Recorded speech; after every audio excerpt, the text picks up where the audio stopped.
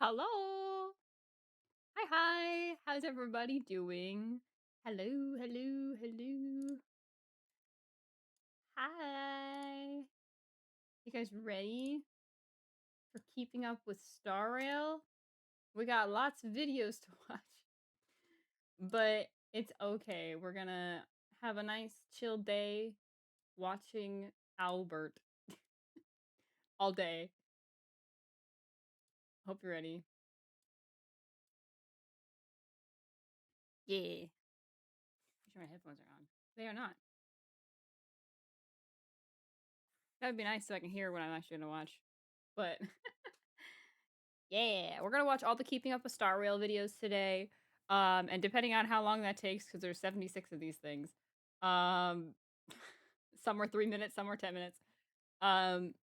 We will, um, yeah, we'll just go into stream or go into Star Rail and see what we can do. We'll probably do some treasure hunting. We won't probably do any story today. We'll probably pick up story again on Monday. I don't know how far we are. I know that some people have finished and probably know how far I am, but I don't know how far we are in story. But if we'll finish next, we'll probably finish next week. But yeah. So we're gonna do this today. Next week we'll do more of that kind of Star Wars stuff. And I do want to start getting into the habit of doing more Zenless and getting kind of caught up on Zenless, especially since there is officially a collab coming up with Zenless and Star Rail by the end of the year. I'd like to get caught up on Zenless's story so that we can just kind of do Zenless's story whenever it comes out. So let's jump right in to our Star Rail watch along. We're doing this for Owlbert. This is an Owlbert watch along stream. But I also want to do this because I want to see, because they explain the mechanics for each character. And I have been playing on auto for a bit, but I kind of want to stop playing on auto. I want to learn how to play the game again. So I think for the few characters I do have, I would love to learn their kits and understand them more so we can like do better. So this is also like informative stream. So yeah. But we'll be doing more treasure hunting for sure this week. I want to see if we can get Sparksy's light cone before it goes away. We need like 40 pulls for that. We can easily get that with this patch alone. So with just the events and stuff. So it should be no problem. So we're gonna try and do that. I want to kind of, rather than like pulling on every pull we get, I want to wait till we get to like a 10 pull and then do a 10 pull kind of thing. But I do want to try to, because we're at 45 pity for the light cone. I want to try and get to the next 50-50 or 75-25. If we lose 75-25, then we'll just save that guarantee for some other character that comes out in the future. Whether that be Robin SP or Highest in Asheville or Aventurine SP or even Kafka, who knows? We'll save that for then. How did polls go? Polls went great yesterday. We got the bare minimum we were looking for. We got Sparksy. I mean, we went to pity on everything, but we got Sparksy. We won the 75-25 and got DHP's light cone. And we had an extra 45 pulls that we tried for Sparksy's light cone. Don't really need Sparksy's light cone, but it will absolutely make everything better. So I want to try and get it before it goes away. Because that would just be another thing that's checked off the list that I don't have to go back for later. So yeah. Because I want to get all of the characters that I'm planning to use in MOC and APOC and endgame content basically to have them easier S1 at the very least. It'd be very nice. Or if their S1 isn't good, then I'll get like a whatever the next best alternative is. I messed up. I accidentally pulled for DHT E1 instead of his Lycone. Did you get his E1? Because his E1 and his E2 are not that bad. It just makes him better with his attacks. Does better damage rather than his shielding. But yeah, I hope your pulls can be rectified then, Potato. But yeah, I did test out APOC this morning when I woke up. I just did it really quick. I did it on auto while I was like getting ready for the day and everything. And it made a significant difference. Significant. I almost 3-starred APOC level 4. So I probably could if I didn't have it on auto. Um, and wow, Sparksy also made a huge difference too. Like that made such a huge difference on mine. So yeah, those polls yesterday were amazing because that really helped my teams so much. Like it was crazy how big of a difference it made. So yeah, and I'm almost done with DHPG's traces too. I should be able to finish them tomorrow, but we'll see. But that'll be another character off the list I can check off. So for traces. But yeah, we're going to hop right into it. So yeah, usually I won the first 10 pull. The usual I won the first 10 pull, but didn't get the light code in the next 20, so now I don't have the ticket. Yeah, gotta save up or treasure hunt or whatever you need to do. So we still got all of Planet Arcadia to get treasures hunts for. I did a couple this morning, but all of it's really just the platforming game, and it's so hard to do on mobile. So we'll do that maybe tonight, depending on how long this takes. So let's get started. The first one is Zila. So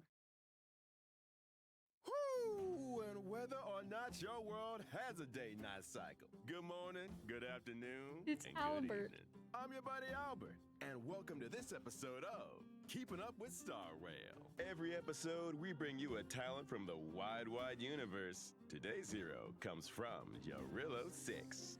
She's the guardian of the underworld, the Violet Night Delivery Girl, the most cherished secret hero. Seriously, who comes up with these names, am I right? Miss Zila! gotta love Owlbert. To better understand this extraordinary gal, we've invited a special guest from Yorilla 6, Bella Bog's next guardian, Miss Bronya! That's me. Oh, she Hello, looks so everyone. cute and Let's cut to the cheapy. chase, Miss Bronya. Would you do us the honor of introducing today's protagonist? Zila belongs to the noble resistance group Wildfire. She is a formidable quantum-type single-target damager following the path of the hunt. Hold up a second. You paused it. Noble Resistance Group. That's right. I gotta double check something. You are Bella Bog's next guardian, right? Yes, what's wrong? I love Owlbert. Zila's basic attack, Thwack, deals Thwack quantum is what it's damage called? to a single enemy. Consume a skill point to use her skill, Sheath Blade, to deal higher quantum damage and increase Zila's speed for a set number of turns. I will say, she runs pretty fast for an underworlder. After defeating an enemy with her talent, Resurgence, Zila gains an extra turn, which doesn't consume her upcoming turn. She also gains a buff for one turn, during which her damage increases. It's worth remembering that within the aforementioned extra turn, Resurgence cannot be retriggered, and Zila is unable to use her ultimate.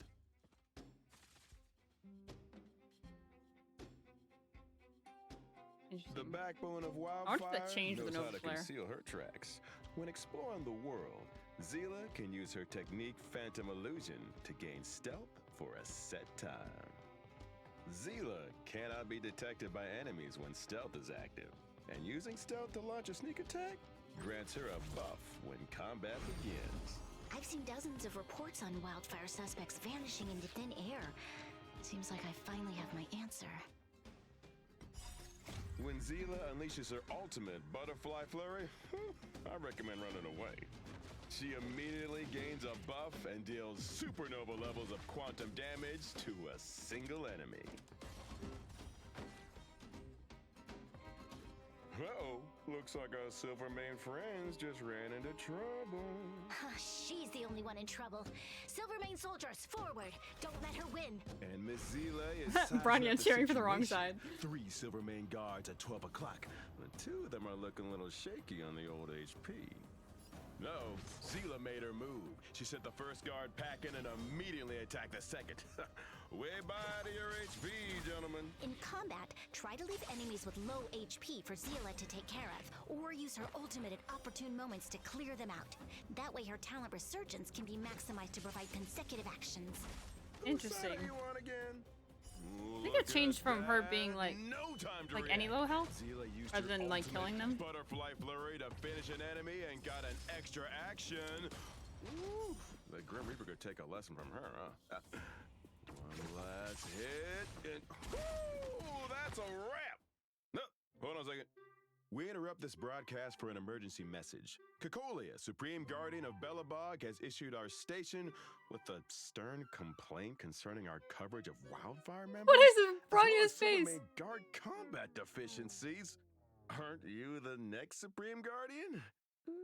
Yes, but not yet. Poor Albert. His shows are wasn't gonna be taken down on the day one. That's crazy. Impeccable elegance, an endearing demeanor, and composure that belies her Bronya. young years. That's how the people of Belobog see her. But others say she's a girl of secrets with a mysterious past and occasional outbursts of rebellion. So what's the truth of the matter? Find out with us in another episode of Keeping Up with Star Rail. Let's get an inside look I at kinda the miss heir to the Belobog. Supreme Guardian of Belobog, Commander of the Silvermane Guards, Lady Bronya. Bronya is a wind-type fighter following the path of harmony, who leads her companions to victory in the name of the Amber Lord. As the Supreme Guardian to be, sharpshooting is a must-have in Bronya's skill set. Her basic attack, Wind Rider Bullet, deals wind damage to a single target. Bronya's talent, Leading the Way, makes sure that she's always one step ahead. After her basic attack, Bronya's next action will be Advanced Forward. Consume a skill point and use her skill Combat Redeployment to remove a debuff from an ally. The Oh. ally is granted instant action while their damage is also boosted for a set number of turns. I didn't know Claire's debuffs. I could do with some combat redeployment.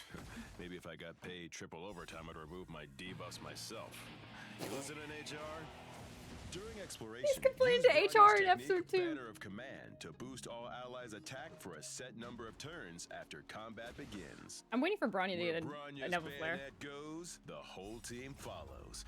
Bronya uses her ultimate, the She helped me a lot in Belobog early March, game. to boost all allies' attack and critical damage for a set number of turns. Ooh, now, let's see who's foolish enough to stand against the future Guardian and her friends. The Trailblazer kicks off the round with their skill, but the enemies barely feel a thing. At this point, Bronya decides against a direct attack. Instead, she uses combat redeployment on the Trailblazer, boosting their damage and granting them an instant action. Bronya excels at using her skills to change the team's order of actions, allowing for the flexible execution of various tactics. Hold on! Bronya uses her ultimate and boosts all allies' attack and critical damage! Woo! Enemies defeated and glory to the Amber Lord! As the future Supreme Guardian, Bronya shoulders too many responsibilities for her age. Thankfully, she has the love and support of companions who are willing to share her burden. As for rumors regarding her private talks with a certain resistance activist, don't believe everything you read in the papers. It's ridiculous, right?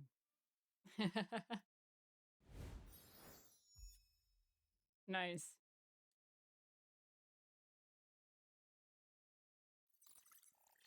Interesting. There's a strange tale circulating in Belobog's underworld. The robot named Svarog is antagonistic toward most residents here, but shows human-like emotion and thought for one girl in particular. Though the worlds of blood and oil couldn't be further apart, the relationship between these two is akin to family. Cute. Clara is a physical type fighter, following the path of destruction. Despite her fragility, this little girl has her own way of doing battle. When Clara uses her basic attack, Svarog will deal physical damage to a single enemy. Under Svarog's protection, the damage taken by Clara is reduced. Svarog will place a mark of counter on any enemy that attacks Clara and deal them a ferocious counterattack. Svarog is constantly watching the enemy's every move in battle. Consume a skill point and use Clara's skill, Svarog Watches Over You, for Svarog to deal physical damage to I all love that he enemies, shoots as bullets. well as extra physical damage to enemies tagged with a mark of counter. All marks of counter are removed after Clara's skill is used. When Clara uses her technique to enter battle while exploring, she increases the chance of enemies attacking her for a few turns, allowing Svarog's counter to be triggered more frequently. Svarog's protection of Clara stems from a promise, not a command. When Clara uses her ultimate, Svarog protects Still her one of in the a more coolest ultimates. comprehensive manner. Damage received by Clara is further decreased, and the chance of enemies attacking her is significantly increased for a set number of turns. At the same time, Svarog's counters are enhanced and he immediately unleashes them against any enemy that attacks an ally. Plus, Svarog's damage increases and he deals a set amount to enemies adjacent to the target. But Svarog's enhanced counters are limited. The chaotic underworld is home to many a foolish vagrant seeking to challenge Svarog's status. Down here, Svarog must rely on his iron fist to uphold order. 3 enemies launch an attack on Clara. Svarog pairs the blows, delivers his counters, and catalogs the attackers, tagging each with a mark of counter. Clara uses her skill for Svarog to launch missiles and deal damage to all enemies. Due to the existing marks of counter, all enemies receive extra damage, and the battlefield is wiped clean. Now, Clara uses her ultimate to deal with an aggressive second wave of enemies. Svarog's counters are now enhanced. He will counter enemies whenever an ally is attacked and deal damage to enemies adjacent to the enemy target. Svarog's counterattacks repel the challengers, and order is returned to the underworld once again. As an old-era security robot, Svarog witnessed the war between the Eurilo 6 natives and the Antimatter Legion, as well as the Stellaron's activation and the arrival of the Eternal Freeze. He sealed away every one of these secrets, and in the subsequent era of peace, his concern has been the preservation of order beneath the surface. Though it seems like being Clara's photographer is a close second. Priorities, man. That's funny. Now, where's our welt lovers in the If chat? you're ever at a loss during your trailblazing expedition, the all-knowing Mr. Yang is your go-to person. Whoo! From historical research to animation production, this dependable senior crew member Oh, I forgot he's is an the animator. encyclopedia of everything. And speaking of animation, if Mr. Yang had a starring role in his own series, he'd be the reliable uncle, only revealing his strength in moments of crisis. Welt is an imaginary type fighter, following the path of nihility. He uses Starve Eden to manipulate gravity in battle. Welt's basic attack, Gravity Suppression, deals imaginary damage to a single target.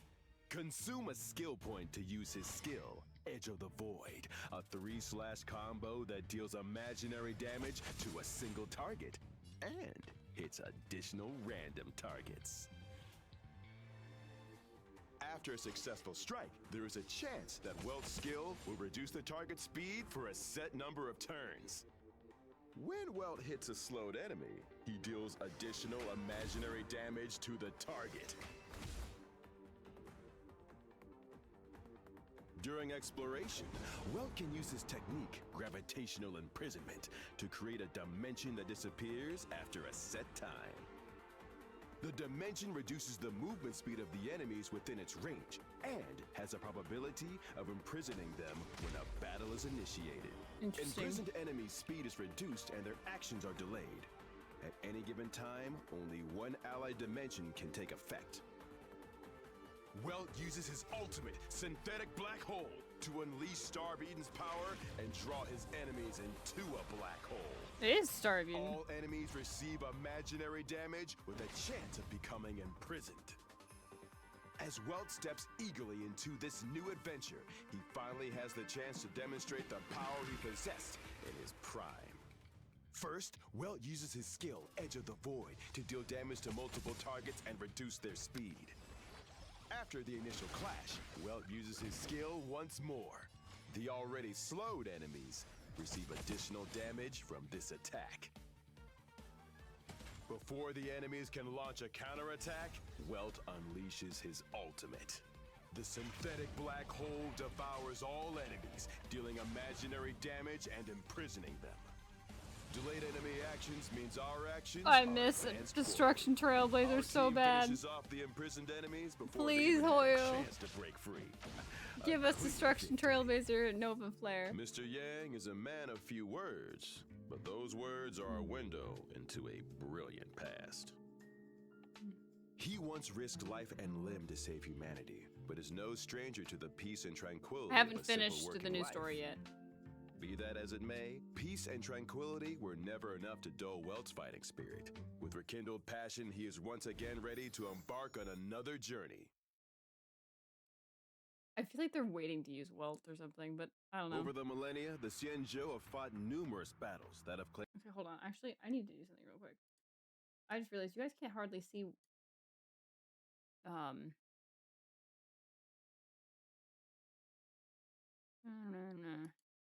There you go. Now you can see Albert, but you couldn't see Albert before. That's like no fun. the lives of many heroes There and you go. heroines. It's his But a living stream. legend has stood unwaveringly throughout the ages, whose awe-inspiring feats are too many to count. Today's featured star is General Jing Yuan of the Xianzhou Laofu, a man whose strategic brilliance on the battlefield has given the rise to myths and sagas, as the poets. As the poets of old recount, an army stands with eyes shut fast, unmoved by mortal fame. A searing bolt of lightning cast, revere the bow that reigns. Dang. Jing Yuan. Today we have invited Fu Xuan, also known as Omniscia Spares None, as our special guest. You have invited the right person. She's so cute. If you want to know the real Jingyuan, there's no one more knowledgeable than myself. I hear you know all the She's best so gossip cute on in the chibi Laofu. form. Care to spill the tea on General Jing Yuan? What did you just say? I mean, the Master Diviner is known for her vast knowledge. I'm sure our audience would be delighted to hear some of your insights. Much better. Jing Yuan is a lightning-type character following the path of erudition. His combat prowess precedes him, and the lightning he casts over the battlefield strikes terror into his enemies. I still love the battle theme. When for Jing the Yuan uses his Xianzhou. basic attack, Glistening Light, he brandishes his glaive and deals lightning damage to a single target. His glaive is no ordinary weapon. It was forged by the Furnace Master using embers from the Rainbow Arbiter's star-destroying Lux Arrow. It is known as Starfall Reverie. And at the general's side. Wait, is wait, the wait, fierce wait, wait, wait. Pause. Rewind. What did she say? Because we know now that Blade made this. deals lightning damage to a single target. His glaive is no ordinary weapon. It was forged by the Furnace Master using embers from the Rainbow Arbiter's star-destroying Lux Arrow. The Rainbow Arbiter's star-destroying Lux Arrow? Blade, first of all, is a First Master. Second of all, he forged his glaive from Lan's Lux Arrow? That's crazy. That's a crazy lore drop. I didn't know that. That's cool. That's cool. That's cool. What do you mean she's always GB for it? Be nice. I'm calling Welt a fraud till he does something. Oh, dang. It is known as Starfall Reverie. And at the general's side is the fearsome, golden-clad silhouette of the lightning something. The lightning-wielding, thunder-clapping, spirit-squashing lord. There it is, the Lightning Lord. Is that the real name The for it? Lightning Lord starts out with a set speed and hits per action. Every time their hits per action increases, so does their speed. The Lightning Lord will perform a follow-up attack when it's their turn, dealing massive lightning damage to a single target and a proportional amount Still of cool. damage to adjacent targets. The Lightning Lord's hits per action has an upper limit. After taking action, their speed and hits per action will return to default level. When Genuine is unable to take action, neither can the Lightning Lord. When Genuine is defeated, the Lightning Lord disappears. Using the General's technique Spirit Invocation before entering combat can increase the Lightning Lord's hits per action at the start of the next battle. Consume a skill point to use Genuine's skill, Rifting Zenith, which deals lightning damage to all enemies. It also increases the Lightning Lord's hits per action, allowing them to deal more damage on the battlefield. Ugh. You know, watching the Lightning Lord get ordered around by the General reminds me of the relationship I have with my boss. The General enjoys a coveted position, but I'd prefer if he at least pretended to be awake when dishing orders. No wonder people call him the dozing General. Yo, tea spillage on aisle 5. Next topic. When Genuine unleashes his ultimate, Lightbringer, the White Lion slumbering on the battlefield will awaken. Falling asleep on the battlefield is not advised. Genuine and the Lightning Lord deal lightning damage to all enemies, and the Lightning Lord's hits per action is increased. So, let's see how this calculating general fares in the field. I don't need a Jade Abacus to tell you the outcome of this battle.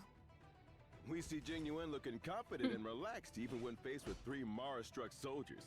Seems like he's got this one in the bag. The General excels at fighting multiple enemies, but the Lightning Lord's initial hits per action is relatively low. To muster a considerable amount of power, it's best to increase the Lightning Lord's hits per action first. Woohoo! Genuine decisively activates his ultimate, Lightbringer. His enemy's HP eviscerated. But that doesn't stop them from trying to make a final comeback. The General's skill, Rifting Zenith, deals lightning damage to all enemies. More than enough to deal with these stragglers. The Lightning Lord's hits per action has also been increased through the use of the General's skill and ultimate. Ooh, and the Lightning Lord unleashes their earth-shattering strength, ending proceedings before the enemies had a chance to respond. Yeah, that's a wrap. When it comes to finishing a fight, Genuine is indeed impeccable. But in terms of tactics and strategy, I dare say I have the advantage. Speaking of which, he's been promising to step aside and let me take up the mantle for a while now. Do you have the relevant experience, Diviner Fu? Relevant? I've been a Master Diviner for ages! Then I wonder if you've heard the saying, those in coveted positions are prone to offer pie in the sky. My focus is governing the Xianzhou and perfecting the art of warfare. Not pies. Albert is like, she didn't get it. Went over her head. For this hacker on the run, work as Blade. As the invisible Empress of Punk Lord, she's an idol for countless others like her. But with a sky-high bounty on her head, some see her more as a walking money tree. Today's star is the Stellaron Hunter's #1 hacker, Silver Wolf. I'm excited for this one. Hold up! The Stellaron Hunters are breaching the studio! Breached. Past tense. Now, did I hear someone calling Silver Oh, Wolf this is a cute. walking money tree? You don't understand. The director wrote that line. I had nothing to do with it. Please don't kill me. Relax. I'm not the real Silver Wolf. Just a harmless AI module. You can call me friend. So, you can't jump out of the internet and beat me up, right? Regardless, as a seasoned professional, I would never compromise my journalistic integrity. I treat my friends like family. Why don't you log into your bank account and check your balance? Uh-oh. Huh? That's a lot of zeros. A toast to our new friendship. To an incorruptible friendship. Silverwolf is a quantum type fighter following the path of nihility. She's got no time for rules, and in cyberspace, she's virtually invincible. Her basic attack deals quantum damage to a single target. Using her skill has a chance of imposing a weakness that corresponds to a random ally's attack type, as well as reducing the target's damage resistance to that attack type and overall damage resistance for a set number of turns.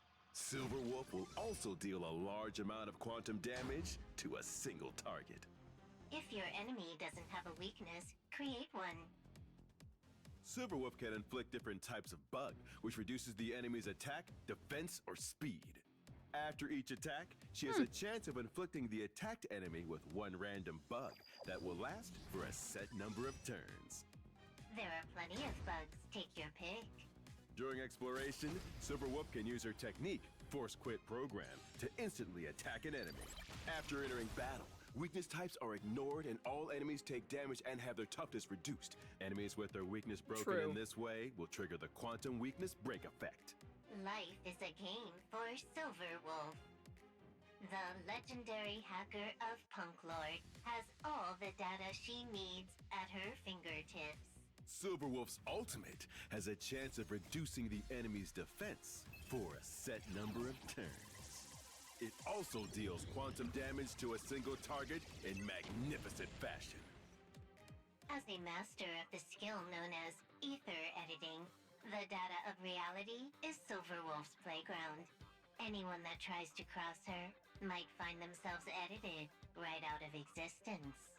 Now, She's so good. Silverwolf and her allies are facing a powerful foe, but seems no one can break the enemy's toughness. The Trailblazers try attacking, but they only land glancing blows. Silverwolf's skill can inflict a weakness on the enemy that matches a random ally's attack type, enhancing the versatility of the team. After inflicting the weakness, Silverwolf unleashes her ultimate. This combo reduces enemy defense and depletes their HP. I know not a lot of In people the end, use Silverwolf the weakened anymore, foe but I still think collapses she's under really the good. Trailblazers' ball bat, marking another victory in the great Silverwolf's career. To end our show today, we're gonna read out a letter from one of our enthusiastic viewers. Who's it gonna be? Here, read this one. Let's see here. Breaking news. The online browsing history of celebrated presenter Owlbert is about to be released? There's no such thing as bad publicity, right, Mr. Moneytree? Miss AI Super Friend module thing? This is a joke, right? Poor Where'd she go? Albert. Gotcha. Oh, poor Albert is being tortured already. As long as you're not looking for the secret of immortality, the generous people of the Cienjo Alliance will welcome you with open arms. To Cienjo locals, visitors from other worlds are known as Outworlders. As a traveling interstellar merchant, Laja fits the bill. He's a well-mannered individual with medical know-how. Although that giant coffin he carries around is a bit of a distraction. You know, the more I look at this guy, the more I don't trust him. Even Albert doesn't trust Locha. Our production team has invited a local Cienjo citizen. Oh, look how Nestle, cute she for a is. special Oh my interview gosh, they're about so this cute. mysterious and enigmatic character. Hi guys, you can just call me Sushong. So, Sushong, I heard you met Laucha during a stick-up. The classic story. Oblivious tourist with conspicuous luggage. The perfect target for a bandit, right? Luckily, I was there to help him out. You know, I hear Laucha himself also played a I key miss role in Sushong in resolving the the story. incident. Check this out. Laucha is an imaginary type character following the path of abundance. He's an elegant sword master and practitioner of a mysterious healing art, skilled in both the giving and taking of life. Impressive, huh? Laucha's basic attack, Just her Thorns of face. the Abyss, deals imaginary damage to a single target. Consume a skill point to use Prayer of Abyss Flower, which restores a set amount of HP to a single ally based on Laucha's attack, as well as Oh, based granting on his Laucha attack. one stack of Abyss Flower. So When the higher his HP attack, the of better. any ally falls below a certain percentage, Laucha will apply an effect equivalent of a skill without consuming any skill points. This effect can be triggered again after a set number of turns. So what's that abyss flower thing for? When the Abyss Flower reaches 2 stacks, Laucha can consume all the stacks to deploy a field against the enemy. When any enemy in the field is attacked by an ally, the ally recovers a certain amount of HP based on Laucha's attack. The field effect lasts for a set number of turns. After unlocking a special trace, using Laucha's skill will dispel 1 debuff from an ally. Using Laucha's ultimate, Death Wish, will dispel 1 buff from all enemies, deal imaginary damage to all enemies, and ground Laucha 1 stack of Abyss Flower. Hold So on. that's what's in the coffin. Using Lacha's ultimate, Death Wish, will dispel one buff from all enemies, deal imaginary damage to all enemies, and ground Lacha one stack of Abyss Flower. So that's what's in the coffin. Weird, creepy, evil. Why would anyone want to steal that? I think it's safe to say they realize their mistake in the moment. During exploration, when Lacha uses his technique, Mercy of a Fool, Lacha's talent will be immediately triggered at the start of the next battle. No way. After unlocking a special trace, when any enemy in the field is attacked by an ally, all allies except for the attacking ally recover a set amount of HP based on Lacha's attack. Incredible. Miss Sushang, we invited you on the show to help introduce Lacha, but it feels more like you're auditioning as my sidekick. Just never knew Locha was so awesome. Let's circle back to the bandits. As a traveling merchant, Lacha is no stranger to dealing with thieves on the road. When faced with numerous adversaries, Lacha doesn't show the slightest hint of hesitation. In the heat of battle, when an ally's HP is reduced to a certain percentage, Lacha's skill is triggered. And this time, it doesn't consume any skill points. At this point, Lacha uses his ultimate, dealing damage to all enemies and gaining one stack of Abyss Flower. Together, with the stack gained through using his skill, it looks like he has enough to deploy the field. With that field in play, allies recover a set amount of HP whenever they make an attack. Meanwhile, the onslaught overwhelms the enemies, forcing them into submission. Those bandits really came out of nowhere. Must have been scary. It's a good thing my quick reflexes saved Locha from certain death in the She nick of time. self-inserted. Close call, huh? Wow, your studio's so cool. There's show business like no business. It's no business like show business. Isn't that what I said? No. She's so cute.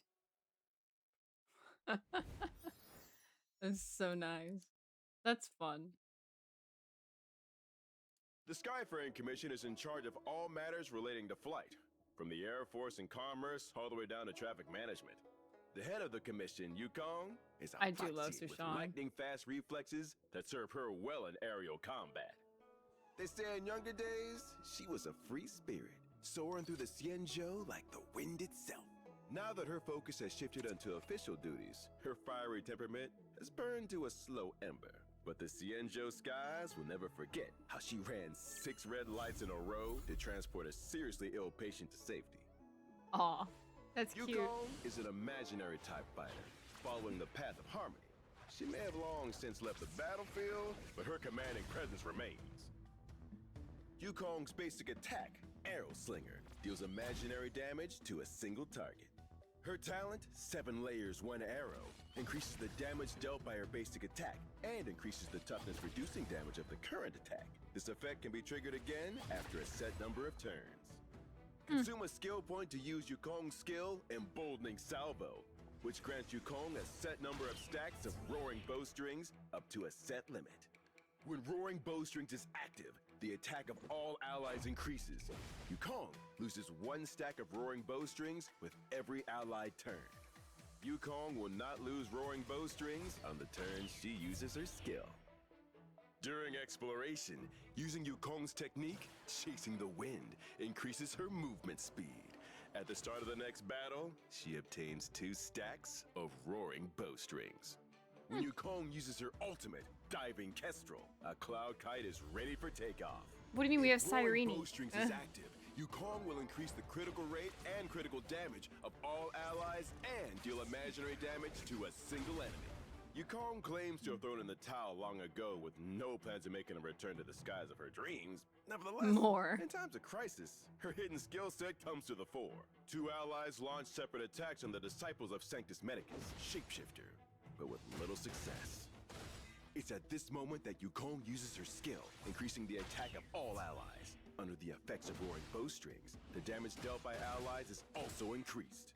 Yukong uses her skill again, followed by her ultimate, dealing enemy damage while also enhancing the effect of Roaring Bowstrings, which increases the critical rate and critical damage of all allies. In the face of increasingly damaging attacks, no enemy can last forever. Yukong was born as one who truly belongs to the stars, but her wings were broken in the wake of a tragic war. From that point on, she has never spoken of returning to the sky. Aw. The years may have quelled the flames, but the desire to return to that sky never died. Perhaps one day, we might see a familiar silhouette take flight once again. Oh, that was a cool ending to that one. That one was fun. All right. Sometimes the fiercest currents are hidden beneath the calmest waters. And for today's featured star, nothing The could be music's closer so to the creepy. truth. He's a man who's passed through fire and back again, his soul concealed beneath a stone-cold gaze. Today, we're exploring the secrets of the notorious Stellaron hunter and Ooh, wanted Kafka too. criminal, Blade. Blade. We do have a lot of sword users in Star Rail, so I can understand we're wanting out of bow time users. already. See you the next one, folks. He's done. Hello, Albert. Miss Kafka. Kafka. I didn't mean to She's offend so the tiny. Stellaron hunters. Listen to me. Continue with the program. Great idea, Miss Kafka. Blade Dang. is a type character following the path of destruction. He wields a fragmented sword that cuts through all obstacles in his way. His basic attack, Shard Sword, deals wind damage to a single target. Consume a skill point and a set amount of HP to use Blade's skill and initiate Hellscape, which increases damage dealt for a set number of turns. Using this skill does not regenerate energy and won't end the turn. While Hellscape is active, Blade's basic attack is enhanced to Forest of Swords. Forest of Swords consumes a set amount of HP and deals wind damage to an enemy and adjacent targets based on Blade's attack and max HP. Blade's skill Very nice. cannot be retriggered while Hellscape is active, and using his skill or enhanced basic attack when his HP is too low will reduce it to 1. His combat is easy on the eye, but it comes at a cost. In the form of work-related injuries? Exactly. Luckily, Bladey doesn't need to sue. When Blade loses HP, he gains a charge, which lasts for a set number of turns. That's When funny. charges are fully stacked, Blade unleashes a follow-up attack on all enemies and recovers a set amount of HP. The damage dealt is based on his attack and max HP. All charges are consumed after unleashing the follow-up attack. Power comes with a price, but that price can become power in turn.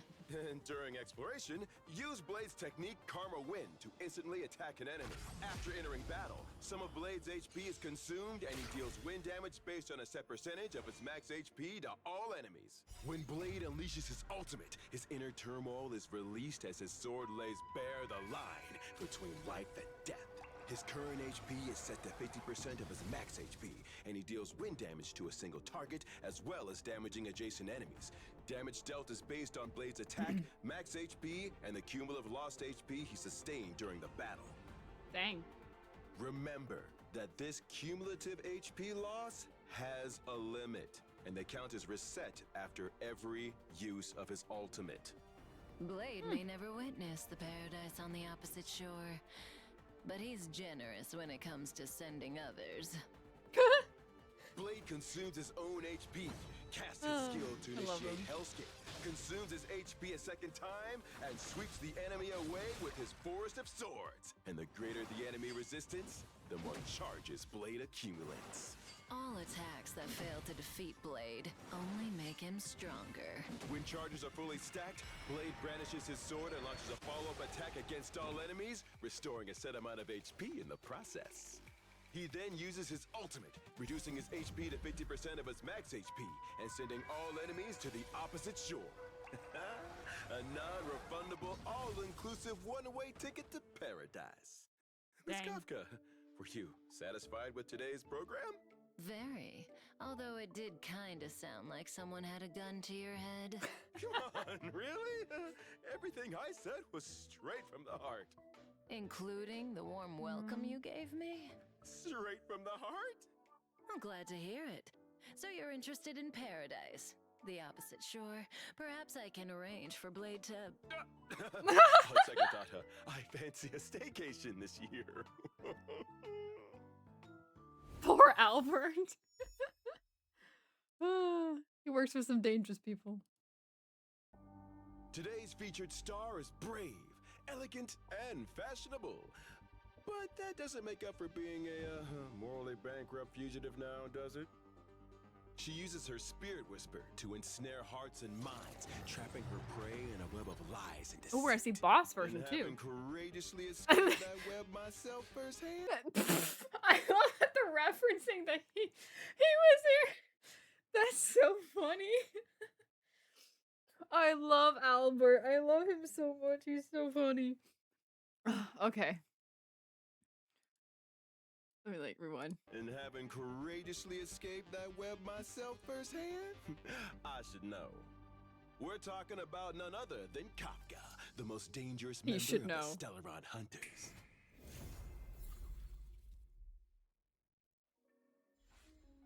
In today's episode, we've invited Miss Himiko, a follower of Akavelli, who's rumored to have had several encounters with Kafka. Oh, Hi everyone, I'm finally, Himiko. Kafka and As for Himiko, my though? encounters with Kafka, they were little more than footnotes to a bigger journey.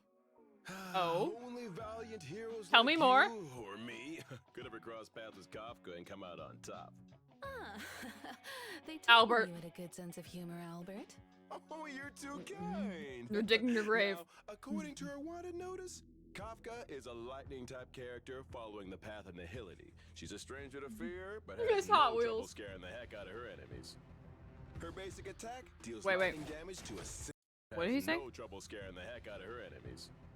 Her basic attack deals lightning damage to a single target. No. When Back. Now, according to her wanted notice, Kafka is a lightning-type character following the path of nihility. She's a stranger to fear, but has no trouble scaring Stranger the to heck fear. out of her enemies. Oh, they could Her do it back basic then. attack deals lightning damage to a single target.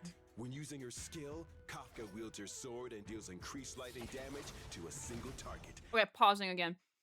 I don't know when Kafka's character quest came out. Did it come out after her banner or before? Does anyone know? I don't remember if it came out before or after. Because the fear comment's interesting if it came out before. So, I don't know. Just thought, alright, I gotta go back and pay attention. Because if I do get her, which I will eventually, I want to know what she does.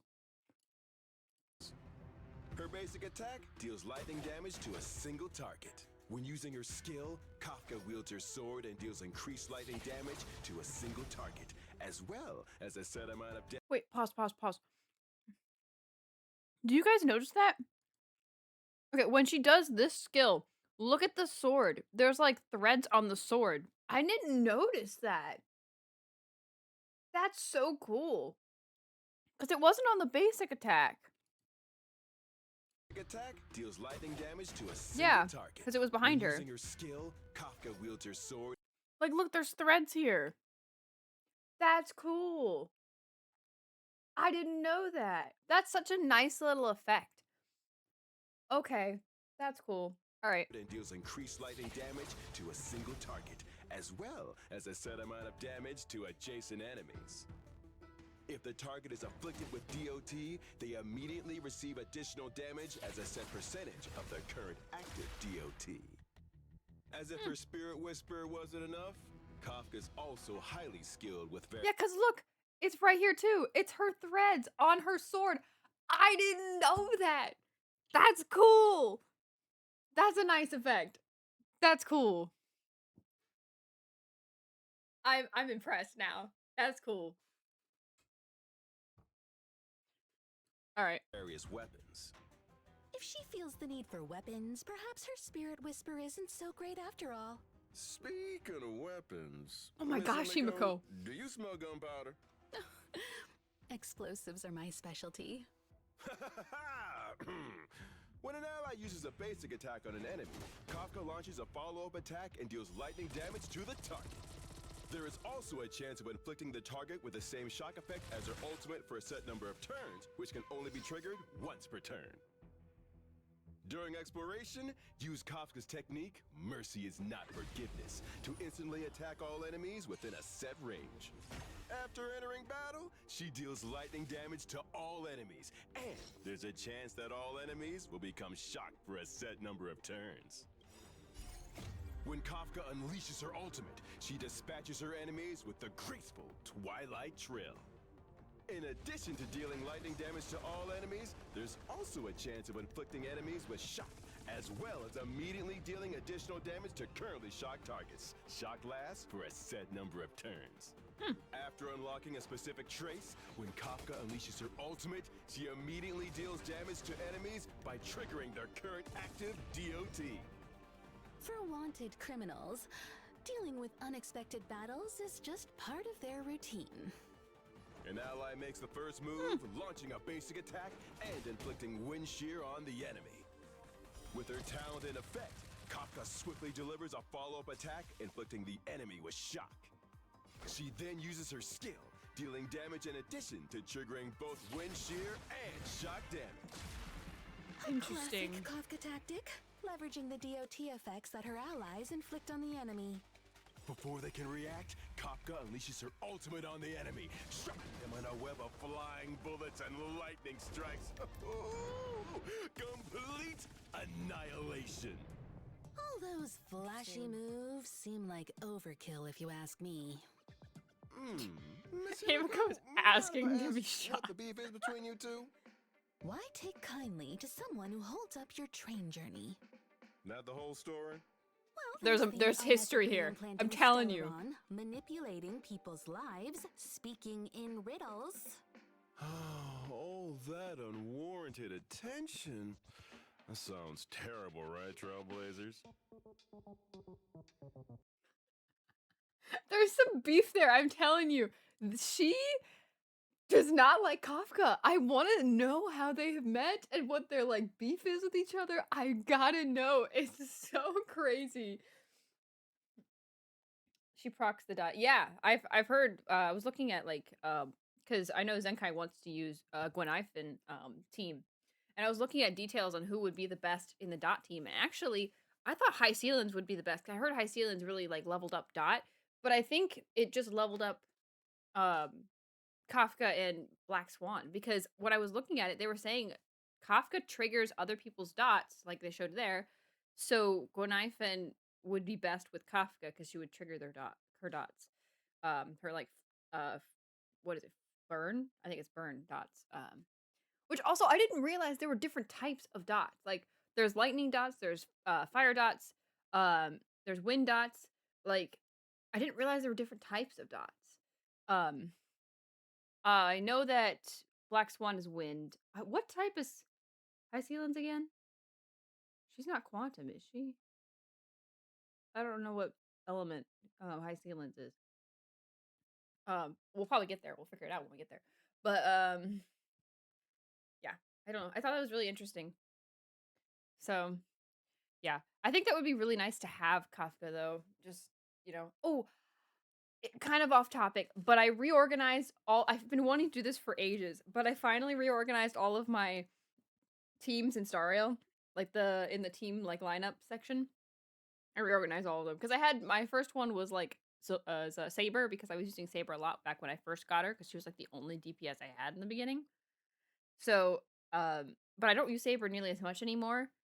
Because I've been focusing on like my Lations crew and stuff, but they're always at like slot 12, and I want to move everything around. So I moved them all around, and I want to show you guys later if we can, because it looks really nice, and I'm really satisfied.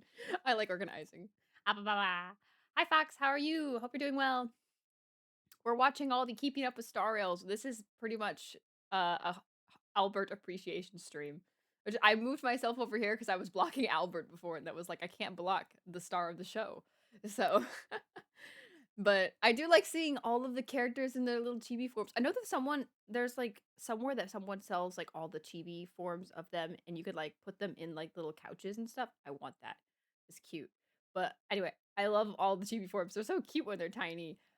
We saw Fushwen, Kafka, and Bronya so far, and they're so cute. They're like so squishy. Like, oh, they're like pocket size. I love them.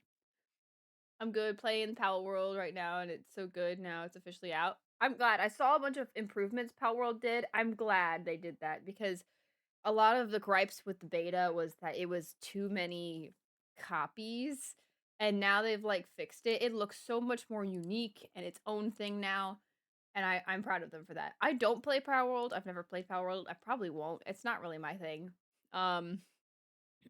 But I respect that other people like it. So yeah. But yeah, so we're gonna watch the next one, and it's Luca. I didn't even know there was like 4-star ones in here. Oh, hey, Gonaifin's in this list too. Nice, nice. I can't wait till we get to like Firefly and the other guys, and Annihilation and stuff. Oh, they have some for other updates as well. All right, well, let's continue watching. We got lots to go. Ladies and gentlemen, welcome to Keeping Up with Star Rail and the finals of the Bordertown Fight Club's 1,759th Fighting King Challenge Tournament. Our next competition is hotly anticipated, with townfolk practically falling over each other to get a view of the action for everyone's favorite red-headed fighting machine. Please welcome the 25-time winner, Malthammerville Warrior, and peerless Boulder Champion, Luca! I do like Luca's story. I wish to get more of him. Before the fight begins, let's take another look at what makes Luca the crowd favorite. Luca is a physical type character following the path of nihility, whose iconic mechanical arm is a nightmare for his enemies. If you're thinking about causing trouble in the underworld, I suggest you think twice. Luca's basic attack, Direct Punch, deals physical damage to a single target. Consume a skill point and use his skill, Lacerating Fist, to deal physical damage to a single target with a high chance of inflicting bleed for a set number of turns. When combat begins, Luca possesses 1 stack of Fighting Will. After launching his basic attack or skill, he obtains an additional stack up to a maximum of 4. When Luca possesses 2 I didn't or realize he more launches stacks, the his fist basic part, attack is actually. enhanced from Direct Punch to Sky Shatter Fist. 4-hit combo consisting of 3 direct punches and a rising uppercut, all of which deal physical damage to a single target. Under the effect of his talent, if Luca's rising uppercut hits an enemy already inflicted with bleed, the enemy sustains additional damage as a set percentage right, there's a of the physical original dot too. damage. After unlocking a specific Bleed. trace, when using his enhanced basic attack, there's a chance that every hit of Direct Punch will grant Luca an additional hit. This trace does not apply to additional hits. During exploration, use Luca's technique Anticipator to immediately attack an enemy. After entering battle, Luca obtains Fighting Will and deals physical damage to a random enemy. There's a chance of inflicting the same bleed effect as his skill on the enemy. When Luca unleashes his ultimate, coup de grace, his fiery spirit sets the battlefield alight. In addition to obtaining Fighting Will, there's a high chance that the enemy target receives increased damage for a set number of turns. Luca will then deal physical damage to the said target. And it's time to get ringside. And these two are fresh out of bubble gum. Let the fight commence. Luca gains Fighting Will as he steps into the ring. He strikes first without hesitation, dealing damage to his opponent using his skill and inflicting them with bleed, all while obtaining another stack of Fighting Will. But his opponent doesn't take that line down, responding with a fierce counterattack. Luca receives the counterattack with 2 stacks of Fighting Will, returning the favor with an enhanced basic attack, triggering his opponent's bleed damage in the process. Let's frog speed! Nice. Is it over already? 3 cheers for the winner of the 1,759th Fighting Hold on a second. It seems like the opponent's trainer wants a piece of the action. Ben, you okay with this? Ooh, it looks like Luca's gesturing to the whole team, and he's telling the ref to stay out of it. This is about to get... Woo! Luca unleashes a textbook ultimate. He inflicts his opponent with vulnerability and gains 2 stacks of Fighting Will. Against all odds, the other fighter is still on their feet and able to strike back. Luca uses his skill once again, inflicting damage and bleed in one fell swoop. His opponent springs into a counterattack, but he's fighting against the current. Luca unleashes his enhanced basic attack, Sky Shatter Fist, delivering a hail of brutal punches to his opponent, already suffering from vulnerability. Oh, uppercut! Luca triggers bleed damage and sends his opponent hurtling into the canvas. It's over. The warrior, the peerless champion. Victory burns red once again. A man whose strength lies not in the unfeeling cold of his iron fist, but in the flaming warmth of his fearless heart. Put your hands together for Luca, champion of the That's cool. 1759th Fighting King Challenge. It's party time in Boulder Town tonight. A reminder to our younger viewers, these are professionally trained fighters. Go do your homework. Go do your homework. Nice. What drew these three here together to fight under the noonday sun?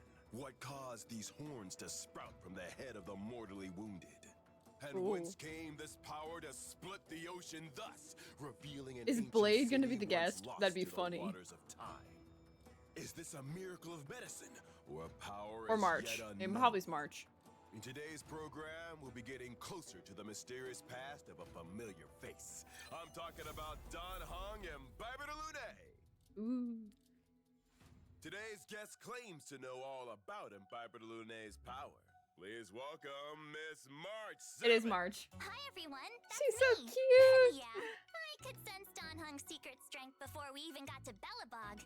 She's right. Yep, nothing gets past me. Is Debatable. everyone with pink hair is psychic? And Barbara Lune is an imaginary type character following the path of destruction. With his videographer strength, he is able to command water at will, channeling tides into devastating attacks. And Barbara Lune's basic attack, Beneficent Lotus, is a two-hit combo that deals imaginary damage to a single target. Aw, I used to have a yo-yo. His I love skill, March. Draco Libre liberates his power in It's a stages, yo-yo. thereby enhancing his basic attack. Okay, okay. I can't take this seriously after she called it a yo-yo. I will never see this as not a yo-yo anymore. I don't know what this is supposed to be. I've always wondered that, but I love that she called it a yo-yo. Do it again. And Barbara Lune's basic attack, Beneficent Lotus, is a two-hit combo that deals imaginary damage to a single target. Aw, I used to have a yo-yo. His skill, Draco Libre, liberates his power in stages, thereby enhancing his basic attack. This ability doesn't consume skill points or constitute using a skill, but selecting the basic attack button consumes corresponding enhanced layers of skill points. When consuming a skill point to use Transcendence, he delivers a three-hit combo dealing damage to a single target. Ooh. When consuming two face. skill points to use Divine Spear, and Barbara Lune delivers a five-hit combo dealing damage to a single target. Adjacent enemies also receive damage starting from the fourth hit. Nice. When consuming three skill points to I like how they use included Forward his- Leap, and Barbara Lune delivers a seven-hit combo dealing damage to a single target. Spear. Adjacent Nice. enemies also receive damage starting from the fourth hit. It's worth mentioning that starting from the fourth hit, every hit of both Divine Spear and Fulgurant Leap may receive a buff. This buff increases his crit damage, lasts until the end of the turn, and stacks up to a set limit. Huh? Okay. Is someone on fire? March 7th, are you okay? I'm fine. I just never knew Don Hung's secret strength was so complicated. Wait a second, you fought side by side with this guy. Isn't this old news to you? In the heat of the moment, we're protecting each other. I can't remember every detail. You know, she has a fair point Let's get there. back on track. And Barbara Lune's talent, Righteous Heart, allows him to increase his damage dealt after every hit. This talent stacks up to a set limit and lasts until the end of the turn. Oh, I get it. The more hits he lands, the stronger his yo-yo becomes. In the interest of science, I'm obliged to point out that that isn't a yo-yo. But I would like to know what Barbara Lune calls it. During exploration, when See, he uses it's not his just me. technique, Heaven-Quelling Prisma Dracon, he enters a leaping dragon state. Using an attack causes him to lunge forwards a set distance. Oh, I remember he could All do that. attacks. Whoa! That's gonna come in handy next time we're on a wanted list. Are you planning on being on a wanted list? Anyway, this move isn't just about making an escape. If Barbara Lune attacks an enemy and enters battle while in the leaping dragon state, he deals imaginary damage to all enemies and acquires a set amount of Squama Sancrosancta. This can be used What? to offset Owlbert Lune's skill point consumption. Squama Sacrosancta stacks up to a set limit. When Owlbert Lune unleashes his ultimate, the Azure Dragon descends in a deluge, cleansing the mortal world of impurities. If he'd used that during spring cleaning, we'd be done in no time. Owlbert She's complaining about spring cleaning. That's crazy. Also, how did you guys use Owlbert Lune before Sparkle? Like, if he uses so many skill points, how in the world did you guys use him before Sparkle? Like, I feel like Sparkle's almost made for Owlbert Lune. Like, how did you guys, like, is there anyone else that does, like, a 4-star that does, like, increased? We don't? Really? That's crazy. Actually, I know Zero is a newer player. How old of a player are you, Potato? So, Lune deals a 3-hit combo, dealing imaginary damage as well as obtaining a set amount of Squama Sacrosancta. Ooh, a group of adversaries had decided to block the path of our young hero. Yeah, see, we always get this kind of welcome. And they always live to regret it. Owlbert Lune uses his skill twice, enhancing his basic attack in the process. He leaps into the air and launches a hail of spears. But enemy reinforcements are quick to arrive, and these ones look a little scarier. Not to Don Hung. He'll squish him in no time. Owlbert Lune looks composed as he unleashes his ultimate. He inflicts serious damage on the enemy and acquires Squama Sacrosancta. Yeah, one more attack and these guys will be packing their bags. In a flash, Aw. Owlbert Lune consumes his skill points and Squama Sacrosancta, enhancing his basic attack 3 times. He casts Fulgurant Leap, unleashing a roaring flood, washing his enemies away. Hope you brought your life jackets. Don Hung's secret strength is secretly super, super duper strong. But do you know about his other secret strength? I've never told anyone about it. Ooh, sounds like we're in for some breaking news, is this, like, trailblazers. hinting Listen to this. already? Don Hung can hold his breath underwater for more than 100 minutes. Can't every videographer do that? Oh yeah. She forgot. That's so cute. That's so cute. Okay. So wait, then how did you guys do Owlbert Lune back then? Like what was the like original Owlbert Lune team back when he came out? Actually, I'm gonna look this up real quick. I'm genuinely curious because there was not a lot of like, I mean, there was a lot of 4-stars, and that was back when 4-stars were much more helpful than they are now. But no.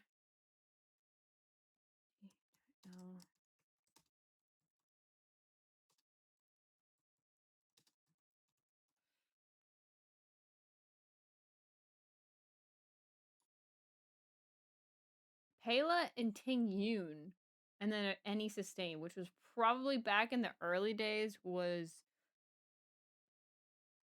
Locha. Locha was like the single sustain, or well, or Japard, I suppose. Locha or Japard, or Bailu. Bailu as well, yeah. Pela is a high SP positive character that applies debuff to all enemies. An extra battery who provides an attack boost was Ting Yoon. Helps and Don Hung recharges ultimate faster. Oh, interesting. Hanya was also a one that was used. Essential attack buffs and generate skill points. So Hanya was the 4-star that generates skill points. I'm like, there had to have been a 4-star that did that before Sparkle. Hanya does that. Okay. Interesting. And then Silver Wolf was also good for debuffs if you didn't have Pela or didn't use Pela. Interesting. Interesting. Oh, there's also Fu Xuan too. I forgot Fu Xuan was... Or, no, actually, Fu Xuan's not out yet when DHPT came out. Or, sorry, DHIL. Interesting.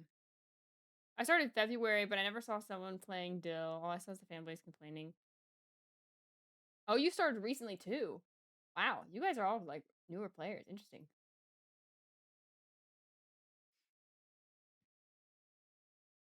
Interesting. All right, well that's very interesting. I like before DHPT came out, I actually used like I found a couple support friends that had Dill, and I used Dill a lot actually. He is fun, but he's also like again, like he uses a lot of skill points. You have to have someone that really helps with that. And I had Sparkle then, so gave my sparkle some use, but so it's, I don't know, it's just really interesting. Huh. Whoo, and whether or not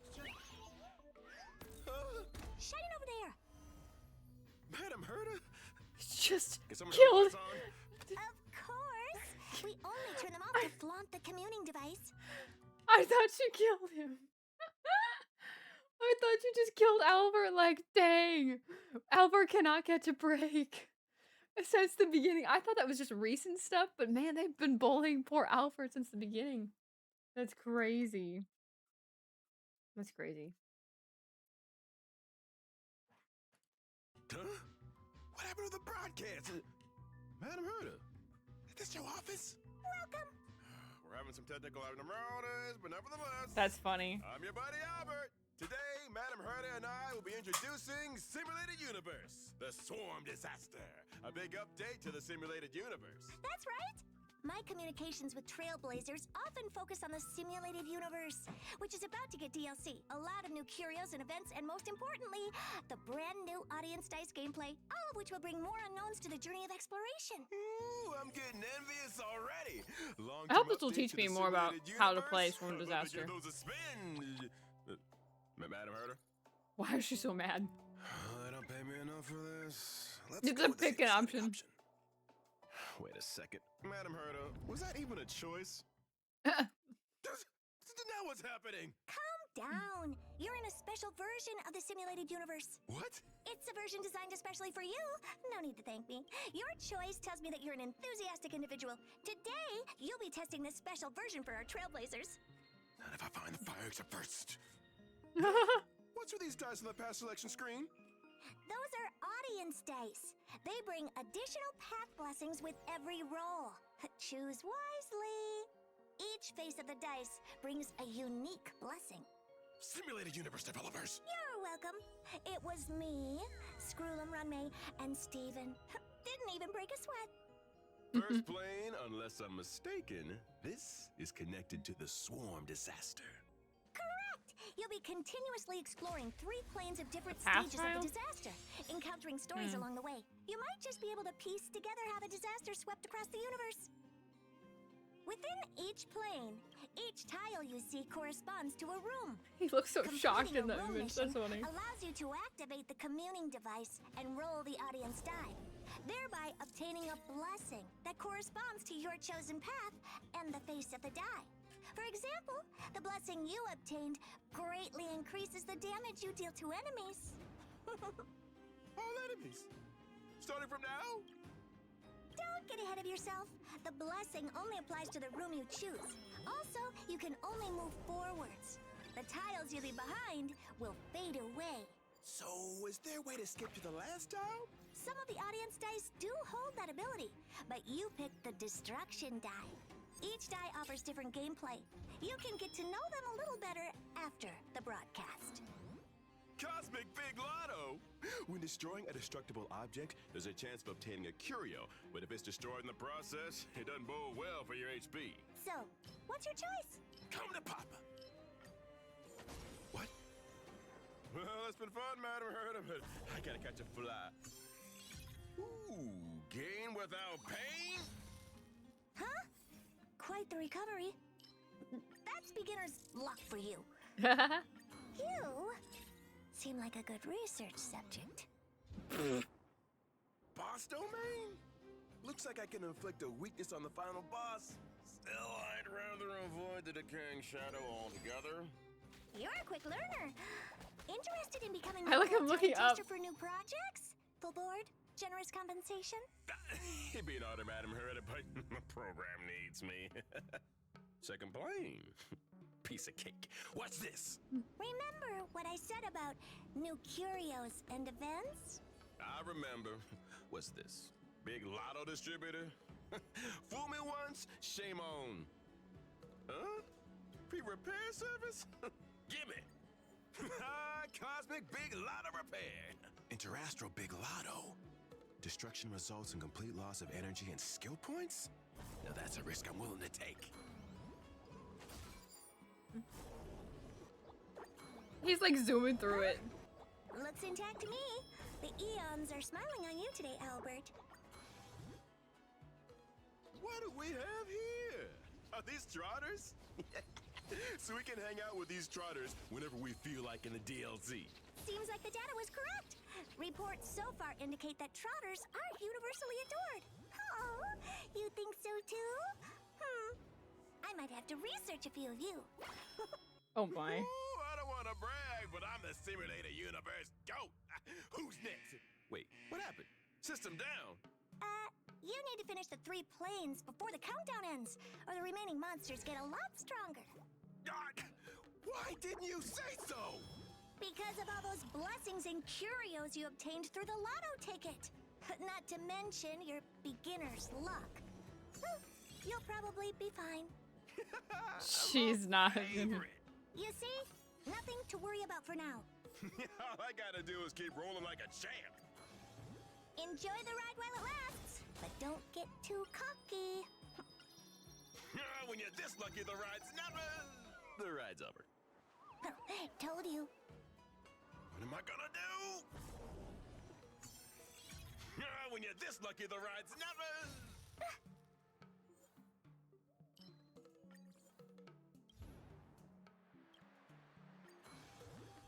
Why is it quiet?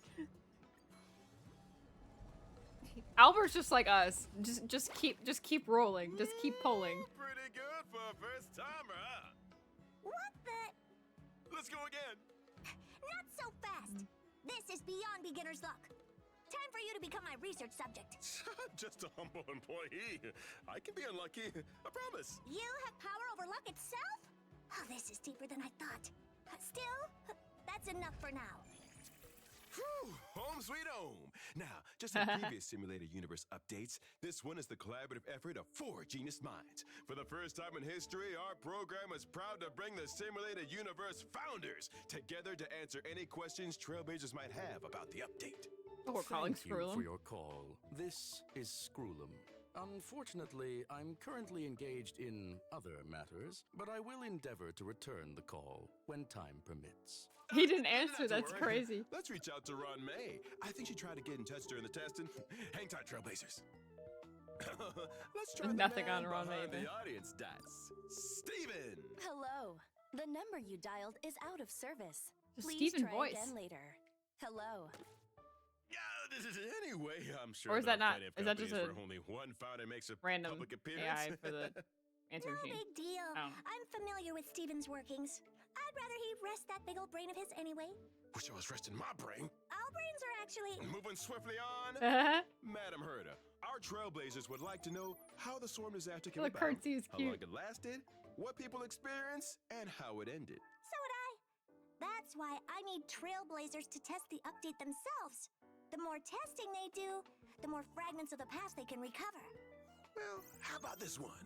Aside from the audience dice blessings, are there any other phenomena associated with path alignment in the simulated universe? Well, there's never before seen path resonance, as well as path energy accumulation and path space. Sounds exciting.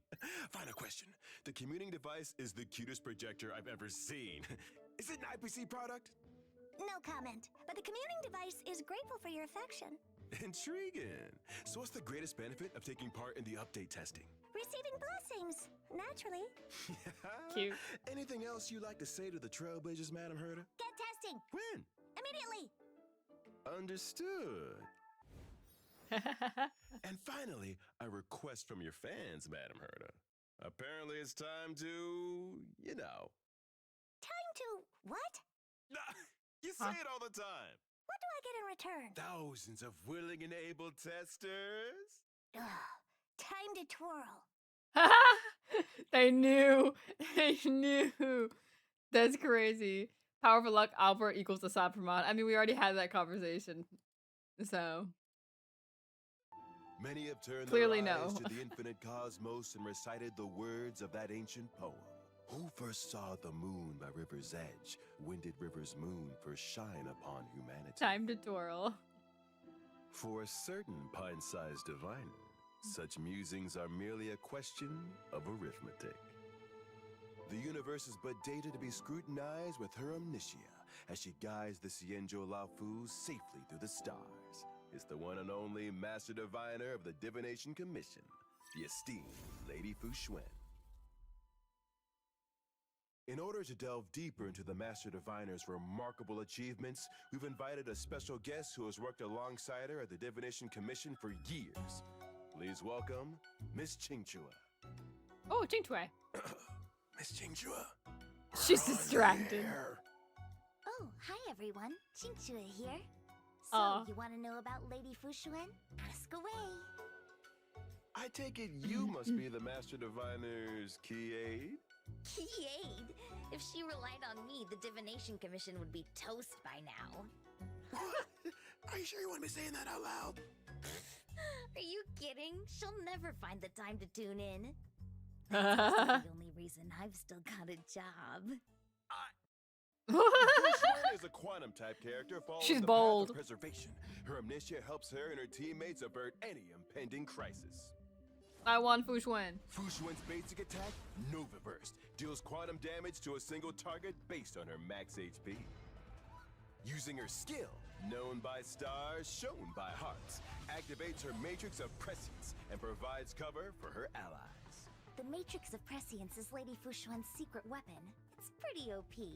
Basically, it's a calculation device made from a ton of jade abakai. It can predict and react to situations before they occur, which makes life a lot easier on the battlefield. Exactly right. While the Matrix is in play, Fu Xuan takes a set amount of damage for her allies before it even hits the shield. That sounds like hard work to me.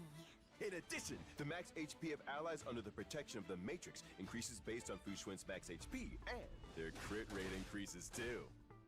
After unlocking a specific trace, and while the Matrix is active, any enemy attempt to impose crowd control debuffs on allies will result in all allies resisting crowd control debuffs for the current action. This effect can be triggered once. Upon reactivating the Matrix of Prescience, the trigger count will be reset. The boss has got it all covered. While Fu Xuan is on her feet, she's able to reduce the damage taken by the whole team. Should Fu Xuan's current HP fall below a set percentage, she'll regain a certain portion of the difference between her max and current HP. She does heal This then. effect has an initial trigger count of 1, a maximum trigger count of 2, and cannot be triggered by a killing blow. Interesting. Seasoned pros have a talent for bouncing back. Hardly surprising. When Fu Xuan unleashes her ultimate, she deals quantum damage to all enemies based on her max HP and adds 1 to the trigger count for HP restoring. Still one of the coolest animations of Star Rail. There it is. The look she gives when she catches me slacking off. Slacking off in front of the Omniscia. Brave move. During exploration, Fu Xuan can use her technique to provide her team with a barrier, which lasts for a set duration and can resist all enemy attacks. That's Entering cool. battle while the barrier is in play automatically activates the Matrix of Prescience for a set number of turns. Very cool. A Cycrane has just caught sight of the Master Diviner, but it looks like she's being held up. Does this mean overtime? Man, I clocked off already. The enemy has momentum, but she uses her skill to deploy the Matrix of Prescience, sharing in the damage received by her allies and increasing their max HP and crit rate. Yikes! The enemy is a tough nut to crack. After sustaining relentless attacks, Diviner Fu is hanging on by a thread. Watch out, Lady Fu Xuan! You won't get compensation if you're not on the clock! With her life in the balance, Fu Xuan manages to restore her Oh, her HP, priorities are immediately funny. reversing the odds. Heck yeah! The enemy refuses to yield, continuing to fight on with determination. The only character we can all relate. I agree. Despite keeping her allies from significant damage, Fu Xuan is in dire straits. But this time, her energy is maxed out. She unleashes her ultimate, dealing damage to all enemies while affording herself an additional chance to restore her own HP. She's back in the fight. Well, gotta hand it to these guys for sticking it out, but they should have taken sick leave ages ago. Way out of their depth.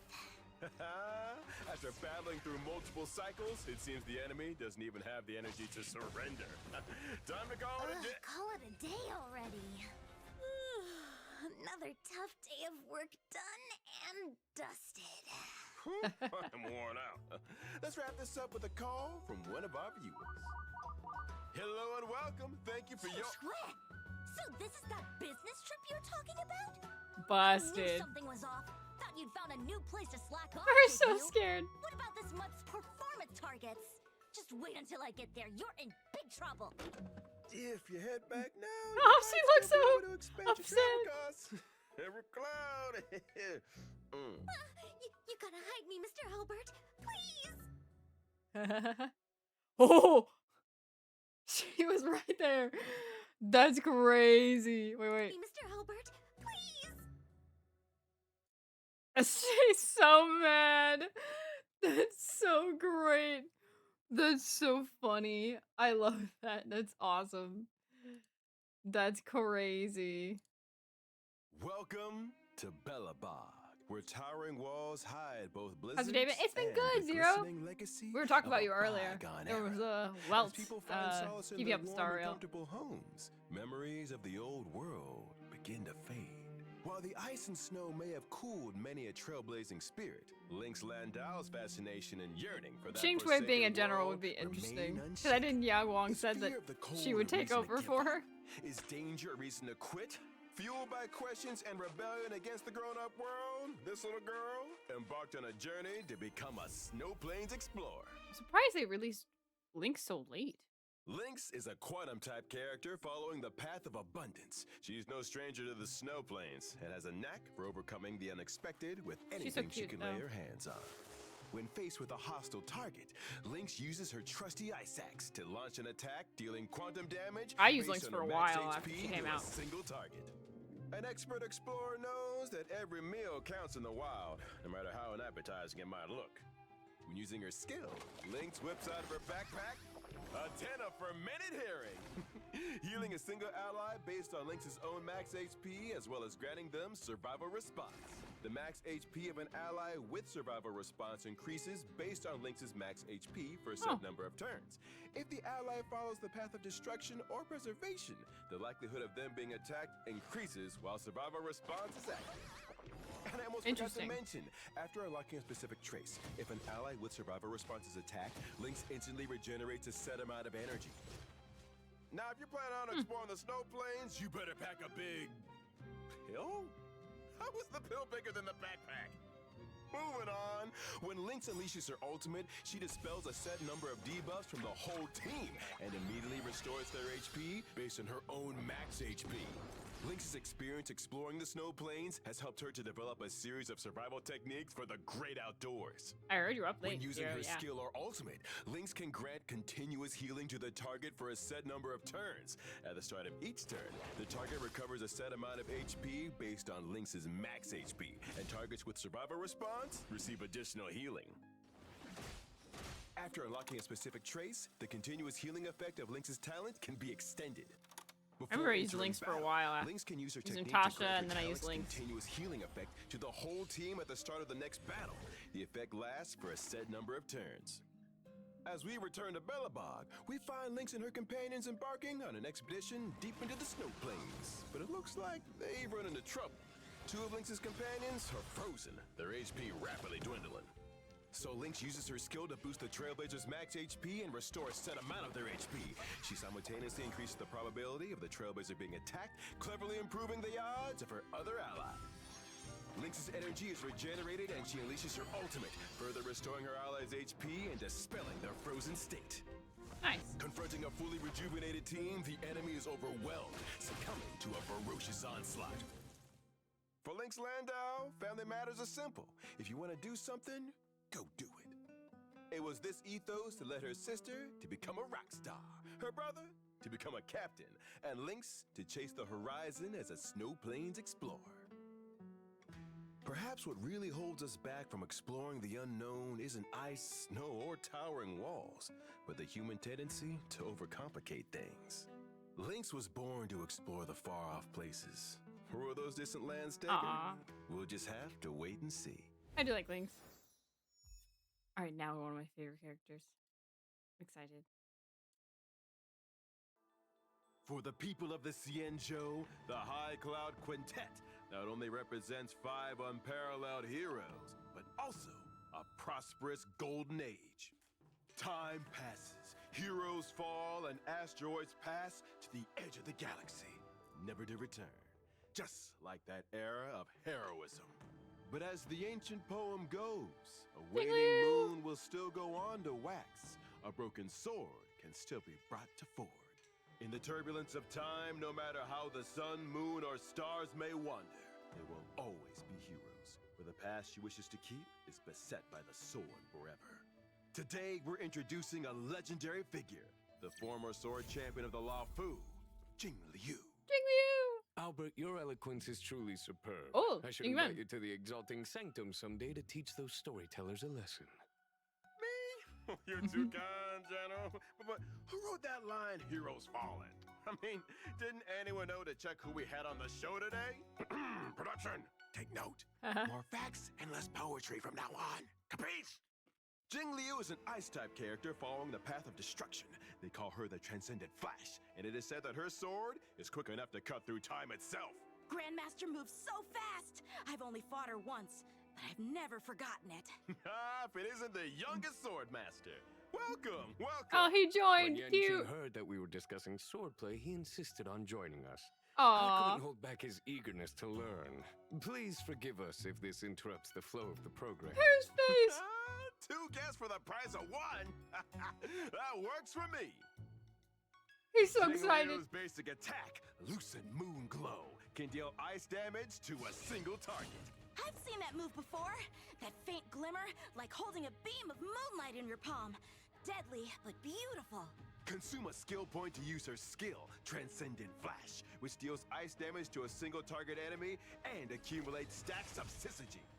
When using her ultimate, the battlefield is bathed in icy moonlight. Jing Liu deals ice damage to a single target and adjacent enemies, while also receiving a set number of syzygy stacks. When syzygy reaches a certain limit, Jing Liu enters a spectral transmigration state. Syzygy stacks to a set limit. General, what's the principle behind this move? I don't get it. Using a sword is like controlling water. First, the water pools, then you open the floodgates. It seems like a simple swing of a sword, but it contains layers and layers of power. After Jing Liu enters this new state, her action is advanced forward and her crit rate increases. Her skills enhance to Moon on Glacial River. During this time, Jing Liu can only use her enhanced skill and ultimate, and cannot use her basic attack or skill Transcendent Flash. Moon on Glacial River can deal ice damage to a single target and adjacent enemies based on Jing Liu's attack. When Jing Liu launches an attack in the Spectral Transmigration state, her attack increases based on the total of a set percentage of HP deducted from her teammates. This attack increase has an upper limit and lasts until the end of the current attack. If I want to fight alongside Grandmaster, I need to get stronger. HP deducted in this way can only be reduced to 1, and teammates will not be downed as a result. Using Moon on Glacial River consumes 1 stack of syzygy. Does not consume skill points. When syzygy reaches 0 stacks, Jing Liu will exit Spectral Transmigration. Oh, what happens after that? Swordplay is like music, ever developing forward, finding a way to express itself. And a master's swordplay is a masterpiece. After exiting Spectral Transmigration, Jing Liu begins accumulating stacks once again. This cycle repeats unceasingly, much to the dismay of her enemies. I see. Just like the phases of the moon on Grandmaster's uniform. A never-ending cycle. Aside from using her skill, Transcendent Flash, as well as her ultimate to gain syzygy stacks, Jing Liu can use her technique, Shine of Truth, before entering certain battles to get the same result. She also immediately regenerates a certain amount of energy in this way. After using this technique, Jing Liu creates a field for a set duration and within a set range of herself, freezing all enemies within its range. Can't believe I get to sneak peek all this. So much to learn. Oh, yeah, she like took over for Jing Yuan. Looks like these disciples of Sanctus Medicus want to take advantage of their numbers to launch an attack on Jing Liu. She first uses her skill to accumulate syzygy. At this point, the Ascendant still has the chance to attack. Jing Liu uses her skill again and immediately gains enough syzygy stacks to enter Spectral Transmigration. This allows her to take action before her enemies. Before they can react, Jing Liu uses Moon on Glacial River, sending them straight to the depths of despair. And if they think they're getting a breather anytime soon, They're sorely mistaken. I want to use Jingliu more. What's her current meta team? Because I know she has one. In the blink of an eye, her icy blizzard of a blade shatters time and space.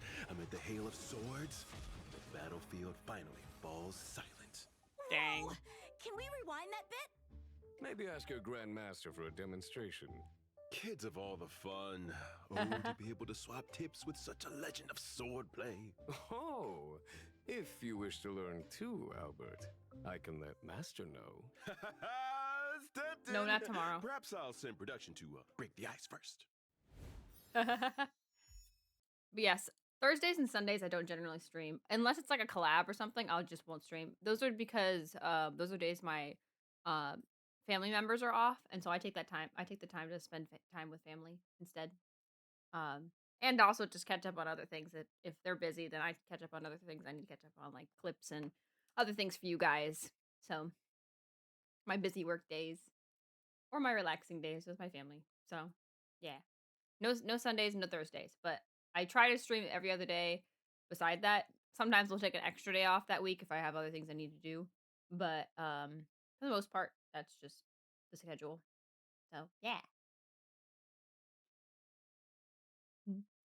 Jingliu, Sunday, Tribby, Hyacinth. I knew Hyacinth was likely on the team because it helps with her HP drain. Sunday, interesting, and Tribby. I wonder if I could do that team with Blade instead. Like Mortnex Blade.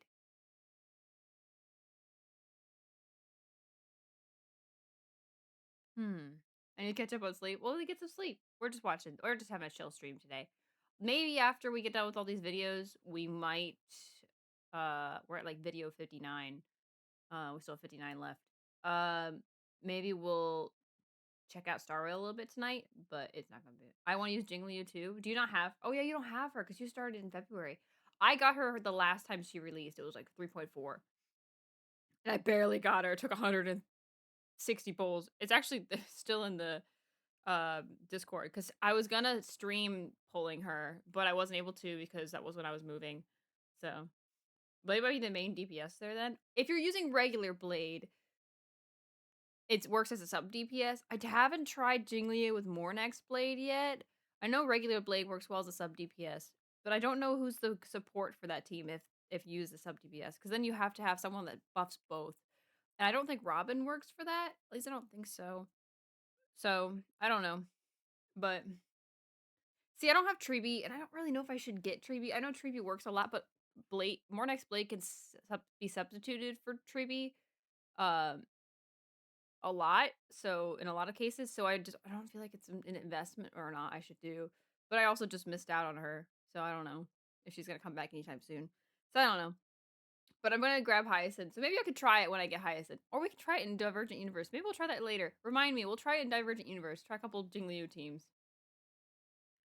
Oh, you meant Mornex Blade? Okay. Yeah, I mean, I don't know. If I do auto, it might. But if I try not to do auto, I wonder how it would work. Because at least Blade can have his follow-up attacks too. I don't know, maybe. I don't have Jingliu's light cone either. I tried to get that, but I lost the 75-25 on that one to Japard. Actually, no, I lost to Yin Ching, I think, that back then. But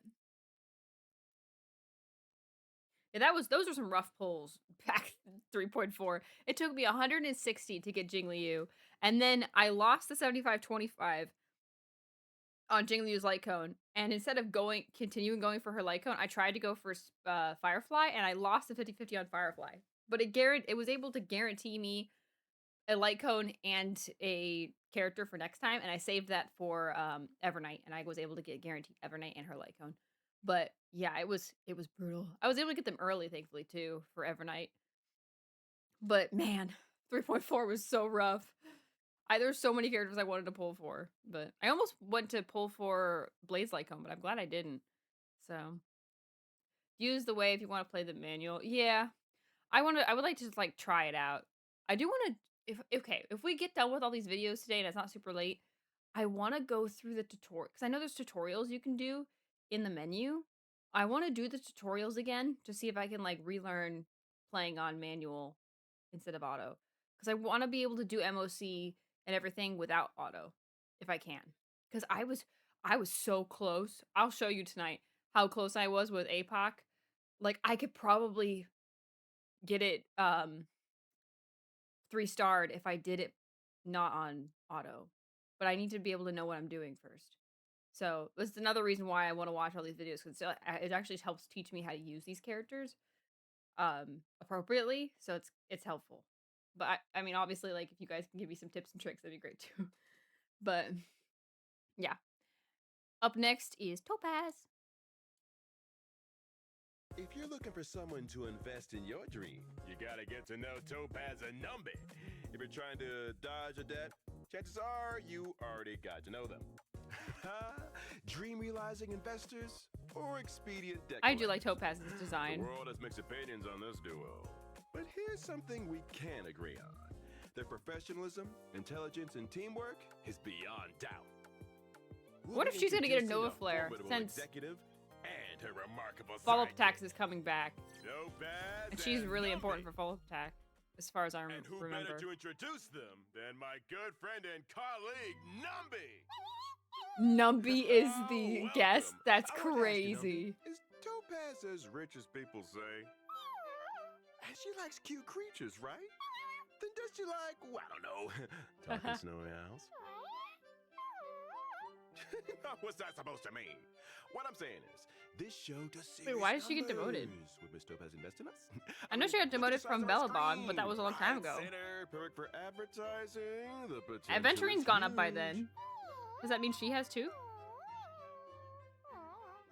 Then would you mind putting in a good word for us? I'm sure we could work out a generous profit sharing Really? arrangement. I didn't know that. Say no more. We were I just love about to get Numby. into today's main topics. He's funny. According to HR records, Topaz is a fire-type character following the path of the hunt. She's honed an arsenal of debt-collecting strategies, which she puts to full use when out on a project. When Topaz uses her basic attack, she Is he deals flying? fire damage to a single Numby? target He based is. on her attack. Ah, that's right. Wait, did you just say her gun fires gold coins? I think I just had a high-risk, high-reward idea. And as the leader of the Special Debt Spigot team, Topaz only uses force when absolutely That was really necessary. cool. If you're not dodging debts, Point you're safe he for the did there. debts. Really When well. Topaz uses her skill, difficulty pain, she's able to inflict Difficulty a proof of pain. debt state on a single target, increasing the He damage could they give them receive from debt. That's follow-up attacks. awesome. Topaz then launches Numby into the fray, dealing fire damage to a single target based on her attack. This attack is considered a follow-up attack. It's worth mentioning that if no enemy targets have proof of debt during an allied turn, Topaz can inflict this state on a random enemy. Proof of debt will only take effect on the most recent target, and when Topaz is knocked down, proof of debt will be cleared. At the start of battle, Topaz summons Numby to assist her. Numby starts out with an initial speed and launches follow-up attacks when they take action. They deal fire damage based on Topaz's attack to a single target inflicted with proof of debt. During turns when Numby does not take action, when a target in the proof of debt state receives a follow-up attack, Numby's action is advance forward. After unlocking a special trace, Topaz's basic attacks are considered follow-up attacks, allowing her to trigger Numby's actions with greater frequency. The battlefield in the open market can change on the drop of a hat, but as a talented investor, Topaz always picks the opportune moment to maximize returns. When using her ultimate, Topaz can cause Numby to enter the Windfall Bonanza state, granting them a damage multiplier and a critical damage boost. And when the enemies with proof of debt are hit by a basic attack, skill, or ultimate, Numby's action is advance forward. Yes, this state cannot last for long. Numby will exit the Windfall Bonanza state after using a certain number of attacks. When entering an area during exploration, Topaz summons Numby to her side. Within a certain range, Numby will automatically search for basic treasure and warp charters? Me too! Do you just wanna squeeze them to death? After using her technique to enter battle, Topaz regenerates energy after Numby's first attack. If Topaz is still in the team after winning a battle that she used her technique to enter, a small amount of additional credits is awarded. There's an upper limit to the number of additional credits that can be earned in every Earth day. The above also goes for battles within the simulation. Wait. Hold. Pause. What? She can increase the amount of credits you get from battles?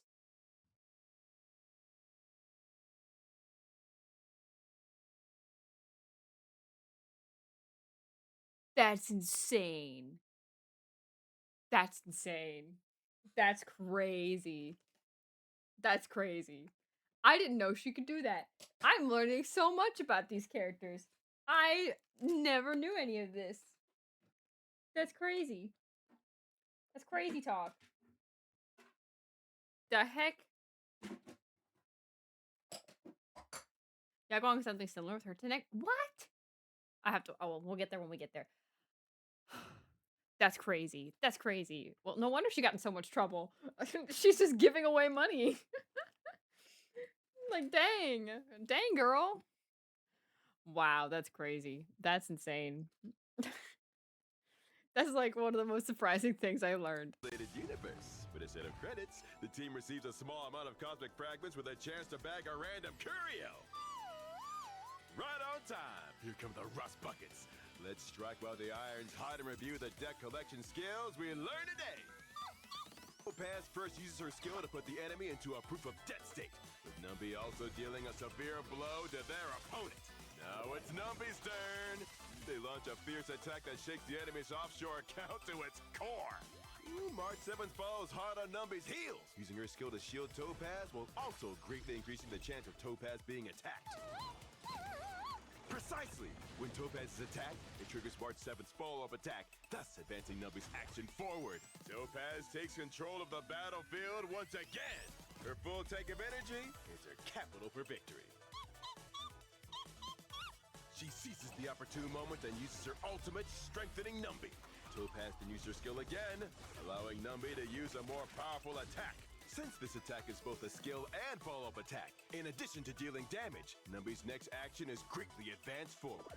Numby presses home the attack with Numby's fierce literally a flying pig. tornadoes. Gold coins rain from the sky, ushering in the gorgeous conclusion of another successful deck collection. And that's a wrap. So what do you think? Is it worth investing in? Oh, such a quick verdict. How professional. Let me take a look. In summary, average duration of companies keeping up with StarRail program exceeds 5 minutes. Average update frequency once every 2 weeks. Program fails to conform to short-term market mentality or mainstream media recommendation algorithms. Host speech is overly formal and dull. Content is too intense and focus is excessively geared toward niche areas. Market value outside of field, limited advertising potential insufficient. Strategic investment department proposal outline. Inject capital into keeping up with StarRail and transfer decision-making power away from current parties. Reshape program's positioning and content from the bottom up. Transform into short-form pet show with honkaistarrail. Oh my gosh, look at Albert. He's so shocked. Out. Poor Albert. That was so brutal. Dang, that was a horrible review for poor Albert. That's crazy. Yagwong, after using some technique, when she breaks objects, gives her some tickets, which can use a couple thousand credits. And you can only use 8 times per day. Really? That's crazy. I didn't know that about some characters. That's kind of fun, though. Come feast your eyes. Acrobatics for hardly a fee. Lots of fun for you and me. Shooting flames and swallowing swords. Human pyramids, you won't be bored. Burning coals and breathing fire. Taking trapeze acts higher and higher. Free your burns and go with the flow. Take it all in. Act with knife and soap. Fun. Hello, dear viewers. Today's program coincides with... It's a Zenkai character. Yeah, where's Zenkai at? It'll be my pleasure to introduce you all to this rising streamer star. This episode is sponsored by Gweniphen's Gweling's fan base. Gweniphen is a fire-type character following the... My followers goal was just completed. Someone followed, but I didn't see who. Thank you for the follow, whoever you are. I appreciate it. I don't know why it's not telling me who you are, but thank you!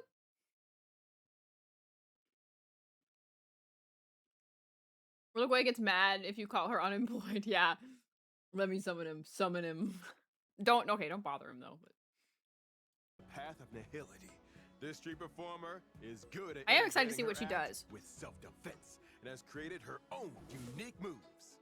When Gwynnifin uses her basic attack, standing. Don't you know, chat? There's no gambling in this chat. However, you may duel. We condone the dueling. It was me. Hello. Oh, thank you so much. Oni's roll. Thank you so much. Ozen roll. Ozen. I don't know how to say it. But thank you so much for the follow. I appreciate it. We're at 450, guys. Yay. Think I can smell gambling. It will summon him. Is that what you guys are doing? That's crazy. That's crazy. Maybe if you duel, then you might get a better luck. Battle each other. All right, let's rewind a little bit. Let's hear what she said. I do want to know what she does, because I would like to help Zenkai build a good team for her. Because I would love to. I've seen some people do really crazy teams with Gwynnifin. I would love to see what people do. Following the path of nihility, this street performer is good at integrating her act with self-defense and has created her own unique moves. When Gwynnifin uses her basic I love her attack, poses. standing ovation, she crashes down on the enemy with a rod, dealing fire damage to a single target based on her attack. When using her skill, Blazing Welcome, she deals fire damage to a single target and adjacent enemies based on her attack, with a chance of inflicting burn for a set number of turns. As an aspiring artist, Gwynnifin is always on the move, constantly working to improve her skills. After unlocking a specific trace, her basic attack has a chance of inflicting the same burn effect as her skill on the enemy. Gwynnifin also incorporates her own knowledge and experience into the traditional art of fire breathing, a bold innovation. When Gwynnifin is on the battlefield and after enemy burn damage is triggered, there's a chance they'll enter the Fire Kiss state. Targets suffering from Fire Kiss receive increased damage for a set number of turns, and the effects stack up to a set limit. It's never too late for a great show. Bring out the firecrackers. When using her technique, Gwynnifin throws a firecracker to immediately attack the enemy and deals multiple hits of damage after entering battle. Each time she deals fire damage to random enemies, there's a chance the target will enter the Fire Kiss state. But these are just teasers. If you want to see a real show, you better stick around for the next act. Using her ultimate, Gwynnifin deals fire damage to all enemies. Targets already inflicted with burn will sustain additional damage as a set percentage of the fire damage. As the saying goes, true art is explosive. And that's a rule Gwynnifin lives by. Still, don't try this at home, kids. Looks like all that commotion attracted a couple of canines. And I don't think they came here to watch a show. But Gwynnifin isn't going anywhere. After all, her audience is like family. The show must go on. Time to teach these dogs some manners. In a flash, Gwynnifin extends wishes of health, happiness, and a prosperous new year. I wonder what team they're gonna show her with. If you're covered in fur or feathers, stay away from open flames. Amid the excitement, the enemy's burn state triggers damage and causes them to enter the Fire Kiss state. Her enemies are looking pretty vulnerable right about now. Victory is impossible. As he follows up by launching a giant firecracker, sending them off with their tails between their legs. See you later, alligators! Now that's what I call entertainment. I'm afraid it's gonna take more than that to stop our street performer from streaming today. Now back to... Hey, what's going on? Drake, did you kick the power cord again? What is this? A blacklist? Interstellar pirate stolen IPC spaceship? Oh, that's awesome. Whoa, if you cut the show, I'll lose my sponsorship money. Don't flash your logo while I'm talking. Whatever. Show's over. That's so funny. Oh, poor Owlbert. He does his best. In the most mysterious organization on the Xianzhou, the Ten Lords Commission, there was an ill-fated young judge. She was originally a young, carefree girl, but after she was possessed by a heliobus, she had to live with that monster from then on. However, it was a blessing in disguise for this foxing girl who was possessed at a young age, as she unexpectedly became a judge of the Ten Lords Commission. How old was she when she became a judge? You're legendary for all the wrong reasons. Now, the once timid girl in the heliobus, who was once sealed in her tail, have become perfect partners, purging evil spirits for the Ten Lords Commission. So, let's get to know this kind-hearted and introverted little girl who survived tragedy and staged a comeback in the face of adversity. Hua-Hua! Joining us today is someone who played a pivotal role in shaping Hua-Hua's journey, Mr. Tail! Oh, Tail! What are you afraid of? Well, there's something about sharing the stage with non-human beings. This is not the first time. Be professional. Hua-Hua is a wind-type character following the path of abundance, and because of Mr. Tail, she has attracted much attention ever since she was a child, especially at night. Are you calling me a lantern? I do like that it glows at night. Hua-Hua's basic attack deals wind damage based on her max HP to a target enemy. Hey, Mr. Tail, why does Hua-Hua look a little scared? As long as I'm around, shouldn't fear be assumed? Of course! You are most fearsome, extraordinarily so! Looking at Hua-Hua's skill, you can understand why she was entrusted with important tasks at such a young age. Look how Hua-Hua marches up the courage to wave her banner, dispelling 1 debuff on the target ally and restoring a percentage of HP to the target and units adjacent to the target based on a percentage of Hua-Hua's max HP. After using her skill, she gains Divine Provision for a set number of turns. Allies trigger Divine Provision at the start of each turn or through their ultimate, restoring HP based on a percentage of Hua-Hua's max HP. After triggering Divine Provision, if there are allies whose current HP is less than or equal to half their own max HP, it will also trigger Divine Provision.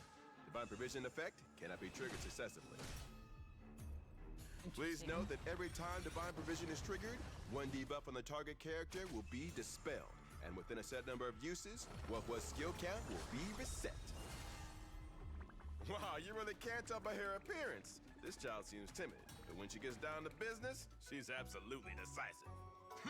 She can handle these little things by herself. That's for sure. Here, Hua-Hua seems to have encountered a difficult situation. It's your time to shine! Hua-Hua casts her ultimate and summons Mr. Tail. Woo! Mr. Tail's entrance instantly invigorates the whole arena. Based on the max energy of each ally, Hua-Hua regenerates a certain amount of energy for everyone except herself. At the same time, she also increases the attack of all allies for a number of turns. Easy peasy. This is nothing. As a judge of the Ten Lords Commission, poor Hua-Hua often has to face fierce villains. Fortunately, Hua-Hua can use her technique, Fiend Impeachment of Evil, to get Mr. Tail's help to terrorize enemies, sending them into a horror-struck state, causing them to run away for a period of time. The terrorized enemy's attack might also be reduced after entering battle, which lasts for a number of turns. Serves her right for being a cursed one and attracting scary monsters. I'm really afraid of what's gonna happen. Sure enough, several evildoers have turned up, with bad intentions no less. Mr. Tail, it seems there's no way to escape this time. Just a minor inconvenience. That shapeshifter struck hard and fast with a shower of punishing bolts, followed by a thudding calamity causing our allies to suffer heavy damage in an instant. The situation on the battlefield is severe. Can Hua-Hua and Mr. Tail turn the tide? Although Hua-Hua couldn't hide her fear, she still bravely stepped up to the plate. She immediately waves her banner and uses her skill to restore the HP of the seriously injured Trailblazer and adjacent allies, saving the team from the brink of crisis. Thanks to the healing provided by Hua-Hua's Divine Provision, her allies launch continued attacks and regain their HP again during their actions. Beautiful. Ooh, our allies' energy is still a little shy of being full. This is a good opportunity for Hua-Hua to lead the team for a counterattack. Hua-Hua makes a prompt decision and uses her ultimate, summoning Mr. Tail. Now watch how I deal with them. Mr. Tail regenerates energy for all allies and increases their attack. I missed Before the Destruction enemy can fight Trailblazer. back, they're overwhelmed by a continuous flurry of ultimates. Oh, nice. Crush them. Finally, with Don Hung's finishing blow, the evildoers have no choice but to surrender. And that's a wrap. If the little girl hadn't been here, I would have burned them to ashes. Of course! Mr. Tail is capable of taking on an entire army by himself if it wasn't for Wawa dragging him down. Hey, punk! Who gave you the right to speak about Wawa? Mr. Tail, you must understand. I mean, Judge Wawa is extremely talented and kind-hearted, and she'll become a great person in time. Oh, are you saying that I am not important? You can't win this battle. Wawa is timid, but is also strong. But when it comes to who is the strongest, we will have to turn to Mr. Tail, of course. You seem to be getting the hang of this already. Poor Albert has such a hard time. Oh. This one I bet is going to be even The funnier. Knights of Beauty are made up of individuals who are used to traveling through the galaxy alone. They follow a drill's footsteps to find and protect all that is good and beautiful in the vast sea of stars. They abide by the Knight's vow, take up arms to defend beauty, and fight bloody battles to drive out hideousness.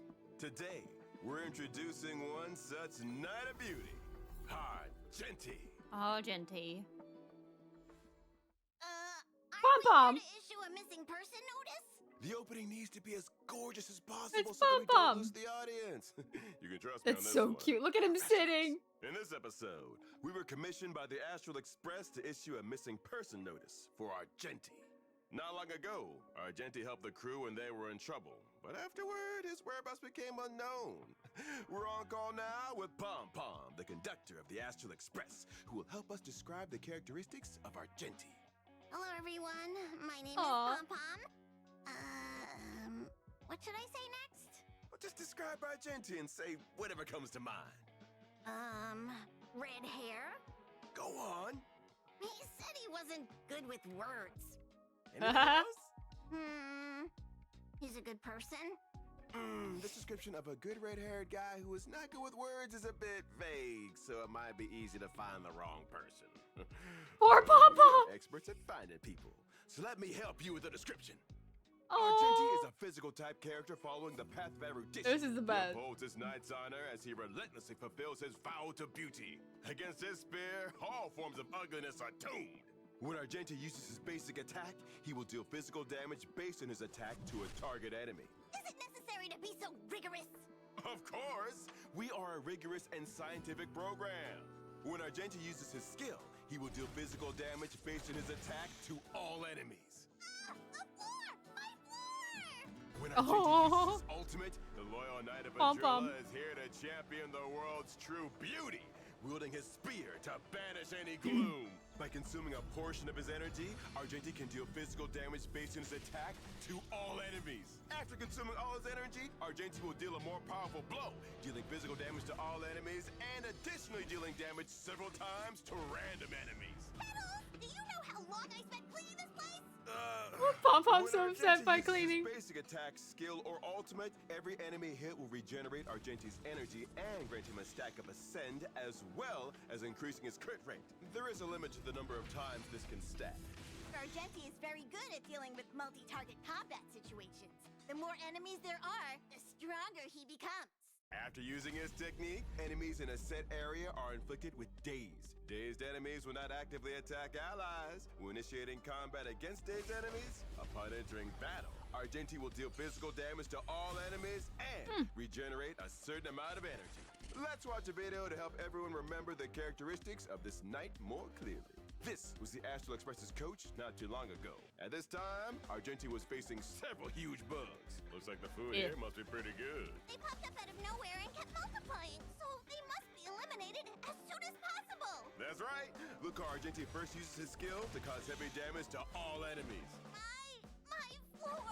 Immediately after, poor Argenti Pom-Pom. uses his ultimate, destroying the enemy without leaving a trace. However, the threat has not been eliminated. The second wave will prove more challenging. There's a bug that's stuck in here that will explode.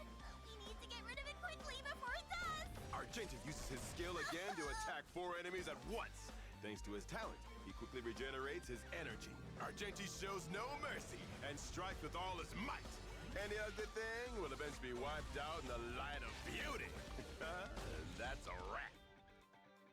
All Nice. right, After this round of rigorous and scientific description, the audience must have gotten a deep impression of Argenti. If you know the whereabouts of Argenti, please contact the crew as soon as possible or leave a message in the comment section of this program. Thank you, everybody! By the way, can you tell me about the first time you met Argenti? It might also be helpful for finding him. I was driving the express at that time and encountered the swarm! Then Argenti saw that injustice and drew his weapon to help, right? He rear-ended me! Well, as a well-respected knight, I assume he quickly made his way to the door to offer a heartfelt apology. Oh, he quickly got into a fight with the Trailblazer! Cut! Director, did we introduce the wrong person? I love Bob Bob. He's so funny. The shackling Also, prison. pause before we get into this one. Is technically ZZZ the first time Pom Pom has left the Express? Is that official now? Because he's a hologram in that last one. That's so interesting. If that's the case. Mara struck. You probably heard these words many times before, but still know little Probably, about yeah. the 10 Lords Commission. Crime and punishment, life and death, spiritfarer. Do you sense a chill when you hear these words? They arouse your curiosity, but remain out of reach. Sinister, hidden, restricted from outsiders. Are you puzzled as to whether the 10 Lords are friends or foes? Why do they seem elusive, yet appear unexpectedly when the chill runs down your spine? Great news! Speaking of Argenti, didn't he save us from from Cosmic Giant? I don't know. Like, I just thought of that too. The Swarm apparently was not back, but then I know we had the Ron May thing, so I don't remember the lore from that adventure. I did it on stream a long time ago. I don't remember the lore of that quest. It was like, was it like a main quest or was that like a side, like a companion or character quest? I don't remember that one. That was a long time ago. I don't remember it, but I do want to. I'm excited to see what Hanya does. Cause like, I got Hanya really late, so I had a bunch of 5 stars by then, so I didn't need her. But I wonder what she does. Cause I have her. Everyone, as your trusted companion in interstellar travels, thinking what you're thinking, reaching where you want to go, has always been our motto. After some hard work, of which specifics I can't disclose, this episode brings you an exclusive scoop. The mysterious Cienjo 10 Lords Commission Part 2. The benchmark for the current judges in the 10 Lords Commission, Hanya!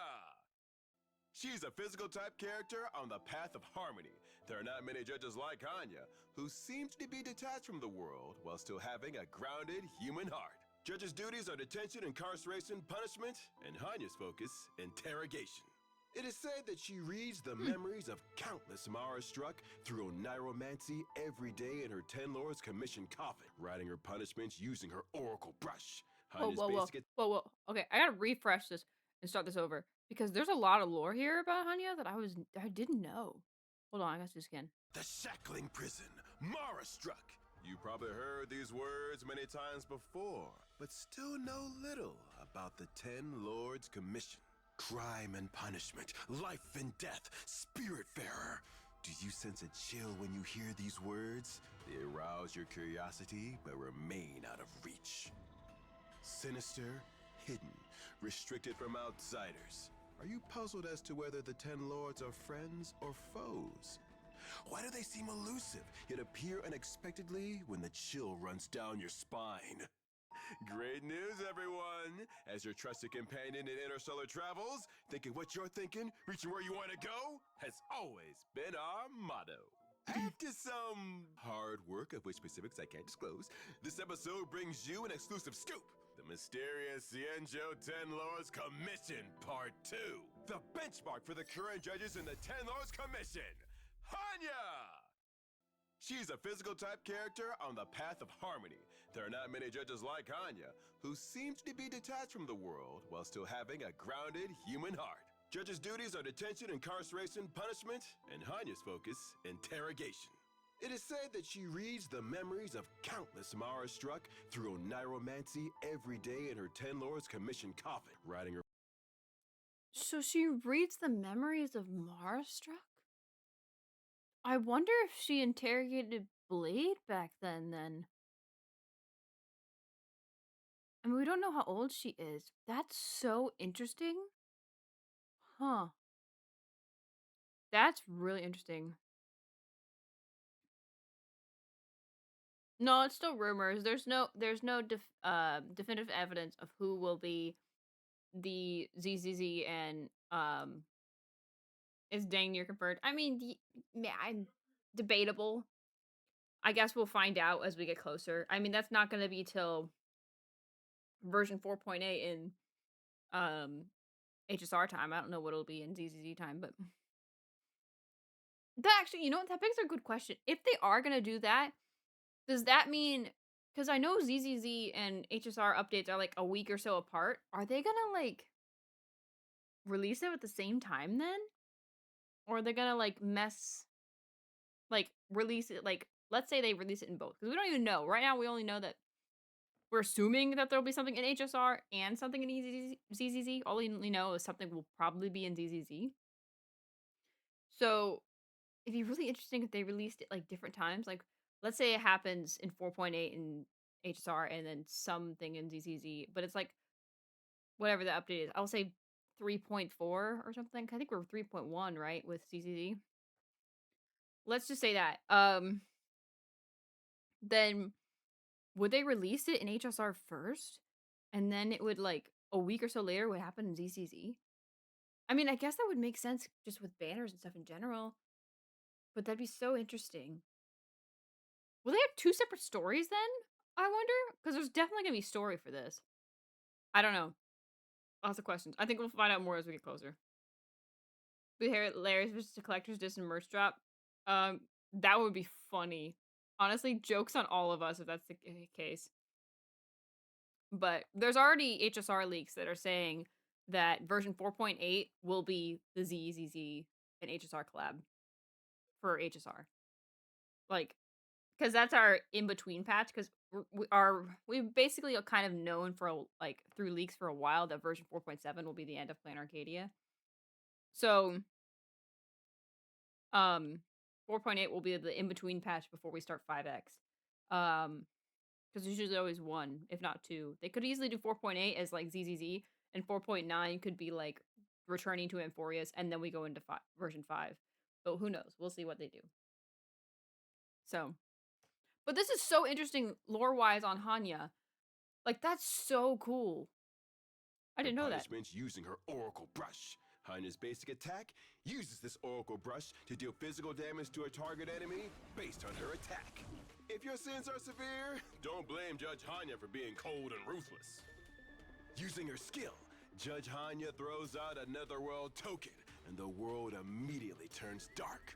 Shackles emerge from the flickering green light, dealing physical damage based on Hanya's attack to the target enemy, and mark the sinner with burden. Every time allies use basic attack, skill, or ultimate twice on an enemy with burden, they will recover 1 skill point. This recovery effect will expire after being triggered a certain number of times. If burden has been applied to multiple enemies, this will only take effect for the most recently inflicted target.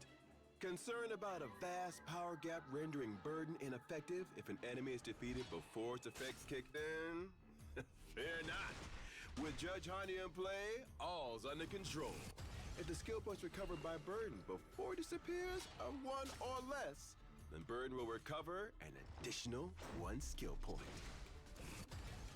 Also, when allies strike enemies with burden, they receive a damage boost that lasts for several turns. Those deemed guilty by Judge Hanya have nowhere to run. That's because Judge Hanya always takes the initiative, striking enemies with her technique right away, and will also plan ahead and inflict a random enemy with burden after entering battle. According to insiders, the secret operations of the Ten Lords Commission are extremely dangerous, and the judges need to work together to capture terrible criminals, many of whom are dangerous desperados. As an experienced judge, Hanya is well-versed in teamwork. After using her ultimate, Hanya will increase the speed and attack of the target ally for a certain number of turns. An insider brought us a confidential video of Judge Hanya in battle. In the footage, Judge Hanya is performing her official duties when she comes upon some foes. She remains unfazed and immediately uses her skill to inflict burden on an enemy. During this time, as long as allies attack enemies with burden, they obtain a steady stream of skill points. Her allies intuitively understood. The Trailblazer used a skill against the enemy and gained a skill point through triggering burden. After Donghun uses his skill on the enemy, March 7th utilizes the skill point obtained from burden to protect allies with low HP. After Judge Hana uses her basic attack, allies once again gain a valuable skill point. At the same time, Hana's energy is full to the brim and she immediately uses her ultimate, increasing Donghun's speed and attack. Donghun uses his skill and ultimate on the enemy. At this time, the enemy is already on the brink of defeat. Finally, under the assault of the Trailblazer's skill and ultimate, the enemy loses hope and surrenders. I missed the Hopefully they'll remember the Ten Trailblazer. Lords' verdict on karmic atonement. And that's a wrap. Arrest notice. Duty of repeated disclosure of highly Jinx. classified information related to the Ten Lords Commission in public settings. Your precise location has been identified via dting.com. You're hereby informed that a spirit bearer will be dispatched for your arrest. For more information, search Ten Lords Crisis or follow Xianzhou Local Treasure. Any fines must be settled by 1,300 hours to avoid enforcement. Payment account. Sampo. Love 447 account name Sampo Koski. It's a scam. Don't do it. It's a scam. A sweet-tempered and elegant scholar. Not me. Number 81 of the Genius Society. I haven't seen her in a regular outfit in so long. Biological science. After drawing new I'll link the hydrant, with I'll do her that. talent and incredible perseverance, she began to research the origins of life in a secret corner of the universe. In the Genius Society, some praise her as a future miracle worker, while others find her methods questionable, to say the least. But what kind of philosophy is she beholden to? On this episode of Keeping Up with Star Rail, we'll bring you the inside scoop on the secrets of Miss Ron May. Well, if it isn't Madame Herta, what sweet breeze carries you here today? What do you think? You really have no idea? The inside scoop? What about it? Any reason I can't listen to a little gossip? Then without further ado, let's get back to the rigorous science on the inside scoop. Ron May is an Ice-type character following the path of harmony. Not to mention a biologist and classically trained musician. She manipulates the threads of life like the strings of an instrument, changing battlefield dynamics with delicate, gentle strokes. When using her basic attack, Ron May plucks the strings of her lute and deals ice damage to a single target based on her attack. When using her skill, she gains overtone, increasing damage and weakness break efficiency for all allies. After unlocking a specific trace, when Ron May's break effect reaches a certain value, her skill's damage buff will increase in tandem up to a set limit. Okay. Ooh, I can listen to this music all day. When's the album coming out? She's not interested in making a musical debut. Well, during exploration, if Ron May uses her technique to enter battle, she automatically casts her skill after entering said battle without consuming any skill points. When Ron May uses her technique in the simulated universe, allied attacks on enemies are treated as entering combat by attacking the enemy's weakness. This attack can deplete the toughness of the entire enemy team irrespective of weakness types. When breaking a weakness, the attacker's own weakness break effect is triggered. It's worth noting that within the simulated universe, for every blessing possessed, the toughness reducing damage of the current attack can be increased. If the current attack causes weakness break, additional break damage equivalent to a set percentage of Ron May's ice break damage is dealt to the enemy based on the number of blessings. I know what you're thinking. If you encounter Ron May's occurrence in the simulated universe, you better hope she's on your side. Ooh. You think the Trailblazers are that impressed by her pretty tricks? Whatever. As long as she's happy. Ron May strides into the battlefield, brandishing her lute and waiting for the petals to fall. When using her ultimate, Ron May deploys a field that lasts for a set number of turns. With this field, all-type resistance penetration increases for all allies, and their attacks apply Thanatos Bloom to enemy targets. When enemy targets attempt to recover from the weakness break state, Thanatos Bloom prolongs the duration of the weakness break and inflicts action delay based on Ron May's break effect. Enemy targets will also take break damage based on a percentage of Ron May's ice break damage. The science of life includes the creation of life as well as its destruction. As a scientist, Ron May knows just as much about giving life as she does about taking it.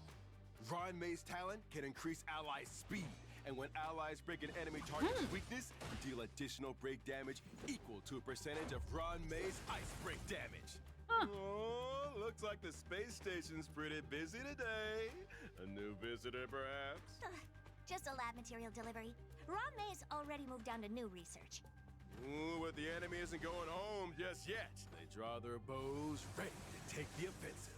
Ron May springs into action, using her skill to increase allies' damage and weakness break efficiency. The team takes advantage of the momentum, delivering a clean hit. The speed boost from Ron May's talent and slow debuff from Don Hung's skill delay enemy actions. Without giving the enemy the chance to catch their breath, allies unleash the second round of attacks.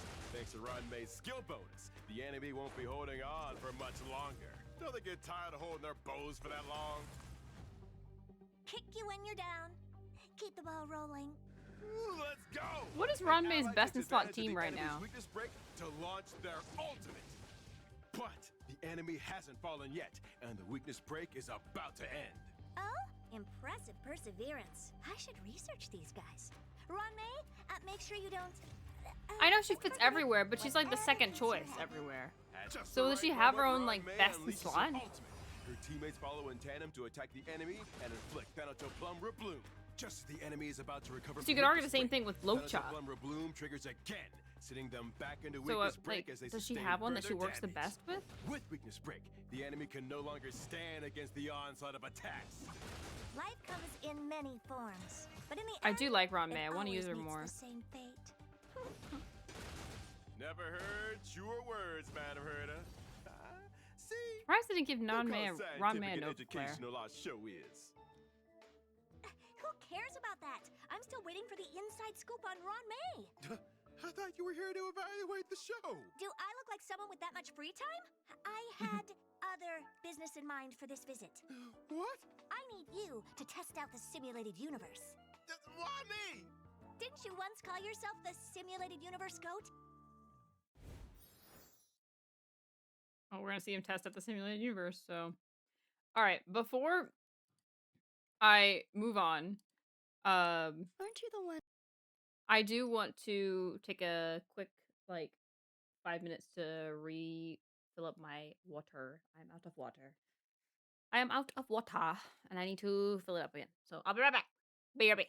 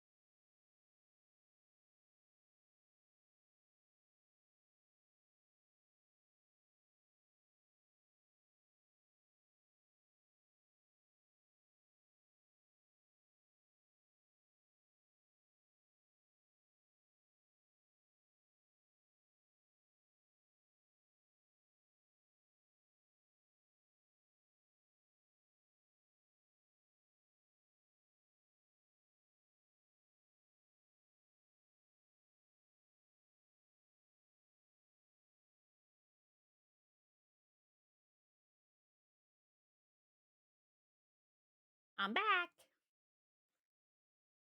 All right, let's get back into business, shall we? And from the Simulated Universe expansion module test, the so-called Simulated Universe Goat. Yours truly. Not even 10 Lord Ravagers are enough to scare me. Well, my wish is that all who cross paths with me are blessed with good fortune, including in the new algorithmic branch of the Simulated Universe, expansion module Golden Gears. Madam, encountering you is the epitome of good fortune. Do me a favor, don't tell Herta about the slices, alright? Is it true that after your last test, you wrote very easy on the feedback form? Yup, the Trailblazer told me to write that. Your feedback is exactly why we've added new mechanisms to the universe, which encourage participants to be even more creative. No wonder that was so exhausting. Assembling dice, rotating compasses, precisely calculating intracognition values, not to mention the erudition resonance extrapolation. I'm gonna need some tips. Me too, By the Albert. way, is it true you're visiting the space station? Is that why you're able to make it to the show today? Correct. Herta summoned all the Simulated Universe collaborators. Not everyone showed up, but I happen to have some important business to take care of. All the collaborators? Well, if Madam Herta sent out the call, there must be some interesting history Poor and Rodney. fragments to explore and assemble. Looks like we'll need the Trailblazer to be our guinea pig again. Yes. Now that you mention it, it's only fair that your hard work is rewarded. Seriously? Whoa. Miss Ron May, you're too generous. And you're too kind. Also, there's a new Even feature Albert designed knows to that's lighten the good. tester's workload. Did you notice it? You must be referring to the shared weekly progress between the Simulated Universe expansion module and the original Simulated Universe. It means that Trailblazers can now accumulate weekly points in the Simulated Universe. Oh, while that's when it testing the started. expansion module. When asking for someone's help, it's only proper to minimize their inconvenience. Is that a You cat cake mentioned in the wanting corner? some tips, right? Well, I gotta say, I think Chat, you can't fully see it, but there's a Kafka one here. And then there's another Herta one down here. It's kind of cut off for you guys, but there's cat cakes. I aced the testing with flying colors. But some parts were confusing, especially the dice. Am I supposed to assemble them myself? It was Steven who came up with the concept of custom dice combinations. I want to know more You about may Steven. run into him in the expansion module. He's a fascinating individual, always pushing the limits of the game with his groundbreaking ideas. Ooh. Just like our Ron May pushes the limits of life with her groundbreaking ideas. Oh? Seems you've also heard about the Life Helix system. Let's focus on addressing your questions first. Ron May's so pretty. Dice assembly. She's so pretty Every and so side small. is something I like, then every roll of the dice is a good one. Can you imagine if we had like little dolls? Like they already started releasing little minifigures of these, which yes, keep going. I want more. But can you imagine if they started releasing like little dolls like these? I would go so broke so fast. Like they're so cute. Like I love it so much. I know that Sayu commissioned someone to get like his own like mini version like this. I want one. I want one. I want a model like this. Yes. I want that. Time to think like Steven. You have paths and dice as your variables, but they aren't directly linked to one another. A good strategy is to focus on how choices affect each other, so you can maximize the effectiveness of each choice. I love Ron May's voice. Oh! Her English So, for VA is instance, amazing. if I choose the newly added erudition path and do a little bit of this, a bit of that. I'm hitting it so fast. What do you think? It's hard to say, but making choices that stay true to yourself is always encouraged. However, I would suggest the following. Okay, give it a try. Madam Ron May's dice setup. There'll be some high-level logic at play here. Wait, what? Increase cosmic fragments! You seem quite pleased with this setup. Ooh, should I buy another one? Another increase? I get it! It's all thanks to the dice! Nothing's stopping me now! Hey, the shop's still around, right? I haven't hit my target earnings yet. Getting back on track, are there any restrictions to dice face setups? There are less restrictions and therefore more high-quality dice faces now than before. different combinations and arrangements can produce interesting results, so be sure to update your dice with your favorite faces as soon as you acquire them. Unless you prefer a more intense experience, of course. I can handle intense. Even with blank dice, I'm bound to get lucky. I mean, look at all these curios I found. An interesting choice. The rotting fruit of the alien tree could be somewhat useful to the general of the Lawfu. Way ahead of you, madam.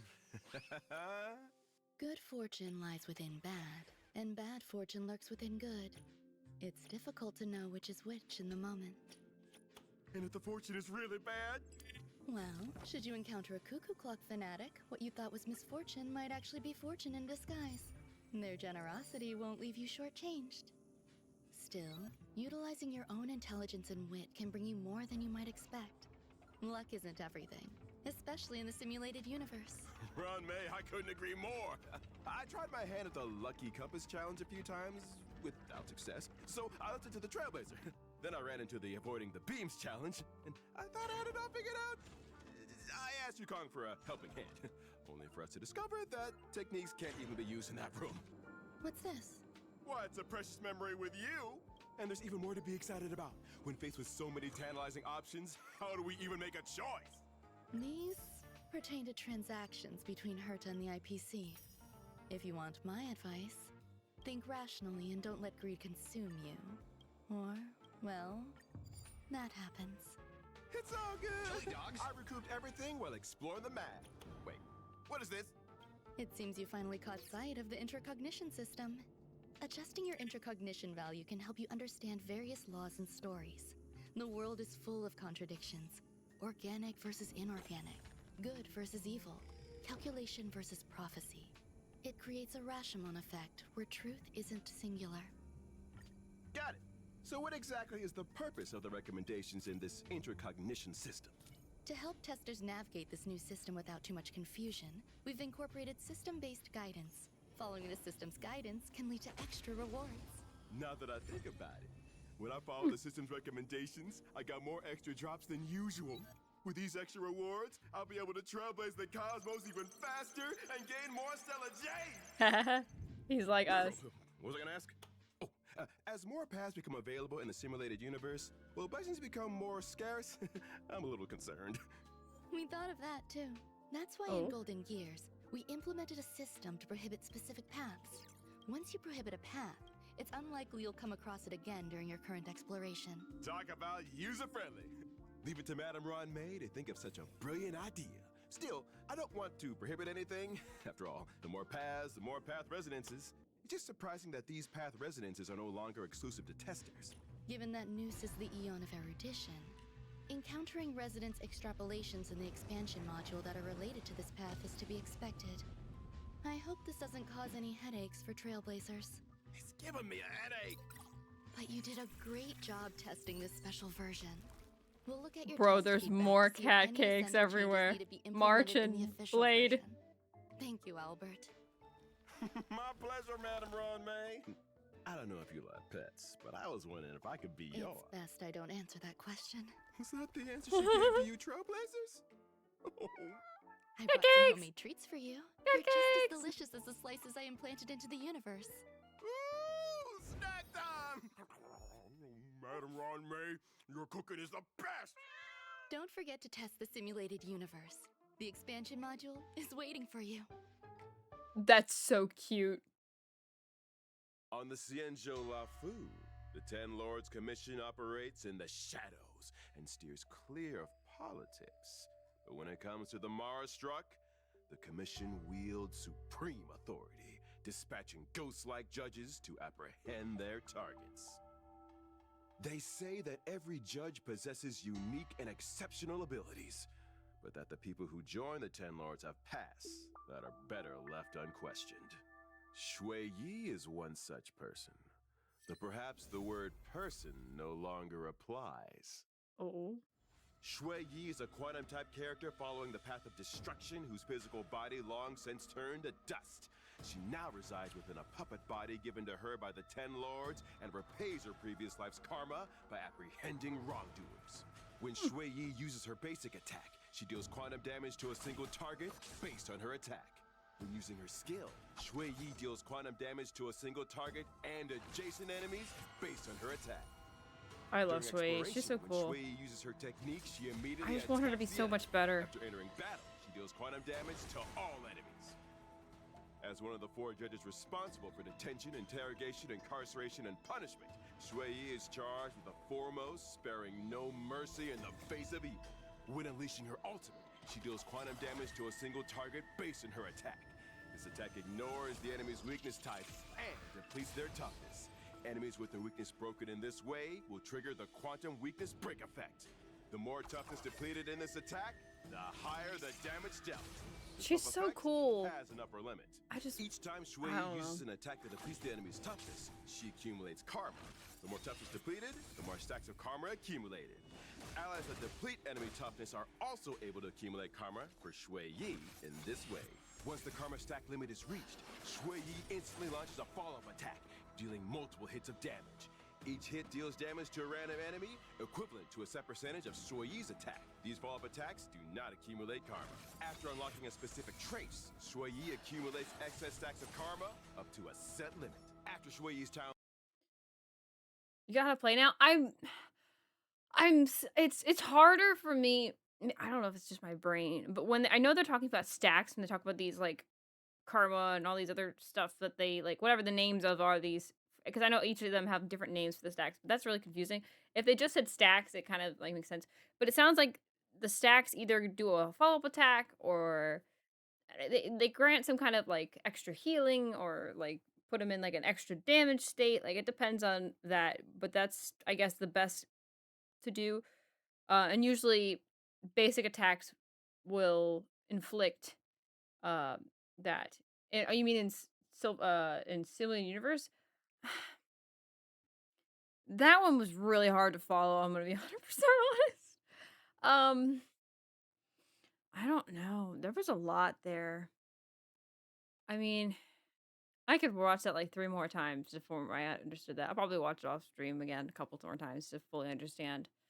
But yeah, there's a lot of information there.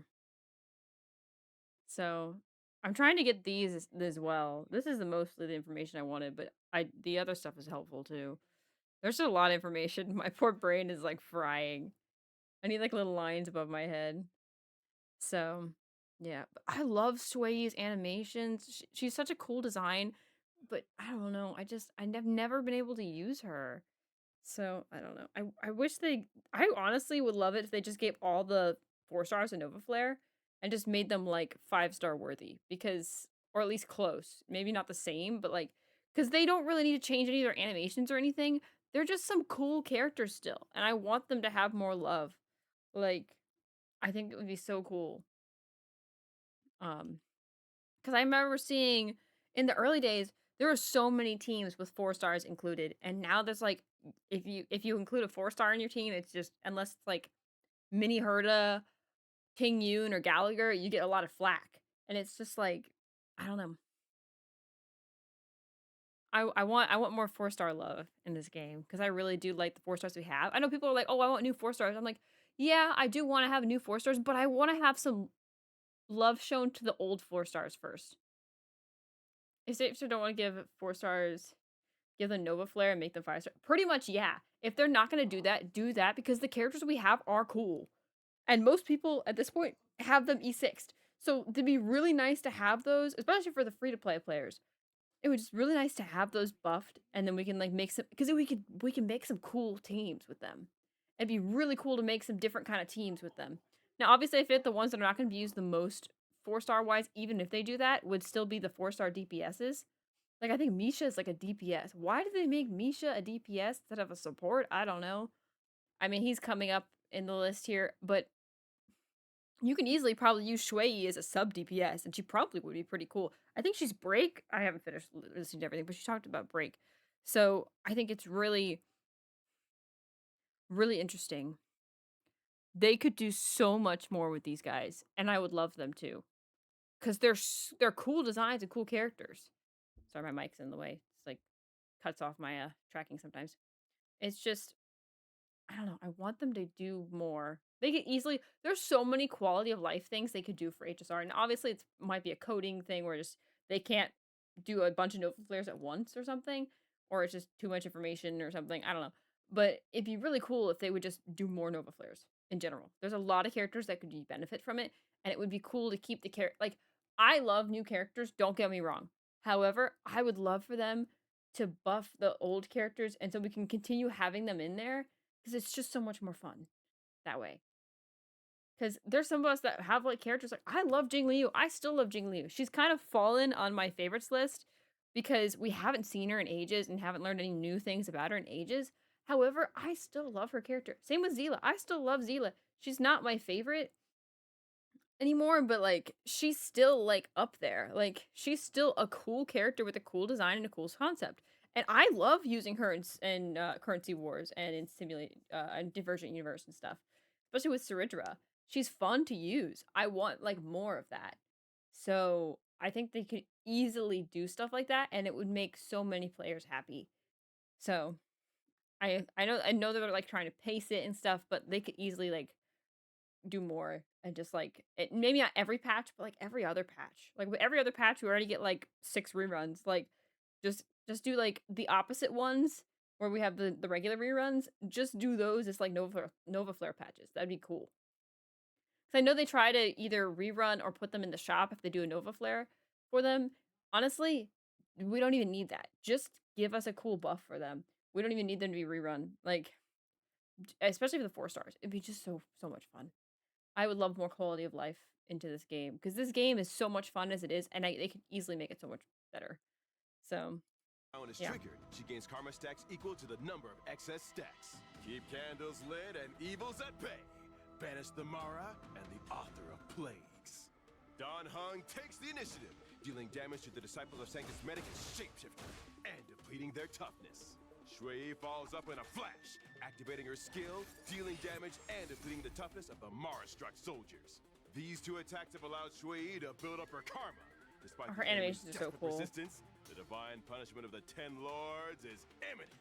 After another onslaught, Shui's karma is almost completely stacked. With her ultimate, Shui bypasses the enemy's weakness type, depleting their toughness and dealing increased damage proportionate to the toughness So decrease. cool.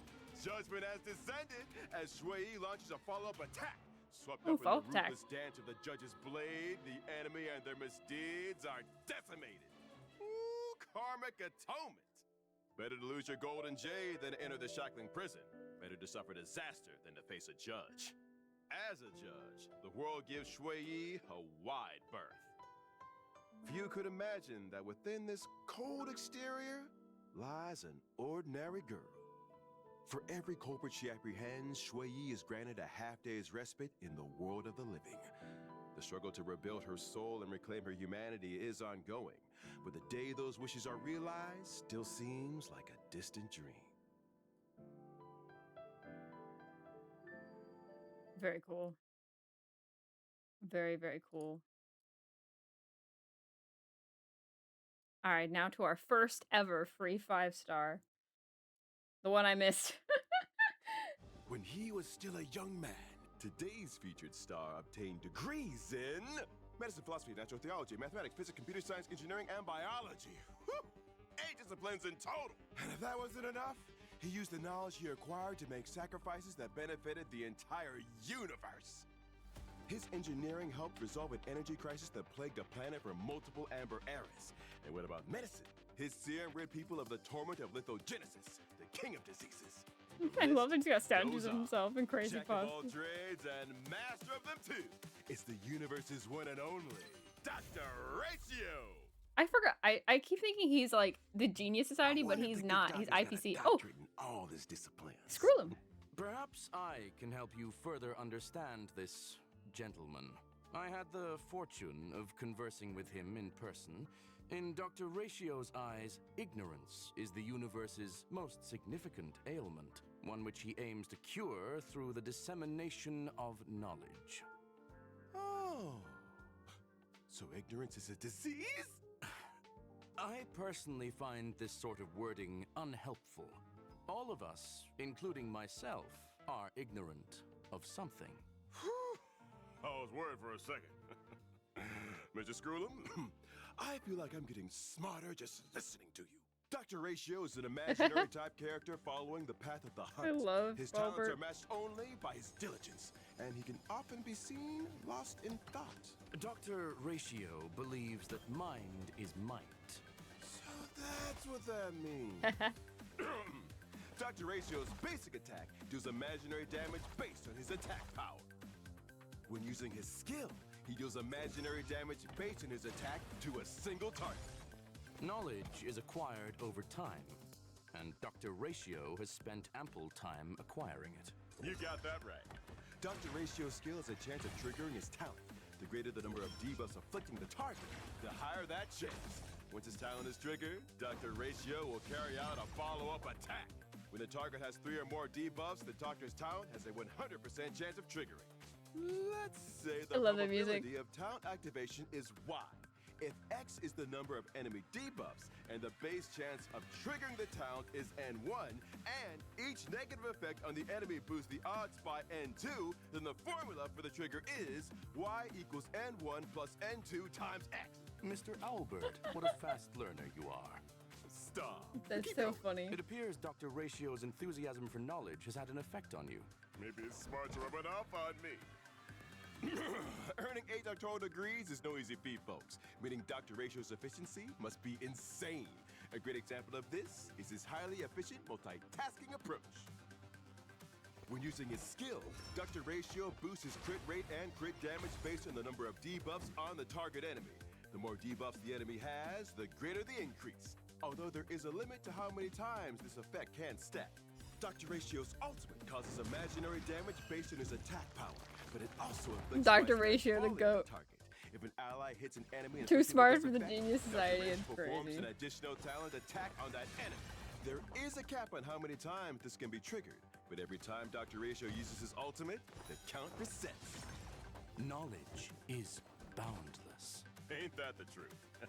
Dr. Ratio hates being bothered when he's deep in thought. His technique creates a dimension which taunts enemies within it. Plus, there's a chance taunted enemies will have their speed reduced entering combat. It's as if they think the statue is Dr. Ratio and they ignore the real him. It's time for class. Let's see who today's star student is. Oh, it's our good friend, the Stormbringer. Dr. Ratio uses his technique to kick things off. Dr. Ratio embraces the philosophy of education for all. This includes enemies. A debuff right off the bat. Ratio. Looks like someone's keen to learn. Dr. Ratio's skill ushers in a world of knowledge for our diligent student. These teaching assistants are a massive help. Watch his ass to attack. I love the Stormbringer, neck causing them to stretch burn. that Owlbert Well does. done, Hunt. His skill to inflict a slow debuff. Woo! With 3 debuffs already on the Stormbringer, Dr. Ratio makes a quick calculation and uses his skill again. Given that his talent is now guaranteed to trigger, he immediately launches a follow-up attack on the target. With the intellect of organic entities, can one deduce certain outcomes from uncertain premises? Theoretically, it is possible. Dr. Ratio hates wasting time, so he doesn't hesitate to use his ultimate, placing Wise Man's Folly on the Stormbringer. With Wise Man's Folly active, every time our adjunct professors school the Stormbringer, Dr. Ratio launches a follow-up attack. By working with his tenured colleagues, Dr. Ratio has brought today's lesson to a close. And it looks like our student had a fruitful learning experience too. All right, that's a wrap. The distinctive manner in which organic life forms pass down knowledge and wisdom invariably yields substantial benefits for me. Oh, I wish I was as smart as you geniuses. Any tips to make myself a little smarter? There is one option that may be suitable. Conjecture. You will not appreciate it. Come on, let's hear it. Method 1. The crazy part. Brain surgery. Any less invasive methods that might work? Method 2. Fastidious studying. On second thoughts, you got a number for that surgeon?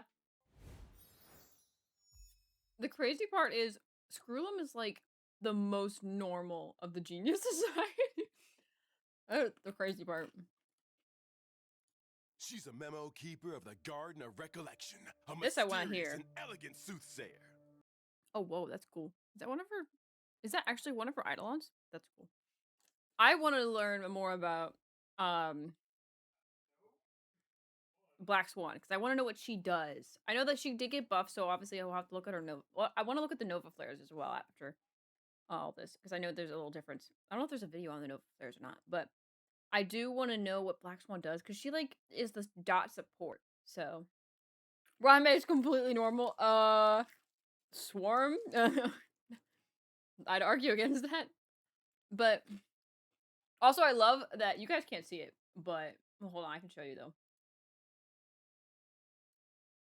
Look at the video it's recommending with Black Swans. Oh, Dahlia's trailer in here. That's crazy. But, yeah, I do want to know what Black Swan does for Dot. I'm really curious about it. So, let's find out. With a warm smile, she patiently absorbs the words of others, entering their memories to seize the information she requires. Driven in her pursuit of unique memories, her motivations are nevertheless difficult to glean. Meet the star of today's Keeping Yeah, Up with CW Star rerolling is Rail, gonna be rough Black sometimes. Swan. Good luck.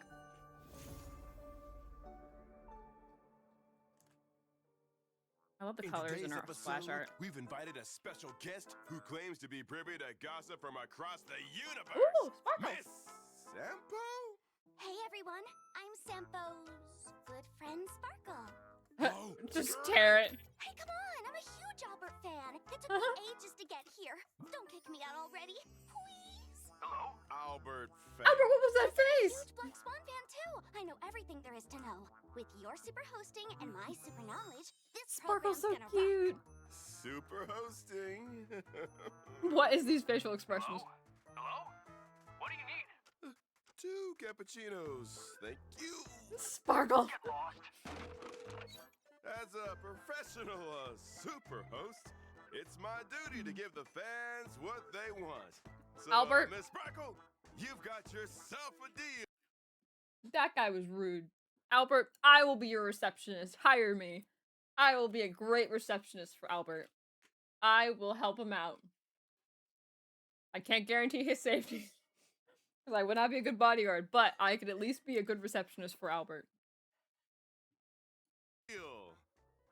Black Swan is a wind-type character following the path of nihility. This mysterious and elegant soothsayer excels in harnessing the power of the remembrance to manipulate her enemies' destinies. Whoa, amazing! When using her basic attack, Black Swan deals wind damage to the target enemy based on her attack, with a chance to inflict the attack target with 1 stack of Arcana. Moreover, when Black Swan hits enemies suffering from wind, shear, bleed, burn, or shock, there's a separate chance of further inflicting 1 additional stack of Arcana on the target. At the start of each turn, each enemy target has a chance to be afflicted by a stack of Arcana for every instance of damage over time sustained. After unlocking a specific trace, if the target receives DOT during an attack from an ally, there's a chance for the target to be inflicted with 1 stack of Arcana, with a limit to the number of stacks per attack. Mr. Owlbert, can you tell me what this Arcana is used for? Brilliant question, Miss Sparkle. Arcana definitely has its uses. When afflicted by Arcana, enemy targets will receive wind damage over time that's equal to a percentage of Black Swan's attack power at the start of each turn. Each stack of Arcana slightly increases the damage multiplier, which is then reset to 1 stack. Also, at the beginning of an enemy's turn, when Arcana causes damage, Black Swan will trigger additional effects that are stackable based upon the number of Arcana stacks.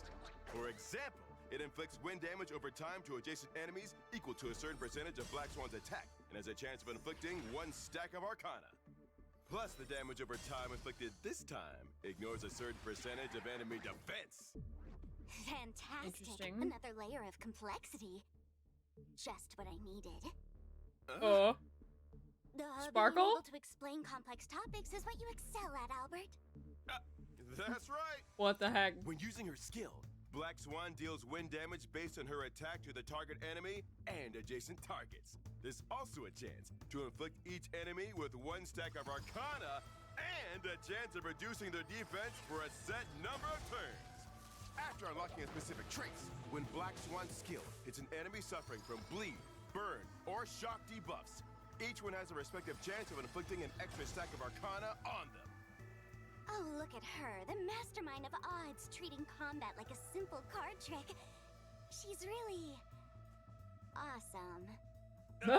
During exploration, when Black Swan uses her technique and enters combat, there's a chance that each single target will succumb to 1 stack of Arcana.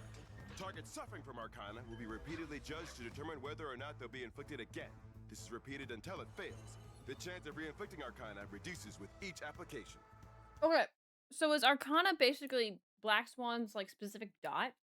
Is that what they're trying to say? That her dots are stackable? Yes?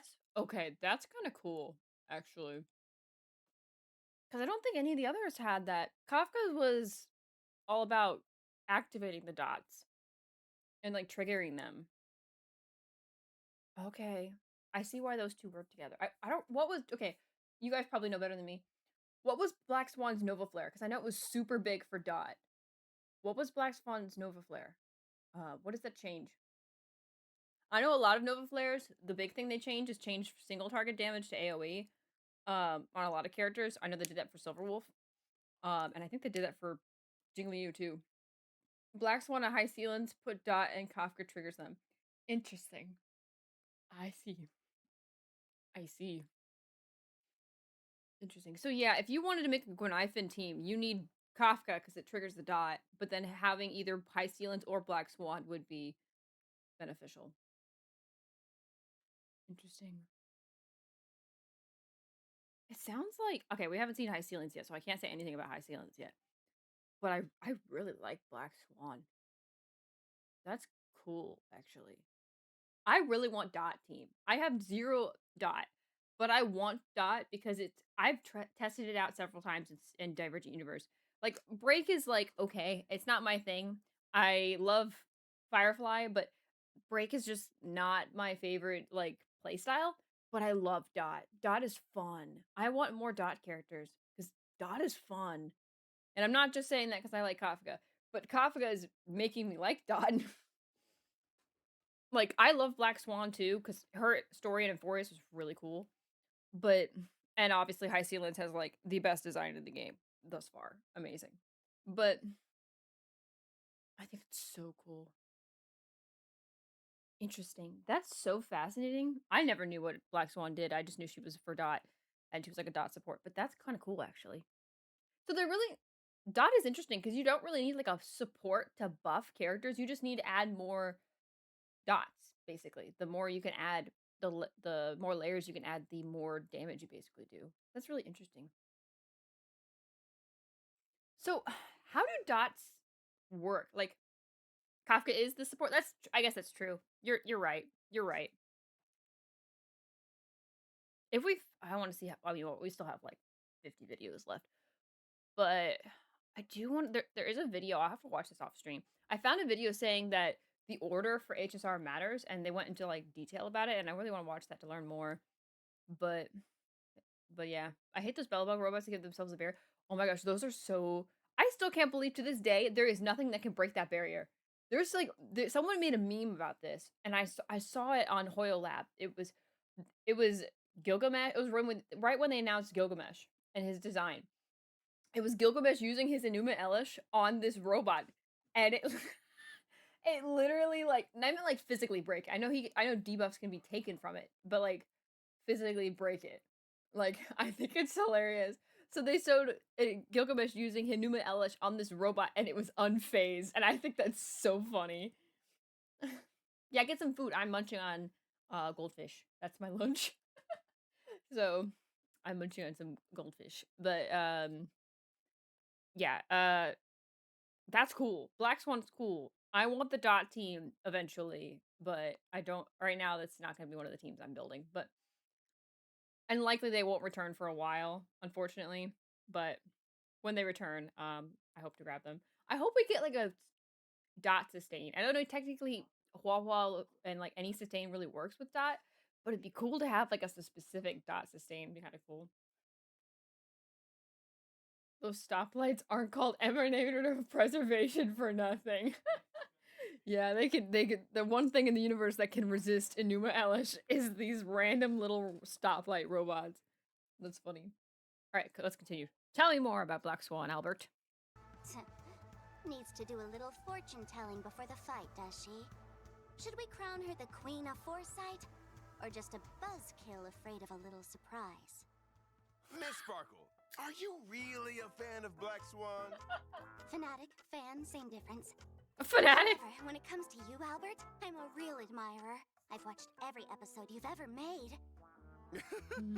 There's a few episodes better left forgotten. Before the Memo Keeper is the memories that cause pain, which are the most formidable weapons.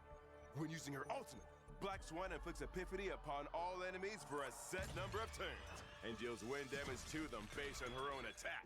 While inflicted with Epiphany, enemies take increased damage during their turns. Moreover, enemies suffering from Arcana are deemed to be in a state of wind shear, bleed, burn, and shock as well. While Epiphany is in effect, Arcana stacks will not be reset after inflicting damage at the beginning of each turn. But there is a maximum limit to how often this effect can be triggered. Note to self. Induce memory loss in self before next meeting with Black Swan. Oh, seems like Miss Black Swan is running into trouble. Or perhaps she knew it was coming all along. Ooh, fight! Fight! We see Black Swan use her skill, effectively using her traces to ensnare the enemy with several stacks of Arcana, simultaneously weakening their defense. Her teammate launches an attack, inflicting a DOT debuff on the enemy. Outnumbering them? You call that skill? Don't lose, Dream Jolt Troop! Oh, but Black Swan appears unfazed by Miss Sparkle's comments, and uses her ultimate right before the enemy's action, putting them into a state of epiphany. Ooh, looks like the chief's trying to set an example for his underlings by launching a counter-attack. Unaware that Black Swan's triggered Arcana on him, delivering a defense ignore and smackdown to them all. And thanks to Epiphany, Arcana stacks were not reset, allowing allies to capitalize with a follow-up attack. With enemies suffering damage over time, the stacks of Arcana keep rising higher and higher as a result of Black Swan's basic attacks. Finally, People using her with follow-up attack? Arcana effects imposed on the enemy are triggered in succession, vanquishing yet again another enemy. All's well that ends well, and that's a wrap. Boring. Yet again, it's the same old story of good versus evil. Unfollowed. Just wondering, is there any sort of beef between you and Miss Black Swan? Not really, it's just Miss Black Swan is always so composed. I can't help but want to see her trip over. Sparkle! We've got an intruder in our midst. Looks like she's made her way towards the broadcasting room. You seen anything? An intruder, you say? Oh, why? Not at all. Huh? What happened to your voice? Not familiar with avian voice molting phases, huh? Alright, I'm hanging up. That's it. It's over. It's a wrap. Oh, please. I'm too young for it to be over.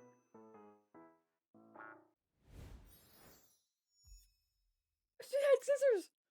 What the heck? Sparkle! What the heck? Kafka didn't even pull out her gun. Like, what the heck? Actually, they probably couldn't. But that's crazy. Welcome to Penacony, a land of intoxicating luxury and allure where people are immersed in everlasting dreams, drowning in opulence. The risk Albert does to make his interviews, Amidst the truly. Jewish Penacony stands a boy who gazes upwards at the starry sky, yearning to blaze his own trail. The one who dreams of traveling the cosmos, the purest soul in all of Penacony, Misha! Aw. Misha is an ice-type character following the path of destruction. Whether it's in the hotel lobby or on the Why did they battlefield, give him this destruction? bellboy delivers some killer service. When there's clean... Okay. I, to this day, do not understand why they made him destruction and a DPS. They could have made him a support, especially for, like, Trailblazers. I know that, like, technically that's, like, Himiko now, but they could have easily made him, like, a Tingyun, like, support for Trailblazers, and he would have been probably as good as Gallagher. But, like, why did they make him a DPS? I do not, to this day, understand that. Like, the coolest thing about Misha is that they're gonna show it, the time-stopping ability that he's got, or the time-slowing ability he has when he's outside of battle.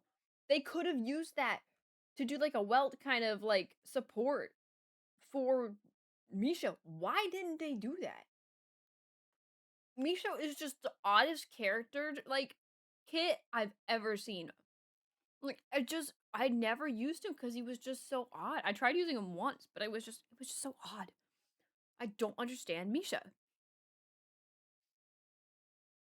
don't know, he's just so odd. But anyway, I don't know if I said this on stream yet, but I think I did. A couple days ago, I got the notification that my Owlbert plush that I pre-ordered back in like May has finally shipped, which I think is funny now that we're doing this stream. But it's not for you. This is my snack. Puppy, puppy. Murphy says hi. But anyway, my Owlbert plush has shipped, and I'm really excited. It'll be like 2 weeks before he probably comes back, but it's okay. No, you cannot have any. I'm not sharing with you. You can't have it. It's not good for you. But I'm excited. We'll see Owlbert in 2 weeks. I don't know how big it's supposed to be. I think it's supposed to be rather small, but like I had a dream last night that it came in and it was like huge. I just had this gigantic Owlbert plush and I had no idea what I was gonna do with it. So I guess we'll find out. So I don't like Shota. I don't know. I just hate because his character story was really interesting. I did like his story in Penacony, but it felt out of place for the longest time. But it was really good, I think, in the end. But I don't know. I just don't understand why they made him this kid. I don't understand his kid. Done. Misha always starts his day early. As soon as he spots some filth that needs a little work, he raises his mop, dealing ice damage based on his own attack power to the target enemy. He must have impeccable stratagem if he's keeping that entire hotel in ship shape. Yeah, also, he's an ice destruction character. We have Jing Liu. Who in their right mind is using Misha over Jing Liu? Like, it doesn't make any sense, like, why they would do that back then. And at this time, Acheron was already being teased. Like, they literally had, like, people were probably saving for Acheron. I don't understand Misha. Misha just had, like, the worst kit for this time. Like, I just, like, because to this day, Acheron's banner was the highest grossing banner. Like, seriously. It just is crazy to me that they just released this poor 4-star that no one, like, that people maybe used if they had no one else, but that's it. It's just, I don't know. We're into the Cyrene of Penacony, but the devs don't like you. They made you a 4-star. I don't see Misha as a 5-star. If they release the adult version or something, I never would have seen Misha as a 5-star. I understand him being a 4-star, and I'm fine with him being a 4-star. I just don't understand him being an ice I get. I don't understand him being a destruction character and a DPS. It makes no sense. Like, you're putting him as a DPS before you have, like, now, yes, I get that Sparkle is literally also going to be the newest, like, because, so what these are all in, like, order according to what Star Rail has it as. So I'm assuming, but I'm, like, because 3.2, not 3.2, 2.2 was Acheron's anniversary banner. And right after Acheron, but it also in 2.2 was Aventurine. But that means 2.1 was Black Swan and Sparkle, unless it's 2.0 was is Acheron, and then it was 2.1 was Sparkle. That would make sense. But if that's the case, they have literally 2 amazing supports, and then they have a DPS that's coming up right after it. Like, and then a sustain, which is also crazy lineup. We have the craziest dot support still to this day. One of the craziest supports in the game. Like, and then we had another crazy DPS and then another like great sustain. Like, that is a lineup of banners back to back. I can imagine people's wallets crying back when Penacony first was released. Like, wow. Then they randomly throw in Misha. You can't even see him because I'm blocking him right now. Like, it doesn't make any sense to me logically why they would do that. Like, these are, like, some of the last, like, 4-stars we ever got in the game, but Misha just doesn't make any sense. Like, I can understand the others. Like, the other characters just fine. Like, even, like, Juillet, I can understand it because her DPS looks cool. She's, like, break. We didn't have a lot of break characters yet. Like, so this is before we had all the crazy break characters that we get in Penacony. Like, I understand all those. But Misha doesn't make any sense. I'm not saying Misha isn't cool. I think Misha is cool. I just think his kit is dumb. It doesn't make any sense to me. They could have easily had him as a support and he would probably be way more utilized. Probably still utilized to this day if they had him as a decent support. Because they clearly were making good, like, supports and 4 stars back then. Because look at Gallagher. Gallagher's still great. Like, I haven't even used him in combat yet. Exactly. That's the thing. Because he is literally, like, it doesn't make any sense to me. Misha just doesn't make any sense to me. I don't understand who thought this through and said, this is a good idea. Like, it doesn't make any sense to me. Because with the way Star Rail has released, you can guarantee at least 1 5-star. Not the banner, but, like, you can at least guarantee, like, every patch has had about 90 pulls. You can guarantee 1 5-star per patch. If you've been playing the game, even if you just started the game and you were able to get 1 5-star from this, you could easily get a better DPS than Misha. Because they were doing reruns around this time too. I don't even know what the first rerun was for. Actually, I'm pulling this up. Now I want to know. Who was the rerun during Black Swan banner? Because that's when Misha released. I gotta know now. Like, that's crazy. There had to have been a better DPS around that time. Bro, it was in Biber de Lune and or Genuine. They literally, there's no way that people, like, I don't see how in the world someone would just use Misha. Like, there are better 4-star DPSs than Misha. Don Hung was better than Misha. Like, I don't understand why they released this character to make him this way. I just feel like he got done dirty. Like, it just, I don't know. It just, to this day, I will never understand Misha. Using his skill, Misha swings his mop with cleanly force, dealing ice damage based on his attack to one enemy and adjacent targets. He might look a little clumsy, but as an experienced service industry worker, Misha has some real tricks up his sleeve when it comes to efficiency. His skill not only inflicts damage, but also grants Misha hits per action that he can use the next time he casts his ultimate. For every skill point allies consume, a certain number of hits per action are added to Misha's next ultimate. And Misha also regenerates a certain amount of energy. Time really flies. I just feel like Misha has to be some kind of joke with Hoyle. In the blink of an eye, Misha's dashing back to the hotel lobby to help guests with their bags. With so much work to do and so few people to do it, time is a precious commodity. Ooh, make way, everybody. Misha's coming through. Oh, the road's blocked again. What? Rewind. Coming through. What? What is this? What is this sitting pose? That is the wildest thing here. Look at him just sitting. He's it. That's crazy. Oh my goodness. That's crazy.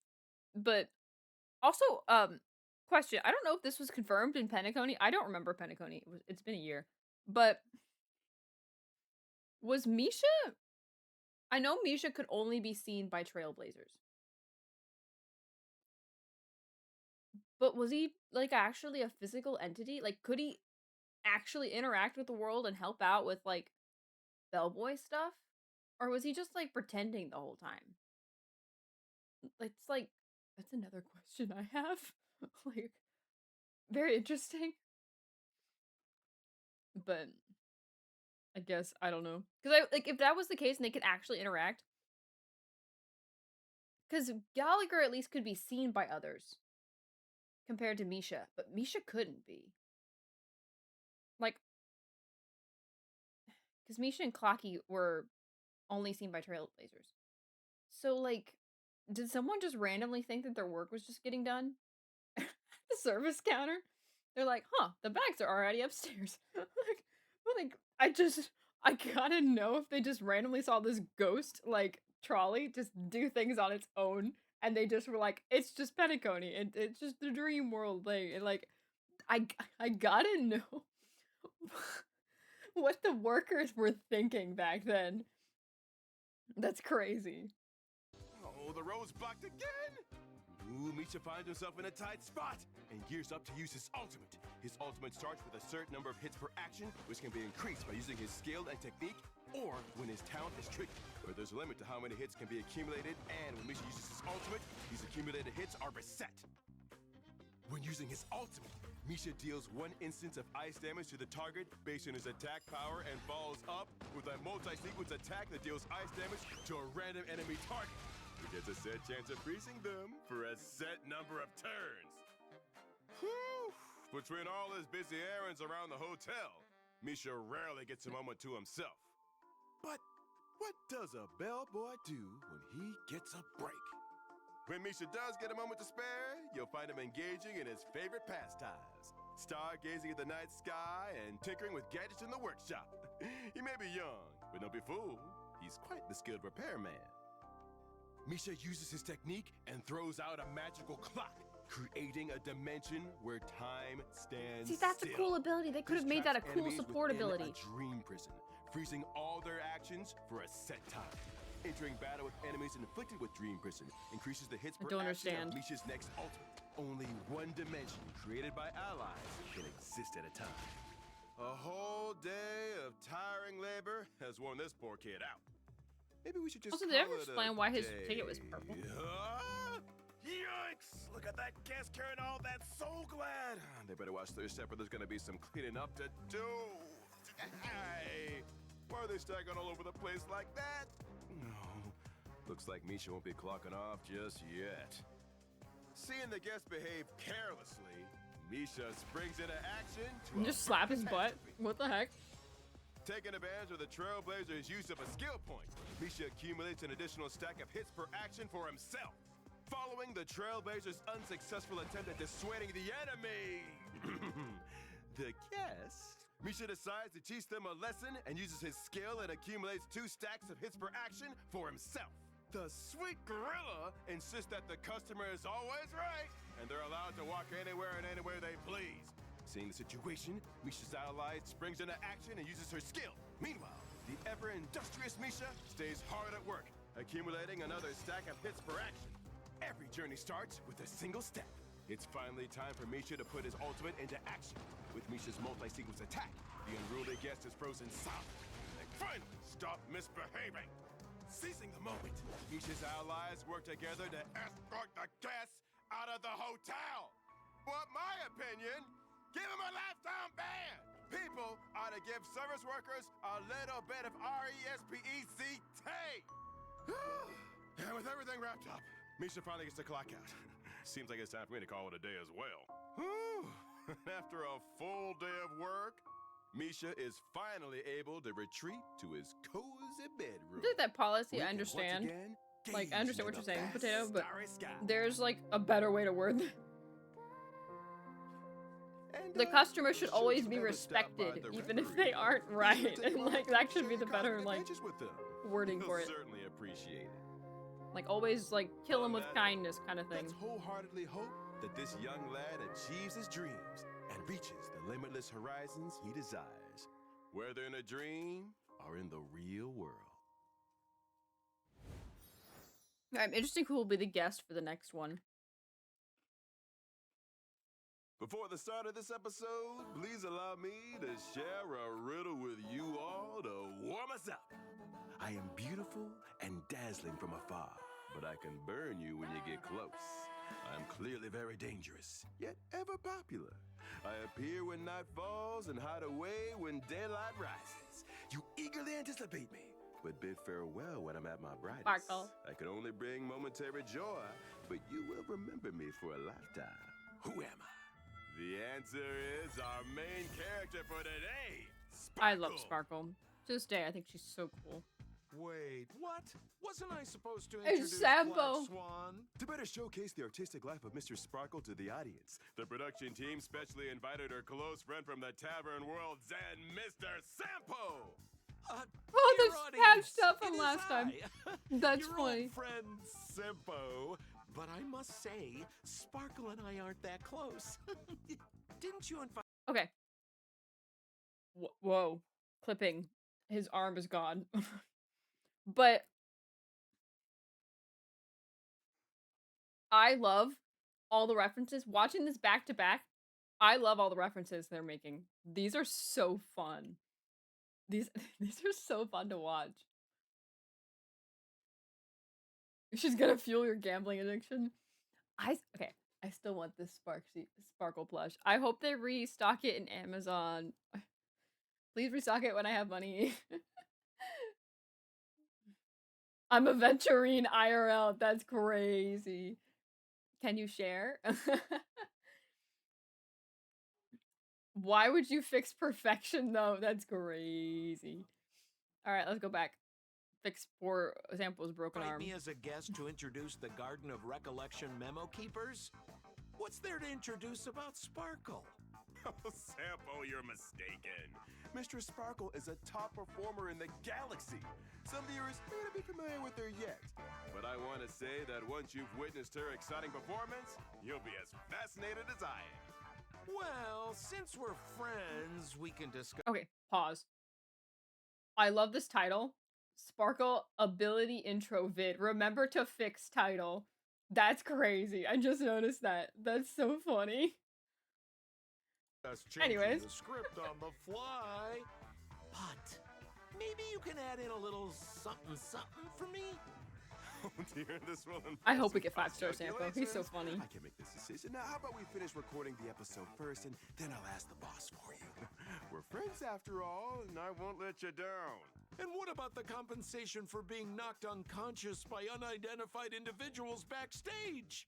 We're friends, right? And what about the compensation for that text message scam you sent me? After Oh. all, we're friends, right? Oh, we're all friends here. Let's not bring up the past. Let's compromise. Be a good guest for this episode. And if there's anything good in the future, don't forget your old pal. You can think about the best angle to showcase Mr. Sparkle's acting skills. Let's proceed. Why does with he the keep rest of saying the Mr. program. Sparkle? Sparkle is a quantum-type character following the path of harmony. As a masked fool beneath her seemingly sunny and cheerful appearance, she hides a completely different person, making her truly mysterious. Didn't memorize the script today, Owlbert. Do you want your appearance fee or not? When Sparkle uses her basic attack, she will deal quantum damage to one target enemy based on her attack. Unlocking specific traces allows her attack to additionally regenerate a certain amount of energy. Whoa! Those moves are so agile. And look at those sharp techniques. How smooth and free. Yeah, that's more like it. Sparkle's skill will increase the crit damage of an ally based on her own crit damage for a certain number of turns. This also causes the target's action to be advanced forward. She not only displays her own exquisite acting skills, but also brings out the most sincere performances from others. Truly amazing! When Sparkle is on the battlefield, the max number of skill points is additionally increased. For every skill point consumed, the damage dealt by all allies will be increased for a certain number of turns, stack it up to a certain limit. She's like a shining beacon. Every scene becomes vivid and interesting with her. Every character comes to life. Interastral Peace Entertainment laughing at owes him. Mistress Sparkle a Lifetime Albert. Achievement Award.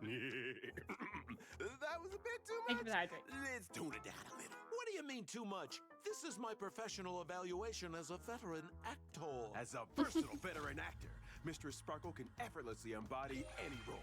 The Oh, hero she's with saying 1,000 he's saying faces mistress. is not an exaggeration. When using her ultimate, Mistress Sparkle recovers a certain amount of skill points for the team and grants allies the Cypher effect. When allies with Cypher trigger the damage boost effect provided by Sparkle's talent, each stack additionally increases the effect Back, for a back, certain back, number back. of turns for the team and grants allies the Cypher effect. When allies For allies with the Cypher effect, the damage boost effect triggered by Sparkle's talent is further increased for a certain number of turns. Oh, interesting. with Cypher trigger the damage boost effect provided by Sparkle's talent. Yeah. Each stack additionally increases the effect for a certain number of turns. Oh my! What a breathtaking performance! Can I watch this for free? Great actors don't What's just with shine on set of Sambo's stage. noises? Sometimes Mr. Sparkle willingly remains behind the scenes. Using her technique, she puts all allies in stealth mode for a certain amount of time. Entering battle Wow, while very in stealth mode recovers a certain amount of skill points for the team. We never Sparkle's settle so for broken. mediocrity. Next is the highlight of this episode. After relentless efforts, we obtained an unreleased clip of Mr. Sparkle performing. Play the tape. The actress in this scene is a newcomer, and her first performance seems a bit inexperienced. She uses her skill, consuming 1 skill point. Then Mistress Sparkle uses her skill, immediately putting the newcomer into a performance state. Under the influence of Sparkle's skill, her crit damage is increased and her action is advanced forward. Supporting the newcomer, Mistress Sparkle is indeed a great veteran actor. Soon after, another actor joins in, escalating the dramatic tension. This is because she used her skill, increasing the attack of all allies. Truly an experienced actress. Such professionalism. Bravo! Thanks to the action advancing effect of Mr. Sparkle's skill, it's the newcomer's turn again. No, she's out of skill points and can't use her skill.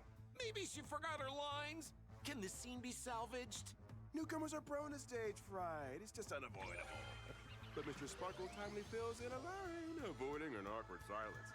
After she uses her ultimate, the team gains a whopping 4 skill points. The newcomer, having used her skill, also remembers her lines and takes action defeating the enemy. Whew, what a brilliant performance. I can't help but Why are we wonder, dark? are there any limits to Mistress Sparkle's acting? No, you are asking the wrong question. You should instead ask, what are the limits of the art of acting? Oh, Mr. Sampo, do you have any insight into that?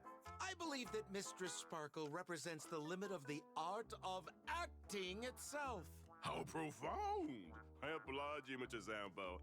Did he change Unfortunately, your outfits? acting is still confined to. Confined to what? Finish your sentence. Mr. Sampo, you have too many limitations. Having limitations always kills the vibe. Wait, why does that sound so familiar? Are you... Now that we've come to the end of the show, how about another riddle? What looks like Owlbert, sounds like Owlbert, has the personality of Owlbert. But isn't Owlbert? Sparkle, just as I thought. Don't leave me before paying me first. And that's a wrap. She was Albert the whole time? That's crazy. Oh, hold on. I accidentally clicked the... I clicked the thing. Welcome to Panico! Okay, hold on. That's crazy. I gotta look at that again. Yeah, because he had a different outfit. So wait, did like Albert get replaced here? And he like normally Albert here? And then eventually got replaced? That's crazy. That's crazy. Oh, also, this one's really cool. So this is Acheron's. Look at the title. That's cool. Another fall of rain, blank, blank, blank. Like, it's not revealing her name. That's crazy. Mom check. Yeah. My mom is good. She's downstairs. We have just received an S-level wanted notice from the IPC. Acheron, female, age, current residence, and home world unknown. A kindly member of the Riddlers, perhaps? Acheron is the prime suspect in the assassination of several criminals wanted by the IPC, including one high-profile case involving a certain Everflame mansion. Oh. Wait, she eliminated wanted criminals and became a wanted criminal?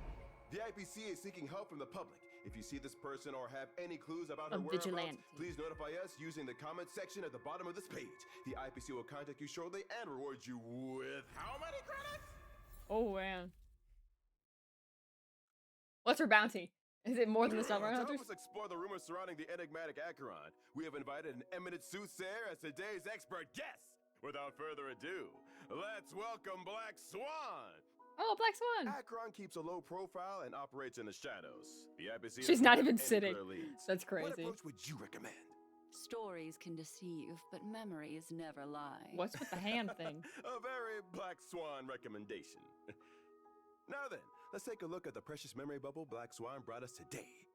I see Acheron is a lightning type character on the path to nihility.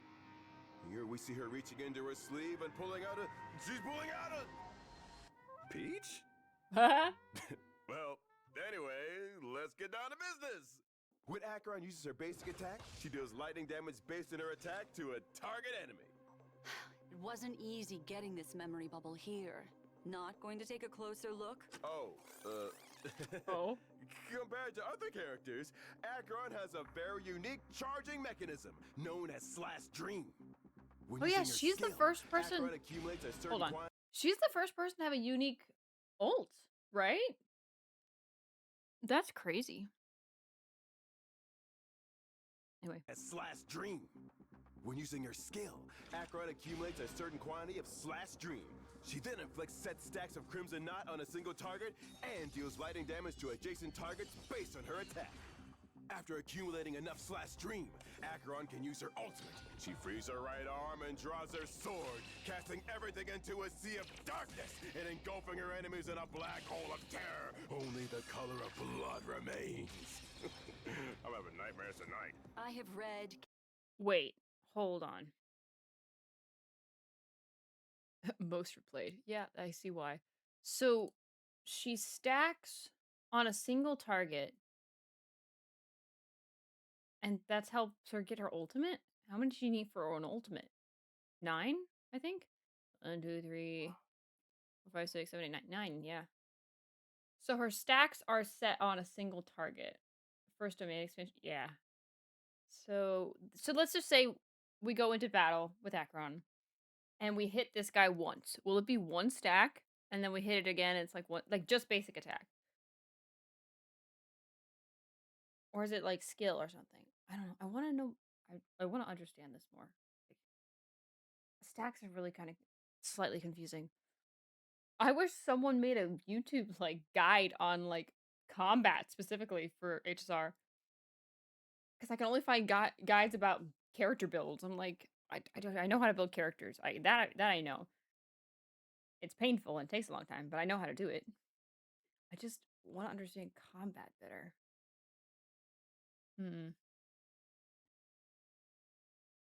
Acheron accumulates a certain quantity of slash dream. She then inflicts set stacks of Crimson Knot on a single target and deals lightning damage to adjacent targets based on her attack. After accumulating enough slash dream, Acheron can use her ultimate. She frees her right arm and draws her sword, casting everything into a sea of darkness. She frees her right arm? Wait a minute. Is she kind of like Ashvale in that vein? Yeah, 'cause she's got it like chained up. Oh, I didn't notice the chain actually breaks. Wait a minute. Hold on. Because she has a chain here. I know that she's got the sleeve thing. And I know she loses her sleeve when she's in battle.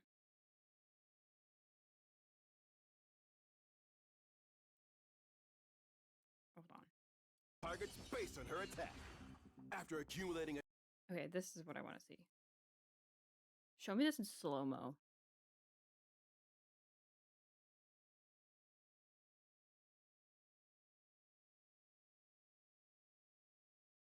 Okay. Yeah, because she's got chains here.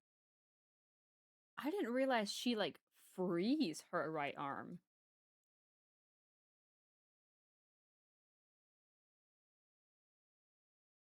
It, like, shatters it. That's cool, though.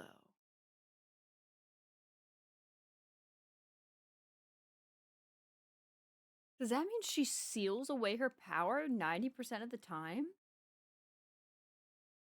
I thought that was just in the sword, not in her, like, arm itself. That is so cool.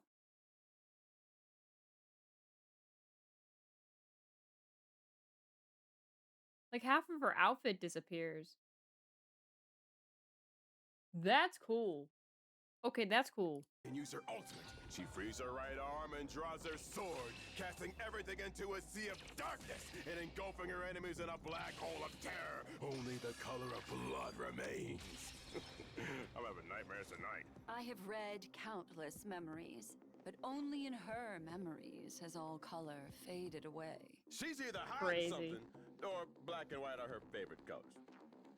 Incredible! When using her ultimate, Acheron can choose a target for each of her 3 attacks. Each attack deals a certain amount of lightning damage and removes a set number of Crimson Knot stacks. Whenever Crimson Knot is removed, lightning damage is dealt to the target, with greater damage being for each stack removed. Finally, when sheathing her blade, Acheron deals lightning damage to all enemies based on her attack or Hold. So the stacks you just did, if you do them on, let's say you did it on one person. If you just attack this person, the stacks are what increase damage for the ultimate?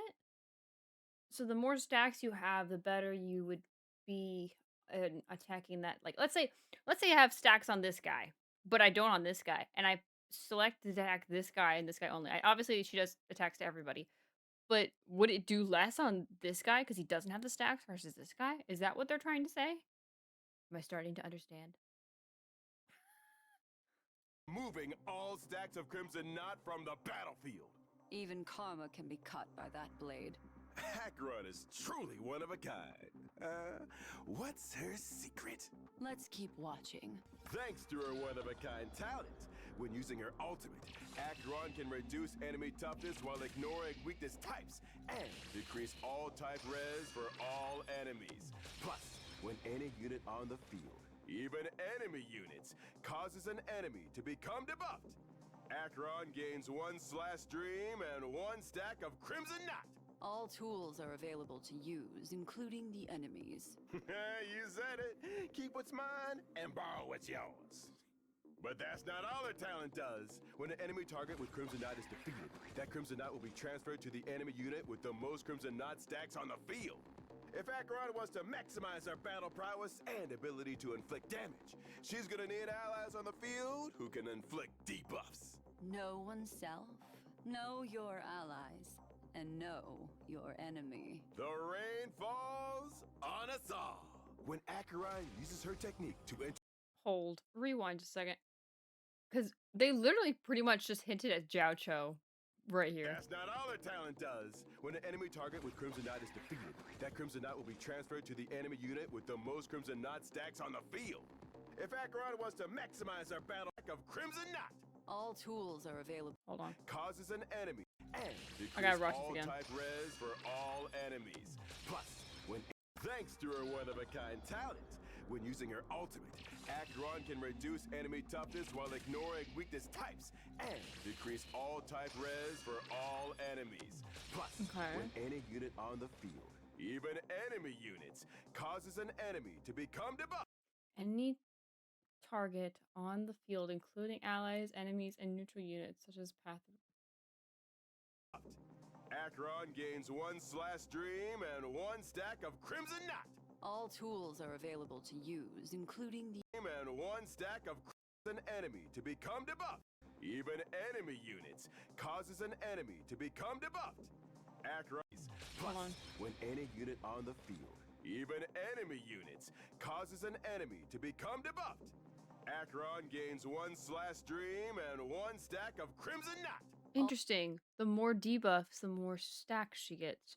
Oh. All tools are available to use, including the enemies. You said it. Keep what's mine and borrow what's yours.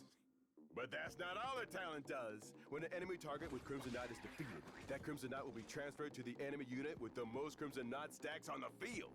If Acheron wants to maximize her battle prowess and ability to inflict damage, she's gonna need allies on the field who can inflict debuffs. Know oneself, know your allies, and know your enemy. The rain falls on us all.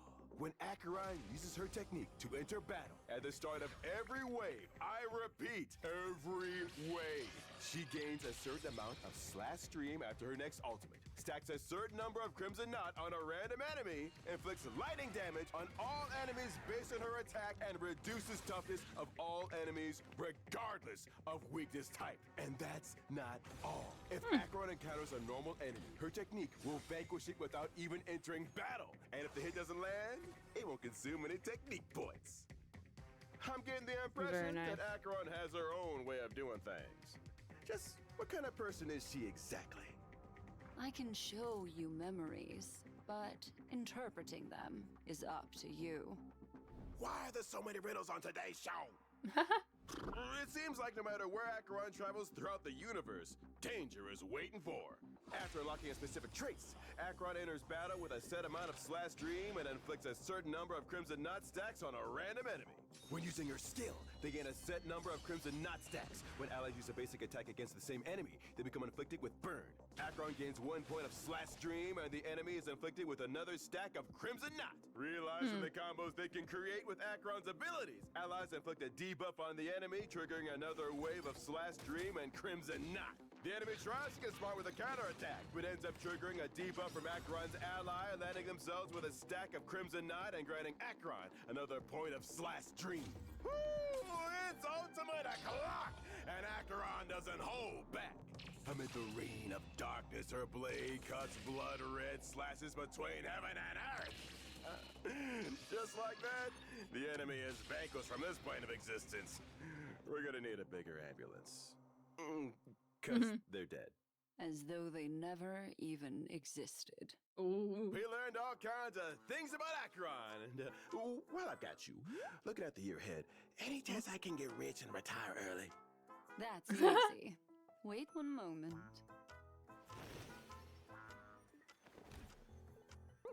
What does that mean? About your hopes for the future, I recommend taking a nap. It might happen in your dreams. Oh, no. Oh. I can hardly take a...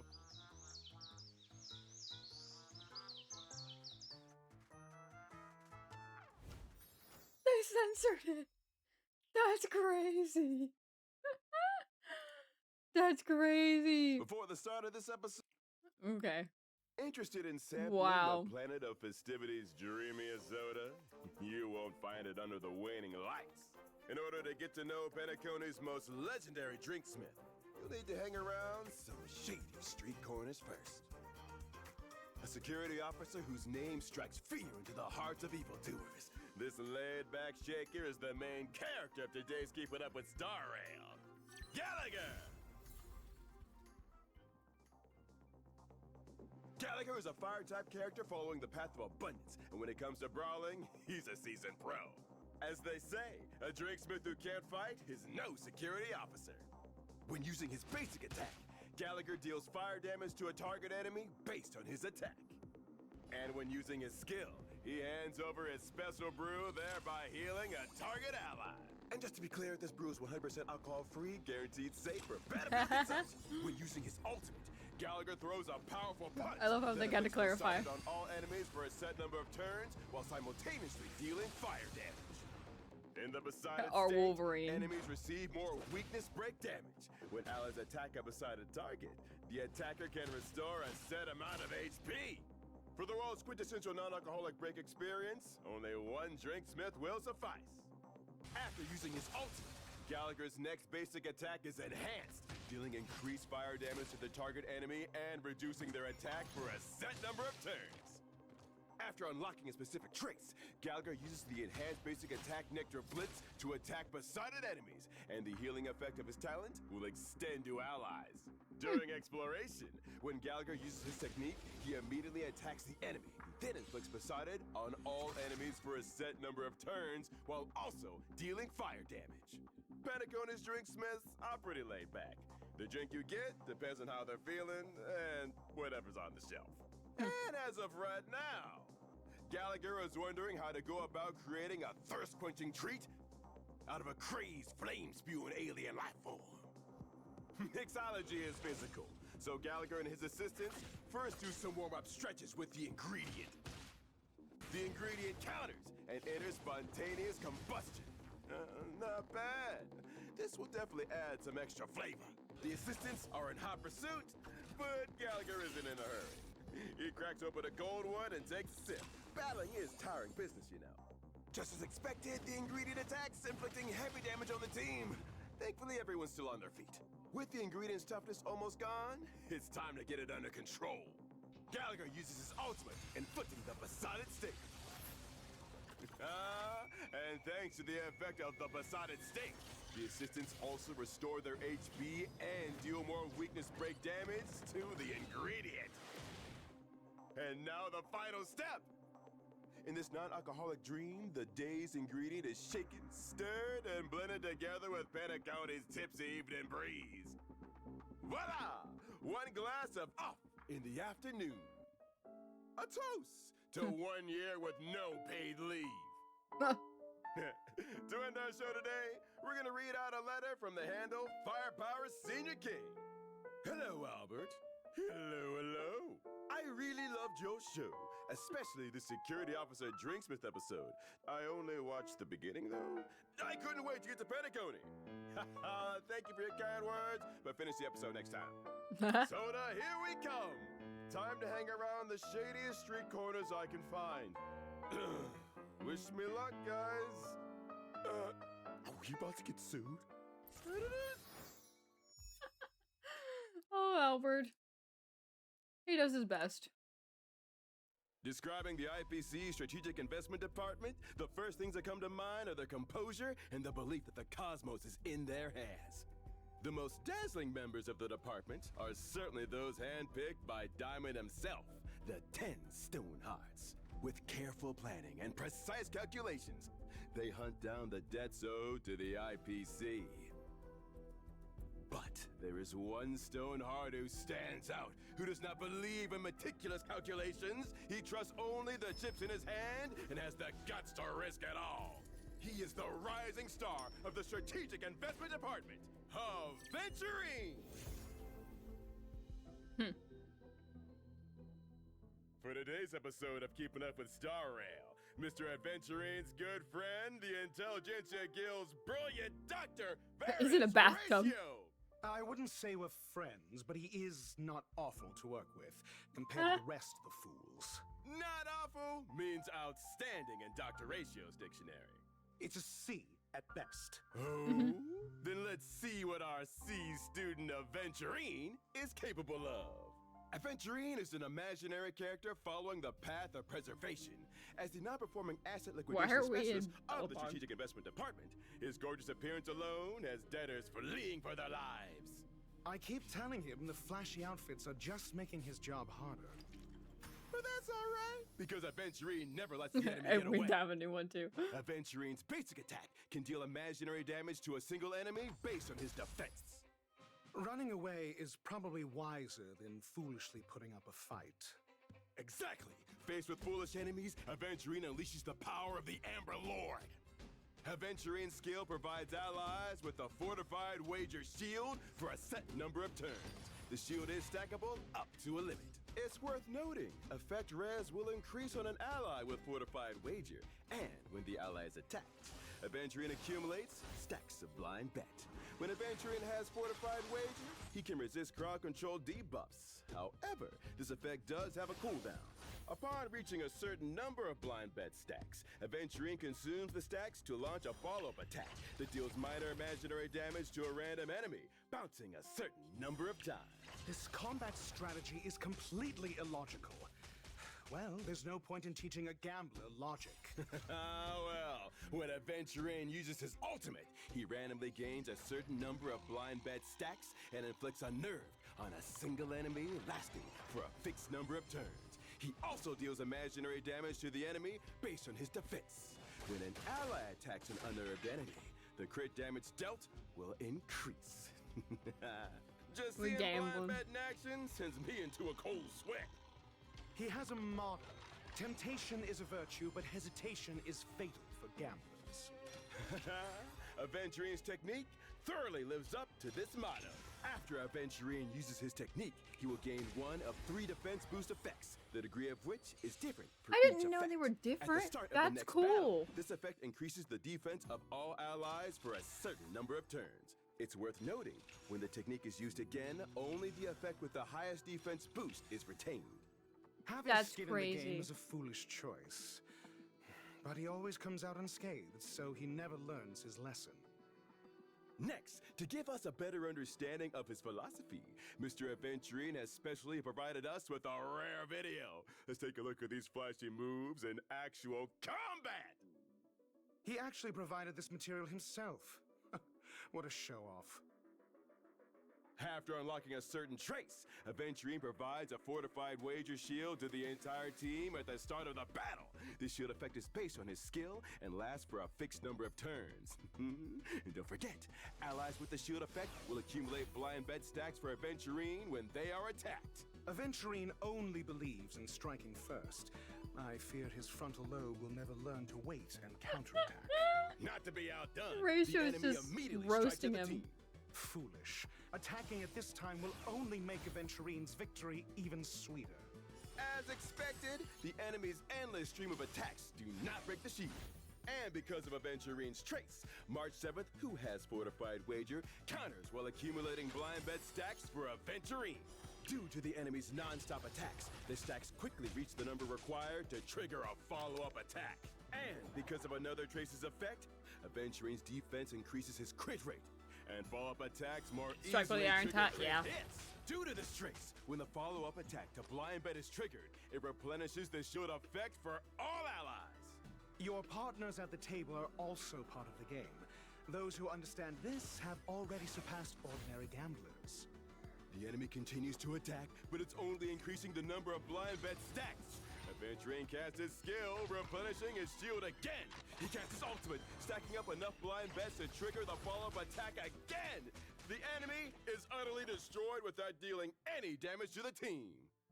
Aventurine's opponents think they're players at the table, but in reality, they're just chips in Aventurine's game. Dr. Ratio may have a sharp tongue, but it seems there's some mutual respect. Wait a moment. Mutual? What did he say about me? Aventurine personally asked for Dr. Ratio to be our guest today. He said, perhaps only Dr. Ratio can succinctly explain my combat style. Nonsense! He's a system of chaos devoid of logic.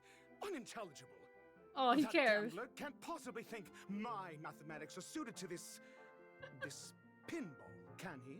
He also said, Dr. Ratio will vigorously deny this, but if he didn't fully understand my abilities, why would he accept the invitation to come on the show? That's not... I Out of approve Star of Rail. the show's dedication to truth and knowledge. Nothing more. I really can't tell what the deal is between you two. Can I hide these? Oh, I can. Wait, go back. That gambler can't possibly think my mathematics are suited to this pinball, can he? He also said, Dr. Ratio will vigorously deny this, but if he didn't fully understand my abilities, why would he accept the invitation to come on the show? That's not... I approve of this show's dedication to truth and knowledge. Nothing more. I really can't tell what the deal is between you two. That's so funny. Okay. There's an ad break right now, so I'm going to wait until the ad break ends before I start the next one. So while the ad's going, I'm going to go back to Acheron's and look at something real quick. Where did they talk about her ability outside of battle?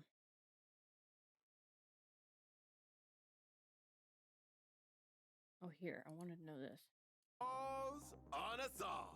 When Acheron uses her technique to enter battle at the start of every wave, I repeat, every wave, she gains a certain amount of slash stream after her next ultimate. Slash streams obtained during the technique will only be effective the same enemy wave. They will not be carried over the next enemy wave. Make sure you plan around that. Okay. So he just gets early stacks. I wonder what M Blade is. Because I have an M Blade Acheron team, and I'm trying to know who's better to go into battle first. If it's Acheron or A certain number of Crimson Knot on a random enemy, inflicts lightning damage on all enemies based on her attack, and reduces toughness of all enemies regardless of weakness type. And that's not all. If Acheron encounters a normal... Okay, well, that's all I want to know. Okay. Guys, back from the ad. I know some of you are not all in ads because you have subs, but regardless, let's continue, shall we? Shall we? In a world of turmoil, she mends the rips with her singing. Her many hits break the major music charts of the cosmos and continuously provide people with the strength to move forward. Walking under the limelight on the path of harmony, she uses music to erase misunderstandings and prejudices, and song to weave understanding and sympathy. She is the universally renowned superstar, the well-known songstress who will soon grace the Charmony Festival stage, Ms. Robin!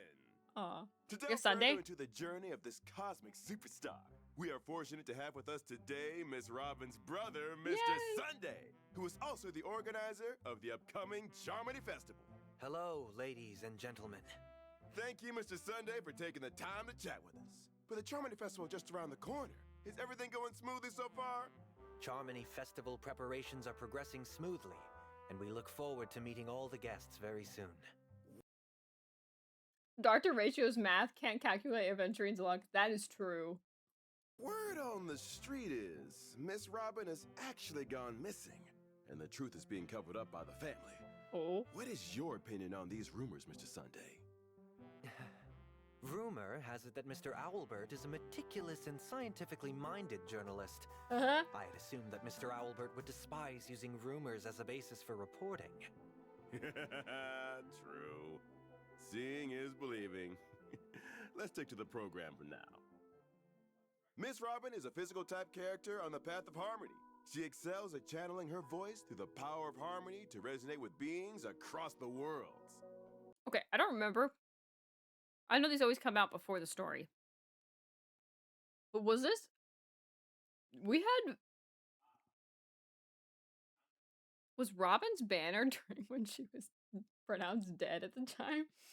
That's crazy. When she uses her basic attack, Miss Robin deals physical damage to a single enemy. Just to clarify, there are no dangers in Penacony's sweet dreams. The enemies appearing on screen are merely extras used for the purpose of the program. More meticulous and scientific than I am, Mr. Sunday. Well, that's interesting. Oh, please don't misunderstand.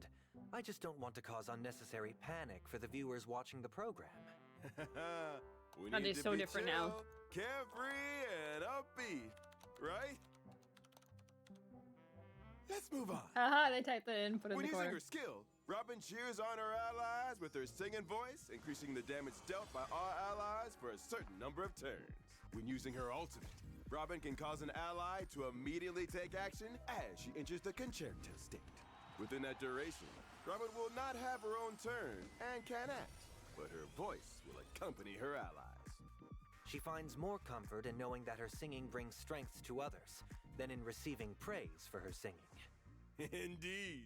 With the power of her singing voice, all allies' attack will be boosted, and each of the allies' attacks will carry bonus damage from Robin that is guaranteed to crit, allowing allies who excel in high-frequency attacks to deal more damage within a limited number of actions. When the concerto state ends, Robin will immediately take action. Besides her talent to motivate with her voice, my sister is also adept at listening and observing. The efforts of her companions will bring her inspiration and strength. Robin's talent allows her to regenerate additional energy after her allies attack enemy targets. Coupled with allies' high-frequency attacks, Robin can regain her ultimate usage more frequently. Robin's technique creates a special dimension around herself that lasts for a certain duration. Enemies within this dimension will not target Robin and will instead follow her. After entering combat with enemies there, she'll regenerate energy at the start of each wave. To summarize, as a Harmony character, Robin's core mechanism lies in her ultimate, which allows all allies to act immediately. Combined with her ultimate's additional damage effect and her skill's damage boost effect, the team can deal higher damage more frequently within a limited number of cycles. Experiencing the beauty of harmony in her singing is best done by attending one of her concerts. Indeed. We will now see a previous performance by Miss Robin, where she collaborated with two other Oh, look at the superstars. sparkles in his eyes. With her leading the vocals, she sets the tone for the entire performance by using her skill first. In the midst of Miss Robin's singing, her two partners receive a damage boost buff. Well, it's The cool to see partners the launch their other attack, angle. and with their help, Miss Robin's energy is now fully replenished. Before any discordant notes can disrupt the harmony, she showcases her outstanding crowd control abilities and promptly unleashes her ultimate, helping her partners reclaim control of the center stage. She then steps back behind her companions, continuously empowering them with her singing. Her radiance is dazzling, yet also gentle and harmonious. She prefers to stand behind her companions, offering her harmony to them. Together with her partner's performance, they reach the climax of the entire piece. In the midst of Miss Robin's song, her partners spring into action, and each of their attacks comes with extra damage. The Galactic Baseball, the Trailblazer activates their ultimate promptly, delivering a heavy blow in the middle of the song, and triggering Madame Herta's follow-up attack. Perfect coordination. The two dancers swiftly moved to the beat, their intricate steps complementing each other rather than getting in the way, showcasing a harmony of their own. Robin has a new song. With the accompaniment of Miss Robin singing, Madam Herta delivers the final dance. Perfect curtain call. It's time to call it a day. What a splendid performance. Can we get an encore? Mr. Owlbert's meticulous and scientific commentary is also quite impressive, and I apologize for my previous comments. Not at all. The beauty of harmony in Miss Robin's singing has simply brought us together. So, could you also give us a meticulous and scientific analysis of Miss Robin's recent situation? The Charmony Festival is just around the corner, and the Money family bride. would like to invite a meticulous and scientific media personality to cover it. Mr. Owlbert is just who we're seeking. Here's an advance on your fee. I'm looking forward to our collaboration. If you're looking for a meticulous and scientific host, you've come to the right person. We warmly invite all our viewers as well. The curtains have been raised for the festival, and the once-in-an-amber-era Charmony Festival is about to begin. The plan of festivities, Penacony, awaits your arrival. That's awesome.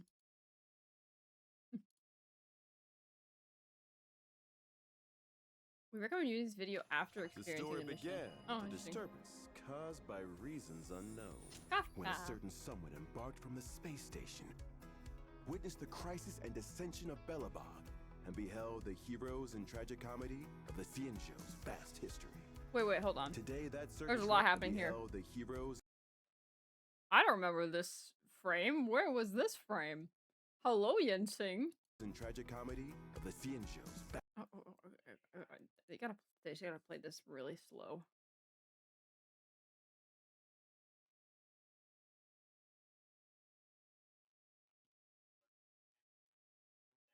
That's Cloud Piercer, that's Shard Sword, and that's Jing Yuan, but that's like...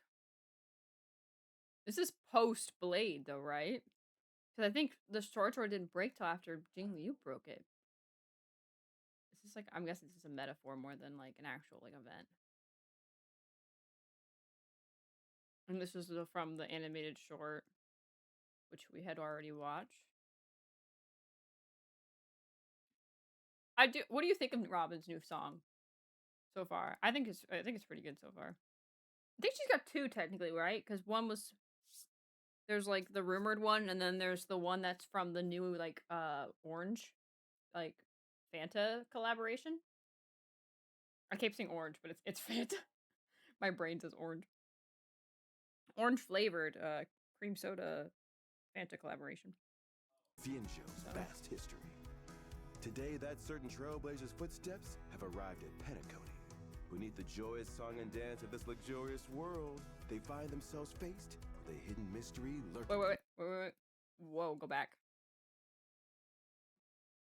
I know this is like past events, but still. Mystery. Oh, go back.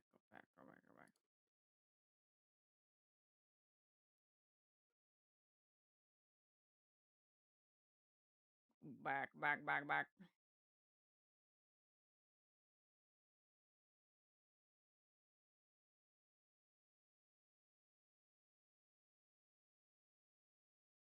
That was this thing. Also, whoa, I didn't realize this thing had like a mouth. Interesting. Oh, it was just the Acheron. Was it just Acheron I saw? Hello, Aventurine. He looks so scary here with his eyes. I think that was it then. Maybe I just saw Acheron. I was like, what was that?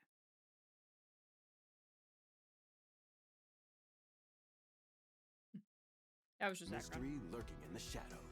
That's someone who experienced countless stories and made lots of friends. Is the protagonist of today's... I do like that we Keeping Up have the with protagonist Star Rail. has the That's first right. Keeping Up with Star Rail It's here. That's cool. Man, how is it that this gray-haired kid is always there? Oh, Misha. Guess they aren't called the Trailblazer for nothing.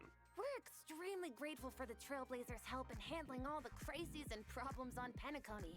As expected of this program's cosmic superstar, I knew the Trailblazer had lots of wisdom.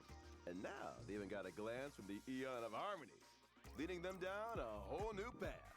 The Harmony Trailblazer is an imaginary type character, Their basic attack would deal imaginary damage to a single enemy target based on the Trailblazer's attack. After spending just a few days in Penacony, the Trailblazers break it out the moves. That's exactly how they dance in the city of sweet dreams. It's great to see what the Trailblazer has learned in Penacony. When using their skill, aside from dealing damage equal to the Trailblazer's attack to a single target enemy, they also deal a certain number of hits to a single random enemy with imaginary damage based on their attack. This hat seems pretty perfect for the Trailblazer. What's the story with the hat? When using their ultimate, the Trailblazer is able to buff their entire team, granting them the Backup Dancer effect that lasts a certain number of turns. Backup Dancer will increase the team's break effect, and when allies with this effect attack weakness-broken enemies, they deal a hit of special break damage based on their attack and the current attack's toughness-reducing damage. This will make the team's break damage lengthen from an instance to the entire duration of the enemy's weakness-broken. Oh, I want to see what it says. Break damage is based on the attacker's break effect and the target's max toughness. Special break damage is based on the attacker's break effect and toughness reduction. Both increase as the attacker levels up. Oh, break that's damage cool. lengthen from an instance to the entire duration of the enemy's weakness-broken states. Mr. Owlbert! Mr. Owlbert! What? Your phone's ringing. Oh, it's his phone. Why does this profile picture look different from the actual person? I can't quite remember what it's called. Let's just call it super break damage. Director, go let the team know. Oh, really? That's how we got super break? The Trailblazer can immediately regenerate some energy. This greatly increases the frequency they're able to provide the Backup Dancer buff to the team. After unlocking certain traces, when allies break an enemy's weakness, the Trailblazer can delay their actions. This also effectively increases the active time of the Backup Dancer effect. The battle's flowing like smooth water, cascading from moment to moment. The path of the Trailblazer is a long one. Trailblazers who grasp the path of harmony must also know how to work well with their team. That's right. The improvement is obvious. After entering battle using their technique, the Trailblazer can increase all allies' break effects for 2 turns. Yeah, this is before they had break DPSs, the right? Harmony Trailblazer's core mechanic is using their ultimate to increase the effectiveness of breaking enemies, making them take even more hits of break damage while their weakness is broken. And every time they get weakness broken, it'll also let the Trailblazer regenerate energy quickly. That's all talk. When you get new abilities, it's best to test them out in a proper battle as soon as you can. The Trailblazer uses their skill, striking while the iron's hot and the enemy is off balance. Unleashing their ultimate, they provide the team with the Backup Dancer effect. Next, everyone works together to break the enemy's weaknesses. And after the foe gets weakness broken, unleash an all-out offensive for maximum effect. Judge Shui Yi's ultimate sends the enemy straight to the Shui used weakness-broken the break state. Thanks to DPS the back then. Trailblazer's traces, the enemy's action is delayed and the Trailblazer gets a dose of energy regeneration at the same time. When faced with weakness-broken enemies, there's no need for words. Just let them have it. Thanks to the buffs provided by the Trailblazer's ultimate, the entire team brings some considerable damage. All allies, put those pesky problems down like a bad habit. Time to clock out. I hope that you two can travel further toward that ever-distant horizon that is the future. Well, how about it, Misha? It's rare you get to come out. How about we do a bit of exploring ourselves? Trailblaze our way around just a itty bitty. Misha? Misha's gone. Misha? The show's about to begin. How did you fall asleep? Come on. I think I just had a nice dream. What was I dreaming about? Her Aspro ad Astra. What does that mean? Sleepy Albert was cute though. Alright, where are you, Potato? And We just received Zero. an S-level 1 whoever notice from the IPC. likes Boot Hill, Boot Hill. a cyborg of unknown origin and age. But it's suspected he may be a Galaxy Ranger. It is believed that he's involved in multiple criminal activities targeting I know the one of you IPC. likes Boot Hill. The I think Criminal it's Zero. Investigation Unit advises caution. The person in question is known for his dangerous behavior. In this episode of Keeping Up with Star Rail, we'll delve into the life of this criminal, uncovering his heinous Two acts, songs break? Okay. and teach you how to deal with such a vicious outlaw. Today's show doubles as a security Don training Hung. course for the IPC. This is the first time we've seen Don Hung. Pleased to welcome Don Hung, the knowledgeable database Boot Hill administrator from the Boot Hill Astral and Well was Express his as our favorites, yeah. guest. Security training course? Perhaps I'm on the wrong set. Uh-oh. I thought I was invited to introduce 100 friendly ways to communicate with Boot Hill. No, this is the right set. but we can't exactly stand outside his shooting range and yell at him or stare him down, right? How awkward would that be? Well, without further ado, let's take a look at Boot Hill.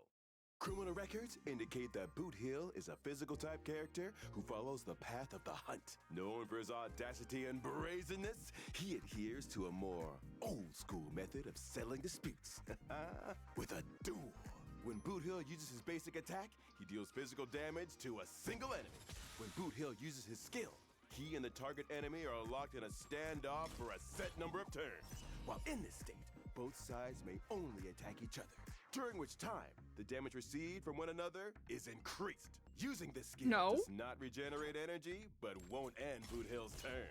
Now here's the first pointer about dealing with Boot Hill. Do not challenge him to a one-on-one fight. So it still comes down to a fight, doesn't it? While he prefers solving problems through one-on-one duels, he isn't one to kill needlessly. I believe the first rule in dealing with him should be to provide a reason not to shoot you.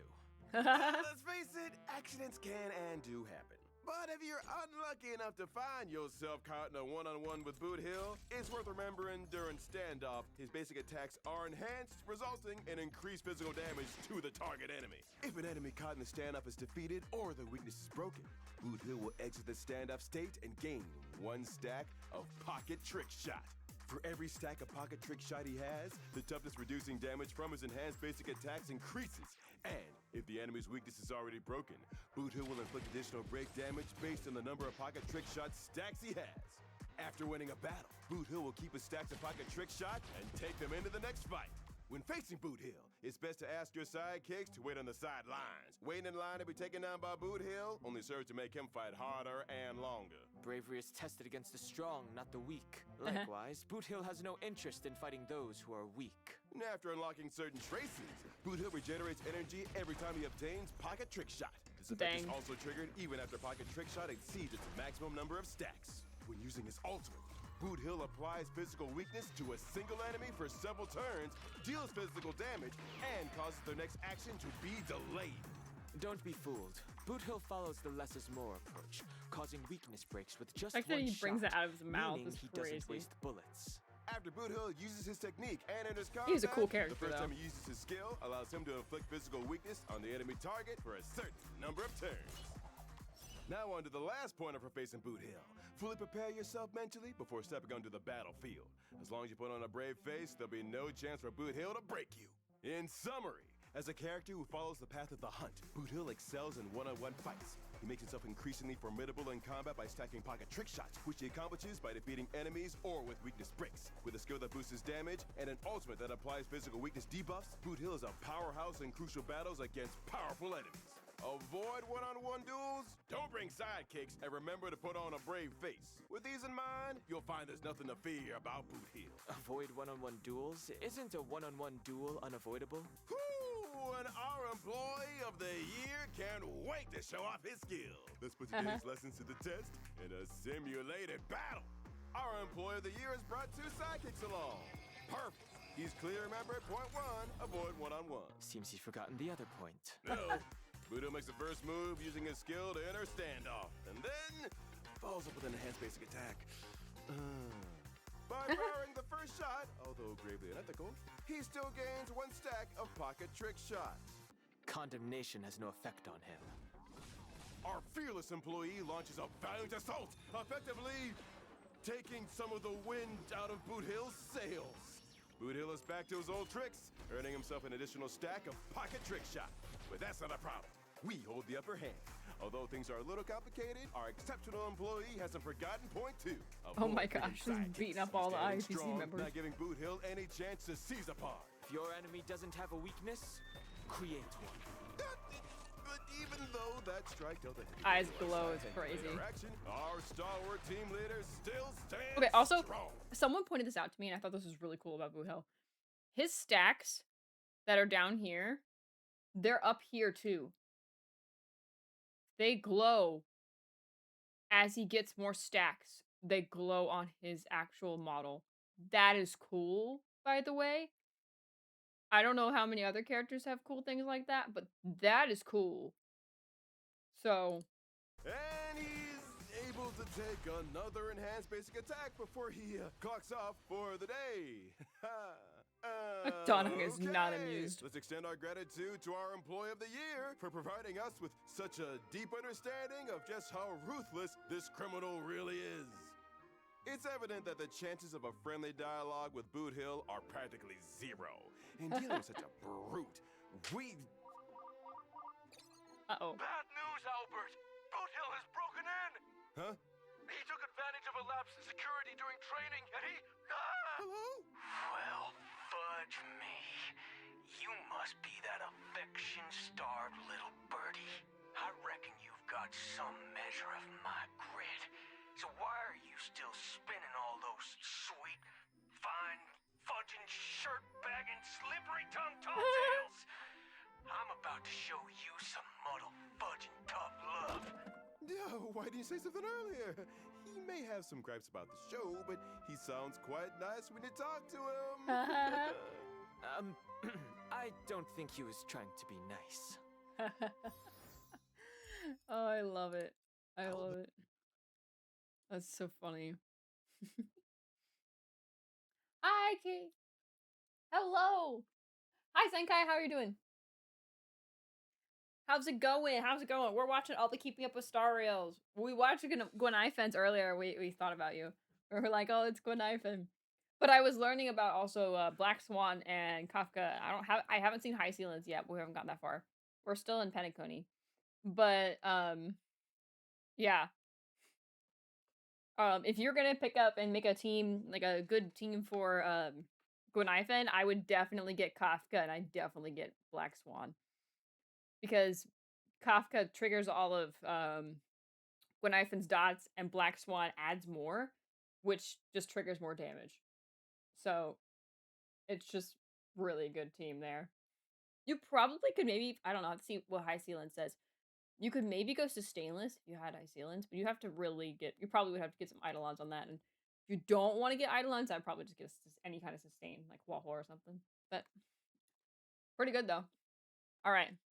Bert, watch your On to the words. next one. Don't go overboard like last time. I'll play it safe this time. Whoa, I won't hold on. provoke any- Albert, watch your words. Don't go overboard like last time. I'll play it safe this time. I won't provoke anyone. Don't worry. I can handle myself. The Glamoth Empire's Iron Cavalry. He's the all beat molten up. Knights who set everything in their path ablaze are unshakable instruments of war. This is the terrifying impression left by the Stellaron hunter Sam. But what most don't know is that Sam is just the code name for the armor. Its wearer is in fact a seemingly frail young lady. Clad in armor and fighting for her life, this is the star of today's Keeping Up with Star Rail.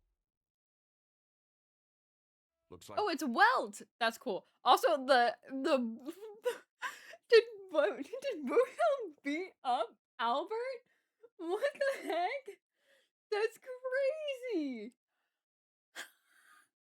It's like his computer's broken. Everything in the background is broken. There's like a, oh my goodness, and poor Albert. Oh, he's all wrapped up. And he's in a wheelchair. Boothill, what the heck?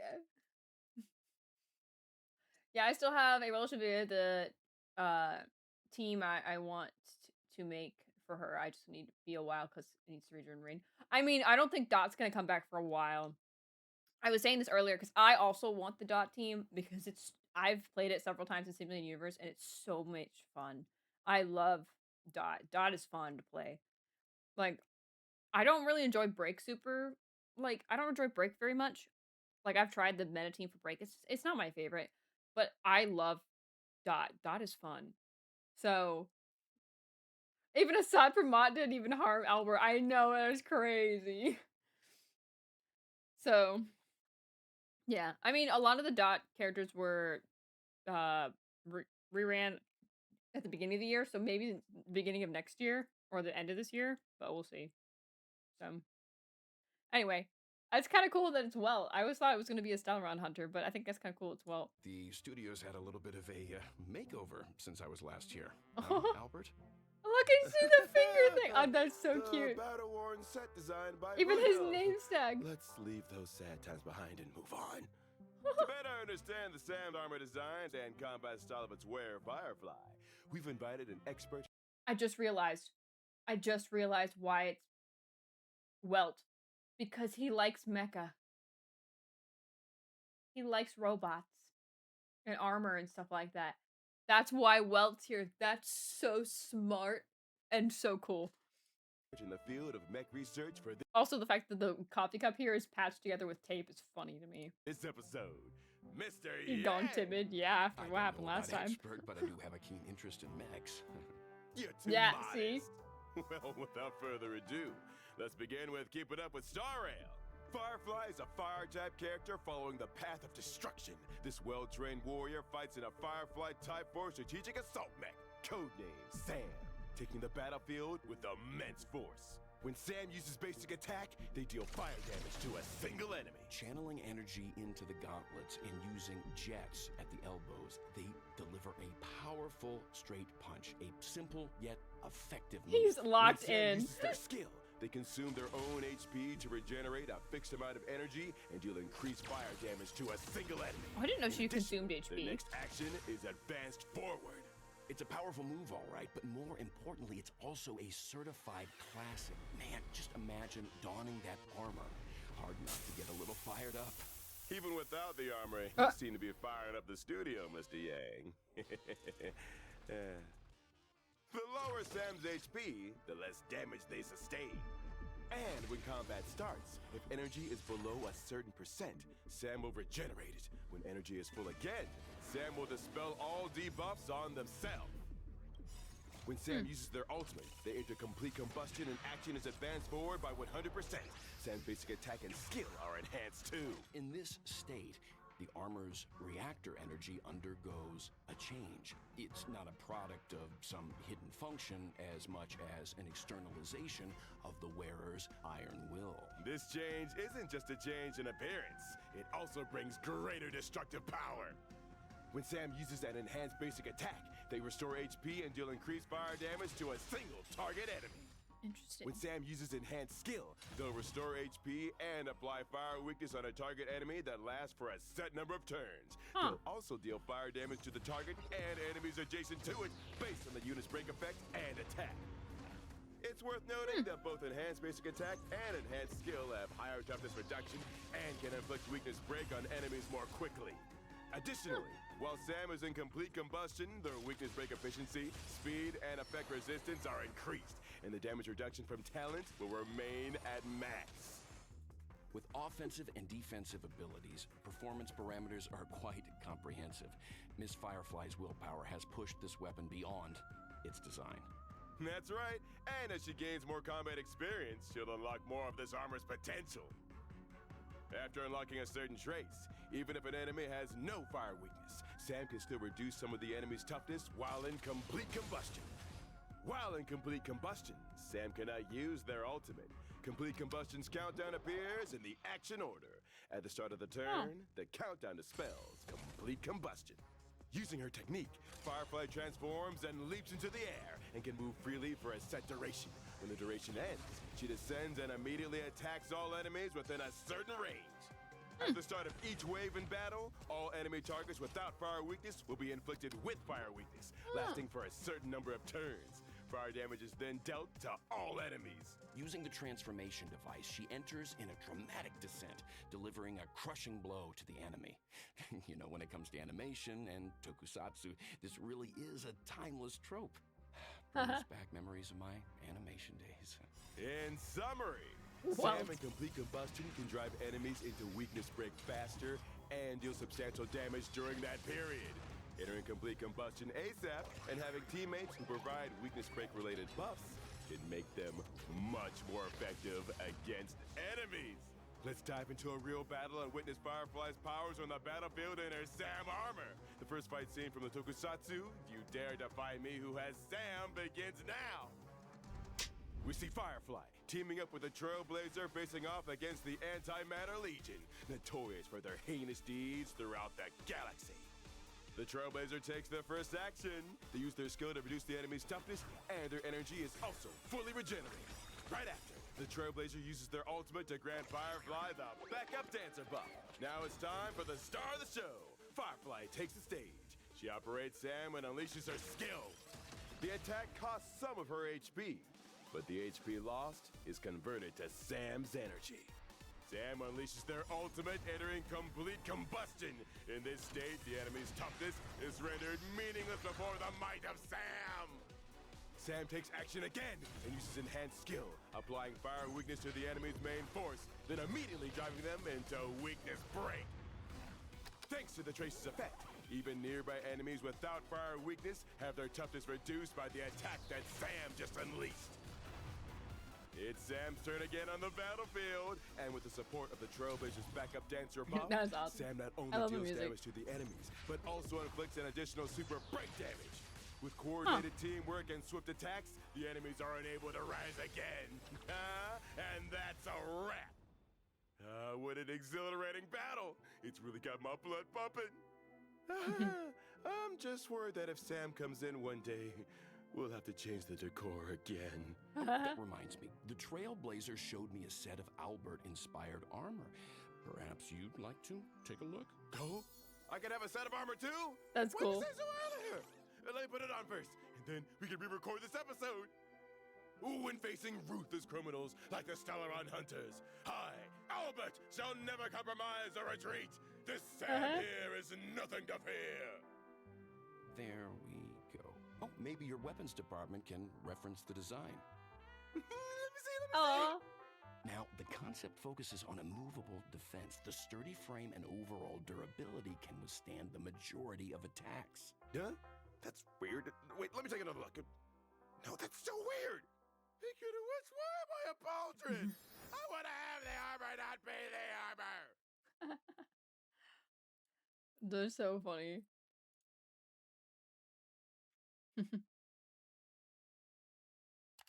Oh, so This summer, honkaistarrail's simulated universe undergoes an epic update. A revolutionary experience.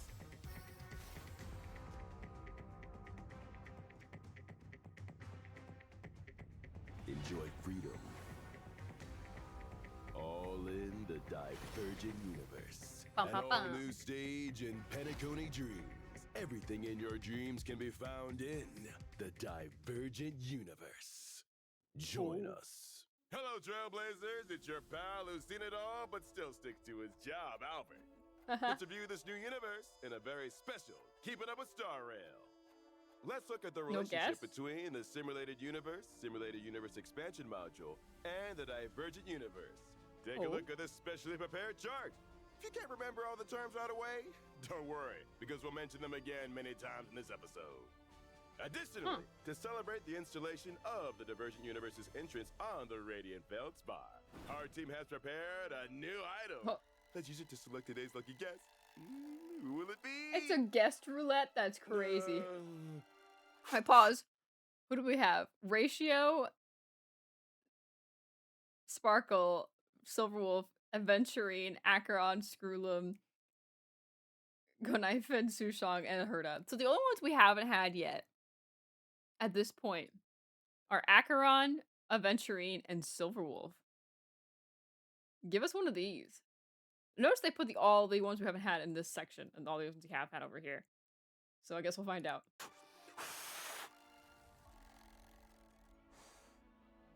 I mean, I guess they're technically had Silverwolf before.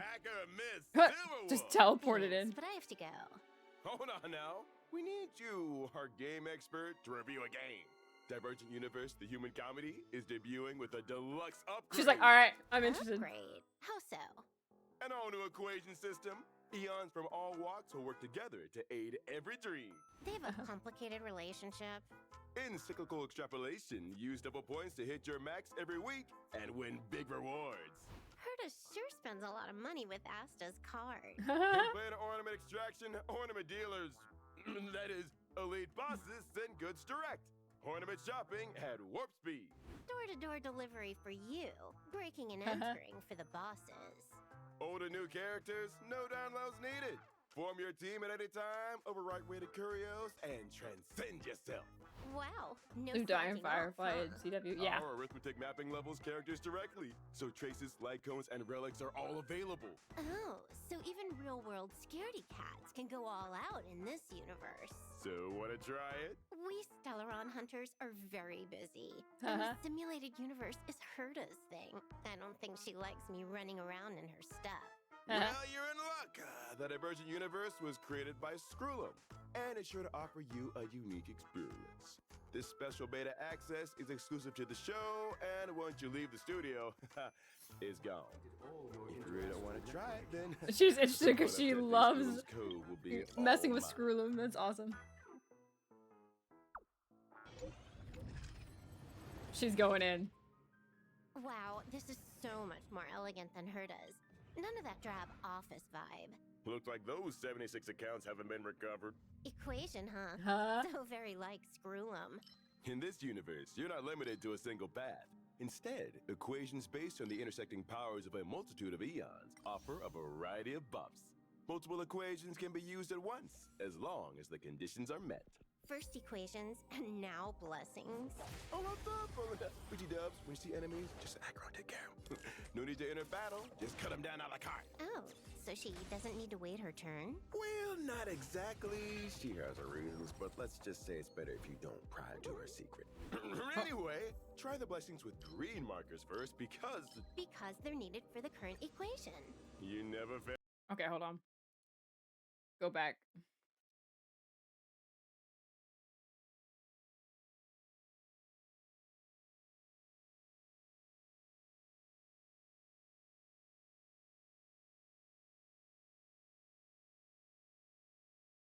There we are. We've seen these two. We haven't seen him on the show yet. I bet he's next. Because Jade's the last one in Pennyconey. So I bet we'll see him next. Because we never saw Acheron then. Interesting. To her secret. Anyway, try the blessings with green markers first because they're needed for the current equation. you never fail to impress. I'm not interested in either of them. But I want to see Herda's collection. That curio's nasty. It's one of Rupert's. Let's dodge it. All the more reason to choose it. Liven things up a little. Do you know you can earn that amount in just a few steps? There's still more parts. Another one.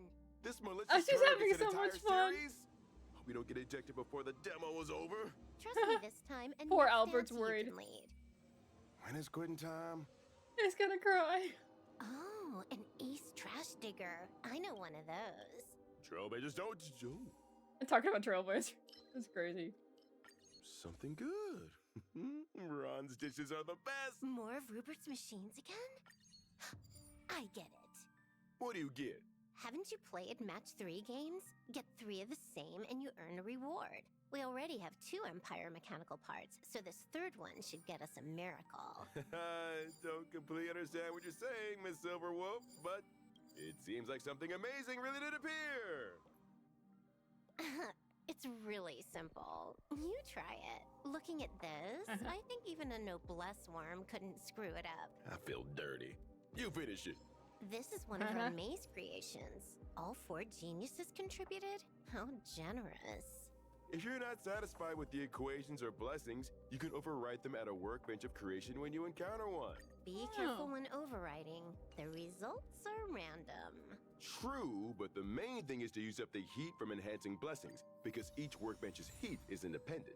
Simply put, the heat won't carry over to the next workbench, so you should use it all up. That's right, use it all. What's this gold light? Has Herda's collection increased again? This is a weighted curio. Once you get into the world of curios, it's impossible to buy just one or two. Huh? We can use consumables in here? Yep. Using I the didn't know that. inspiration from extrapolations to unlock nodes in the inspiration circuit will replenish consumables, just like in the real world, including the universe's most popular snacks. But remember, no consumables in torturous difficulty extrapolations. Screw'em changed the support structure from a tree to a network. What's the difference? With a network structure, you can move around flexibly like this. Oh, so when unlocking target nodes, you can tentatively skip over some unnecessary nodes. Oh, I have all of them unlocked at this point, so it doesn't More of matter. Rupert stuff again. Let's just pick this one. Is today's show sponsored by the Owlbert Empire or something? The Divergent Universe also includes stories about the Borison, City Restorer, and Interstellar Navigator. It seems, Miss, you have a deep connection with the Intellitrons? These equations are perfect for folks with freeze and control abilities. Should I hack into the system? Change the team? Hold on. Squirrelum's already made that feature. The Divergent Universe no longer requires the downloader to download characters. You can adjust your team at any time. How about this one?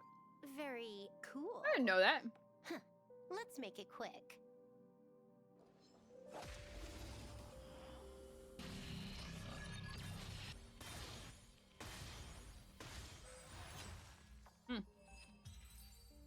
Oh look, it's a world record. Well, although the Divergent Universe doesn't have a global ranking, we achieved the title of Above the Earth.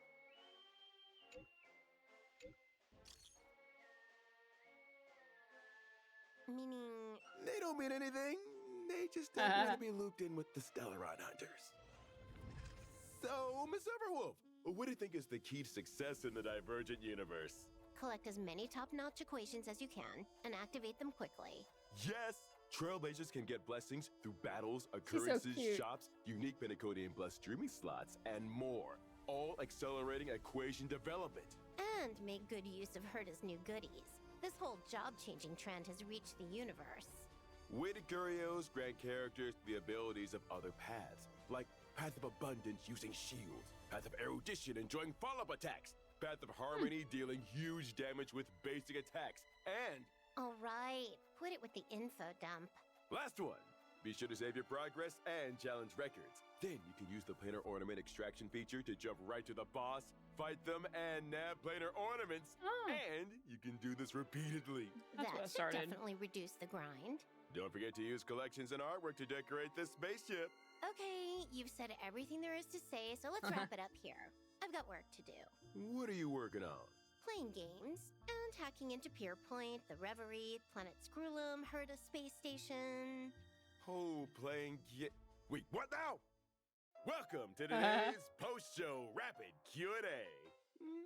Let's see how our non-selected guests react to the following questions.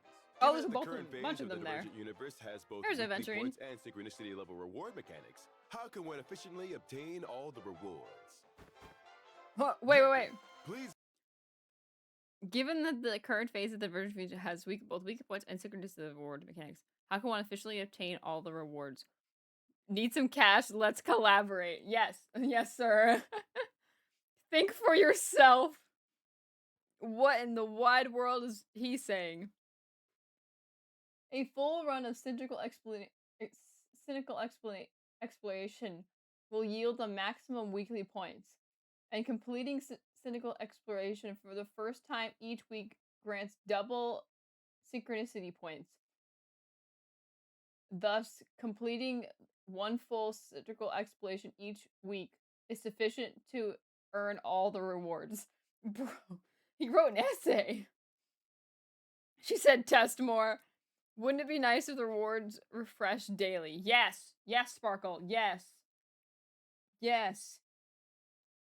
She knows. Yes. Yes. Preach, woman. Zoom in on the important thing.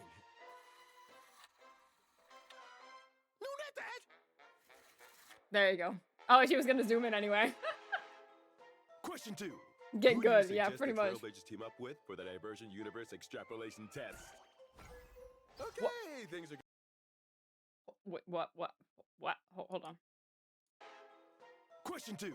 Who do you suggest the Trailblazers team up with for the Divergent Universe extrapolation test? Can I go? Can I go? Varied allies bring assorted experiences. Walk your own path. He's like, leave me alone. Busy. Okay, things are getting kind of... Find ratio. Final I have a question. My turn. Boring. Come on, don't wave that. I know. Wait. What is Sparkle saying? Sparkle's got so much going on. Hey, things are getting kind of concise, so let's move it along. Let me ask. I have a question. My turn. Hey. Boring. Miss. Come on. I know a guy at an avian sustenance processing plant. What? Don't wave that around. You need new content. Where's your sense of danger? The final question. How long have you been hosting? Can you Will you consider other opportunities? give blessings to the trope? Alright, let me rewind so I can listen to what the heck Albert was saying. Hey, miss! Come on, don't wave that around. The final question. Can you give blessings to the trailblazers? He's already texting us. Your foolishness is salvageable. Thank you for attending. Blessings, there are plenty in the universe. As a host, don't you have other lines? What the heck, Sparkle? Okay, thanks Aventurine! to my guests for your friendly blessings. Steven, want to say a few words? You're not gonna get away by pretending to be a prop. So you hope everyone can derive joy from the game. Aw.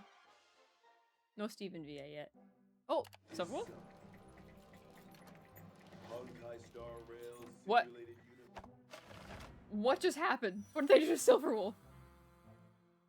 What the heck?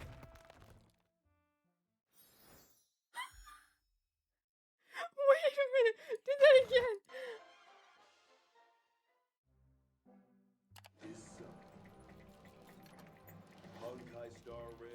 Her face!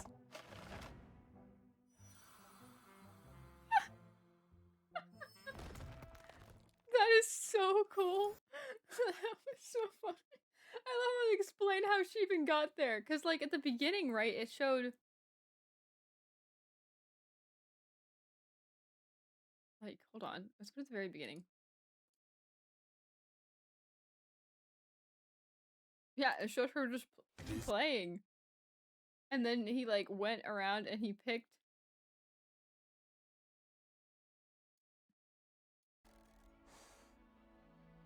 Welcome, genius. Or just... She was like, what the heck just happened? Thanks, but I... That's crazy. I bet it's Venturine.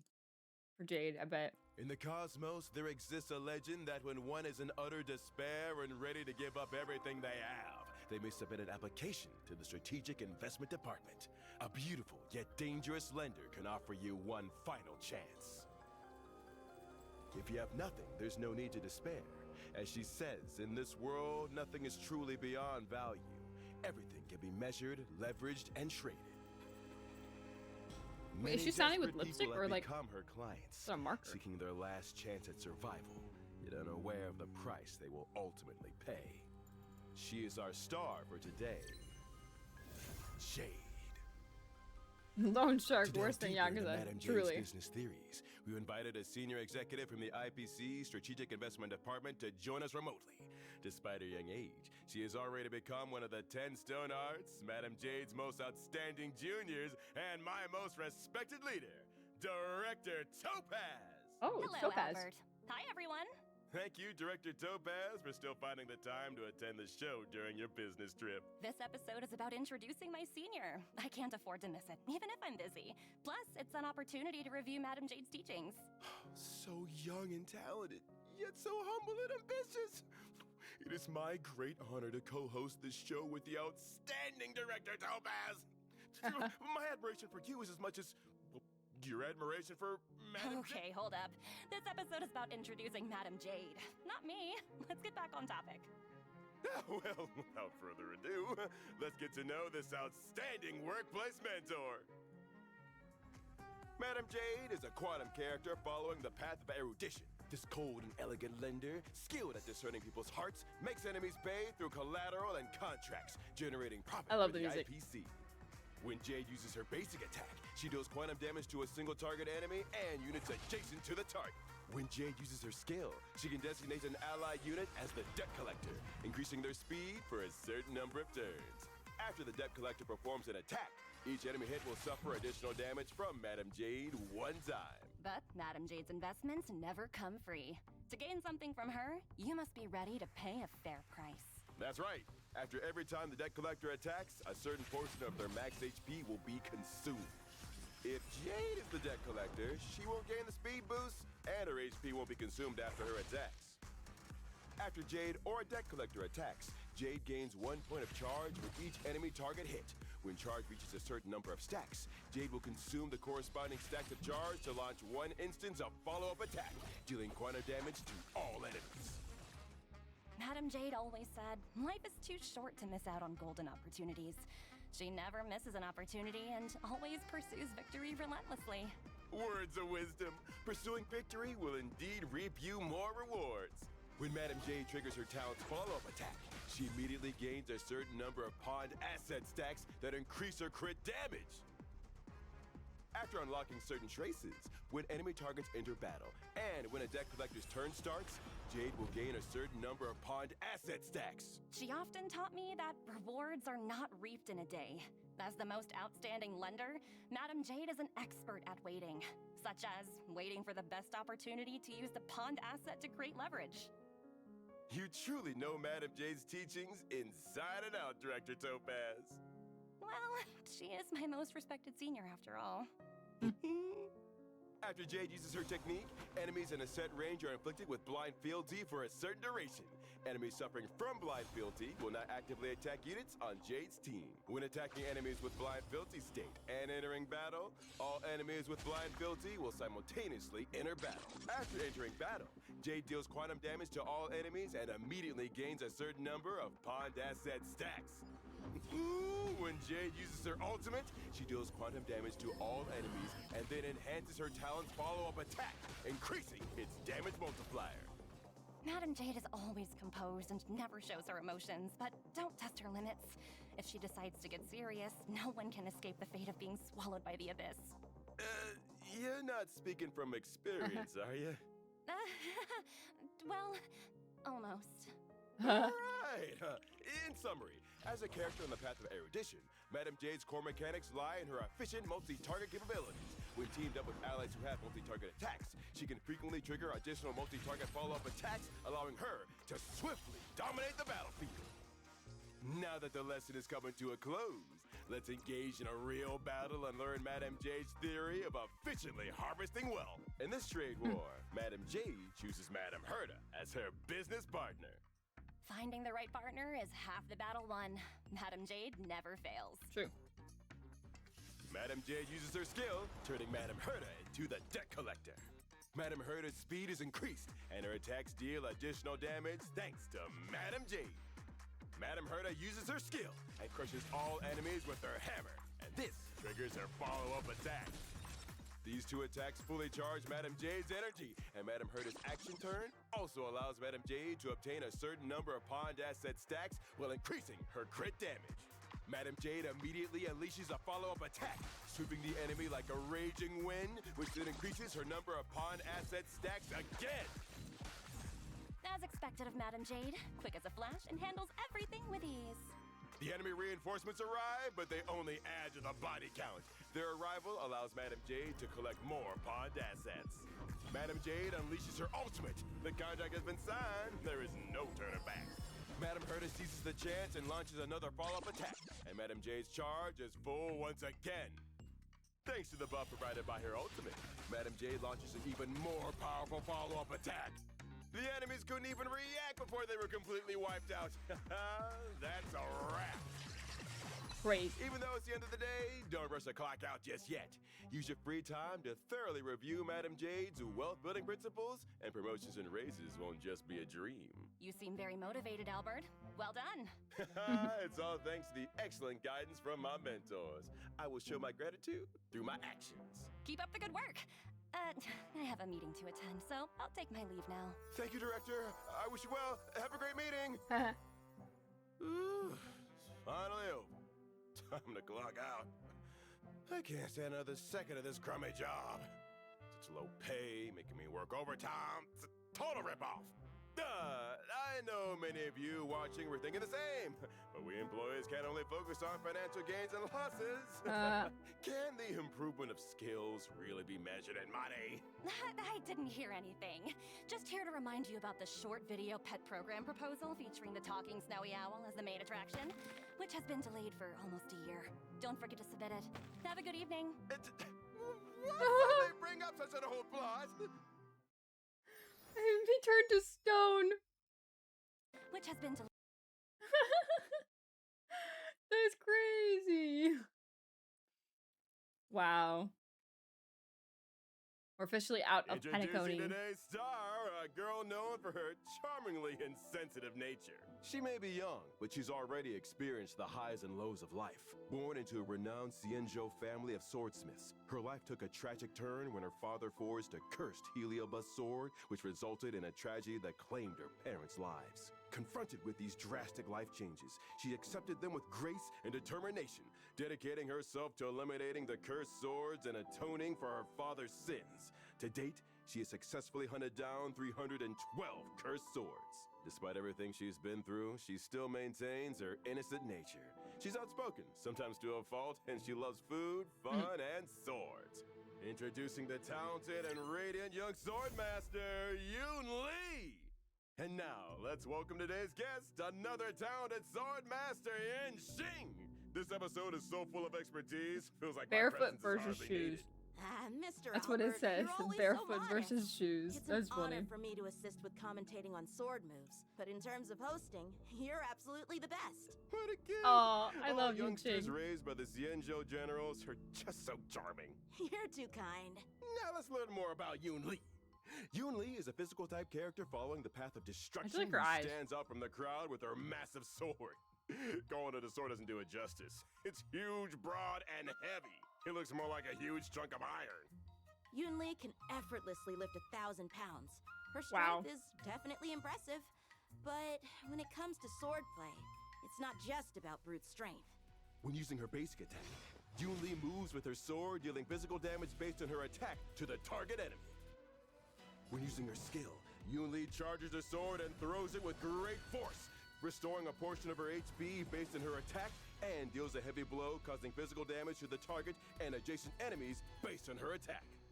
This sword can also be used as a boomerang! Any normal person wouldn't, nor would a typical swordmaster. But considering old metal is sacrificing speed for inertia, it's a valid strategy, I guess. Oh, metal? That's the giant sword's name. That's pretty appropriate. Thanks to Yoon Lee's talent, she regenerates energy after getting hit and counters immediately. She swings old metal to hit the attacker and adjacent enemies, dealing physical damage based on her attack. That's what I call payback. Yoon Lee doesn't hold grudges. She's quick to resolve things. What I mean is, she's all about settling the score right away. You got that right. When Yoon Lee uses her ultimate, Yoon Lee feigns retreat to gain parry. This taunts all enemies until the end of the next unit's turn. Seems like this battle-ready stance is more powerful than the defensive one just now. Exactly. When Yoon Lee is in a parry state and it's attacked, she removes parry and counters with Into It Call. This not only deals physical damage to the enemy and adjacent targets based on her attack, but also hits a random enemy multiple times with physical damage based on her attack. If Yoon Lee isn't attacked during the parry state, she will use Into It Slash on the enemy when the parry state ends. Into It Slash deals physical damage to a random enemy and their adjacent targets based on her attack. Both Into It Call and Into It Slash are considered as ultimate damage. Yoon Lee is great at using old metal's weight to turn defense into offense. This is completely opposite to my style of using a light sword. You two have such distinct approaches to sword fighting. Now, I'm really curious. If you two dueled for a few rounds, who would win? Obviously me. But who can say for sure until we get in the ring? Not taking the bait, huh? After unlocking a specific trace, while Yoon Lee is in the parry state, she can reduce incoming damage by a certain percentage and resist crowd control debuffs. If you're serious about practicing defensive counters, then you need to be as prepared as Yoon Lee. After Yoon Lee uses her technique, she gains ward for a certain duration. If she is attacked or actively attacks during this period, she will instantly use Into It Call on a random enemy with boosted damage. I read about this move in a book. It focuses on countering rather than speed. That sword is way too heavy. I'm not surprised it can't move quickly. I once suggested she lighten her sword a bit. She told me I didn't appreciate the sword's personality. So she said she was going to rescue the swords in my collection. In conclusion, as a character following the path of destruction, Yoon Lee's core mechanic lies in her 3 counterattacks. Her talent counter, Intuit Slash, and Intuit Call. The last is the strongest of the 3, so it makes sense in real combat situations to ensure Yoon Lee is attacked before her ultimate's parry state ends, in order to trigger Intuit Call and enhance her team's overall damage. Now let's dive into some real After following the path of destruction, Yoon Lee's core mechanic lies in her 3 counterattacks. Her talent counter, Intuit Slash, and Intuit Call. The last is the strongest of the 3, so it makes sense in real combat situations to ensure Yoon Lee is attacked before her ultimate's parry state ends, in order to trigger Intuit Call and enhance her team's overall damage. Now let's dive into some real combat to gain a deeper understanding of how to trigger Intuit Call. Malefic Ape strikes first, targeting Yoon Lee. She immediately counters, fully charging her ultimate's energy. Note that our allies and then the enemy will take their actions first. Although Yoon Lee is ready to use her ultimate, its timing will significantly impact its damage output. If Yoon Lee immediately uses her ultimate and enters the parry state with an ally acting next, Yoon Lee will trigger Intuit Slash. Even though 2 enemies take a heavy hit, they still manage to stand their ground. If Yoon Lee bides her time and waits for the Trailblazer to use their skill and attack Malefic Ape, she can time her ultimate to enter the parry state just before the abundant sprite Golden Hound makes a move. Then, the Golden Hound will attack Yoon Lee during parry, triggering her devastating Intuit Call. Unable to withstand old Metal's ferocity, the Hound is first to leave the battlefield. Seeing the tide turn, Malefic Ape decides to strike first. However, Yoon Lee uses her ultimate to parry again. Malefic Ape can't stop in time and attacks Yoon Lee, triggering Intuit Call for the 2nd time. Old Metal doesn't hesitate, taking Malefic Ape out of the game immediately. Word of advice, when you're out and about, don't provoke any sword masters, especially little ones who don't wear any shoes. As long as I'm around, he'll be perfectly safe. No, that's reassuring. Aw. You know, if you 2 took on an apprentice, I bet one of you would train him hard, while the other would look after them, right? When it comes to mentoring, I'm actually really worried. Worried Yoon Lee is gonna be too hard on them? My main worry is that our training styles clash. Clash? How so? Yoon Lee wants the apprentice to do 50 sets of strength exercises and run 3 miles every day. I prefer 10 sets of strength exercises and 15 miles of cardio. Neither of us can convince the other. Our apprentice is arriving soon, and we haven't finalized our training plan. So you both like to train hard. Well, why not meet halfway and combine your training techniques? Mr. Owlbert, you're absolutely right! We'll get the apprentice to do 50 sets of strength exercises and run 15 miles every day! That's crazy. That poor apprentice really has it rough. All right, before we start the next one, I'm going to take a 5-minute or so restroom break.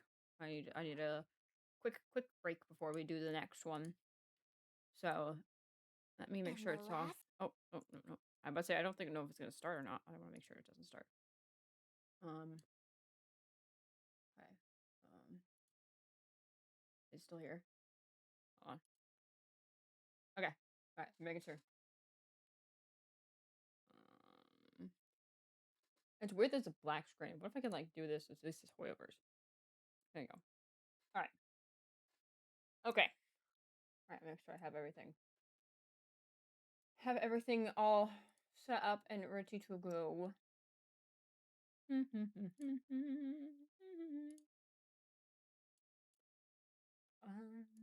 Where is my thingy? There we go. All right. I will be RB. Be right back.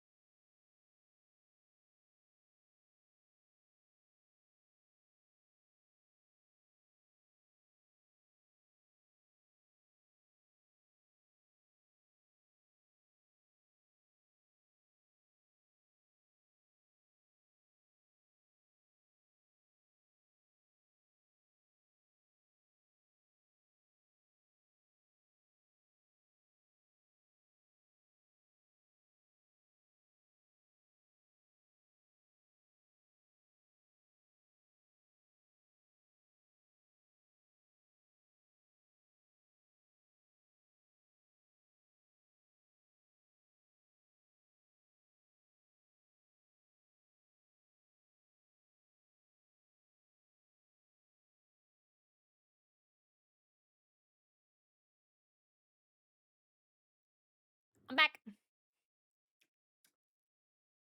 Let's go back. How business. Introducing today's star, a girl known for her charmingly insensitive nature. She may be young, but she's already experienced the highs and lows of life. Born into a renowned Xianzhou family of swordsmiths, her life took a tragic turn when her father forged a cursed Heliobus sword, which resulted in a tragic... Of one we already watched. Oh, actually, it sounds familiar.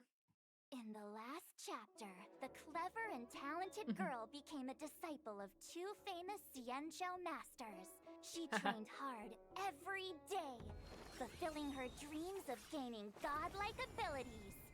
One day, when the girl was passing by Starskiff Haven, she encountered IPC bullies causing trouble at the Sleepless Earl. The leading bully named Scott had reached the rank of specialist. He relied on the IPC's big burly mechs to ignore the law and tyrannize others. In the face of this danger, the girl stood up with her sword in hand and blocked the mech's attacks.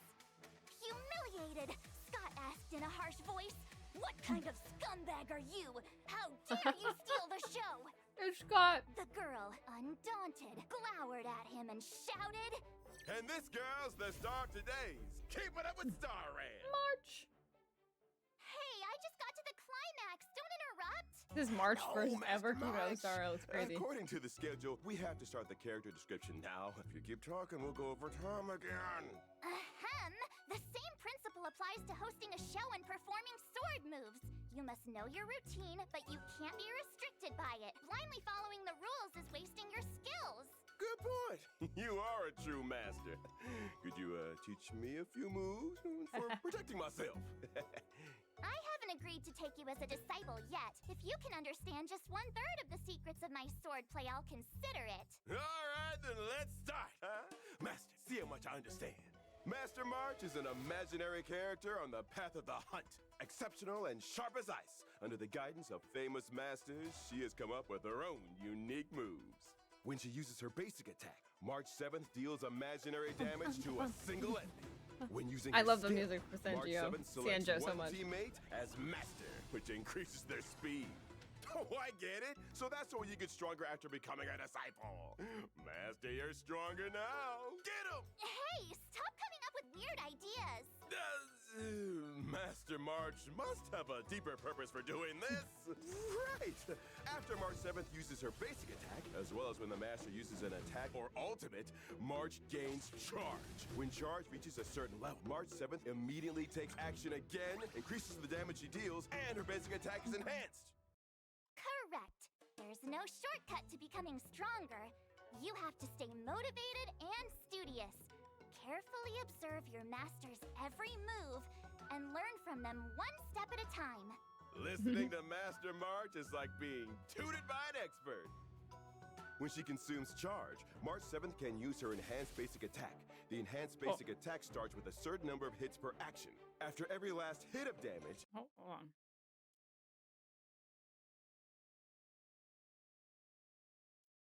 Basic attack. The enhanced basic attack starts with a certain number of hits per action.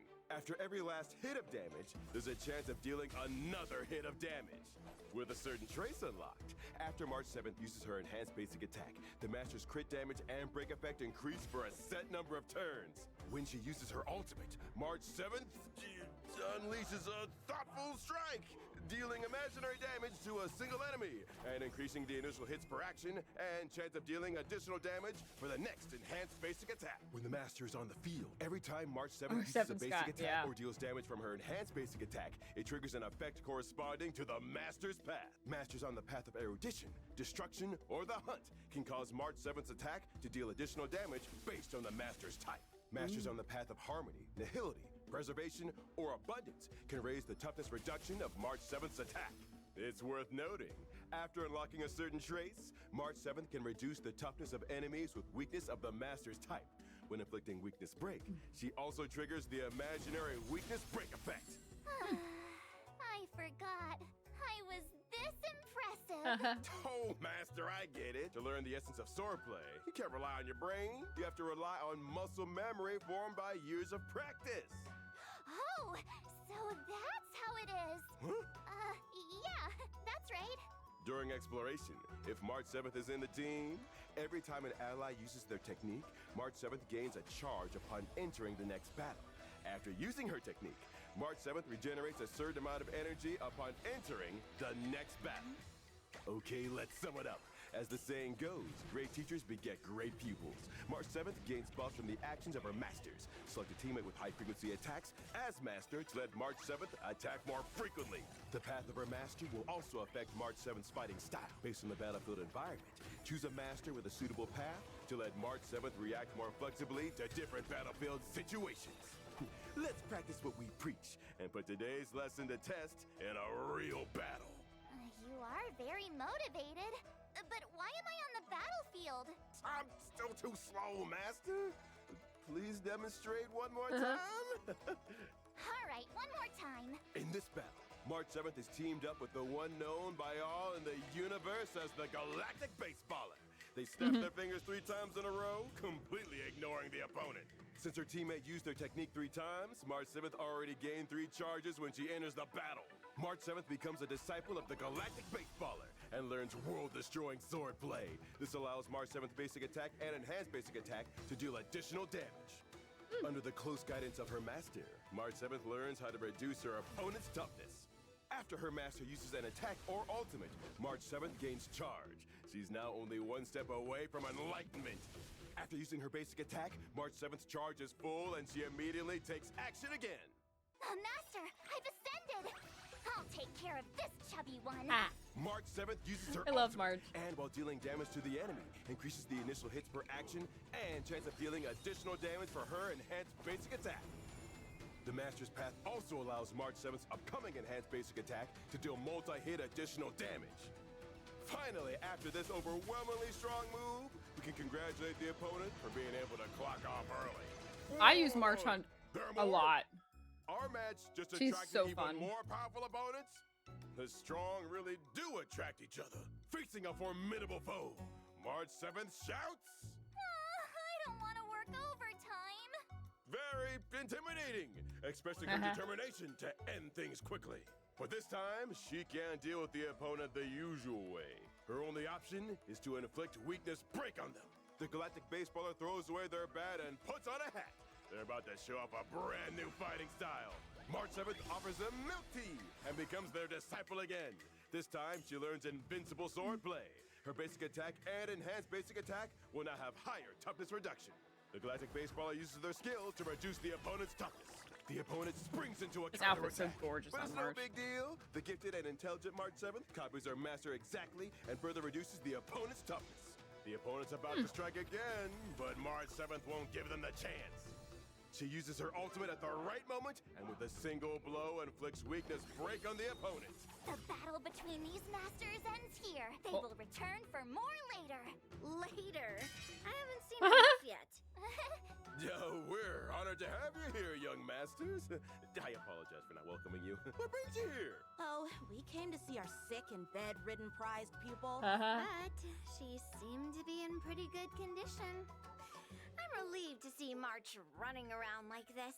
I don't feel good. I have a fever. A fever? Do 50 sets of strength drills to clear your meridians? Running 15 miles would help too. Poor March. She just wanted a day off. He always greets people with a smile because his smile can cover up the abyss inside him. He loves spicy food because the pain makes him feel alive. What Everyone the heck, knows Albert? that the Yao Xing is ever victorious, but he's seen that no matter how good his medical skills are, they can't stop death. Now he's come out of retirement to treat the Merlin's Claw Face Shao, not only for her sake, Oh, he was but for his retired. own sake too. This is the star of today's Keep It Up with Star Rail, Zhao Shou. Let's welcome Zhao Shou's dear colleague and the Yao Qing General Face Shao's right-hand man, Moza.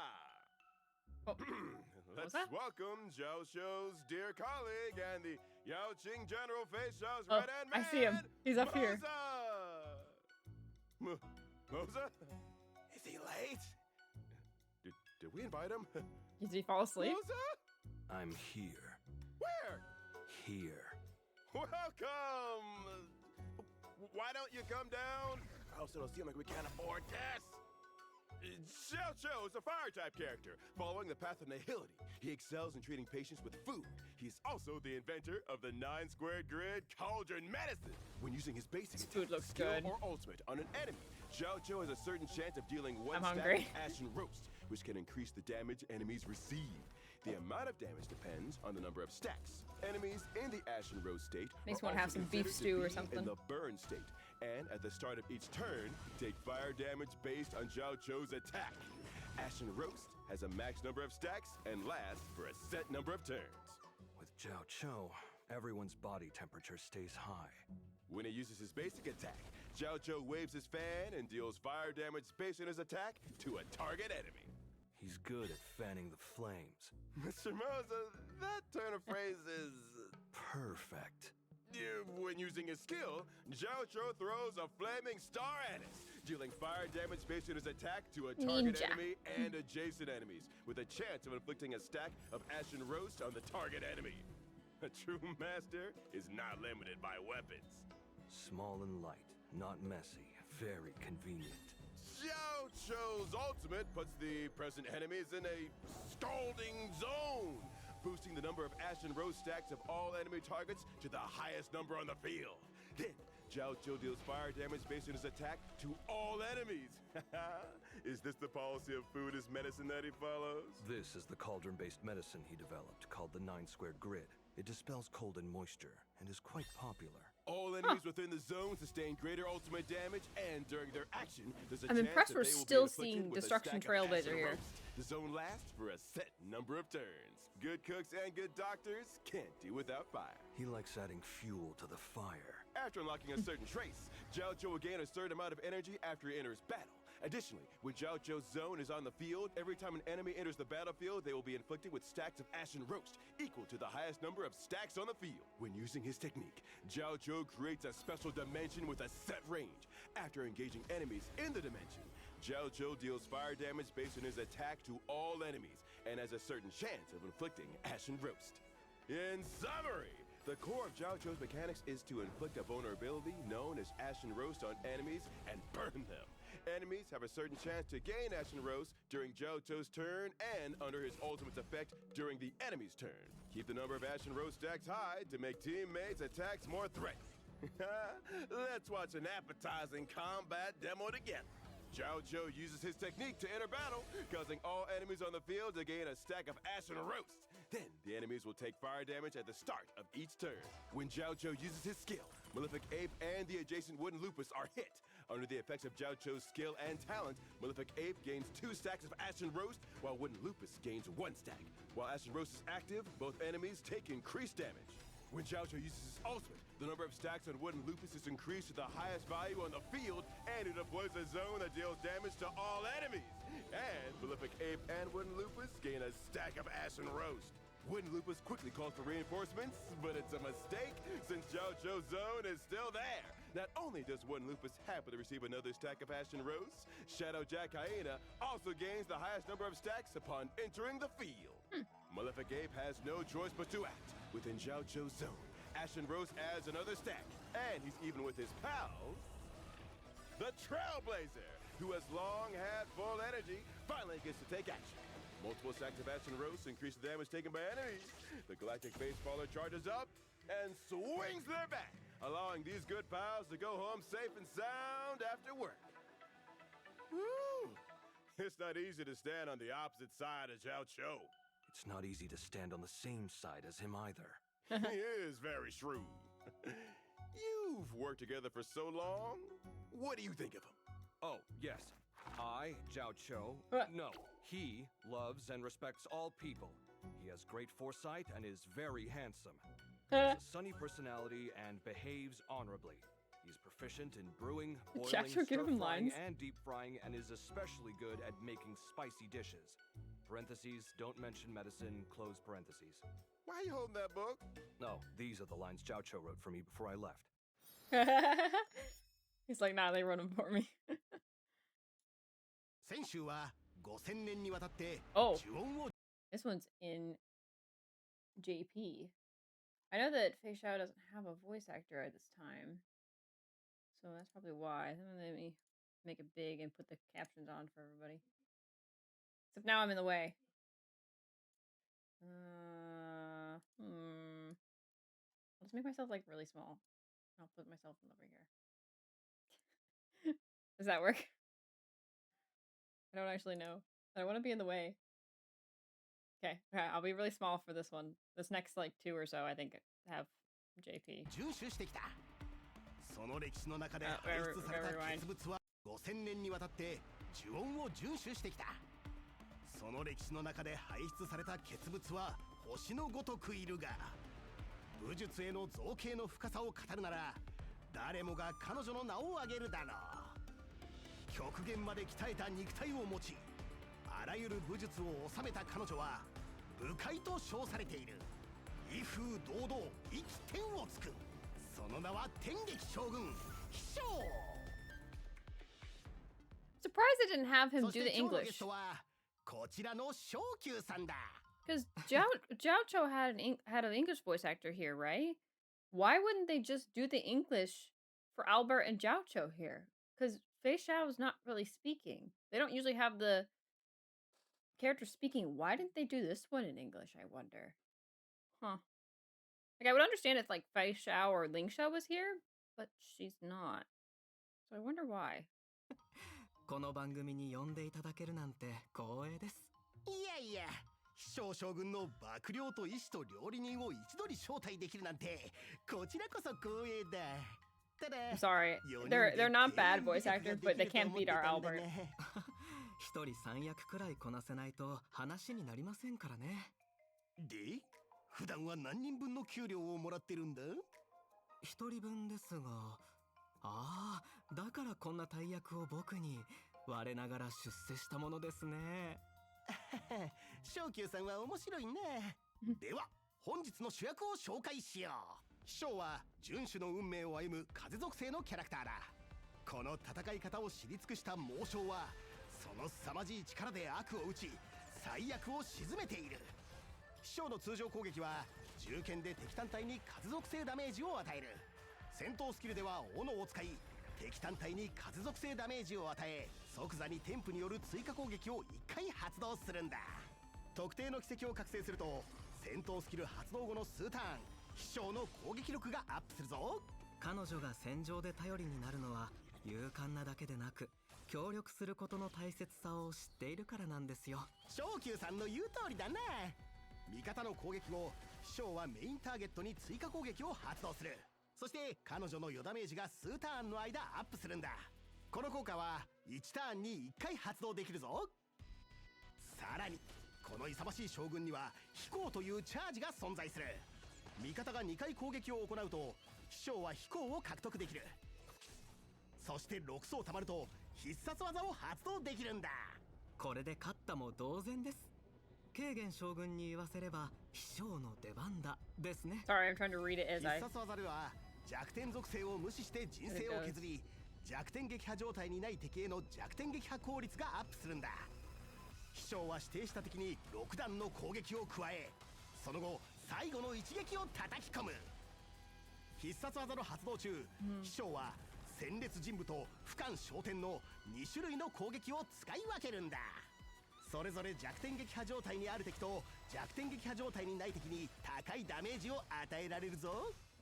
こんなに強いなら作詞はお役御免ですね。医師の言いつけを守ってくれたらもっと手間が省けるのですが。手間が省けるといえば秘書の秘技だな。秘技を発動すると秘書は一定時間肝心状態に入る。肝心状態の間は移動速度が上がり一定範囲内の敵を引き寄せるんだ。引き寄せた敵はまとめて攻撃でき戦闘に入った後は各ウェーブ開始時に敵全体に必ず会心になる風属性ダメージを与える。この秘技のダメージ倍率は引き寄せた敵が多いほどアップするんだ。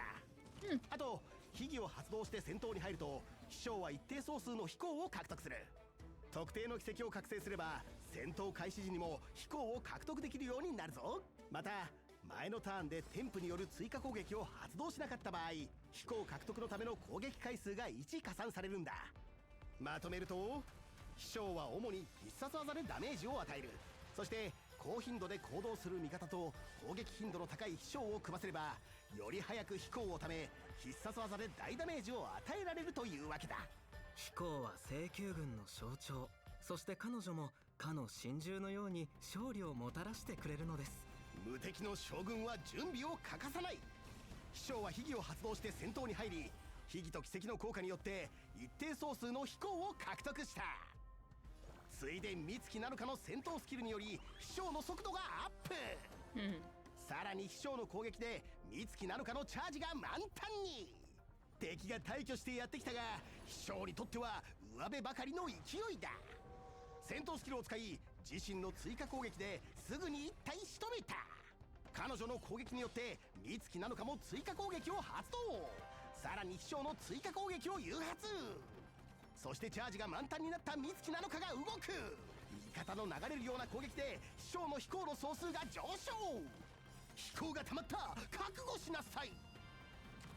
飛翔が必殺技を発動。まずは敵を弱点撃破状態にしてから銃剣に切り替え追い打ちをかける。圧倒的な力で敵たちは魚肉のように切り裂かれ、ミンチになった。これで大金帰宅だ。にしてもこんな戦い方だとやっぱり頼りになる医者がそばにいないとだな。そんな医者の昇級さん、よければ私のことも見てくれないか。顔色が悪く、羽はパサパサ、そして太り気味で血 It's rather bloated. どう見ても働きすぎですね。適度に休息を取り体を動かせば肉質も良くなるでしょう。肉質？ああ、すみません。つい料理人視点で見てしまいました。動物は調理の対象で診察する機会がめったになかったので、思わず He's talking about coaching him. 近づかないでくれ。Jojo, you can't say that. Okay, so these next two at least will probably be JP. Let's see. There is one mysterious. Oh, nope, this one's not JP, so we will not do this at JP. Wait, hold on. I want to check. I might skip and do Linksha's next if she's in JP. Is hers in JP?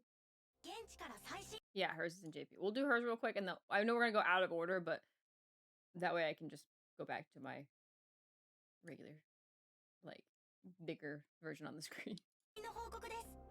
先週ラフ6市の人事異動が発表され、新たな指定の着任が明らかになりました。 Wait, what happened to Owlbert? 指定に任命されたのは先週主命から戻ったレーザさん。一番の課題は探偵士の威信回復です。レーザさんはこの難局を乗り越え、ラフの政治において自らの地位を確立できるのでしょうか。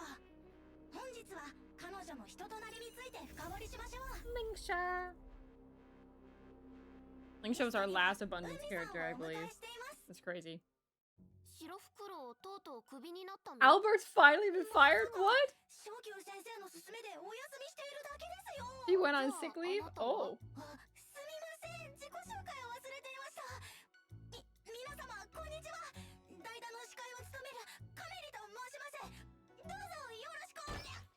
Oh. She's gonna hurt herself. Also, Yunlei's super cute. I'm like in the way. But she's super cute. では早速一定請求。レーサさんは北条の運命を歩む炎属性キャラクターです。彼女はラフの短術と主命の近隣連載をお香で融合させた名医でもあります。通常攻撃は敵単体に炎属性ダメージを与えます。戦闘スキルは敵全体に炎属性ダメージを与え、味方全体の HP を回復するとともに風油炎を召喚、その行動順を早めます。この円柱はレーサお姉ちゃんが作ったんだ。可愛いし、いい匂いがするの。風油炎を甘く見てはいけません。風油炎は追加攻撃として敵全体に炎属性ダメージを与え、味方のデバフ解除と HP 回復を行います。行動回数が0になるか、レーサさんが戦闘不能になると風油炎は消えるのですが、レーサさんは戦闘スキルで風油炎の行動回数を上げられます。 Interesting team comp. 任意の味方の HP が一定割合を下回った時に風油炎が行動回数を消費せず即座に追加攻撃することが可能です。また火に使用時は次の戦闘開始時に風油炎が召喚された状態で敵全体に一定ターン放水を付与し、敵が受ける弱点撃破ダメージをアップさせます。レーサお姉ちゃんっていつも上品に振る舞ってるけど、本当はすごく負けず嫌いなんだよね。時々物騒なことをつぶやいてるよ。例えば心の怒りを断ち、表の怒りを捨て、人のタガフを怒らされ、そして深呼吸。What the heck? って感じ。大変ですね。私ならオルトと F4 を押せばいいのですが。It is all F4. シャットダウンです。That's funny. ちょっと冷え込んできたので温まりそうな話をしましょうか。レーサさんが必殺技を発動すると敵全体に放水状態と炎属性ダメージを与えると同時に味方全体の HP が回復、風油炎の行動順も早まります。特定の奇跡を覚醒するとレーサさんの攻撃力と治癒量が撃破特攻に応じてアップしますよ。ところでレーサさんの技はオムニックには効かないのですが、なぜだかわかりますか？なんで？私たちには鼻がないからです。説明します。つまりレーサさんの武器である香りはオムニックには Why is it snowing? つまらなかったですか？やはり Why is also the office destroyed? I'm not as talented as Mr. Owlbert. とにかくレーサさんは戦闘中に風油炎を召喚でき、それが行動すると味方のデバフ解除と HP 回復を行います。そして必殺技による弱点撃破被ダメージアップ効果により味方はより安全に素早く敵を倒せます。攻守ともに隙がない。さすがはレーサお姉ちゃん。そうですね。レーサさんのような能力があればどんな問題も軽く解決できるでしょう。例えばこの人たちも。ザコちゃん、お姉ちゃんなら瞬殺だよ。オムニックでもありませんしね。カメリ、冷房切って。はい。レーサさんは The jokes are not going well. お仕事に取り掛かります。秘技効果によりレーサさんと風油炎は素早くお仕事モードへ。相手は放水状態に。仕事仲間たちは勢いに乗って攻撃を仕掛けました。Surprised they didn't show her with 戦闘スキルを発動。 Firefly back 攻 then. 撃すると同時に味方を回復。風油炎の行動順が早まり行動回数もアップしました。相手も反撃、味方にダメージが入ります。ですがレーサさんがいれば大丈夫。風油炎が攻撃、敵にダメージを与えると同時に味方の HP を回復。レーサさんがタイミングよく必殺技を発動。攻撃と回復で風油炎の行動順を早めました。敵は再度放水状態に。受ける弱点撃破ダメージがアップした状態です。風油炎が畳みかけるように最後の一撃。さようなら。あれ、退勤帰宅じゃないの？退勤帰宅って何ですか？カンパニーって労働環境が悪いんだね。まさか。カンパニーの福利厚生はとても充実しているんですよ。70回目の面接の時人事が説明してくれましたから。70回目？そうですが。もしかしてカメリって大物？いえ、単なる見習いですよ。能力が低いせいでずっと正社員になれないままです。それっていいように使われてるんじゃ。どういうことです？労働環境を改善すべきってこと。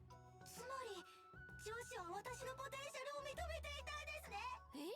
そうでなければこんなにも成長の機会を与えてくれるはずがありません。Oh boy. 私カンパニーにもっと貢献します。もういい、わかった。私が物理で解決してあげる。Really? What do you mean? What? What do you mean? Alright. Back to this one. Turn off captions and let me get myself enlarged again. Get back myself in the middle of the screen again.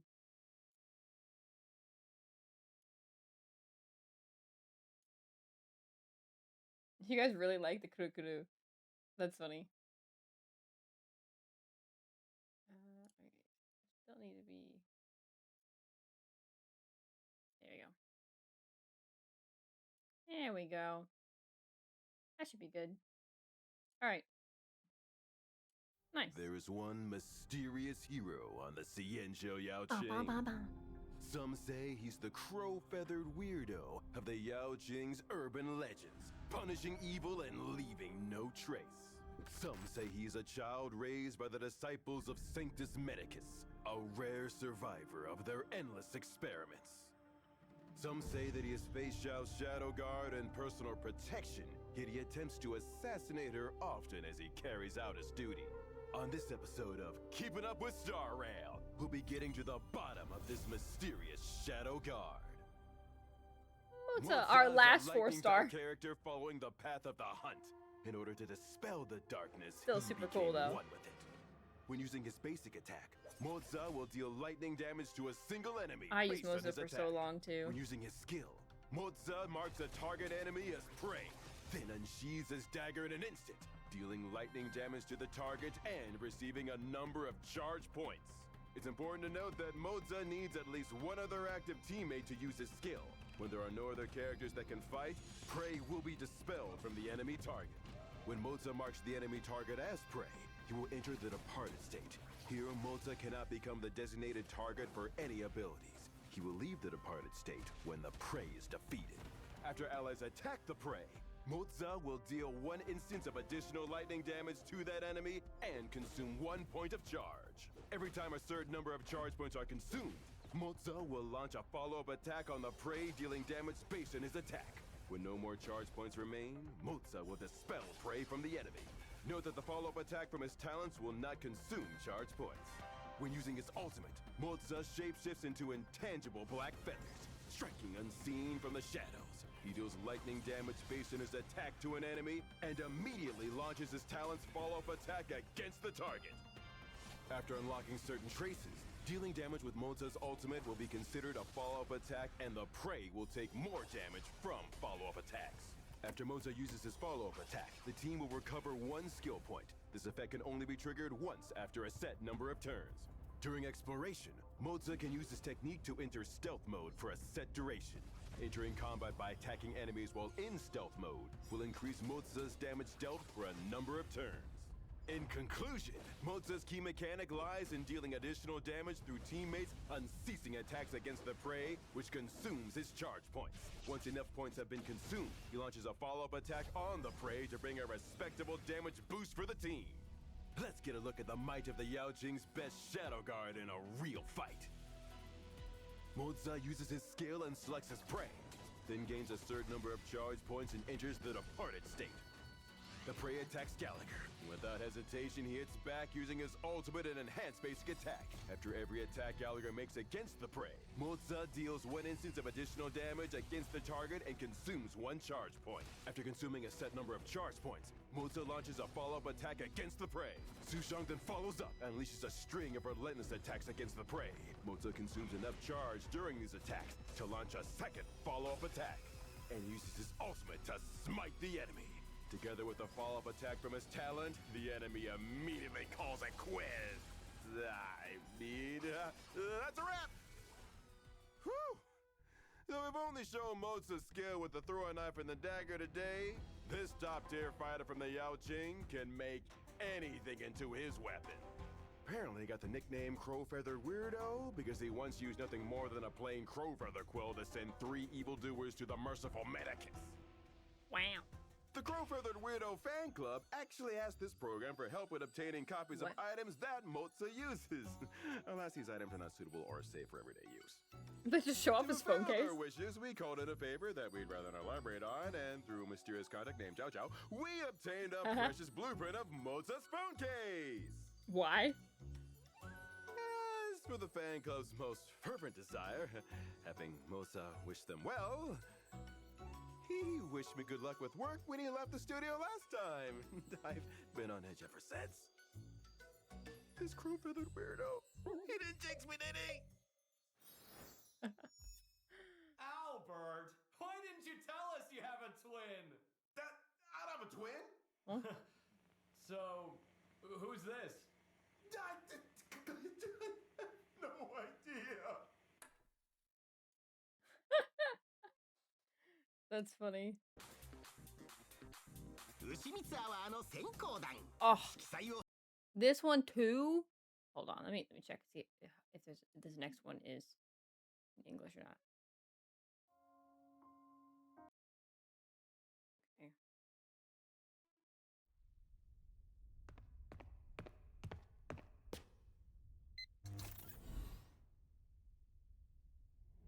This fall. Okay, that one's also English. Let's catch up with the self. Okay, that one is English. Okay, so just this one. You know what? I'm not even gonna move my selfie anymore. You guys wanna watch it? You guys will watch it. With subtitles. I'm blocking the subtitles, I'm sorry. I'm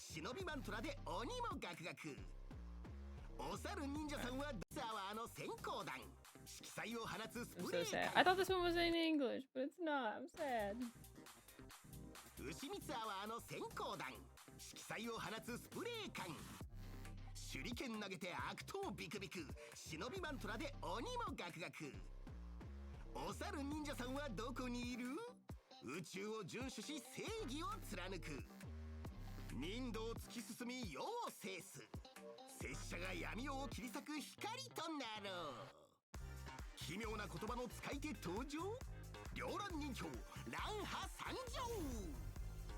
Rappa.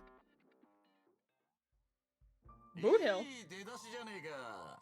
ハニーの口からもそんなワードが出てくるんだな。スポンサー様のご指導の賜物でして。Last time they met, it wasn't go so well. 銃を置いて休憩しませんか？腕が筋肉痛になったら大変だ。スポンサー？俺ら昔からのダチだよな。病気だって聞いたからわざわざチキンスープを作ってきたぜ。お気遣い感激だな。そういやデスクが壊れたって。これやるよ。どうだ？おっと、来てくれるだけでもありがたいのに。Is that a rice cooker? あ、いや、プレゼントはもういらないぞ。今日のあんたのラブリーさ次第だな。あはは、命 He just keeps bringing out a gun. では、愛と平和を抱き、一定 Awkward, yeah. ランハは知恵の運命を歩む虚数属性のキャラクターで、自身の忍道を貫き、己の意志を磨き上げながら銀河のあちこちを駆け巡る義兄だ。通常攻撃は指定した敵単体に虚数属性ダメージを与える。戦闘スキルは担当手裏剣電気を使って敵全体に虚数属性ダメージを与えるぞ。ってこれを忍術と呼んでいるのか？所詮はカンパニーのベイビー。固定観念にとらわれてやがる。これは忍術と科学の融合、忍びサイエンスだ。ランハは超スマートなやつで手先も器用だ。適当にあれこれいじくってたらハイテク忍術を生み出しちまったんだと。はーん、そこまで褒めるとはまさか相当な恨みでもあるのか？当ててみな。当たったら褒めてやる。いやいや、褒めるならランハにしよう。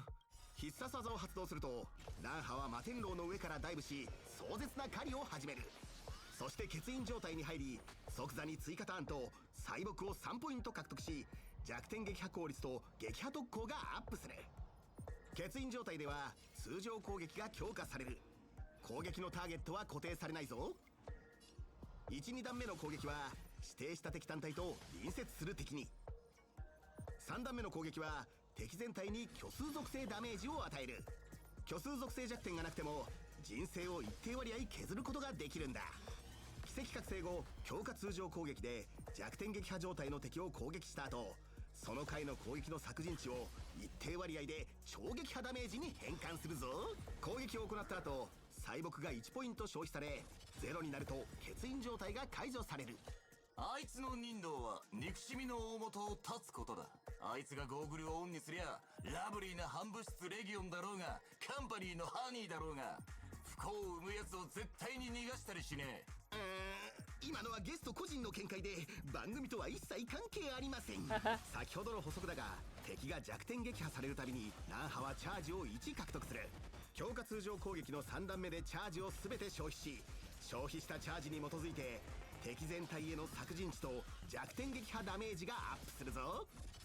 奇跡覚醒後、精鋭以上の敵が弱点撃破されるたびナンハは追加でチャージを獲得し EP を回復するんだ。両乱忍法、どんな原理なんだ？ホーリーベイビー、俺に聞くな。わかるわけねえだろ。まったく今回のゲストは大当たりだ。秘技を発動すると一定時間継続するスプラッシュ状態に入る。良い子は真似しないように。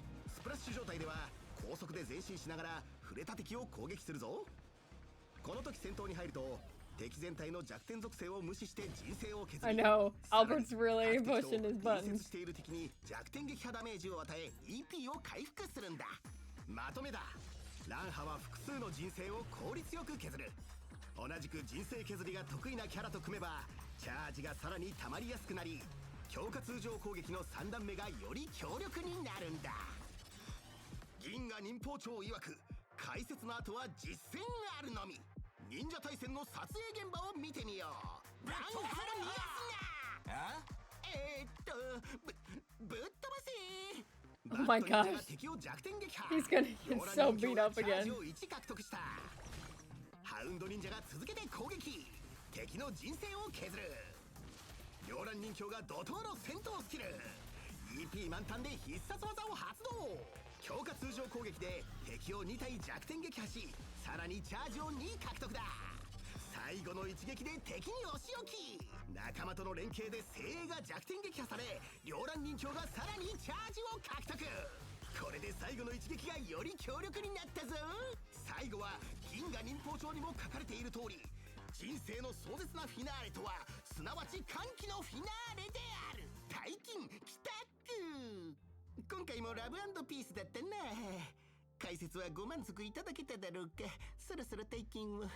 ホーリーベイビー、めちゃくちゃ論理的で革新的で、そんでもって表現力豊かで独創的なもんだったぜ。そこまで褒められるとどう訂正すればいいか悩むな。もう騙されないぞ。というか訂正リクエストを出すならもっと数値化して流度を揃えて優先度を指定してくれないか。バナナがカンパニーのごちゃごちゃを持ち出すんじゃねえ。なんでバナナってんだ。いや何か怪しげなアップデートでもしてしまったのかな。バガりてえのか。バナナにバラっているだけじゃないか。こっちまでバナナっているぞ。バナナ、君の共感覚ビンゴにバナナが。バナナが絶対バナナがやりやがった。 Oh my goodness sakes.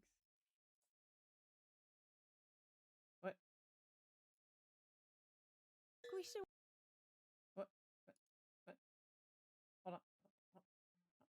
It broke. What? The whole screen froze. I lost. Well, give me a sec. The bananas hacked into my screen too and destroyed it completely. I lost it. Alright, hold on. I gotta pull it back up. Where is it? There it is. Okay, hold on. I gotta scroll down and find where we were. Where were we? Here. Okay. Is it back? Oh, I have to add it in here. Hold on. There we go. Lost it for a second there. We still have 31 left, y'all.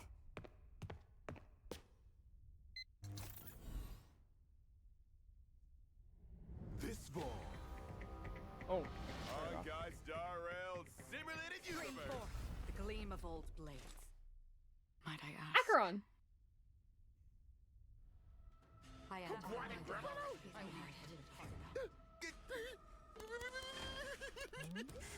Peach? What the heck? Trailblazers! It's What the heck was that? But still stick to the job, Albert. Actually, sometimes I feel like I should just quit, but let's review this new universe in a very special Keep It Up with Star Rail. This update of the simulated universe Wait, a backup. expansion module is because of this Herda. What? You're here. Since you're here, why don't you introduce Acheron in the updated background. expansion module, Simulated Universe, a noble domain. Hosted by a certain snowy owl who has started to take on private gigs after presiding over the war dance ceremony and now slacks off at their actual job. Come on, then. That's Other crazy. people can access this special version? Stop that. Ooh, oh, gates of knowledge. Open for this wise owl. The scepter looks like this. Based on the name, I thought it would be a walking stick like this. The scepter is a supercomputer left behind by Rupert. Rupert's? A secret to getting rich? I've got to make sure to stock up on a few. Hint: the scepter is weighed in tons. Tons? Demonstrate the scepter's size. That big? The universe once had a whole scepter system. But after the Scholar's Strife, everything was destroyed. Now, it's just a tourist attraction and space junk.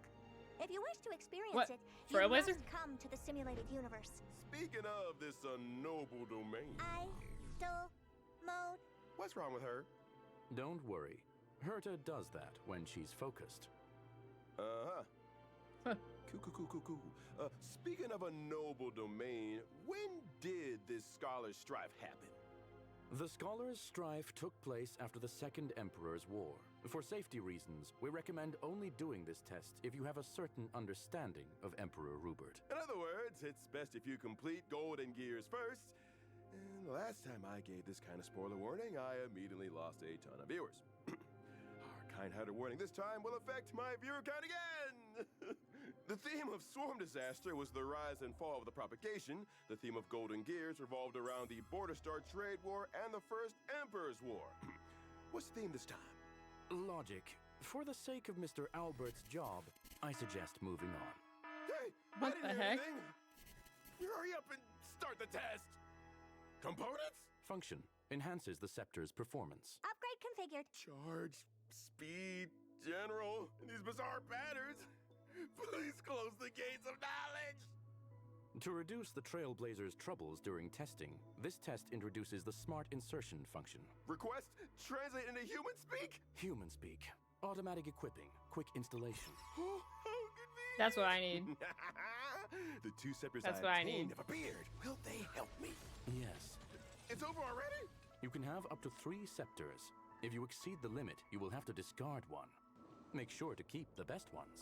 Who would have thought the scepter would be put to work in the simulated universe even after being broken? Oh, it's still attacking me! I'll summon my scepter out to beat you! I've been curious about the numbers on the upper left corner. First 1, then 2. Last time, several have said the number 3 must suggest match 3 games. If I pick another one, will my components disappear? Knowledge is born from practice. Why not give it a try? Him laughing is cute. Don't forget to switch components manually if you get better ones. This system is very thoughtful. The mark in the upper right corner tells me if the new component is better than the existing one, and the number on the left is the scepter's score as assessed by the system? It's a computing power evaluation system designed to help testers select components more easily. So much computing power! Am I number 1? That's it? Extrapolation record. Max value, Stephen, 9,999. There are a lot of components, but I might not be getting the best ones. Suggestion, use the workbench to overwrite or synthesize. Oh, I forgot about that!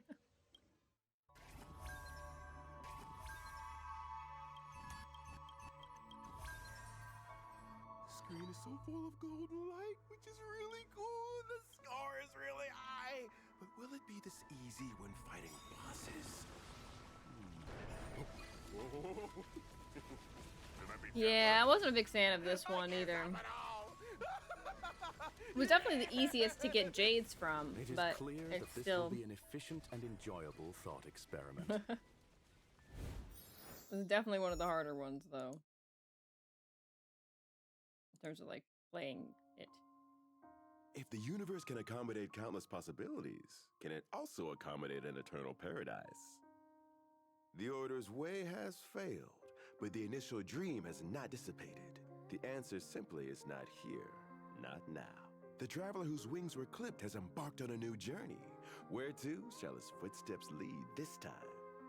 On this episode of Keeping Up with Star Rail, let's catch up with the self-exiled dreamer, Sunday. This episode also serves as a missing persons report. We received a commission from the famed singer Miss Robin to help her search for her older brother, Mr. Sunday. Oh, no. I'm not Robin. And the person I'm looking for isn't Sunday. Then you are? Oh, right. I'm Origami Big Bird. Uh-huh. And who is the person you're looking for? He's called Workday. Then without further ado, let's take a closer look at Workday. Oh boy. No, Workday's too scary. As a chill, carefree, and upbeat show, it's better to take a look at Sunday. Sunday is an imaginary character. Wonder who that is, yeah. He who once walked the path of order now returns to his beginnings, searching under the blessings of harmony for an ending where everyone lives happily ever after. When he uses his basic attack, Sunday deals imaginary damage to one designated enemy. Sunday's skill causes one designated ally character and their summon to immediately take action and increases their damage dealt within a number of turns. If the target has a summon, then the damage dealt will be even higher. However, be aware that when Sunday uses his skill on characters following the path of harmony, they are not able to immediately take action. Immediately take action sounds like a skill exclusive to a workaholic. Maybe the person we're looking for really is called Workday. Sometimes I feel the same way too. The name Workday suits my workaholic brother better.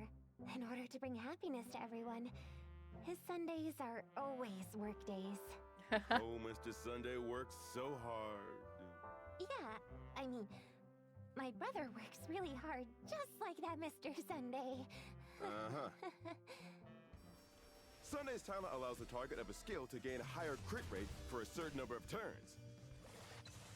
After unlocking specific traces, Sunday's skill will also dispel one debuff from the target.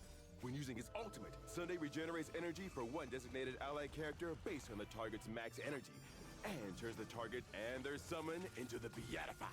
The Beatified's crit damage increases for a certain number of turns. After unlocking certain traces, the ultimate will have a minimum amount of energy regeneration. It's worth mentioning that after Sunday uses his skill on the Beatified, one skill point is recovered. In the next battle after using his technique, the first ally Sunday uses his ability on has their damage increased for a set number of turns. Okay, let's sum it up. Sunday provides significant single target buffs to teammates. His skill causes an ally and their summons to immediately take action, and his ultimate regenerates energy for a teammate and boosts their crit damage. This allows teammates to deal more damage more frequently in battle. Instead of forcing others toward a preset happiness, my brother is now trying to trust in people's own self-realization and help them. His ideals might not be realized anytime soon, but he can definitely go further than he once did. Ms. Robin is very correct. But his road forward definitely won't be smooth. For example, just now, we happened to take a picture of Mr. Sunday encountering a few unruly strangers. Ooh, let's see how he'll deal with this dissonant interlude on the road to his ideals. Shouldn't we first go ask about my brother's whereabouts? Not important. We can do that later. Let's fight first. We see that Geno Jingyuan and his Lightning Lord have teamed up with Sunday in this fierce battle. Sunday does not look enjoyable here. Did I fall into Anna's dream? At this time, Lightning Lord's speed and hits per action are relative. He does not look like he's Geno Jingyuan uses his skill to increase like, Lightning why am I Lord's with the speed and Jingyuan? hits per action, but it's still not enough. Thankfully, Sunday unleashes his skill, causing both to immediately take action. Their damage has also been increased. As it happens, Sunday's energy is full. He uses his ultimate to fully restore Jingyuan's energy and also increase Jingyuan and Lightning Lord's crit damage. The music is so Fully good. buffed, everything is ready. General Jingyuan seizes the chance and uses his ultimate and skill, dealing heavy damage to the enemy and increases Lightning Lord's hits per action once more. With a buff provided by Sunday, Lightning Lord in full form unleashes a devastating blow. And the enemies go bye-bye. And that's a wrap. Mr. Albert seems to have forgotten that this episode should serve as a missing persons report. Yeah, I guess it's not a wrap yet. Oh, right. We've received a lot of messages from the audience already. There must be some useful information about your brother in there. Miss Robin, I'm a huge fan. Me too. Next, Miss Robin, I'm your... Miss Robin, I'm a big fan of Sunday. Can you please get me an autograph from him? Thank you, everybody. Aw. Tweet, tweet. Origami bird. Hey, little birdie. I really am grateful to everyone. Too much popularity. How does it feel to be one step behind your own life? Ventilia robbed her of a precious part of her life in a sudden and overwhelming instance. Robbed her of her name, identity, and even memories. She became an outsider to this world and her own life. In the long days away from our sight, she agonized, struggled, wandered, dithered, wearied, dreamed, and despaired. But in those days, she also fought, charged, and made her choice. At the end, she resurrected. Today, let us get to know her once more. It's a pleasure to meet you for the first time, Fugue. I believe our audience is also relieved and delighted to see Ting Yun again. For today, we have invited someone who is very close to Ting Yun, Madame Yu Kong, to walk us through how Ting Yun has changed after her resurrection. As Ting Yun's old boss and her dear friend, how do you feel about her return from the other side? I am delighted to know that Ting Yun is alive, but thinking of her suffering and her determination to be involved in this situation fills me with pain and sadness. I heard that her body had to be reconstructed, and her conscience almost disappeared many times. Must have been tough to get her where she is now.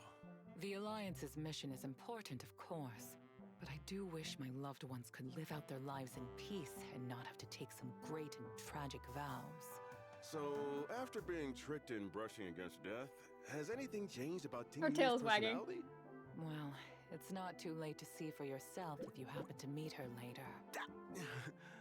Looks like I'm overthinking things. Then let's take a look at the resurrected Fugue.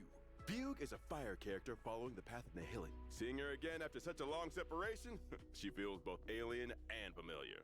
When she uses her basic attack, Fugue deals fire damage to one designated enemy. When using her skill, Fugue grants Foxian Prayer to one designated ally and enters the Torrid Scorch state.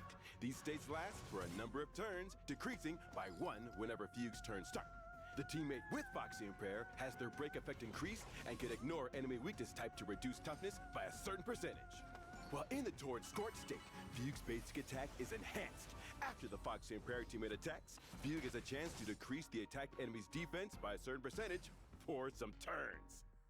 Using her enhanced basic attack, Fugue deals fire damage to one designated enemy and its adjacent targets. Ting Yun's tail sure looks powerful! If she grew 100 of them, could she bring home victory every time? Spare her. We have trouble with just one tail.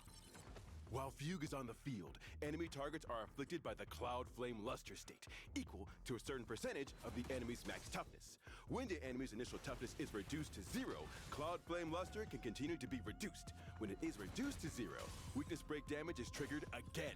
Then, when allies attack weakness-broken enemy targets, the toughness reduction from the attack will be converted to one instance of super break damage.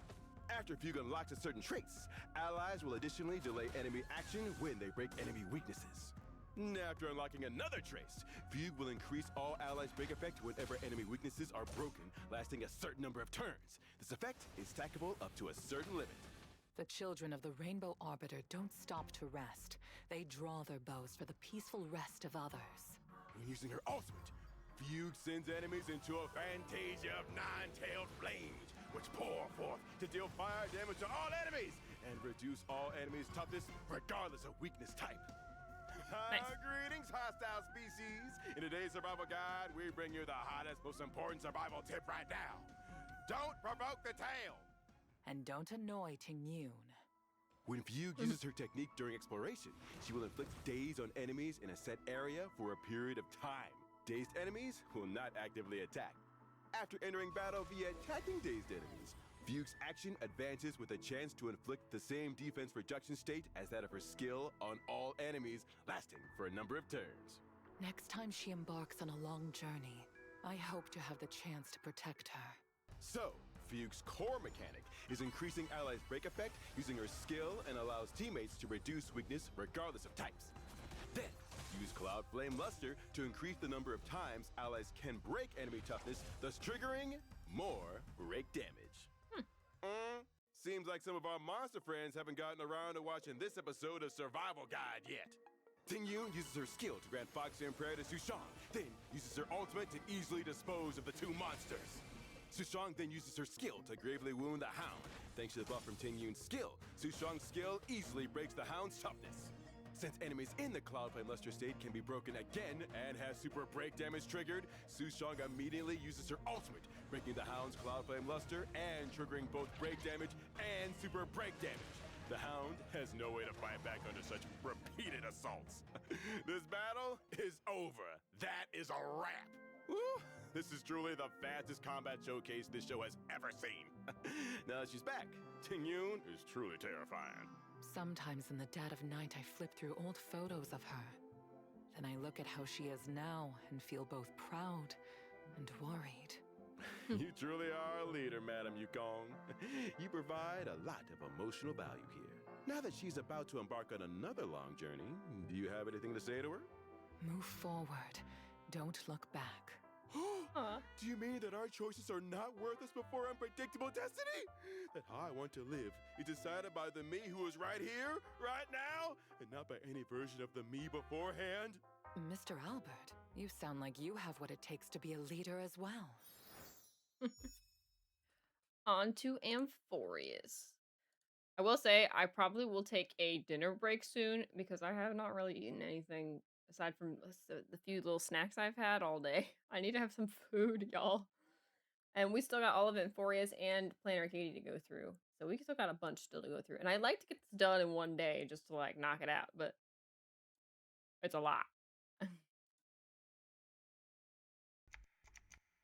Oh. Camilla? Oh. Huh? Can you believe it? Me on the big stage! I guess being a little stubborn pays off after all. But why pick me?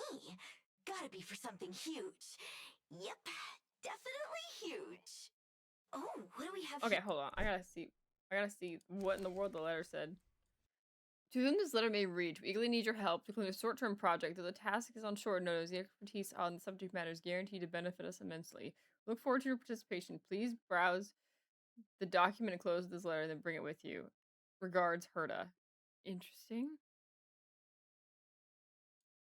Being a little stubborn pays off after all. But why pick me? Gotta be for something huge. Yep, definitely huge. Oh, what do we have here? Mem? Memmy! It's Mem. Memmy! Memmy, mem, mem, mem! Mem, mem!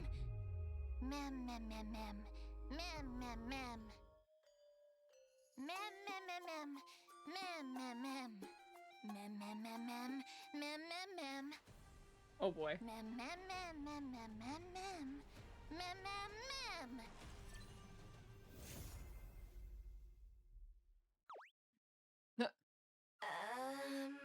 Are you lost, my friend? The Mem is like Are you my confused. special guest for today's segment on the Path of Remembrance and the Remembrance Trailblazer? Memmy? Mimi! Well, maybe we should check She's today's cute. guest list first.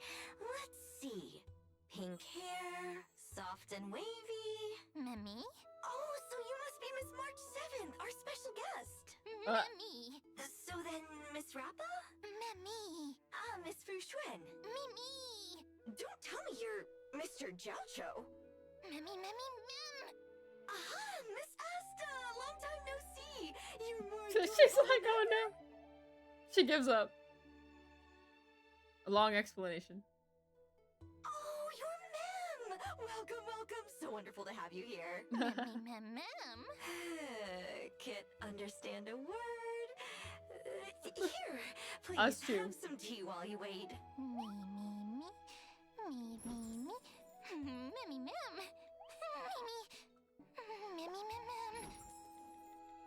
Now I can understand you. Sorry to keep you waiting. Memmy. Thank you. Now, without further ado, let's dive into our exclusive tutorial. I love that Herna gave her a translator. I'm in the way, but it's fine. In the upcoming trailblazing expedition, we'll meet new friends from the Path of Remembrance. And here's the best part. The Trailblazer is getting remembrance powers too. Just like with the Harmony. Me. Right. This path has super important partners called Memo Sprites. Like Mem here. Mem. And the ones who summon Memo Sprites are called Memo Masters. Like the Remembrance Trailblazer. The core mechanic of this path lies in summoning Memo Sprites. Let's look at how Memo Sprites work. Memo Sprites get most of their base stats from the Memo Masters, but they get their own skills and talents. And here's the cool part. They're independent. First, you can level up the Memo Sprites' abilities independently. That's why they have more traces. Just use materials to level up their skills and talents. And don't worry, the total materials needed for both Master and Sprite equals one regular character. Second, Oh, and they're this the is super same. important. Okay. Once summoned, Memo Sprites fight independently. Don't worry, I alongside their speak Mem. masters. That means their own turns and their own skills. Both the player and the enemies can target them, and when they attack or get hit, they regenerate energy for their masters. Me. Wait, if we have 4 Memo Masters all summoning Memo Sprites at once, that means... Mem. Now that's what I call strength in numbers. Oh, and here's another cool thing. Memo Sprites trigger special talents with special effects when they appear and disappear. Oh, if those summoning and dismissing effects are super powerful, we could try to keep summoning and dismissing Memo Sprites over and over. Oh, I bet that would cause some massive damage. Mino. Just imagine one super-powered Memo Sprite backed by the whole team could totally own the battle. Me. Wait, what if we summon multiple Memo Sprites? We could do even more damage and clear enemies super fast. Me. Is all of that possible with your Memo Sprite friends? Me. Cute. Right. Let's get back to reality. Time to take a look at the Remembrance Trailblazer. Mem. The Remembrance Trailblazer is an ice character following the Path of Remembrance. The Express is heading to Emporia soon, and I can't wait to see how our Ice-type Trailblazer shakes things up there. For starters, their basic attack deals ice damage to one designated enemy. The Trailblazer's skill summons our friend Mem! Memmy. Now, if Mem's already on the field when the Trailblazer uses their skill, it'll heal Mem and charge them by some percentage. Otherwise, when Mem is summoned, they'll get an instant charge of some percentage. Memmy. Mem has a fixed speed initially, and HP based on the Trailblazer's max HP. While Mem's on the field, all allies get a crit damage boost based on Mem's own crit damage. Memmy. When it's Mem's turn, they'll automatically attack, first hitting one random enemy multiple times Mem with punching ice is cute. damage, then spreading it to all enemies. Memmy. At full charge, Mem immediately takes action with a new ability. This ability advances one designated ally's action and applies Mem support. The ally with Mem's support can deal an additional amount of true damage to the enemy, equal to a portion of their original damage. Memmy. What's this true damage about? Memmy.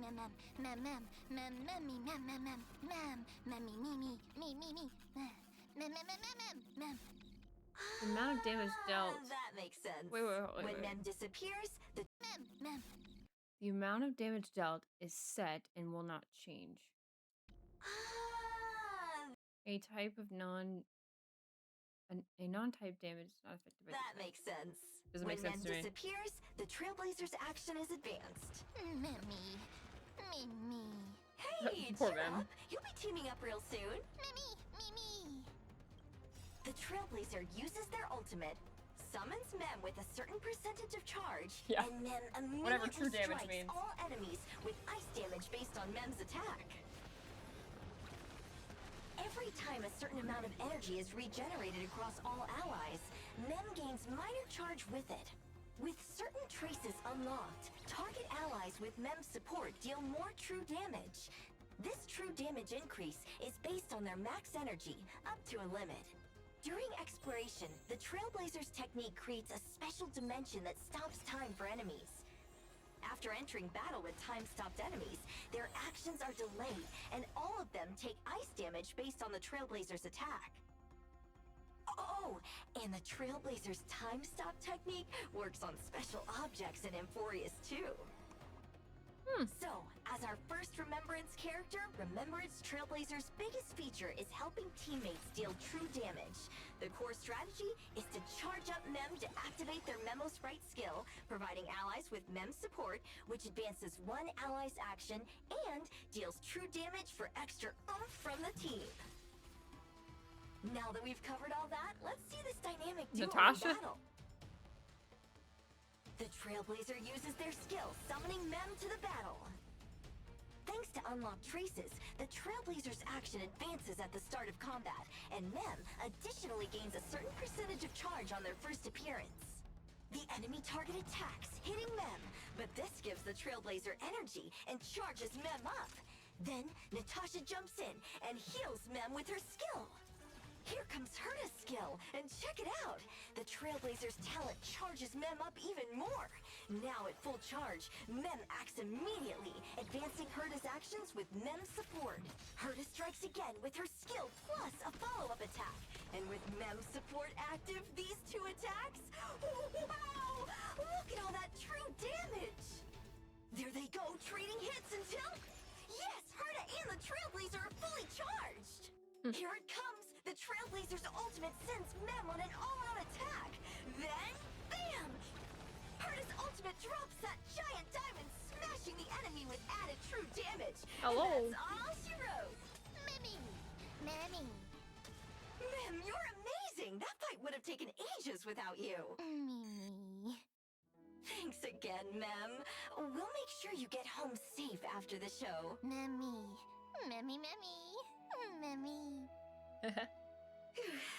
Miss Herta, did I do okay? Passable. Good enough for a wish. Go on. Name it. This place is so fun. Could Mr. Owlbert visit Amphorius too, please? Fine. Where's Owlbert?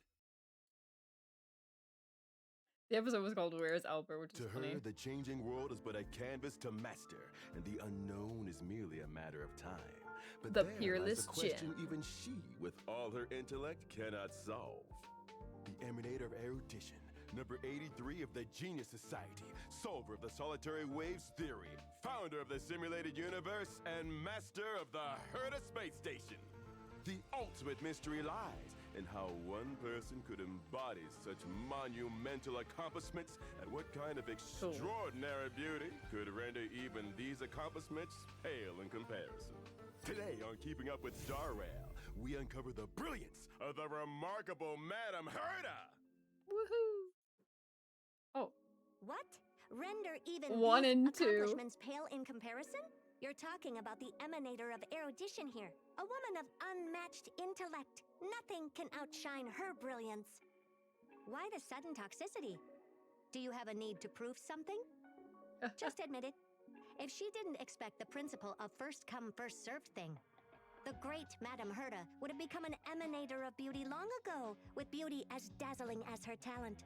Wait, there are 2 more There's a versions that third look one. just as cute? Am I in heaven?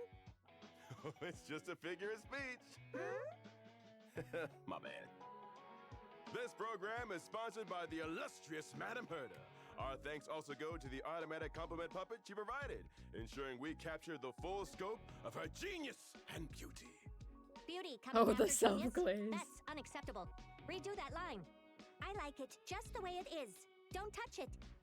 Wow, these two versions of me are so bad-tempered. So irresistibly captivating. Somebody save me. All right, let's dive right into the main topic. Surprised it wasn't Ron The May. Herda is an ice character following the path of erudition, a peerless genius with breathtaking beauty who specializes in using magic to unleash massive attacks.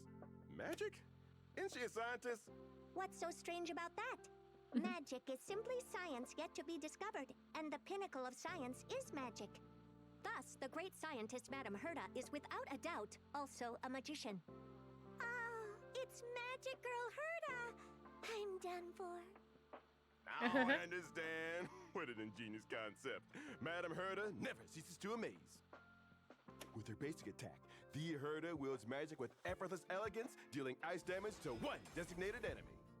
With her skill, the Herda deals ice damage to one enemy, then deals damage again to those hit by this use of the skill and their adjacent targets. This effect can spread one extra time. You should be overwhelmed with gratitude. Having a true genius open the gates of knowledge for you is a rare opportunity. And to be graced with even a single glance from the beautiful Madame Herda? That's a once-in-a-lifetime chance. Madame Herda, I beg you, use that skill on me. Few living souls would make such a demand. Oh, you're just a puppet.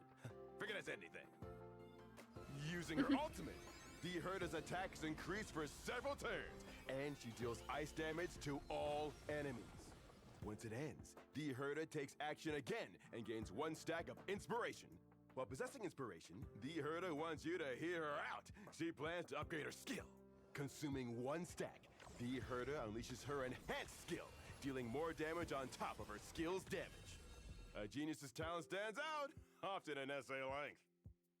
When an enemy enters battle or becomes the primary target of the Herda's skill or enhanced skill, they are afflicted with interpretation.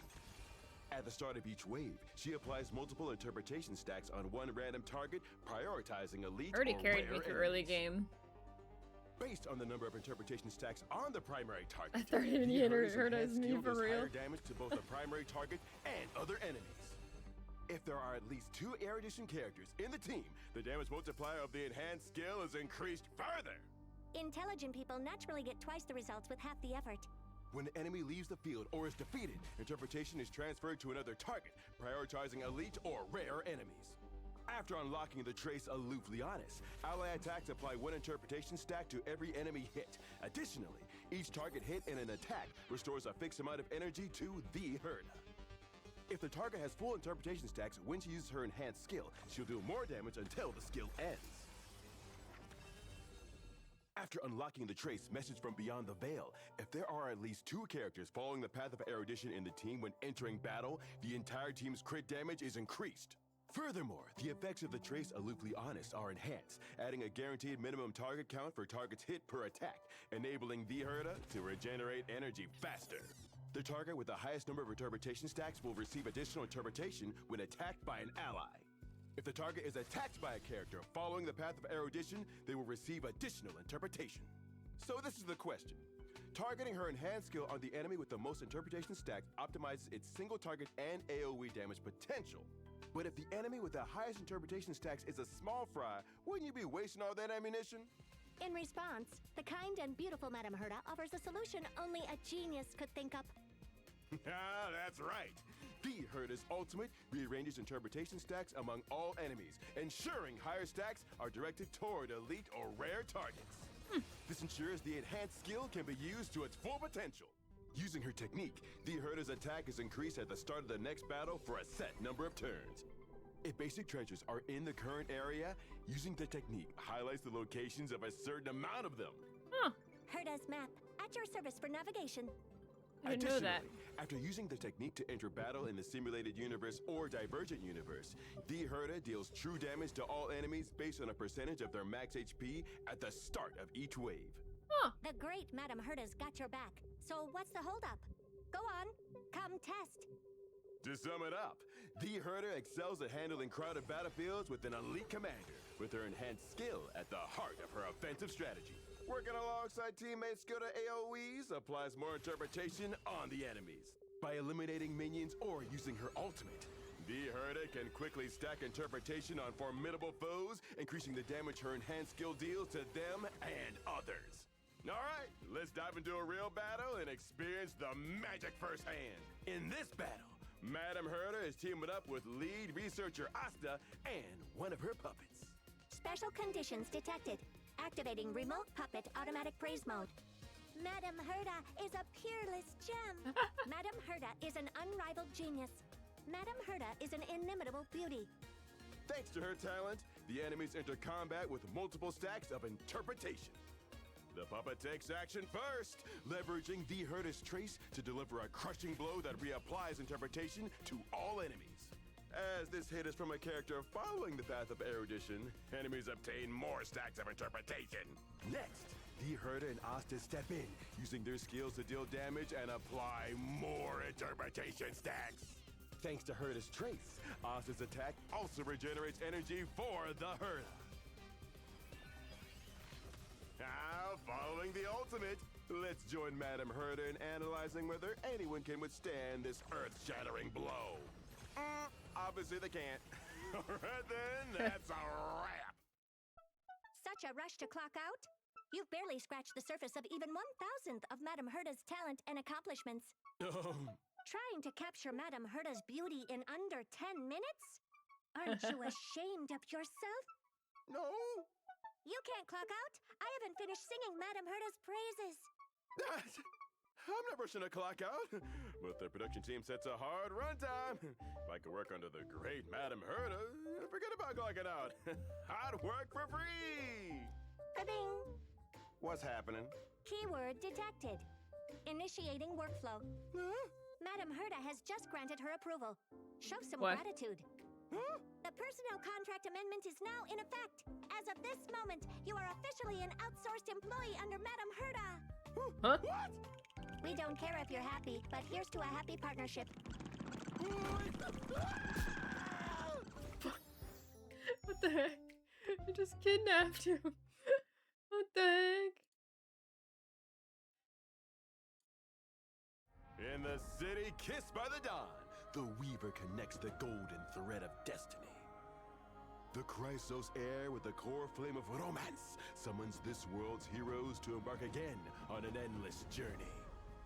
To strike down the gods, reclaim the divine fire, and breathe new life into the dying land of Amphorius. On this episode of Keeping Up with Starrail, let's catch up with the artist who weaves destiny, Owlbert, Weaver of Gold. And whether or not your world has a day-night cycle. Good morning, afternoon, evening. Good sunny days, rainy days, snowy days. Good head, good legs, good body. Okay. Such well-behaved kids. If you don't cause any trouble, I'll give each you a lollipop later. He seriously thinks we're kids, doesn't he? Should we remind him? This isn't the first time. But since it's Albe's first time hosting from Amphorius, let's ruin the illusion for him. True, grown-ups are all about saving face. Let's just humor him. One lollipop not enough. How about Yay! Albie is the best! Wow. Who knew I like had who such a for his gift little for handling decorations. kids? All right then, let's dive into today's topic. Actually, this is the first Aglaia time we is have a someone lightning that's character kind on of the path kid-like on remembrance his. as the current. I know, obviously, like they're just short, but like he's never had a kid before. The only other kids in the game or the only actual kids in the game are Bailu and Hook, right? And Clara, and none of them were on Keeping Up with Starrail, so that's actually Current interesting. leader of the Chrysos heirs, she is still a dress master working in harmony with her memo sprite, Garment Maker. Using elegant and swift swordplay, she cuts the threads of fate of any who stand in her way, just as if she were tailoring fine clothes. Aggie comes from a noble family and has been rigorously trained in court swordplay since childhood. She might dislike fighting, but if you challenge her, you'll only be asking for trouble. Aw, Treeby, that's not polite. You should address her properly as Sister Aglaya. That's right, Treeby. Show some manners. No way, no way. She's just Aggie to me, and that's final. Fine. Egg it is. When Aglaya uses her basic attack, it deals lightning damage to one enemy. Using I do her think skill, Aglaya's kit Aglaya cool, summons her mannequin but I just lookalike, the memo don't sprite have called Garment faith in Maker, her, and so I'll probably immediately use takes her. action. If Garment Maker is already on the field, using her I like skill will heal. I almost said adventuring, When but Garment I do Maker like is adventuring. summoned, its action But I immediately like advances. Evernight more. And when taking action, it attacks automatically. It deals lightning damage to one enemy and adjacent targets. While Garment Maker is on the field, Aglaya's attacks can cause targets to be inflicted with the Seam Stitch state. When Aglaya attacks a target in this state, she deals additional damage. Additionally, Garment Maker will prioritize attacking enemies with Seam Stitch. After attacking such targets, Garment Maker gains increased speed up to a limit. Using her technique, Aglaya summons Garment Maker to charge forward with her. She and Garment Maker then enter battle together. After entering battle, Aglaya regenerates a certain amount of energy, applies the Seam Stitch state to a random enemy, and deals lightning damage to all enemies. After unlocking the trace The Speeding Saw, at the start of battle, Aglaya regenerates energy if her energy is below a certain threshold. Despite her focus on efficiency in battle, Aggie never sacrifices the beauty of combat. So many years have passed, yet her habits remain unchanged. Would you look at that? Little Treeby pretending to be all grown up. Actually pulls it off pretty convincingly. Who says I'm pretending? When using her ultimate, this artist and her partner perform a magnificent yet deadly waltz. Aglaya summons Garment Maker and enters her supreme stand state, then immediately takes action. In this state, her basic attack becomes enhanced. Together with Garment Maker, Aglaya launches a joint attack based on both their attack, dealing lightning damage separately to one designated enemy and adjacent targets. While in the Supreme Stance state, Aglaya gains speed-boosting stacks through her Memo Sprite's talent, which further increases her speed. Additionally, Garment Maker becomes immune to crowd control debuffs. After unlocking the trace, the Myopic's Doom, Aglaya and Garment Maker's attack Does anyone here have while Aglaya? in Supreme Stance state, scaling based on their I wonder if like any of you guys speed. have Aglaya. After using her ultimate, a countdown appears in the action order. When the countdown ends, Garment Maker self-destructs, I and think not Supreme many people Stance do. is dispelled.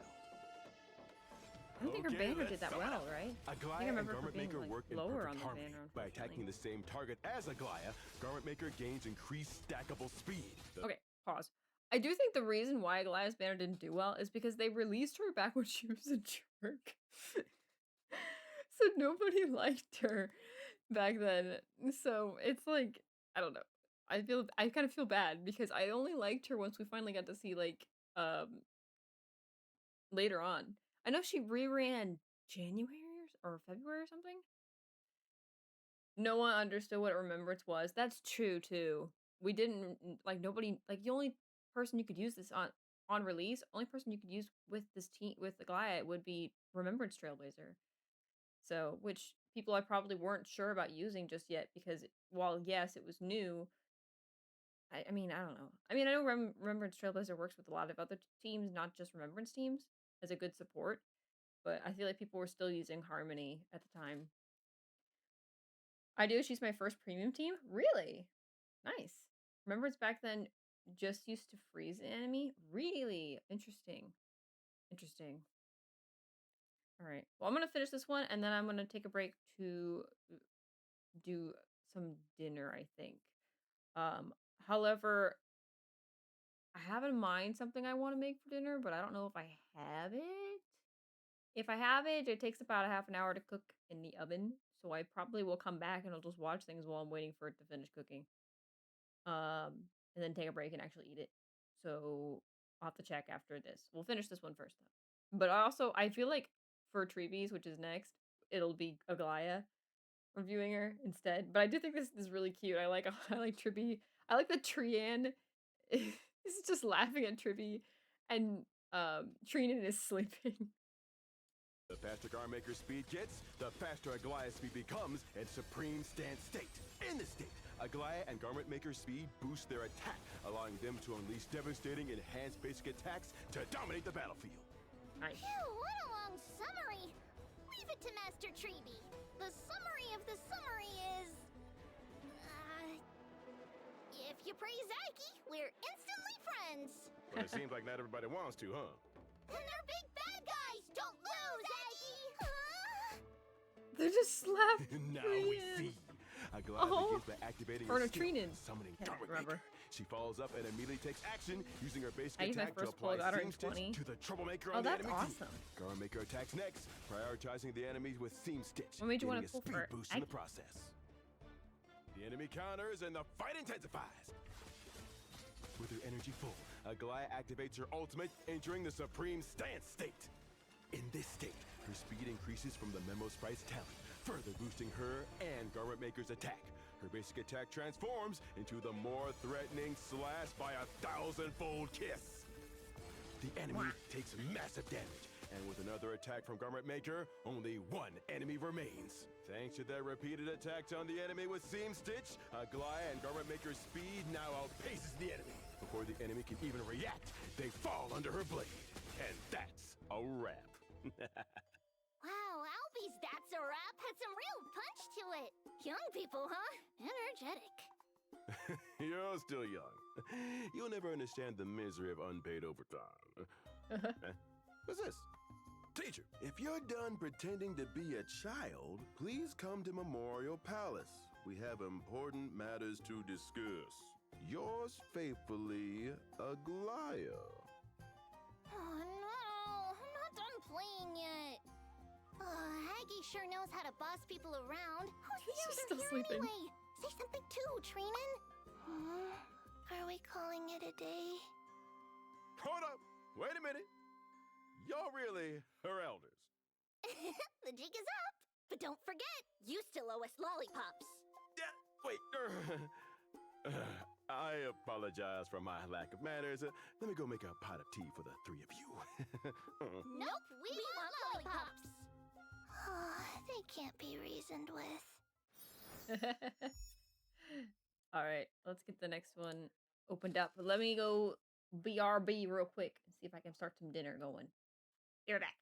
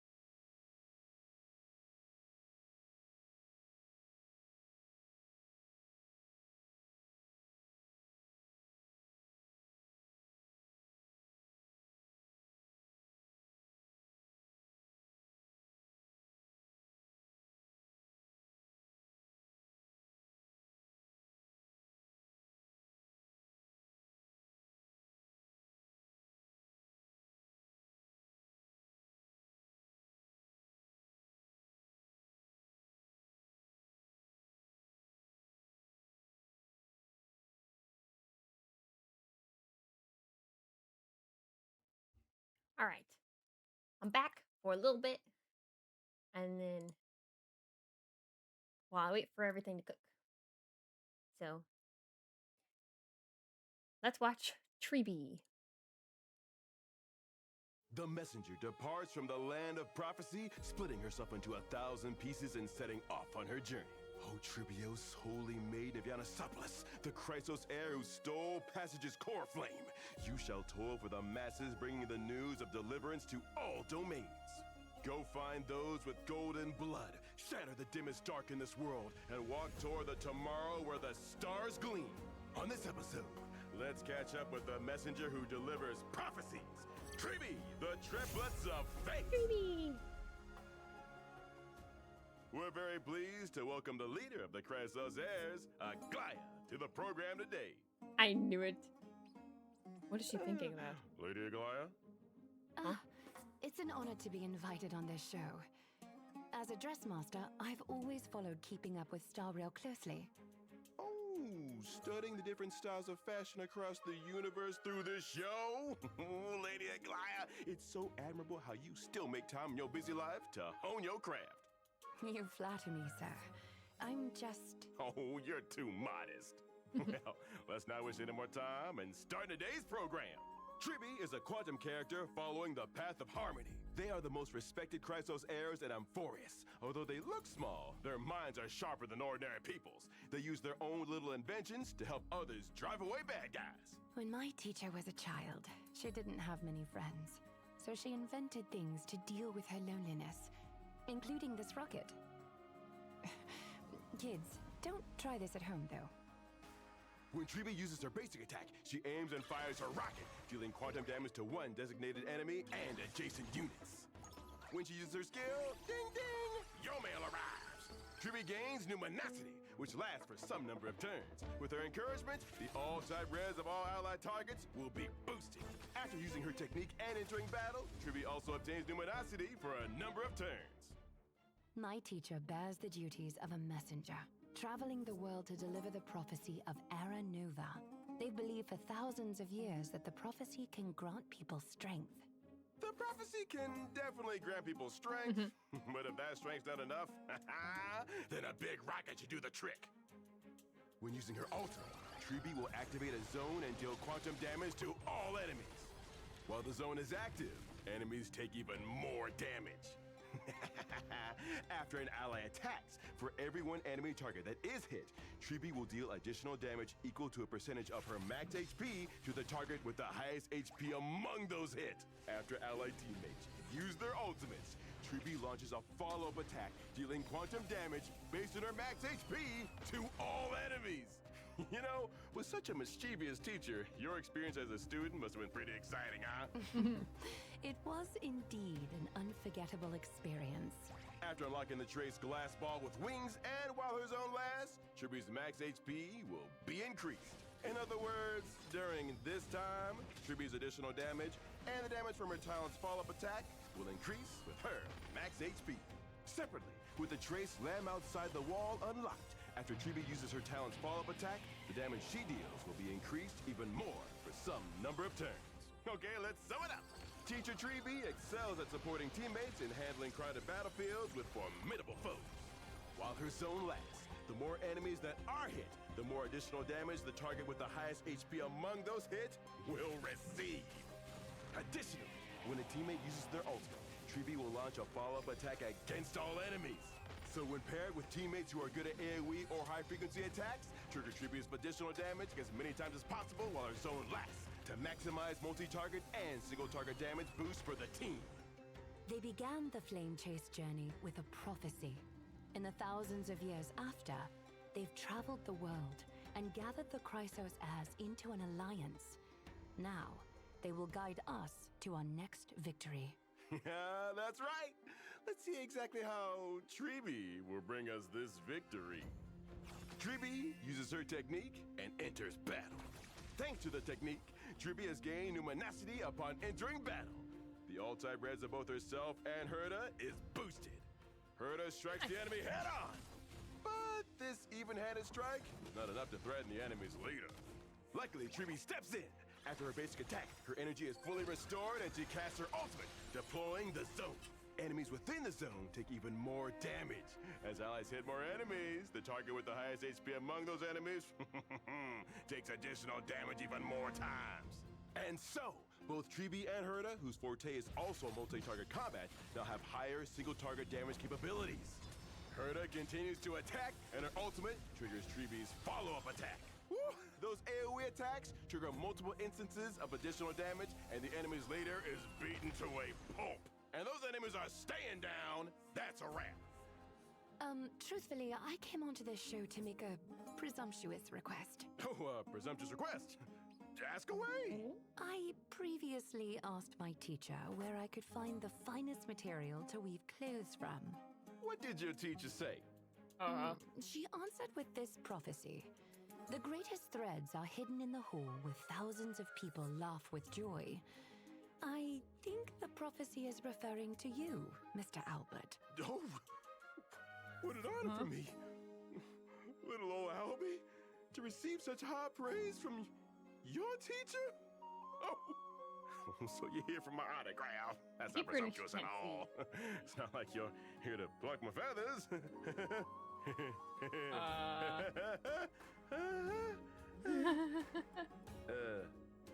You're not here to pluck my feathers, right?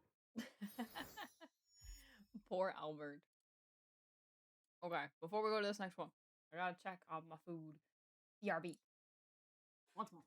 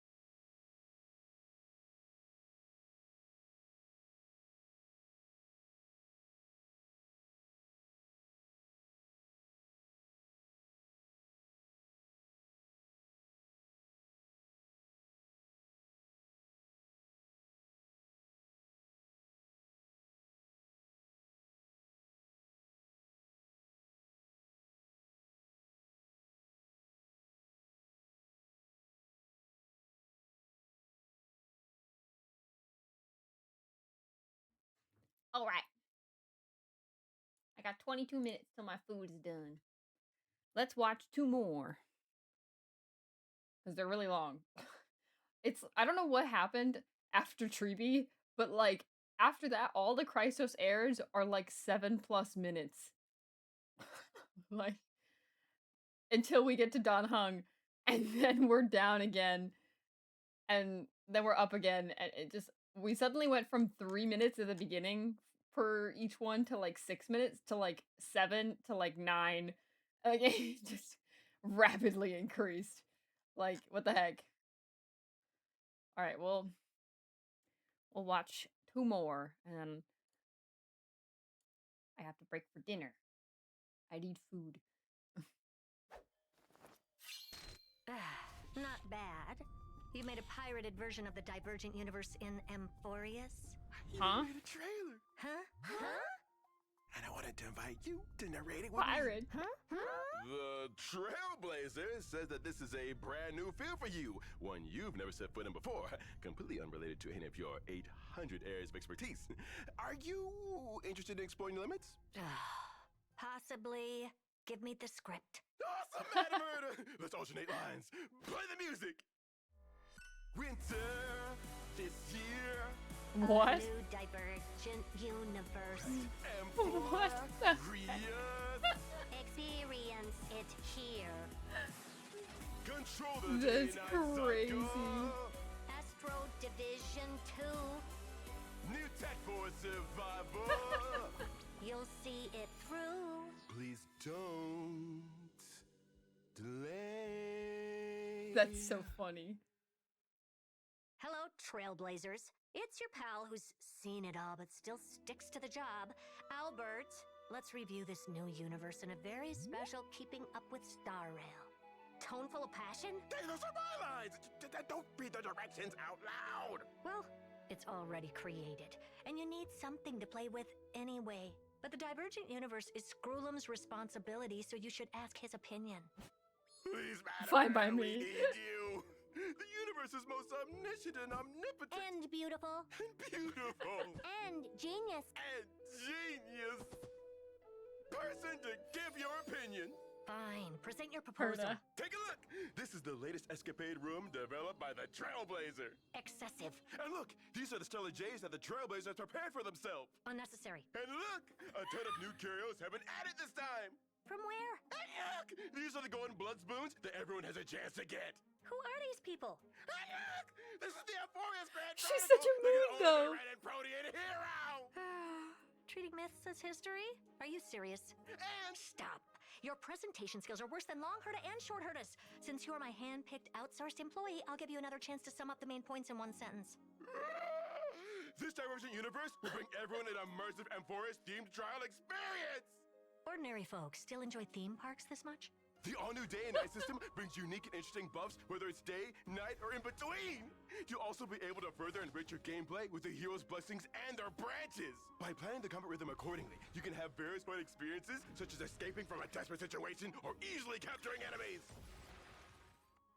That's it? We also added a useful in-game strategy system that reduces the threshold for understanding gameplay. You can open it from any interface inside or outside the game. You can filter strategies based on your equations or the character lineup, all in a single click. Trailblazers can also upload strategies, and good ones can get on the leaderboard. Huh. With my work as precedence, this framework is not bad. Not only that, the newly designed equations and curios will revolve around Amphorius, recreating the tragedy of the first flame chase journey. Unlock Titan Odes to read more Titan legends. Yes, but the so-called legends are often far-fetched conclusions made by future generations. In the writings of different authors, the villains may be completely reversed. Anyway, the visuals, special effects, gameplay, and even the words are all customized for Amphorius. Why don't you come and experience it with us, Madam Herda? It seems that no test can be completed without a lovely and beautiful genius like me. Interesting. That's the Herda team they're The using? higher the difficulty, the more rooms and more new mechanics. But isn't That was this the trivia the too first Select. lot. All right, we'll do the hard one this time. Oh, this was also the Trailblazers' idea? Yes! This is one of the most important mechanisms in the immersive and foreign Divergent universe experience. In the day and night system, you need to first choose one basic effect, day or night. Which one should we choose? I want both. Your team and the basic effects both have this red-headed child. Just pick based on the image. No one would set up unnecessary logic traps in a place like this. It's gonna be you then, Dreamy! There's a lot of new stuff. Of course! A lot of new equations were designed for this I universe. still didn't which like shown this here is only the tip of the Divergent iceberg. universe. I could never figure it out. I should It get was them to so increase production frustrating. capacity too. After entering battle, I kept the scene will losing switch it. It was between day crazy. and Also, night. the fact that they're in the Restores your background is speed, funny. While night boosts damage for both sides. Obtain golden blood spoons to buff the corresponding day and night effects. Switching between day and night also provides special buffs. Look, Madam Herda, based on the golden blood spoons we chose, every time the battlefield switches back to day, all allied characters' ultimates are activated unconditionally. Not bad. You've made improvements for me. Perhaps you want... No, I don't know if you've noticed, but the way to obtain Golden Blood's boon is... Well, judging by the design here, you make progress toward Golden Blood's boons as you pass through the rooms. You gain 1 progress point every time you enter a room. You already have 3 points now, so with the next one, you'll receive another boon. Your wisdom is unsurpassed! Huh? It's so obvious. What's the big deal? All right, we've chosen the basic effect for Golden Blood's boon. Next, when a certain amount of progress is made, we can further enhance this boon. Each boon can be enhanced up to level 3. The one in the middle. But... What's there to hesitate about? No, Pit! There are still plenty of rooms, and boons will still gain progress after reaching the max level. All right, it's obvious what'll happen when the max level is reached, but you should try first. Madam Herd is an unrivaled genius! Huh, there's no need to repeat common knowledge. Tee-hee! The one on the left? Can't go wrong listening to you! A snowy owl who is used to letting experience override thought? Interesting. Hey, hey! Yeah, that's right. You didn't understand the point of that choice, did you? Madam Herd is a miraculous prophet! Not again. All right. Okay, the buffs provided by Treeby have been maxed out. The number of Golden Blood's boons has changed the once balanced proportions of days and nights, and has affected the day-night ratio in battle. Good design. Look, Madam Herda, we've added a new conversion room. The more enemies you defeat within a limited number of waves, This is the so more plentiful the funny. rewards. The third Herda wave, just drop doesn't the care what profits, Owlbert and the is more enemies saying. you defeat, She's the more so profit upset you that get. this is like a copy of her Divergent Universe. She just does not care. You might not need to buy them anymore. Huh? Ordinary people? Ugh. She's so done. I love it. Almost there. Is it time to choose day-night effects again? Madam Herda, I thought you didn't participate in the development this time. Why do you seem to know everything? You copied it from me. How could I not understand it? Let's pick the one on the left and see how buffs of the same type stack. At long last, my time of invincibility has arrived! Easy to please. Buy that one. Yes. I did it! I did it! Ooh, and buy that one. Okay. Let's go shopping. Oh? Thank.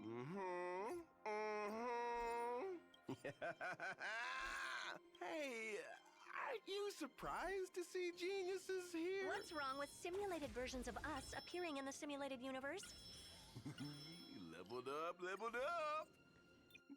Buy it! Buy it! Why is the shop empty? Refresh again! What in the world, Owlbert? Yes! All together! You can also create eternal day and ever night during actual gameplay. Regardless of the results of the test, it seems it can provide the testers a good amount of emotional value. Come on with it, Nigador! I bet running into me is like having a nightmare. Oh, and who are those next to you? They disappeared before I could even see them. Were they even there before?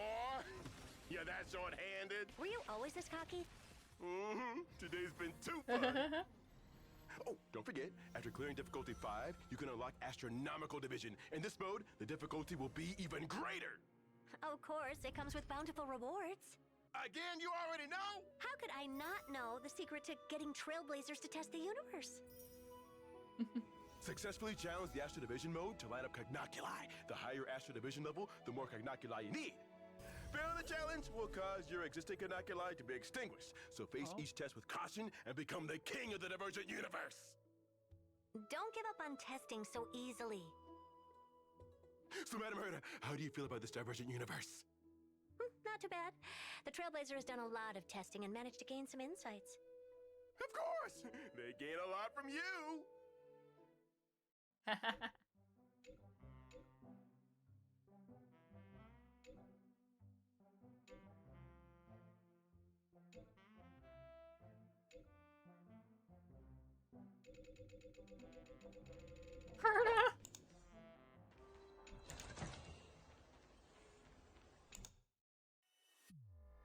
Winter, this year, a new This is so funny. universe, Emporious,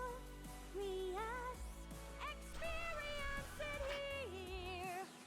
Control the day-night cycle,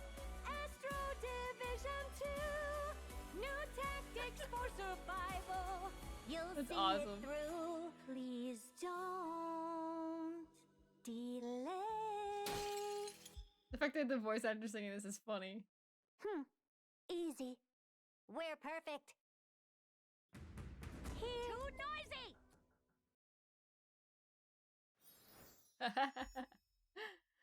Nice. O mist-shrouded Kremnos, city of chaos and war, the blood of patricide flows in your royal line, and your god bears calamity's name. The undying Mightymost, the solitary lion, O Chrysos heir that seeks the core flame of strife. You must suffer 1,000 deaths, be bathed in blood, and bear your mad fate alone, for one must slay a god to become one. On this episode, let us glimpse the truth of this king crowned in blood. Mighty, a warrior sworn to Akama. Mightymost. Today, we've invited a special guest, a helpful citizen who claims to know everything about Mighty, Mr. Finan. Hello, everyone. I'm Finan. Mr. Finan, your enthusiasm is incredible. You signed up for our show seconds after the casting call went out. You and Mighty must be true friends. True friends? No way. I'm actually here because of you, Mr. Owlbert. Oh? How so? Look, our hair color is practically identical. Maybe we're long-lost brothers. What? Did you put all your skill points into humor or something?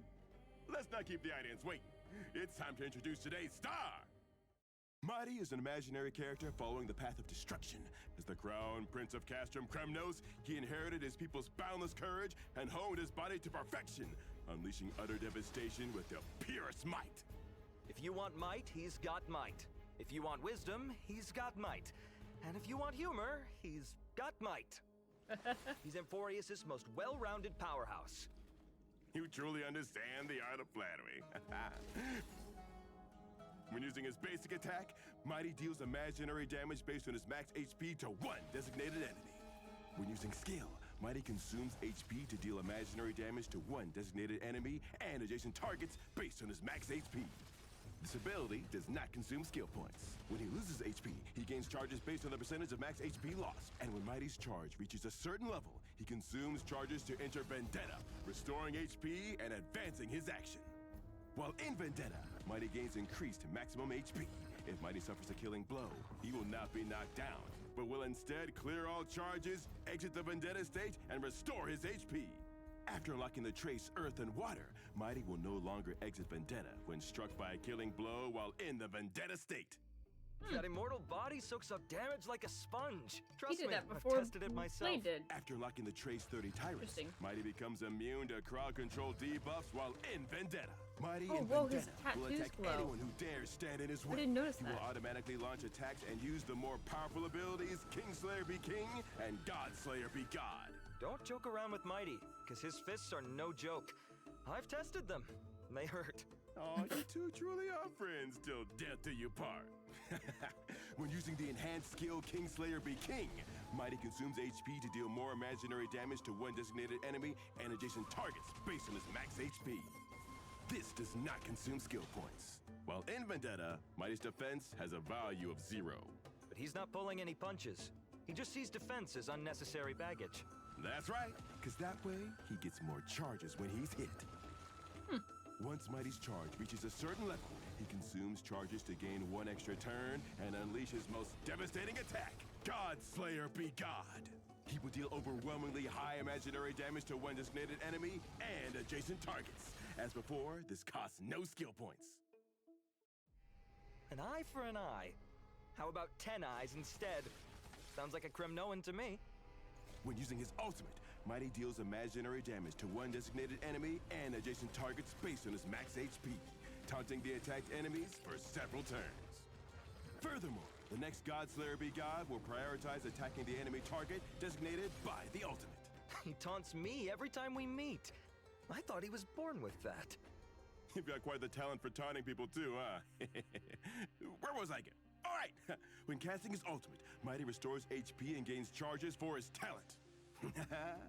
After unlocking the trace Bloody Chitin, and if Mighty's max HP reaches a certain threshold at the start of battle, he will increase his crit rate, the charges he gains when attacked, and his incoming healing based on his max HP that exceeds the threshold. Using his technique, Mighty pulls in enemies within a certain range and dazes them. Dazed enemies will not actively attack allies. When attacking a dazed enemy to enter battle, Mighty deals imaginary damage based on his max HP to all enemies! Taunts them for several turns and gains charges for his talent. Okay, let's sum it up. Mighty is a battlefield powerhouse who can both fight and tank and thrives in brutal and intense combat conditions. Most of his damage comes from using Kingslayer be King and Godslayer be God in Vendetta. Additionally, in the Vendetta state, Mighty is unfazed by killing blows. Mighty can quickly enter Vendetta either by using his ultimate, taking enemy hits, or frequently using his skill to consume HP. Then, he can unleash his most powerful strike to crush his enemies! You have to admit that Mighty is powerful and also a really good guy. You can definitely trust him to watch your back in a fight. Only through the trials of battle can a warrior's bravery and skill be fully realized. Time for real combat. Let's see how this ferocious conqueror reigns over the battlefield and becomes crowned in blood. Mighty uses his technique and enters battle. Thanks to his technique, he's already gained a certain amount of charge. Mighty uses his skill to deal damage to the enemy, consume his HP, and gain more charges. He then enters Vendetta and advances his action. His skill, now enhanced, unleashes a raging inferno upon his enemies. Pressing the advantage, Mighty targets the enemy leader to use his ultimate on, dealing damage while also restoring HP and gaining charges. The enemy's leader also becomes the target of Godslayer be God. Due to the taunt effect of the ultimate, enemies focus their attacks on Mighty, and the HP he loses is converted into charges. And since his max HP surpasses a certain threshold, he gains more charges when attacked and receives more HP when healed.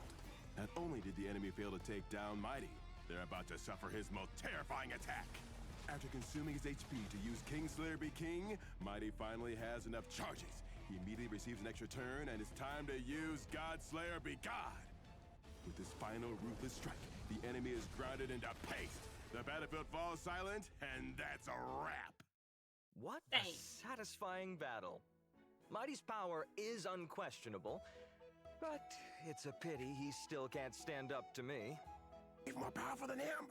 Well, in that case, can I please trouble you with something? Just say the word. I can do anything, except get on Aglaya or Treebee's bad side. Well, Dressmaster has been hiding my poor feathers.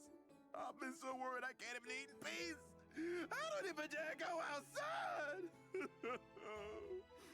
Oh, Sir Violin, save me! That's a tough one. I'll try to figure something out in the next few days. That's too bad. If I asked Mighty, he'd have this wrapped up in one day. Fine, don't you worry. I'll sort it out in half a day. Owlbert, that's so funny. He's like, I got this. All right. The next one is our dear girly Castress, but we will hold off on that until I'm done with dinner. So I'm gonna go take a dinner break. I'll be back in like 15 minutes. So, do you want me to like replay one for you guys while I'm gone? You guys want to like rewatch like Herda again just for fun or something? And then I can like bring it back to Castress when we come back.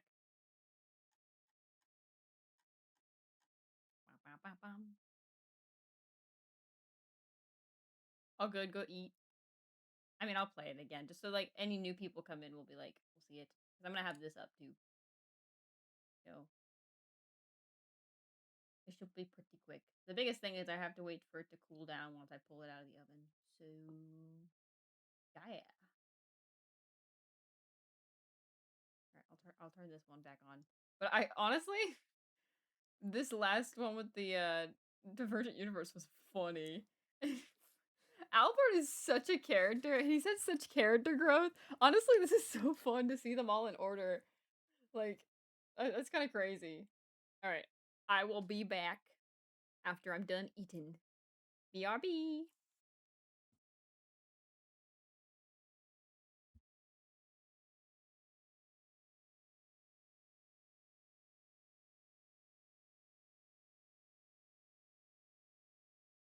To her, the changing world is but a canvas to master, and the unknown is merely a matter of time. But there lies a question even she, with all her intellect, cannot solve. The emanator of erudition, number 83 of the Genius Society, solver of the solitary waves theory, founder of the simulated universe, and master of the Herta space station. The ultimate mystery lies in how one person could embody such monumental accomplishments, and what kind of extraordinary beauty could render even these accomplishments pale in comparison. Today on Keeping Up with Star Rail, we uncover the brilliance of the remarkable Madame Herta! What? Render even these accomplishments pale in comparison? You're talking about the emanator of erudition here, a woman of unmatched intellect. Nothing can outshine her brilliance. Why the sudden toxicity? Do you have a need to prove something? Just admit it. If she didn't expect the principle of first come, first served thing, the great Madame Herta would have become an emanator of beauty long ago, with beauty as dazzling as her talent. Wait, there are 2 more versions of me just as cute? Am I in heaven? It's just a figure of speech. My bad. This program is sponsored by the illustrious Madame Herta. Our thanks also go to the automatic compliment puppet she provided, ensuring we capture the full scope of her genius and beauty. Beauty coming after genius? That's unacceptable. Redo that line. I like it just the way it is. Don't touch it. Wow, these 2 versions of me are so bad-tempered, so irresistibly captivating. Somebody save me. All right, let's dive right into the main topic. The Herta is an ice character following the path of erudition, a peerless genius with breathtaking beauty who specializes in using magic to unleash massive attacks. Magic? Isn't she a scientist? What's so strange about that? Magic is simply science yet to be discovered, and the pinnacle of science is magic. Thus, the great scientist Madame Herta is without a doubt also a magician. Oh, it's Magic Girl Herta! I'm done for. Now I understand. What an ingenious concept. Madame Herta never ceases to amaze. With her basic attack, the Herta wields magic with effortless elegance, dealing ice damage to 1 designated enemy. With her skill, the Herta deals ice damage to 1 enemy, then deals damage again to those hit by this use of the skill and their adjacent targets. This effect can spread 1 extra time. You should be overwhelmed with gratitude. Having a true genius open the gates of knowledge for you is a rare opportunity. And to be graced with even a single glance from the beautiful Madame Herta? That's a once-in-a-lifetime chance. Madame Herta, I beg you, use that skill on me.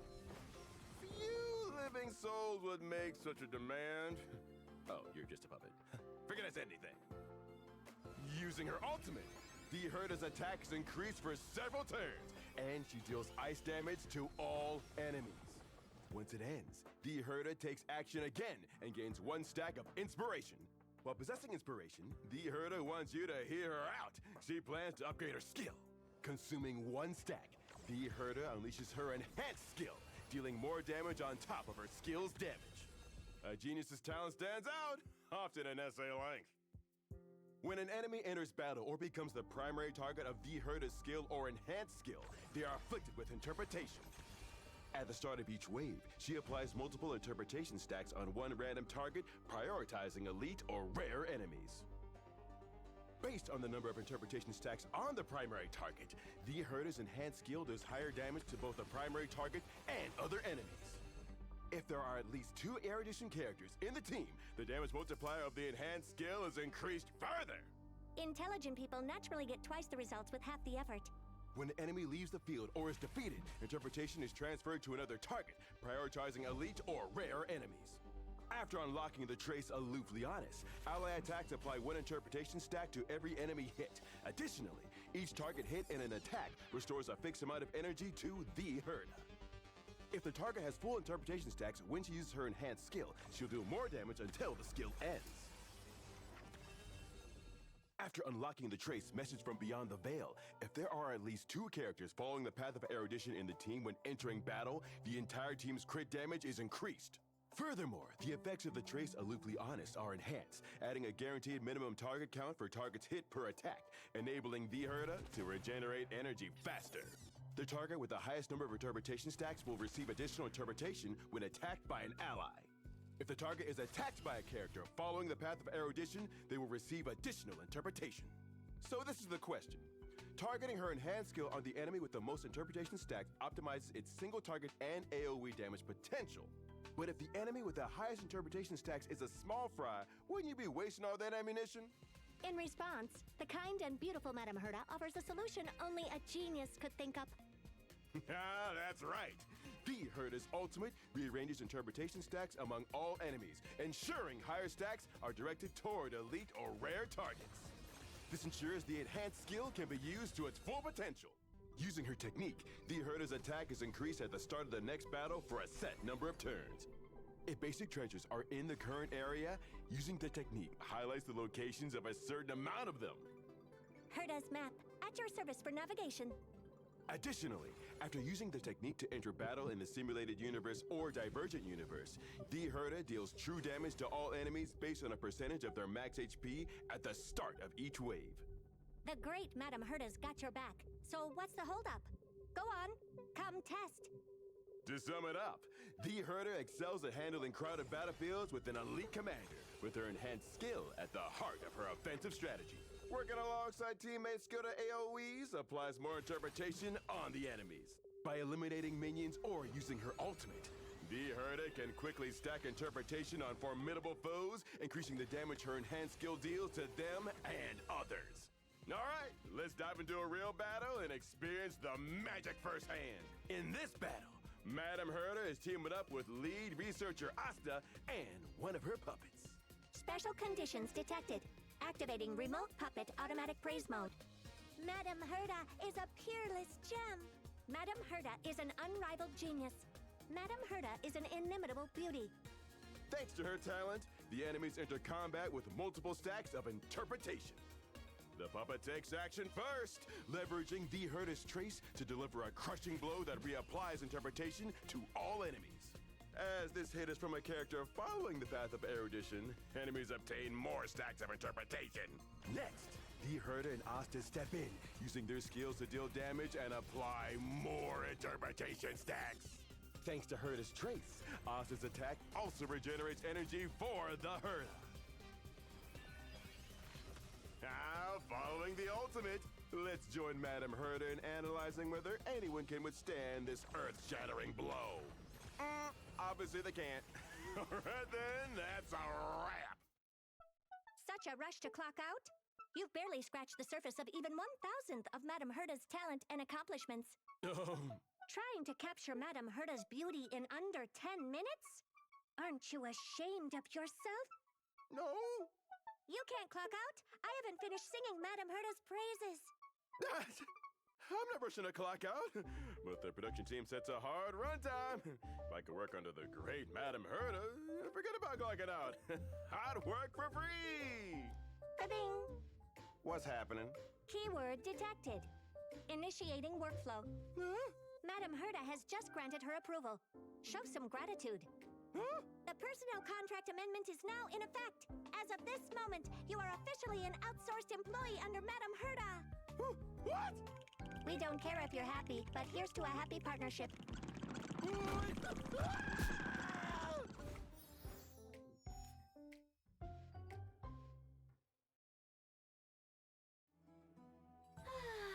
Such lovely weather we're having.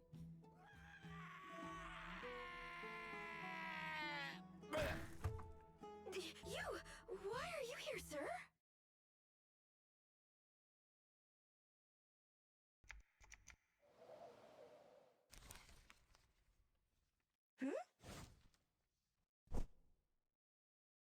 Can you believe it? Me on the big stage! I guess being a little stubborn pays off after all. But why pick me? Gotta be for something huge. Yep, definitely huge. Oh, what do we have here? Mem? Memmy! Memmy! Memmy, mem, mem, mem! Mem, mem! Mem, mem, mem, mem! Mem, mem, mem! Mem, mem, mem, mem! Mem, mem, mem! Mem, mem, mem, mem! Mem, mem, mem! Mem, mem, mem, mem, mem, mem, mem. Mem, mem, mem.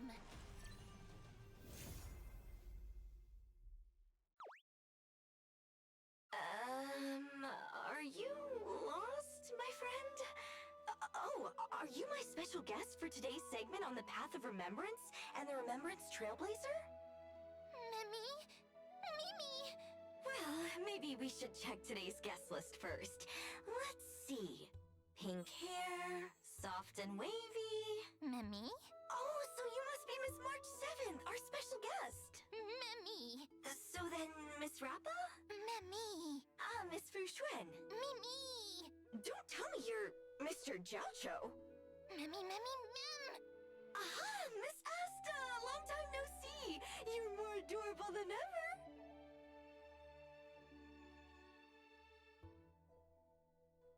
Oh, you're Mem! Welcome, welcome! So wonderful to have you here. Mimi, Mem, Mem!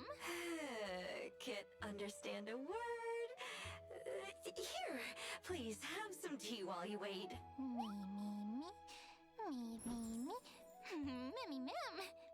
Mimi! Mimi, Mem, Mem! Now I can understand you. Sorry to keep you waiting. Mem? Mimi. Thank you. Now, without further ado, let's dive into our exclusive tutorial. I call it Path of Remembrance Insider. In the upcoming trailblazing expedition, we'll meet new friends from the Path of Remembrance. And here's the best part. The trailblazer is getting remembrance powers too. Just like with the Harmony. Me, me, me. Right. This path has super important partners called Memo Sprites, like Mem here. Mem! And the ones who summon Memo Sprites are called Memo Masters, like the Remembrance Trailblazer. The core mechanic of this path lies in summoning Memo Sprites. Let's look at how Memo Sprites work. Memo Sprites get most of their base stats from the Memo Masters, but they get their own skills and talents. And here's the cool part. They're independent. First, you can level up the Memo Sprites' abilities independently. Me, me, me, me, me, me. Me, me, me. Just use materials to level up their skills and talents.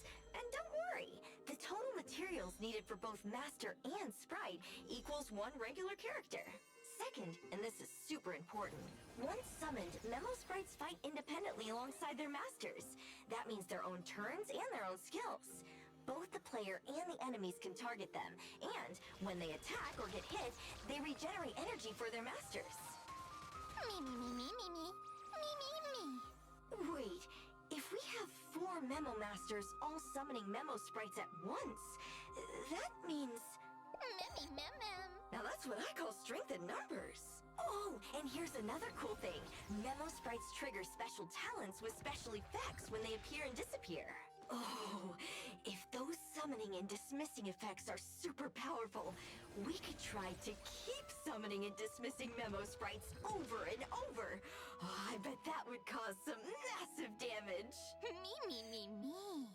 Just imagine, one super-powered Memo Sprite backed by the whole team could totally own the battle! Me, me, me, me! Wait, what if we summon multiple Memo Sprites? We could do even more damage and clear enemies super fast! Me, me, me, me! Is all of that possible with your Memo Sprite friends? Me, me, me, me! All right, let's get back to reality. Time to take a look at the Remembrance Trailblazer. Memmy, mem! The Remembrance Trailblazer is an ice character following the Path of Remembrance. The Express is heading to Emphoria soon, and I can't wait to see how our Ice-type Trailblazer shakes things up there. For starters, their basic attack deals ice damage to one designated enemy. The Trailblazer's skill summons our friend Mem! Memmy! Now, if Mem's already on the field when the Trailblazer uses their skill, it'll heal Mem and charge them by some percentage. Otherwise, when Mem is summoned, they'll get an instant charge of some percentage. Memmy! Memmy! Mem has a fixed speed initially, and HP based on the Trailblazer's max HP. While Mem's on the field, all allies get a crit damage boost based on Mem's own crit damage. Memmy! Memmy!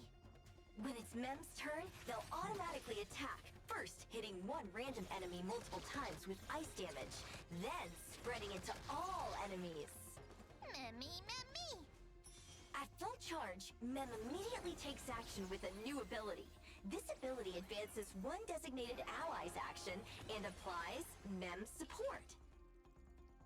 The ally with Mem's support can deal an additional amount of true damage to the enemy, equal to a portion of their original damage. Memmy. What's this true damage about? Memmy, mem, memmy,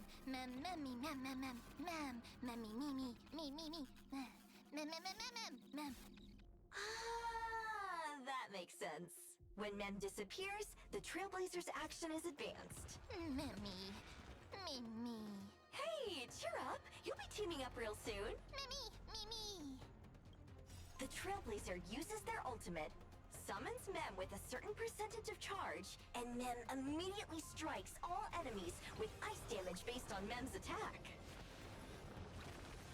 Every time a certain amount of energy is regenerated across all allies, Mem gains minor charge with it. With certain traces unlocked, target allies with Mem's support deal more true damage. This true damage increase is based on their max energy, up to a limit. During exploration, the Trailblazer's technique creates a special dimension that stops time for enemies. After entering battle with time-stopped enemies, their actions are delayed, and all of them take ice damage based on the Trailblazer's attack. Oh, and the Trailblazer's time-stop technique works on special objects in Amphorius too. So, as our first Remembrance character, Remembrance Trailblazer's biggest feature is helping teammates deal true damage.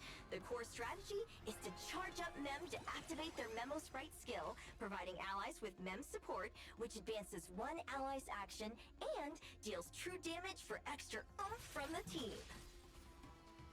Now that we've covered all that, let's see this dynamic duo in battle. The Trailblazer uses their skill, summoning Mem to the battle. Thanks to unlocked traces, the Trailblazer's action advances at the start of combat, and Mem additionally gains a certain percentage of charge on their first appearance. The enemy target attacks, hitting Mem, but this gives the Trailblazer energy and charges Mem up. Then, Natasha jumps in and heals Mem with her skill. Here comes Herta's skill, and check it out!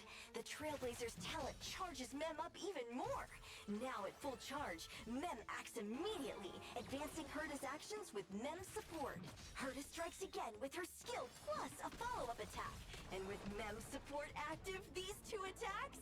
Wow! Look at all that true damage! There they go, trading hits until... Yes! Herta and the Trailblazer are fully charged! Here it comes! The Trailblazer's ultimate sends Mem on an all-out attack. Then, bam! Herta's ultimate drops that giant diamond, smashing the enemy with added true damage. And that's all she wrote. Memmy. Mem, you're amazing! That fight would have taken ages without you. Memmy. Thanks again, Mem. We'll make sure you get home safe after the show. Memmy.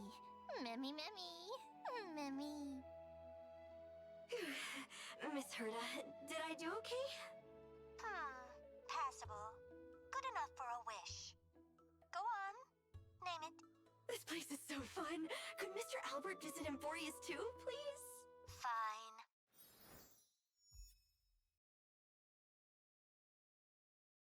How does it feel to be one step behind your own life? Ventilia robbed her of a precious part of her life in a sudden and overwhelming instance. Robbed her of her name, identity, and even memories. She became an outsider to this world and her own life. In the long days away from our sight, she agonized, struggled, wandered, dithered, wearied, dreamed, and despaired. But in those days, she also fought, charged, and made her choice. At the end, she resurrected. Today, let us get to know her once more. It's a pleasure to meet you for the first time, Fugue. I believe our audience is also relieved and delighted to see Ting Yun again. For today, we have invited someone who is very close to Ting Yun, Madame Yu Kong, to walk us through how Ting Yun has changed after her resurrection. As Ting Yoon's old boss and her dear friend, how do you feel about her return from the other side? I am delighted to know that Ting Yoon is alive, but thinking of her suffering and her determination to be involved in this situation fills me with pain and sadness. I heard that her body had to be reconstructed, and her conscience almost disappeared many times. Must have been tough to get her where she is now. The Alliance's mission is important, of course, but I do wish my loved ones could live out their lives in peace and not have to take some great and tragic vows. So, after being tricked and brushing against death, has anything changed about Ting Yoon's personality? Well, it's not too late to see for yourself if you happen to meet her later. Looks like I'm overthinking things. Then let's take a look at the resurrected Fugue. Fugue is a fire character following the path of Nihilin. Seeing her again after such a long separation, she feels both alien and familiar. When she uses her basic attack, Fugue deals fire damage to one designated enemy. When using her skill, Fugue grants Foxian Prayer to one designated ally and enters the Torrid Scorch state. These states last for a number of turns, decreasing by one whenever Fugue's turns start. The teammate with Foxian Prayer has their break effect increased and can ignore enemy weakness type to reduce toughness by a certain percentage. While in the Torrid Scorch state, Fugue's basic attack is enhanced. After the Foxian Prayer teammate attacks, Fugue has a chance to decrease the attacked enemy's defense by a certain percentage for some turns. Using her enhanced basic attack, Fugue deals fire damage to one designated enemy and its adjacent targets. Ting Yoon's tail sure looks powerful! If she grew 100 of them, could she bring home victory every time? Spare her. We have trouble with just one tail. While Fugue is on the field, enemy targets are afflicted by the Cloud Flame Luster state, equal to a certain percentage of the enemy's max toughness. When the enemy's initial toughness is reduced to 0, Cloud Flame Luster can continue to be reduced. When it is reduced to 0, weakness break damage is triggered again. Then, when allies attack weakness broken enemy targets, the toughness reduction from the attack will be converted to one instance of super break damage. After Fugue unlocks a certain trace, allies will additionally delay enemy action when they break enemy weaknesses. After unlocking another trace, Fugue will increase all allies' break effect whenever enemy weaknesses are broken, lasting a certain number of turns. This effect is stackable up to a certain limit. The children of the Rainbow Arbiter don't stop to rest. They draw their bows for the peaceful rest of others. When using her ultimate, Fugue sends enemies into a fantasia of nine-tailed flames, which pour forth to deal fire damage to all enemies and reduce all enemies' toughness regardless of weakness type. Greetings, hostile species! In today's survival guide, we bring you the hottest, most important survival tip right now. Don't provoke the tail! And don't annoy Ting Yoon. When Fugue uses her technique during exploration, she will inflict daze on enemies in a set area for a period of time. Dazed enemies will not actively attack. After entering battle via attacking dazed enemies, Fugue's action advances with a chance to inflict the same defense reduction state as that of her skill on all enemies, lasting for a number of turns. Next time she embarks on a long journey, I hope to have the chance to protect her. So, Fugue's core mechanic is increasing allies' break effect using her skill and allows teammates to reduce weakness regardless of types. Then, use Cloud Flame Luster to increase the number of times allies can break enemy toughness, thus triggering more break damage. Seems like some of our monster friends haven't gotten around to watching this episode of Survival Guide yet. Ting Yoon uses her skill to grant Foxian Prayer to Sushang, then uses her ultimate to easily dispose of the two monsters. Sushang then uses her skill to gravely wound the Hound. Thanks to the buff from Ting Yoon's skill, Sushang's skill easily breaks the Hound's toughness. Since enemies in the Cloud Flame Luster state can be broken again and has super break damage triggered, Sushang immediately uses her ultimate, breaking the Hound's Cloud Flame Luster and triggering both break damage and super break damage. The Hound has no way to fight back under such repeated assaults. This battle is over. That is a wrap. Woo! This is truly the fastest combat showcase this show has ever seen.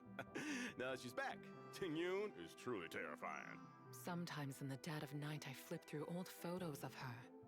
Then I look at how she is now and feel both proud and worried. You truly are a leader, Madam Yukong. You provide a lot of emotional value here. Now that she's about to embark on another long journey, do you have anything to say to her? Move forward. Don't look back. Do you mean that our choices are not worth us before unpredictable destiny? That how I want to live is decided by the me who is right here, right now, and not by any version of the me beforehand? Mr. Albert, you sound like you have what it takes to be a leader as well.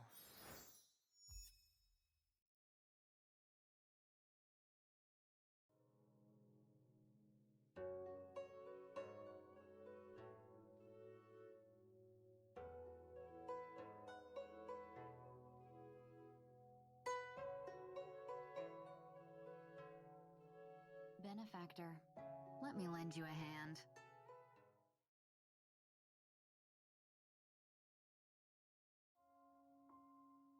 If the universe can accommodate countless possibilities, can it also accommodate an eternal paradise?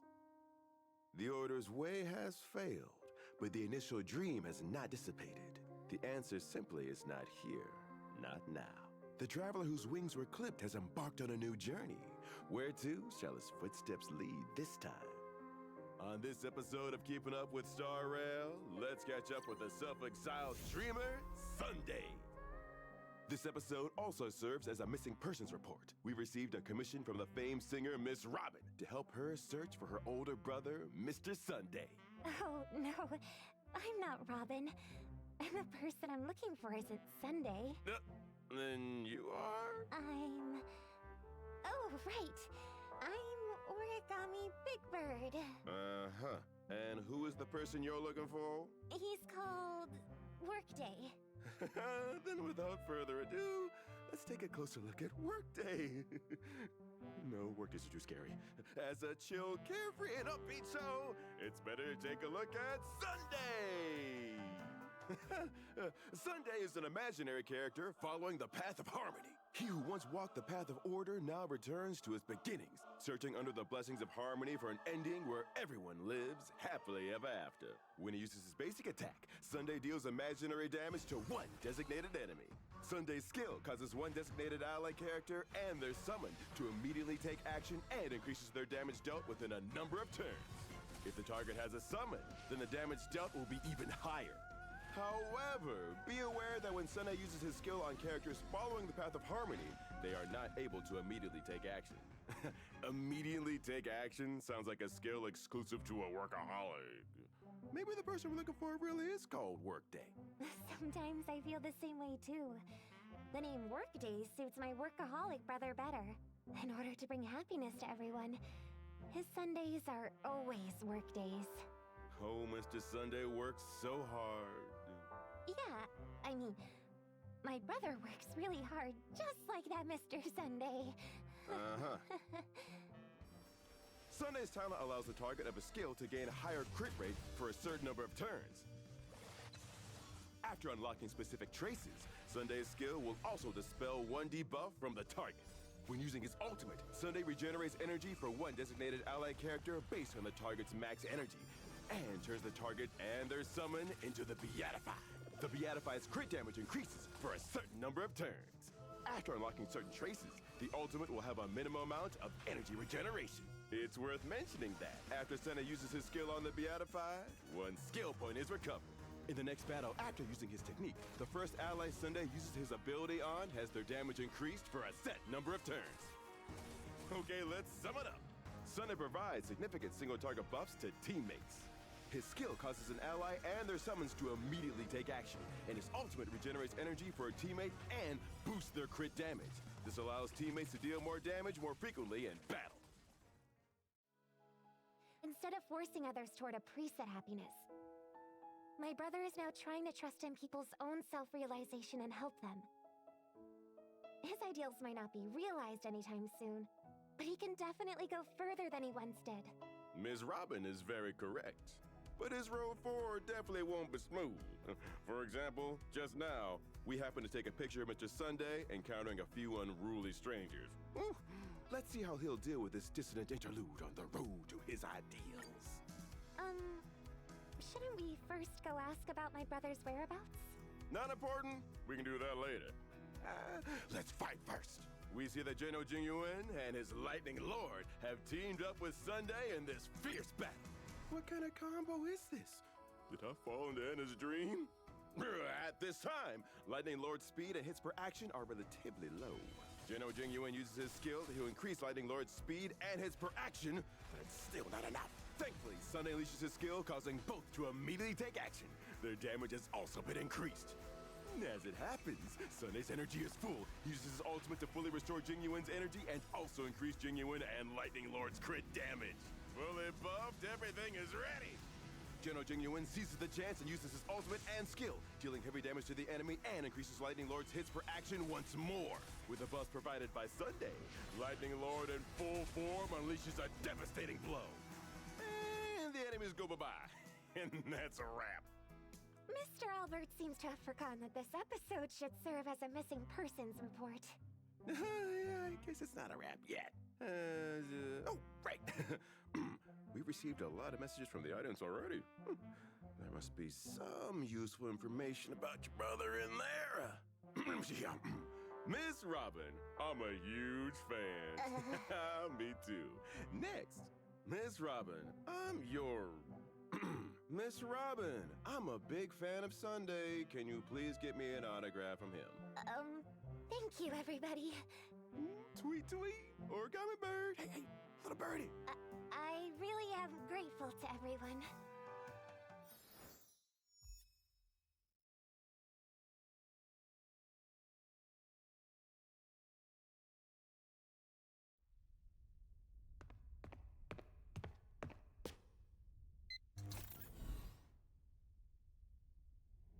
This fall, honkaistarrail simulated Bring universe. forth the gleam of old blades.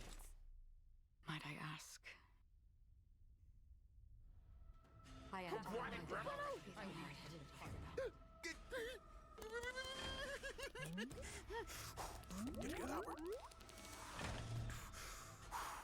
Hello, Trailblazers!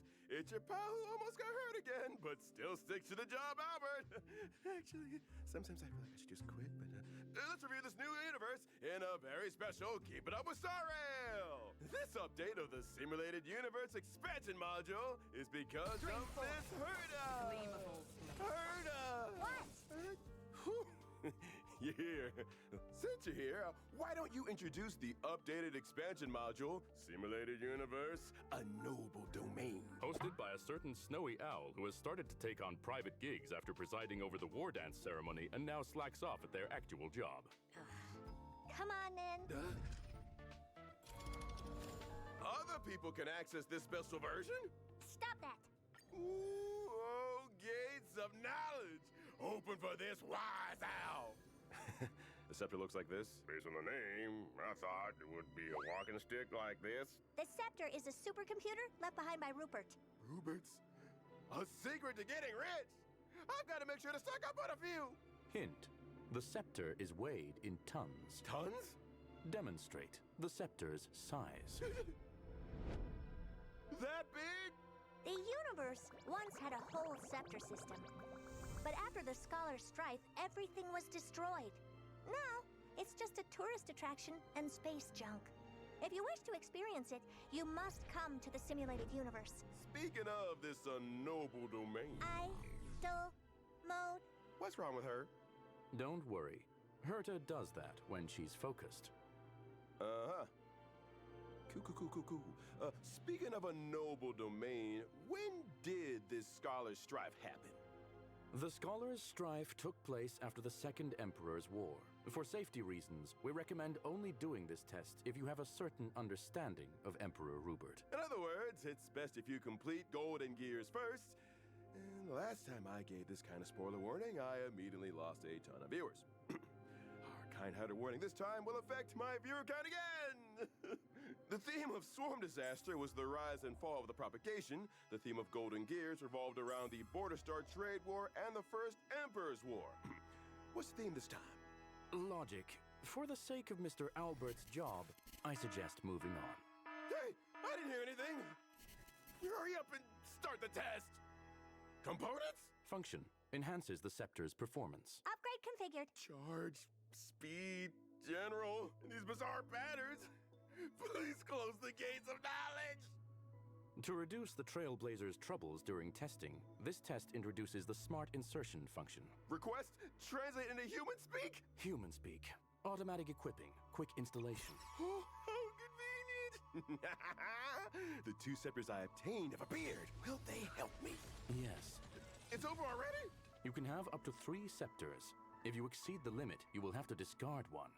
Make sure to keep the best ones. Oh, who would have thought the scepter would be put to work in a simulated universe even after being broken?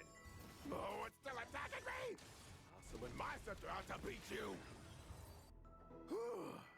I've been curious about the numbers in the upper left corner. First 1, then 2. Last time, several have said the number 3 must suggest match 3 games. If I pick another one, will my components disappear? Knowledge is born from practice. Why not give it a try? It's so pretty! Don't forget to switch components manually if you get better ones. This system is very thoughtful. The mark in the upper right corner tells me if the new component is better than the existing one, and the number on the left is the scepter's score as assessed by the system? It's a computing power evaluation system designed to help testers select components more easily. So much computing power! Am I number 1? That's it? Extrapolation record. Max value, Stephen, 9,999. There are a lot of components, but I might not be getting the best ones. Suggestion, use the workbench to overwrite or synthesize. Oh, I forgot about that!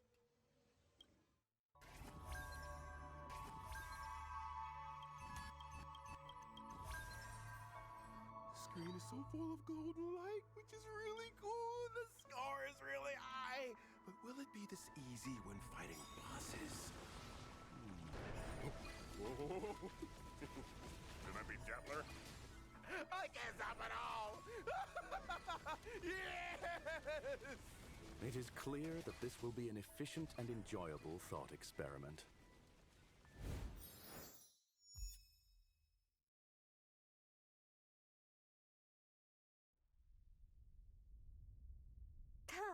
I doubt it.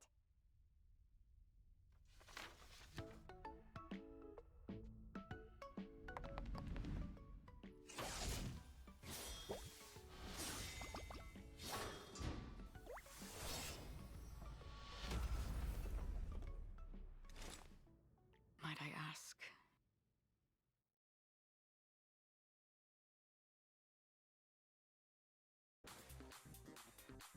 Ushimiアワーの閃光弾、色彩を放つスプレー缶、手裏剣投げて悪党ビクビク、忍びマントラで鬼もガクガク。お猿忍者さんはどこにいる？宇宙を遵守し正義を貫く。人道を突き進み世を制す。拙者が闇夜を切り裂く光となろう。奇妙な言葉の使い手登場。両乱人形乱破参上。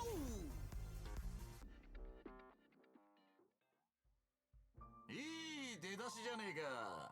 ハニーの口からもそんなワードが出てくるんだな。スポンサー様のご指導の賜物でして。ところでスポンサー様、銃を置いて休憩しませんか？腕が筋肉痛になったら大変だ。スポンサー？俺ら昔からのダチだよな。病気だって聞いたからわざわざチキンスープを作ってきたぜ。お気遣い感激だな。そういやデスクが壊れたって。これやるよ。どうだ？おっと、来てくれるだけでもありがたいのに、もう来るな。あ、いや、プレゼントはもういらないぞ。今日のあんたのラブリーさ次第だな。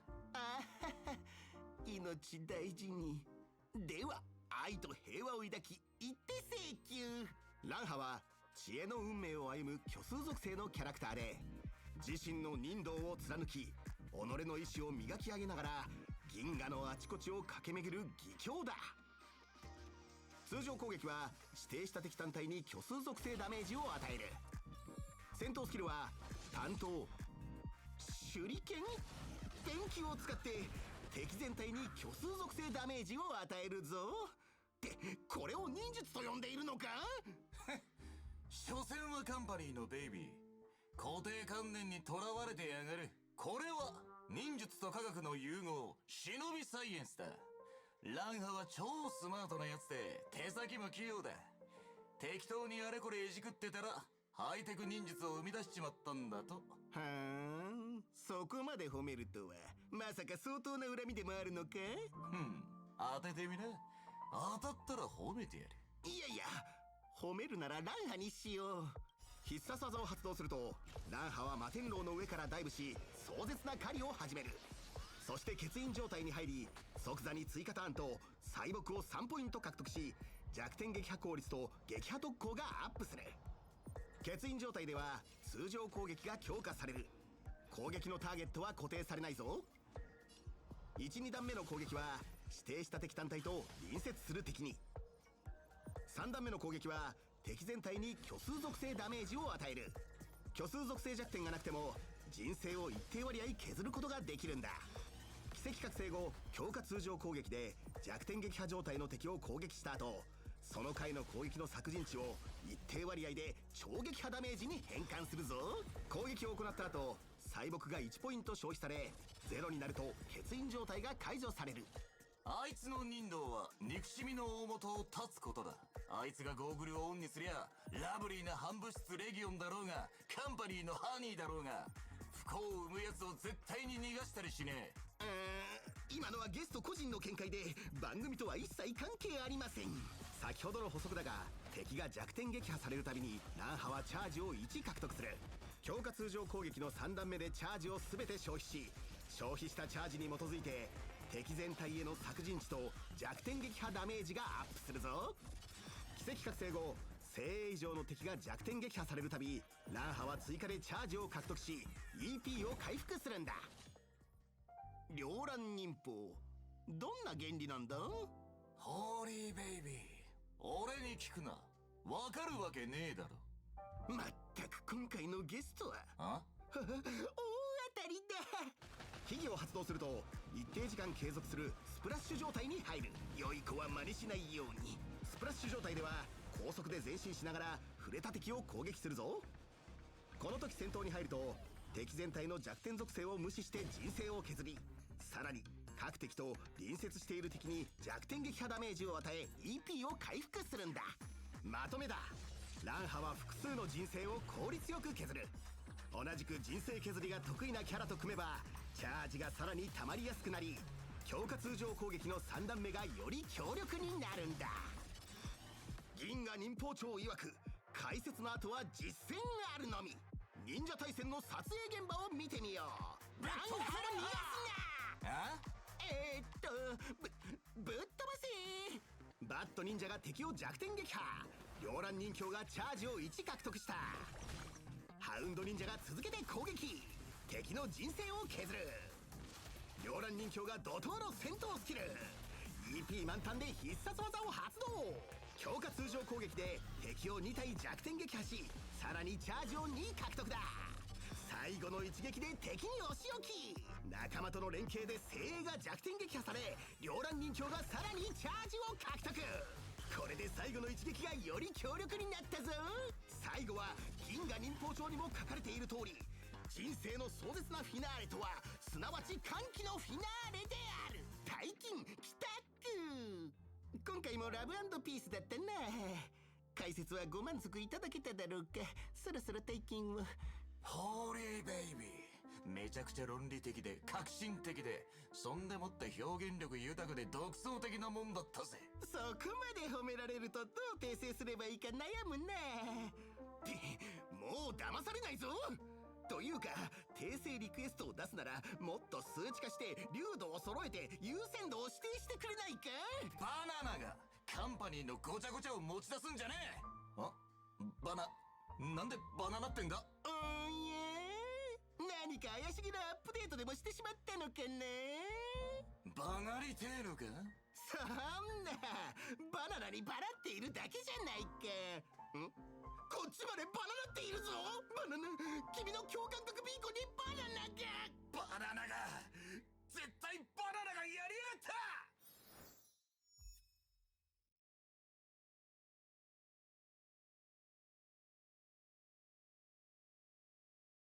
地から最新の報告です。先週ラフ6市の人事異動が発表され、新たな指定の着任が明らかになりました。今回指定に任命されたのは先週主命から戻ったレーザさん。一番の課題は探偵士の威信回復です。レーザさんはこの難局を乗り越え、ラフの政治において自らの地位を確立できるのでしょうか。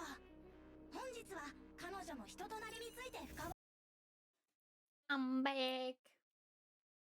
I'm back. I'm back. I'm back. Hello. I'm back. Dinner was good. Let's continue. We still have 22 left, y'all. Oh, this is gonna take a long time. This is a long stream.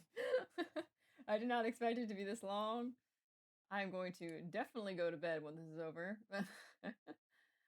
Let's keep it up. But let's do it. We're already this far in. Might as well finish. Once Sidonia's maiden of Sheesh, war, I, she granted a merciful death to the living. Now she roams the mortal lands to seek the core flame of death and the meaning of demise. The Netherrealm, where all things return to nothing, calls out to her across the threshold of eternal rest. On this episode, let's keep up with Akima's mortician, Casterus, the servant of death. Wait, let's not keep up with this gal, you know? Right! Maybe this episode should be called Not Keeping Up with Star Rail. No need to be that scared. You just need to get stronger. Oh? How can I do that, Miss Cypher? Pray tell. You know what they say. Being bald makes you stronger. I can help with that. Then we'll see how many feathers I need to pluck to keep up with Miss Casterus. Casterus is a quantum character following the path of remembrance. Her hands only compose elegies, never able to touch the living, but the touch of death also gave her the power to slay the darkness. Princess Homebody is super kind and nice, but gets impossibly anxious with people. It's really fun to tease her. But make sure you don't actually upset her. Otherwise, you'll be wrapping up your life for real. When she uses her basic attack, Casterus swings her scythe to deal quantum damage to one designated enemy. This scythe looks mighty expensive. It's a I nice should get a scythe. closer look next time I team up with her. When she uses her skill, Casterus deals quantum damage to one designated enemy and adjacent units. This does not consume skill points. Oh, so what's the cost then? Well, Casterus' skill will consume a set percentage of current HP from all allies. Ouch. I'd better stay on the sidelines as a cheerleader. You see, it'll actually grant our team greater power, since Casterus' damage dealt increases when allies lose HP. She also has a unique energy system called New Bud. Max New Bud is determined by the combined levels of all characters on the field, and Casterus gains 1 New Bud for every 1 HP lost by the team. After unlocking the trace Contain Dark Tide, Casterus also gains New Bud when allies are healed. When Max New Bud is reached, Casterus will activate her ultimate, summoning the Memo Sprite Netherwing and advancing its action by 100%, while also expanding her territory, Lost Netherland.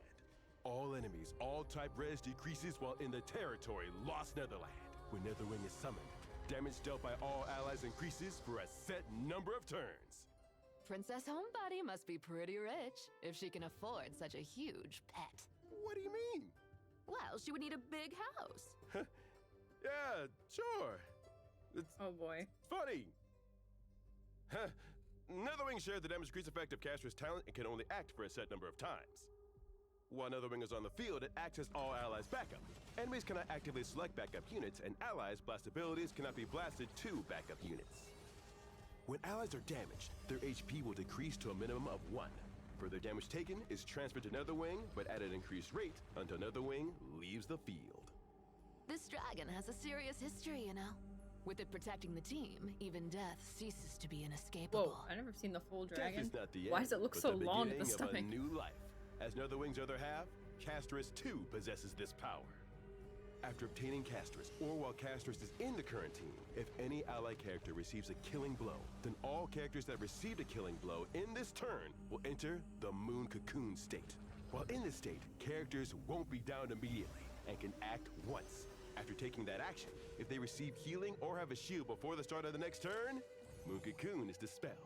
If not, the character will be downed immediately. Oh, interesting. So her global passive only temporarily heals you and revives you, unless someone heals you.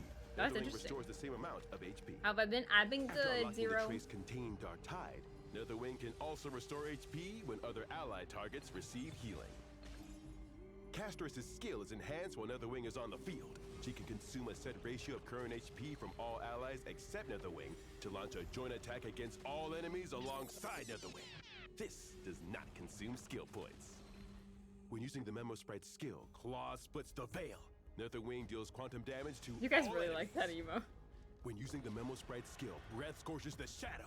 Netherwing deals quantum damage to all enemies by consuming its own HP equal to a set ratio of its max HP. This ability can be used repeatedly and will become enhanced with each use. Oh, how I wish my Owlbert mouth cannon could do the same! My Owlbert mouth cannon, crazy. Using this ability will trigger an effect equivalent to the Memo Sprite's talent, Wings Sweep the Ruins. When Netherwing disappears, I'm glad it you deals guys like multiple it. instances of quantum damage to a single random enemy, while also restoring HP for all allies. That dragon's real angry compared to Princess Homebody. It blows itself up after spitting on you. Netherwing will also After trigger this spitting effect on and you. disappear after acting for a set number of times or when its HP becomes 0. Then, the battle will exit the territory, Lost Netherland. After unlocking her technique, Castress enters the Nethervale state, and enemies cannot actively approach her. While in Nethervale, actively attacking enemies with Castress will initiate battle with all enemies within a set radius and summon Netherwing. After entering battle, Castress will consume a set proportion of current HP from all allies and advance Netherwing's action by 100%. If Castress attacks enemies without using her technique, she regains a set number of new bud instead. Okay, let's sum it up. Wielding Death's authority, Castress can reap enemies wholesale. Her main damage sources are Netherwing's Draconic Flames and its explosion. Whenever allies are healed or lose HP, Castress gains new bud towards unleashing her ultimate and summoning Netherwing. Damage dealt by Netherwing is directly related to its current HP. HP lost and gained by allies can all be converted to Netherwing's HP. Teammates with healing powers or those who deal damage by consuming their HP can give Netherwing more damage output. It will reap the souls of the living with its scorching breath and world-shattering explosion. Oh, there are still boneheads who'd rather walk up to Princess Homebody than run, even after all that intro. What do you say about someone looking for Castress? They're courting death. You sure are talented with dry jokes. Now, Castress uses her technique and attacks the enemies in the Nethervale state to enter battle. Thanks to her technique, Castress immediately summons Netherwing into battle. Netherwing's action is advanced and is giving enemies no chances. It consumes its HP and blows up all enemies in one breath. Now Finally here for stream, but Twitch hates fun. Wait, no! A second wave of enemies After has 12 shown up. hours of work, They're yeah, not giving our I allies bet. a chance to wrap up and go home. Or towards the Gallagher goes end, first, using his I guess. ultimate to I apply don't know. Besotted We're to still in all M40s. enemies. This means allies' attacks will restore HP, and this restored HP grants new bud for Castress. We still gotta go back to Memos fully Penacony, charged, and they like use after their we Memos finish Sprite skill to Amphorius, let and then go to Castress Planet immediately Arcadia. take action.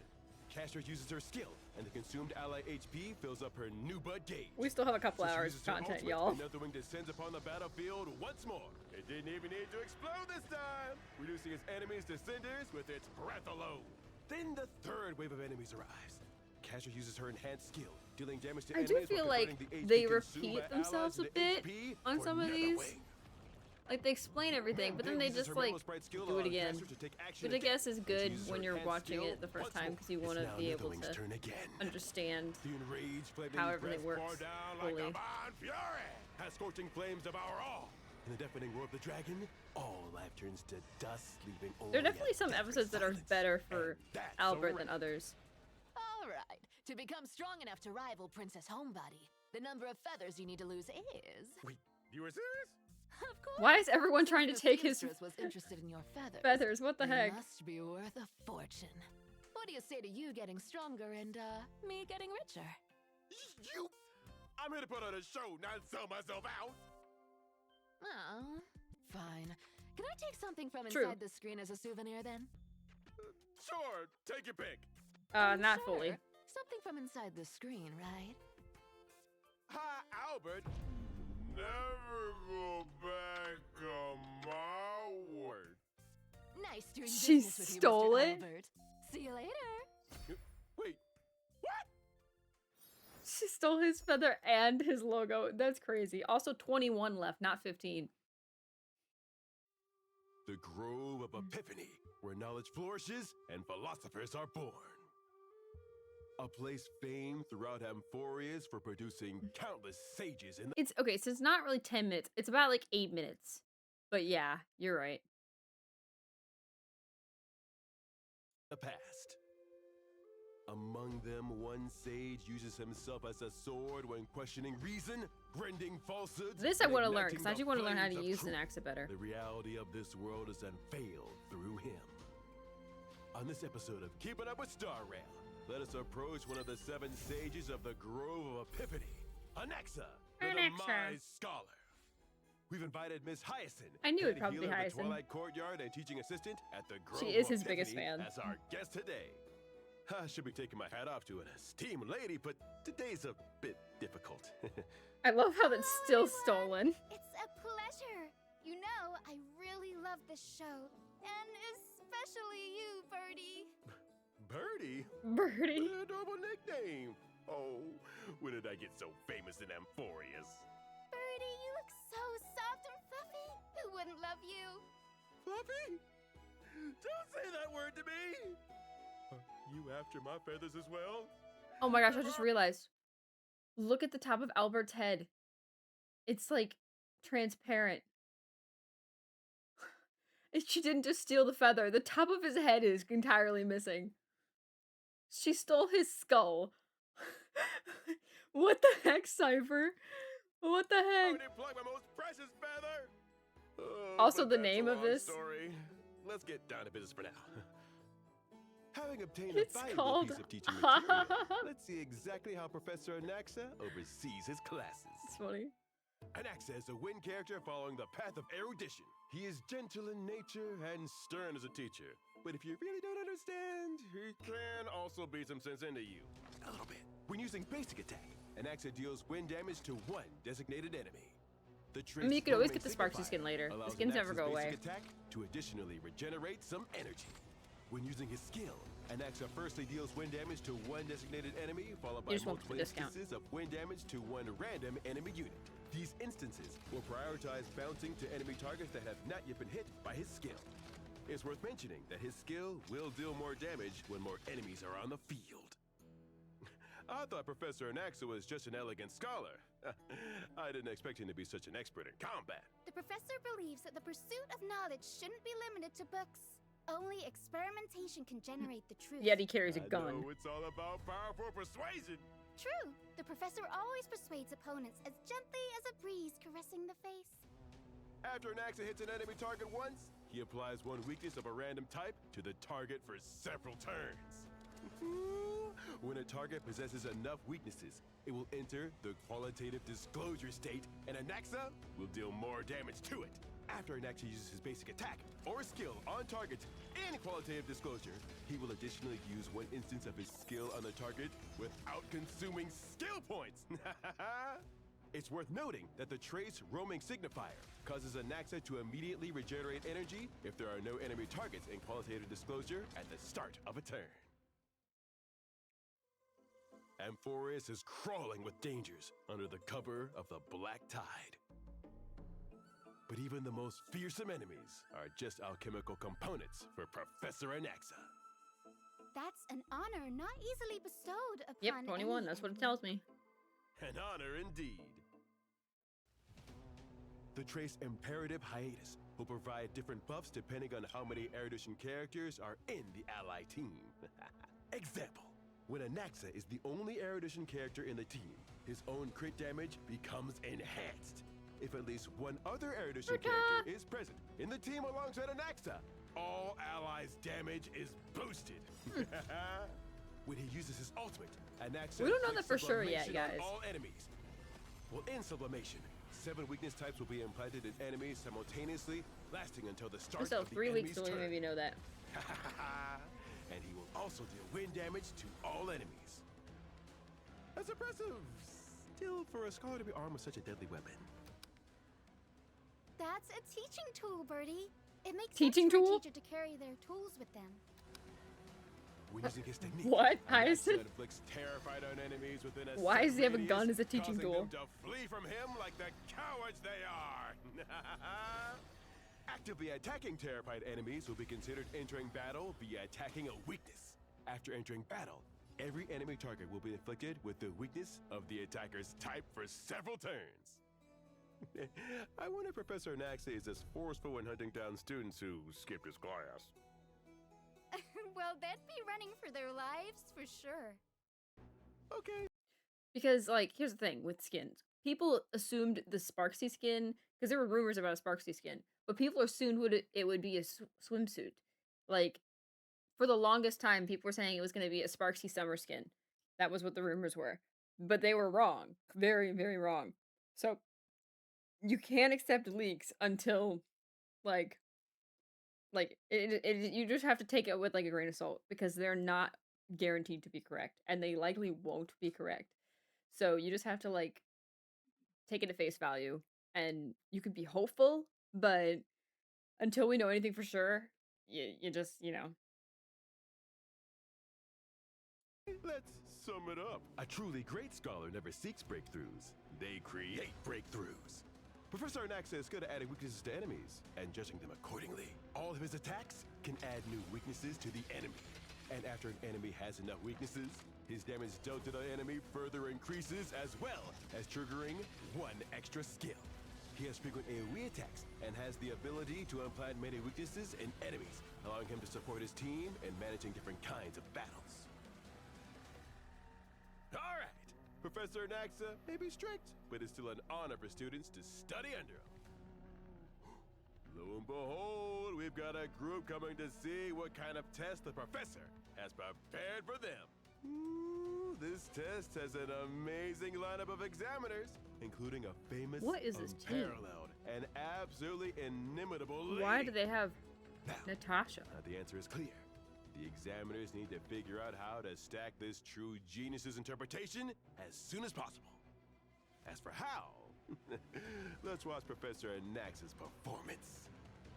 As they enter battle, the enemy already has a set stack of interpretation on them, despite already making trouble for the examiners. But there aren't enough interpretation stacks yet. Thankfully, Professor Anaxa is making his move. He uses his ultimate to inflict sublimation on all enemies, adding 7 weakness types to them, and also inflicting qualitative disclosure. Professor Anaxa shows no mercy while facing Ron may enemies be in good for this qualitative team. disclosure. I know Following Treebee's with his the skill meta after using his pick, basic but attack. wouldn't Ron May work for this team too? This string of attacks applies many stacks of interpretation on the enemies, making the most beautiful member He of the got Jew command society seals on his hand? I haven't noticed. Look at that. hit even harder. Supported by Anaxa's traits, the lady whose intellect is numerically immeasurable sends off the bad students by saying, "Hear me out." However, these students refuse to give up and insist on a retest. If we're patient in their teaching, the examiners decide to grant their request. However, there are still some weaknesses on the students, so qualitative disclosure. Oh, he does, isn't actually. done That's yet. kind of funny. Professor Anaxa uses his skill and triggers his talent's additional effect, once again adding many stacks of interpretation to help the omniscient and omnipotent true genius. When interpretation reaches 42 stacks, the radiantly beautiful lady once again says, "Hear me out." The ultimate truth of the universe is revealed here, and the students are no match for the examiner's incessant questions. Ha, ding ding, exam's over, hand in your papers. And that's a wrap for this episode. I have a request. Miss Harrison, I've heard you've been a Why do doctor we at the zoom Grove in? Epiphany for many years.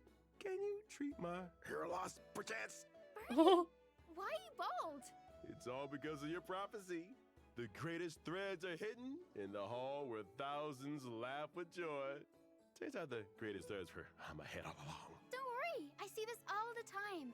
After all, the Grove of You do? Epiphany is full of brilliant minds, and with everyone overworking their brains on research, hair loss is an everyday occurrence. Is that the true cost of knowledge? Take this us ingest it and apply externally. Wait, does that mean Professor Enact says also? Huh? Hyacinth? What the heck? Step into the Twilight Courtyard, where its chief healer welcomes all, healing physical Please be a wounds Naxa with for her this one. exceptional medical prowess and repairing broken hearts with her gentle optimism.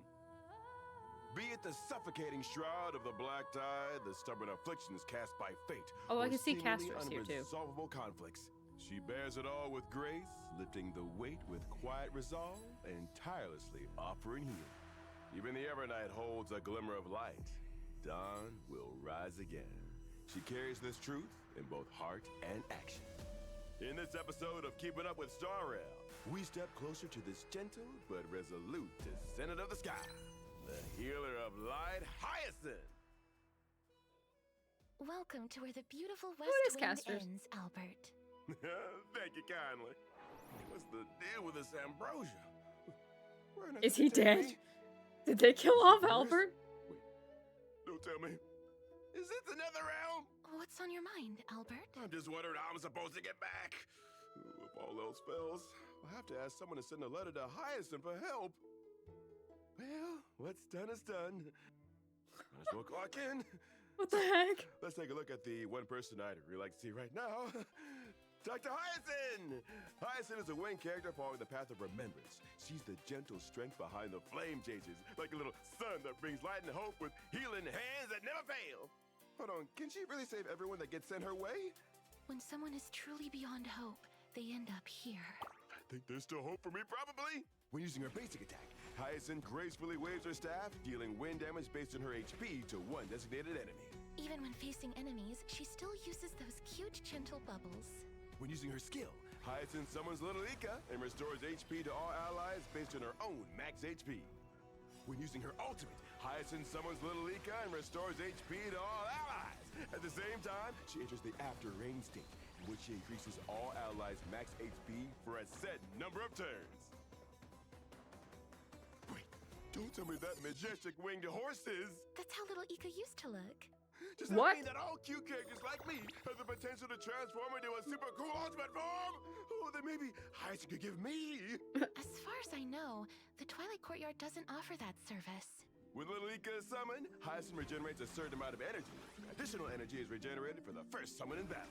Little Ika is immune to all debuffs. When an ally target's HP drops, Little Ika will consume their own HP to restore that ally's HP based on Hyacinth's max HP. If Hyacinth is in the after rain state, Little Ika will additionally heal all allies. When Little Ika leaves the field, Hyacinth's action is advanced. Furthermore, Little Ika keeps track of both her own and Hyacinth's outgoing healing. While Hyacinth is in the after rain stage, each time she uses an ability, Little Ika immediately uses their Memo Sprite skill and deals wind damage to all enemies based on the accumulated healing amount. Then, Ika clears a certain percentage of the healing tally and reduces the duration of all their own continuous effects by 1 turn. When Hyacinth or Little Ika heals allies, Little Ika's damage increases for a set number of turns. This effect can stack up to a certain limit. After unlocking a specific trace, Hyacinth and Little Ika's crit rates are increased. It also boosts outgoing healing when aiding allies whose HP is dangerously low. Upon unlocking another specific trace, when Hyacinth's speed exceeds a certain threshold, both her own and Little Ika's max HP and outgoing healing increase. The more her speed surpasses the threshold, the greater the healing bonus, up to a set limit. Using her technique allows Hyacinth to heal all allies at the start of the next battle based on her max HP, and all allies receive a max HP increase for a limited number of turns. While studying at the Grove, Hyacinth's goal was to care for every living being with dedication, and she succeeded. Okay, let's sum it up. As the head healer of Emphorius, Hyacinth can increase the max HP of all teammates and provide allies high-frequency group healing. Her membership companion, Little Ika, heals injured teammates in real time through a self-sacrificial mechanism. Ika also transforms their own and Hyacinth's accumulated healing into Memo Sprite skill damage, offering dual support in both team healing and damage output. Her kindness is like an undying star, quiet rays that twinkle and banish darkness from the farthest reaches of the universe. Will she give those folks that treatment too? These are the darkness of the universe. Hyacinth unleashes her technique, and Castors falls up with her own summoning Netherwing into battle. The HP of our allies plunges, but Hyacinth's max HP boost and healing from her technique kick in, helping to steady the team. Netherwind keeps it brief, a few fiery breaths, and a glorious self-destruct. First wave of enemies, out of the picture. As the second wave of enemies charges in, Hyacinth quickly uses her skill, summoning Little Ika to the field and restoring the whole team's HP once more, charging up Casterus. An enemy injures a teammate, but Little Ika reacts at once, restoring their HP. Casterus uses her skill, consuming allies' HP in the process. Thankfully, Little Ika is right there to patch everyone up again. Hyacinth uses her ultimate, healing the entire team and increasing all allies' max HP. All the healing just now, Little Ika kept record. And now, they immediately take action to show the enemy that Amphoris' little Pegasus is not to be underestimated. Thanks to the team's constantly fluctuating HP, Casterus charges up even faster. Hyacinth, still worried, uses her skill to reinforce the healing effect and once again trigger Little Ika's Memo Sprite skill. Meanwhile, Casterus has fully charged. She casts her ultimate, letting Netherwing take away the second wave of enemies. The team settles into a steady, synergistic loop. The Trailblazer and Pele take action, while Hyacinth and Little Ika consistently monitor the team's health situation. Thanks to Little Ika's Memo Sprite talent, teammates instantly have their HP restored after being injured. A rhythm that speeds up Casterus charging even more. It doesn't take long for Casterus to fully charge. She uses her ultimate, summoning Netherwing to the field. The enemy can barely hold on. It's game over. What should I say? Dang. That's a wrap. Gotta clock in. What if Ash was keeping you busy? Like creating an Owlbert doll. The Sea of Flowers seldom has visitors.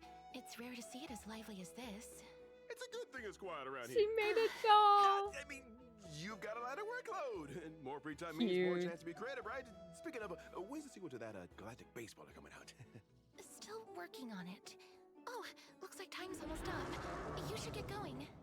Shouldn't we at least wait for Hyacinth to write back? Oh, wait!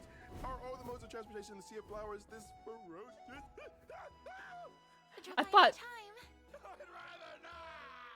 I thought they were gonna eat him. What the heck? All right, on to Cypher. I feel like it would be Glaya or Mighty for the fun, the guest here.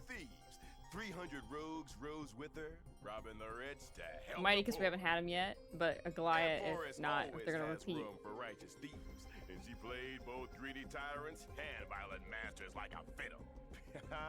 Cypher. I do like Cypher. Trial made the old god of trickery fall. She carries all hidden treasures with the wind. So I have to ask, is there anything she can't get? On this episode of Keep It Up with Starrail, let's catch up with Amphoris' only master thief, the fleet-footed traveler, Cypher! Cute. I also went it's through a lot of Bartolos. trouble today to invite Amphoris' number that's even one better. spirit thief. I didn't expect that one. Great Bartolos to be the guest for this episode. According to my sources, the spirit thief also happens to be Cypher's dearest accomplice. How dare you call me Cypher's accomplice, you bleached chicken! The great spirit thief will not stand for this! Bleached chicken. Then tell us, what is He got his your feather back relationship and his with head back. She is my arch rival, my adversary, my common enemy! Still don't have the logo back though. Then, great spirit thief, please join me in reviewing the many stories about Cypher, and let's see which ones are true. Cypher is a quantum character following the path of nihility. As a swift demigod and the organizer of Amphoris' 300 rogues, this 301st rogue has always robbed the rich to help the poor. When she uses her basic attack, Cypher deals quantum damage to one designated enemy. When using her skill, she deals quantum damage to one designated enemy and adjacent targets. Before the skill deals damage, Cypher has a chance to weaken the ability's target, which reduces its damage dealt. Cypher's own attack will be increased for a number of turns. She can even steal away the enemy's attack! Dang, boss. Oh, boss? You seem to respect your arch-rival adversary and conquered enemy quite a bit. You say one more word, bleached chicken, I'll steal all of the stuff was in the studio! Bother. Spare my poor self. Let's move on to the next segment. When Cypher uses her skill or ultimate, the primary target becomes her patron. When the patron is attacked by another ally, That's awesome. Cypher immediately launches a follow-up attack on the patron. The trace Sleight of Sky increases the crit damage dealt by Cypher's talent's follow-up attack. At the the same time. While Cypher is on the battlefield, the damage taken by all enemies increases. I would like to get Cypher eventually, but hopefully it's not soon. Deal to the patron. Under the effect of the trace Empyrean strides, when Cypher's speed meets a certain threshold, her crit rate will increase, as will the patron's talent. Under the effect of the trace 300 rows, the damage that all allies deal to enemy targets aside from the patron will also be tallied. After Cypher uses her ultimate, the patron's tally is reset. That's how Cypher is! Whenever she picks a target, she'll stick to it and do anything to make sure it doesn't get away. But she's picking on the same guy over and over. Can't be helped. But the bad guys can always stage a comeback, so we have to make a move. When Cypher uses her ultimate, she deals quantum damage to one designated enemy and adjacent targets. Then, she deals true damage equal to the current patron's tally. The higher the patron's total tally, the more damage Cypher deals. The true damage is distributed across all targets of the ability. I know she's the master thief, but her combat abilities are seriously scary. Don't worry, that scaredy cat would never hurt anyone unless she had to. Besides, she only attacks bad little birds. Hey, Bleach Chicken, are you a good bird? Of course I am. After Cypher uses her technique, she gains Zagreus' Puss blessing in for a Boots? certain That's duration. crazy. During that time, Cypher will be undetectable by enemies and her movement speed will increase. When approaching an enemy, Cypher may immediately obtain a random consumable. If allies enter battle while Zagreus' blessing is active, they can deal quantum damage to all enemies and increase Cypher's tally for this instance of damage. Like her predecessors who worked in the darkness but served the light, Cypher is adept at attacking when the enemy is least aware. And then stealing everything from them. Let's sum it up. Whoa, look at the way In she battle, lands. That's Cypher cool. uses her abilities to reduce the damage dealt by enemies. She has some of the and increase her coolest, own attack. most dynamic posing Damage in the taken entire by game, all and I love it. enemies also increases while Cypher is on the field. It's worth mentioning that Cypher's Her initial banner just had like bad timing. It was right after Hyacinth, and it was right before Finan, the more powerful she becomes. and the Fate collab. Like, Every time dang. she uses her ultimate, she can convert the tally and deal I damage almost true caved. I was saving significantly for the increasing Fate team's collab force at the potential in time. a fight. Because I This really did program like obtained Cypher. a surveillance video from a white-haired man who wishes to remain anonymous. But I didn't have anyone showing for the her back entire then, so. process of one of Cypher's jobs in detail. I can't believe all Cypher were dealing in secret. Cypher's temporary gang of thieves runs into the servants, trying to stop them in the tightly guarded home of an evil tycoon. The way she narrows her eyes, awesome. And the boss is working with others behind my back. I'm furious. Seeing that the gang is in trouble, Cypher prays to the Grand Master and uses her technique to gain Zagreus' blessing.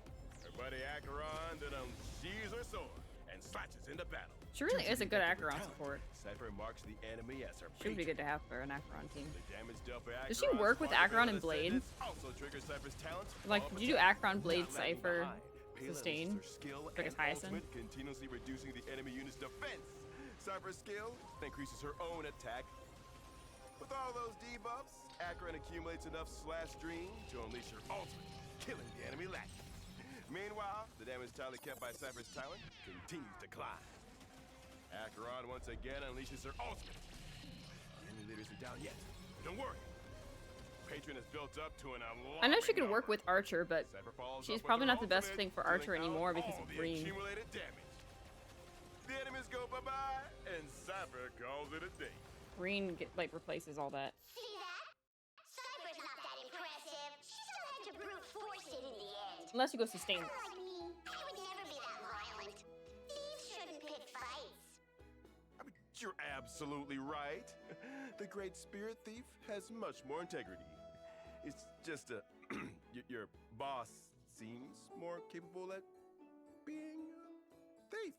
How dare you, Bleach Chicken? Uh-huh. How could you slander me like that? Explain yourself! Cypher stole the show's logo pretty easily. That'll be hard for you to do, right? Nonsense! Just you wait. I'll steal it back for you. There he is. Owlbert true master thief is. Oh. Cypher, please! I finally got a chance to be on the show. Just help me once. I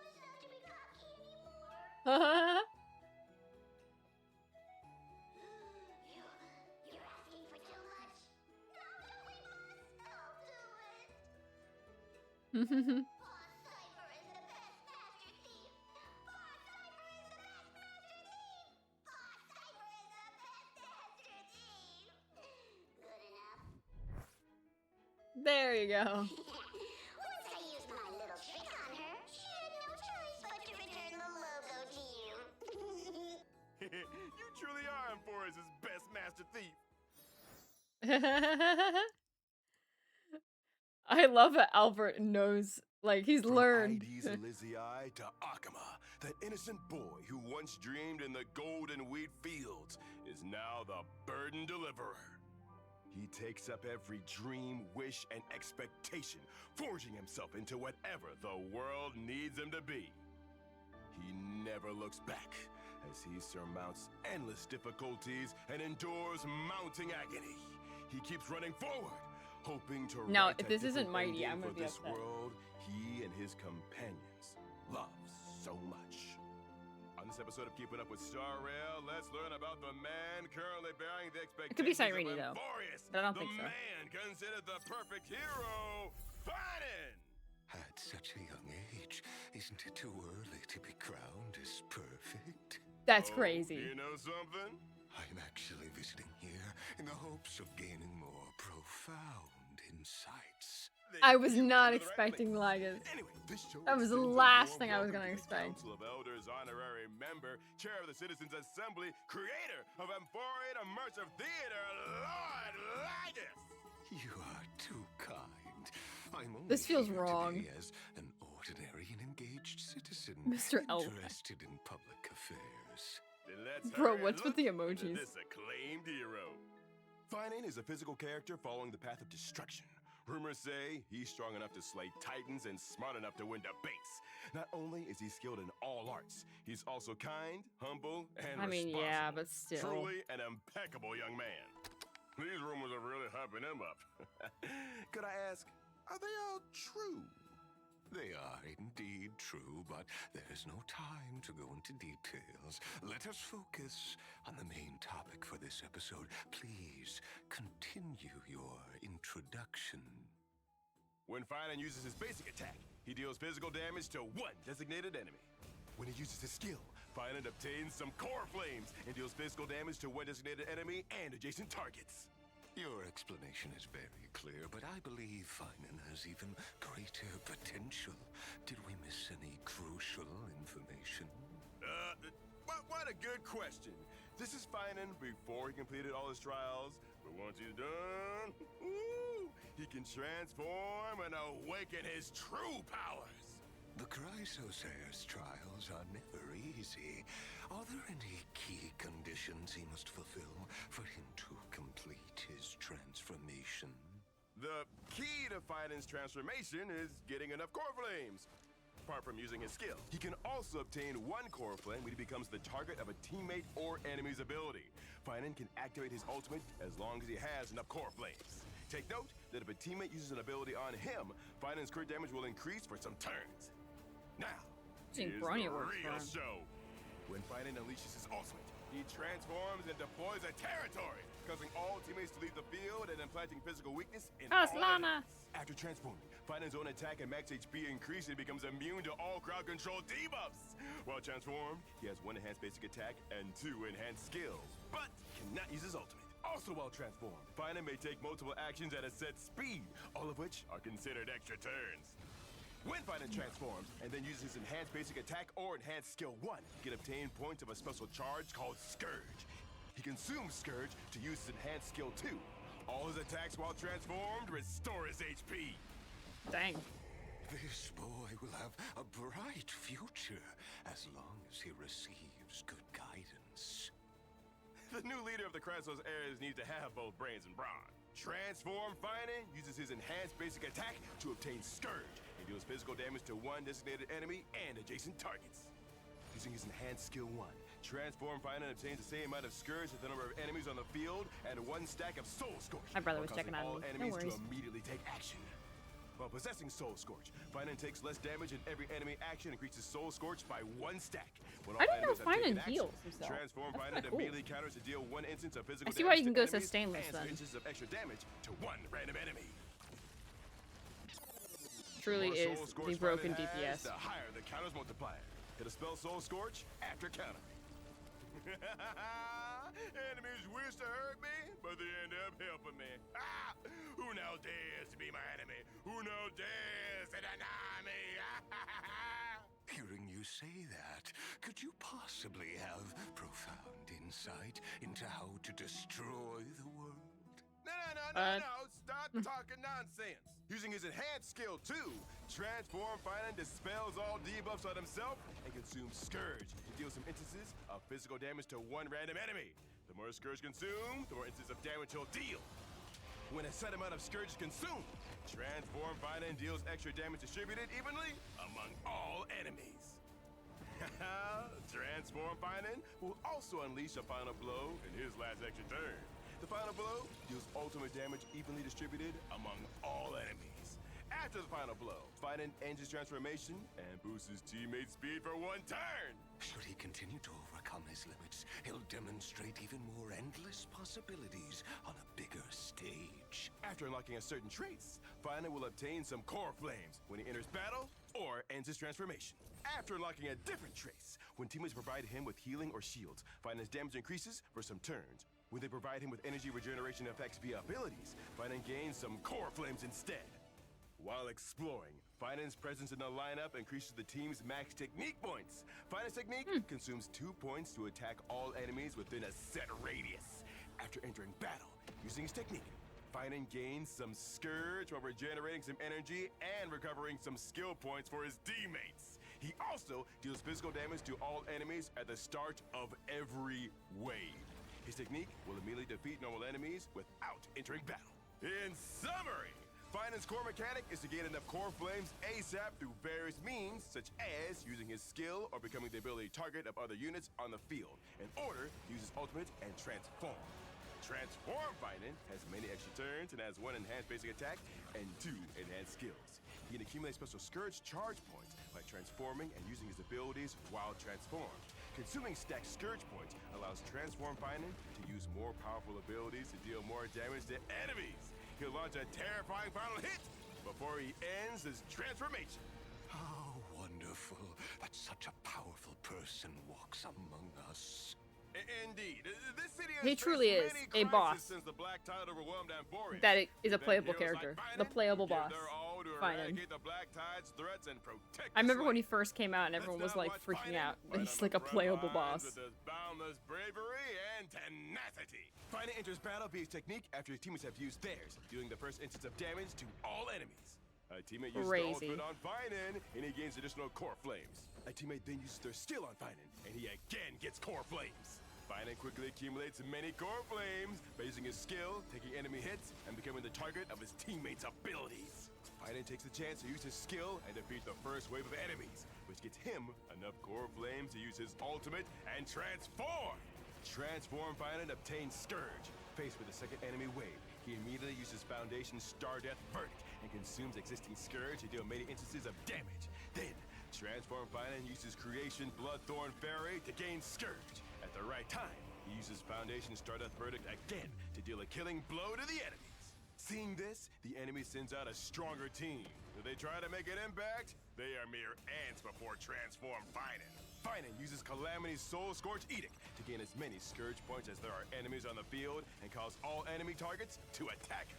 Then, he immediately counters. The more times Finan is hit, the more Soul Scorch stacks he gains, while his counter damage scales with Soul Scorch. Using Foundation Star Death Verdict, Finan consumes all the Scourge he's built up and deals a heavy hit. All the enemy's struggles are ultimately futile. Finan rotates his 2 enhanced skills to rapidly build and consume Scourge, giving the enemy a ruthless beatdown.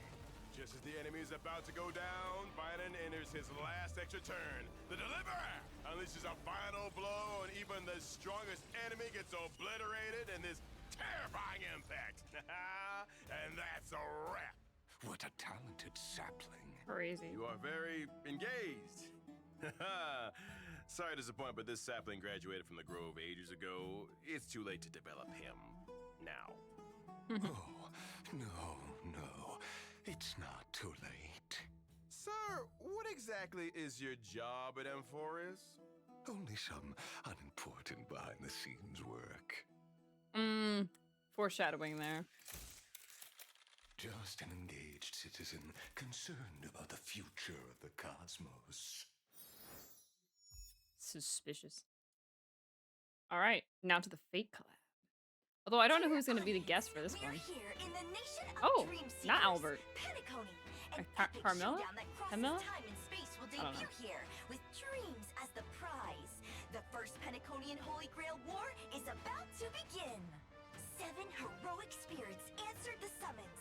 Each one This one's at least in towering English. figure of Hello, history Lancer. and legend. Among the highly favored contestants, whispers speak of a king from another world, now returning to the battlefield as the servant Saber. Renowned for cleaving through enemies and felling formidable adversaries, will her sacred sword It's gonna be once Boot again Hill claim here, and victory in then her name? Arch will have This episode of Aventurine. Keeping I Up hope with so. Star Rail, let's take a look at the ever-triumphant King of Knights, Saber. Or will Stell be We're here? also Oh, delighted to Rekka! welcome Mr. Rekka, another servant participating in the Holy Grail War, as today's guest. Greetings! I'm Rekka. I love Actually, Rekka. I'm participating as a servant after merging with the spirit origin of a director named Grady. Oh, so this is that whole possession thing I've heard about? I'd prefer to think of it more as a sort of method acting experience. So, I love that given he your could do current this role in the because Holy he's Grail War, are you a also memo determined keeper. to claim the Grail for yourself? The Holy Grail? Oh no, that's merely a MacGuffin. It A holds no MacGuffin. real significance for me. What truly matters to me is witnessing the actors' superb performances and the compelling character arcs as they spiral toward their climactic peaks. Mr. He's so Rekka, you're crazy. truly a dedicated filmmaker. Without further ado, let's get acquainted with one of the brightest stars in this Holy Grail War, Miss Saber, Camelot's King of Knights. Saber is a wind character on the path of destruction. She's a peerless swordmaster who fights with a blade that is near invisible. Also, the Since coolest thing making ever that they were able to coverage, make is Mr. Rekka, the invisible if sword, I may actually. ask, That's is so this cool. one of those only smart people can see it type of swords? No, this is Magecraft. The blade is shrouded in magical energy, compressing air to bend light, creating invisibility. What brilliant special effects! Oh, I see. So it's Magecraft. The Well, coolest that's a relief. thing ever that they were able to Using do her that. basic attack, I still Saber think that deals was the wind coolest thing damage when I to first one saw designated Saber. enemy. When using her I still love skill, Saber. unleashes her blade's high-pressure air, dealing wind damage to one designated enemy and adjacent targets. After an ally uses their ultimate, Saber's damage increases for a certain number of turns, and she gains core resonance. Core resonance can be transformed into energy for Saber. If Saber has enough core resonance to fully restore her energy, she can use her skill to consume it all, converting it into energy. Otherwise, using her skill grants Saber core resonance. And when that radiant blade reveals its true form, the ever-victorious king shall proclaim the true name of the miracle in her It's hands. still the coolest animation. As a Fate fan, coolest animation ever. I love Saber. I don't care what people say. I don't care that she's not super meta. She carried me through Penacony. I had Penacony, like Saber on my team for all of Penacony. How's Battle on? I'm only on episode 5, so I haven't gotten very far yet. Unlocking specific traces But I'll allows watch Saber some more to tomorrow. instantly regenerate energy at the start of combat, if her energy is below a certain threshold. It's also worth mentioning that Saber can accumulate overflow energy, ensuring no excess is ever wasted. After using her ultimate, Saber's next basic attack is enhanced, dealing wind damage to all enemies. She also gains core resonance. Her E1 is so good, by the way. If you have Saber and you like Saber and you want to invest, her E1 is great. Is to commit a cinematic sin. I don't know When using enough her about her enhanced E2, basic so I can't attack, say if anything there are about no that. more than 2 But- enemy targets, Saber deals increased damage. After unlocking specific traces, Saber gains mana burst at the start of combat and when using her enhanced basic attack. If Saber's core resonance is enough to fully regenerate her energy, she consumes Mana Burst to immediately take action and recovers Also, it's Mana Burst, not Mana. This makes Saber's combat flow much smoother. Once Mana the is conditions bread. are met, she can immediately take action, use her skill to fully regenerate energy, and seamlessly follow with her ultimate. After using her technique to enter combat, Saber gains additional core resonance and receives an attack increase for several turns. So let's sum it up. Miss Saber can deal single target and AoE damage, with her ultimate being her main damage source.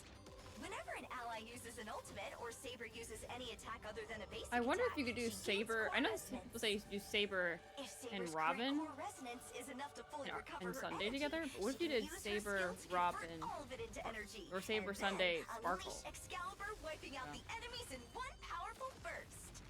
Just to get as much crit damage as possible. The atmosphere is perfect. Now what we need is a movie. Actors, ready. Lights, ready. Camera.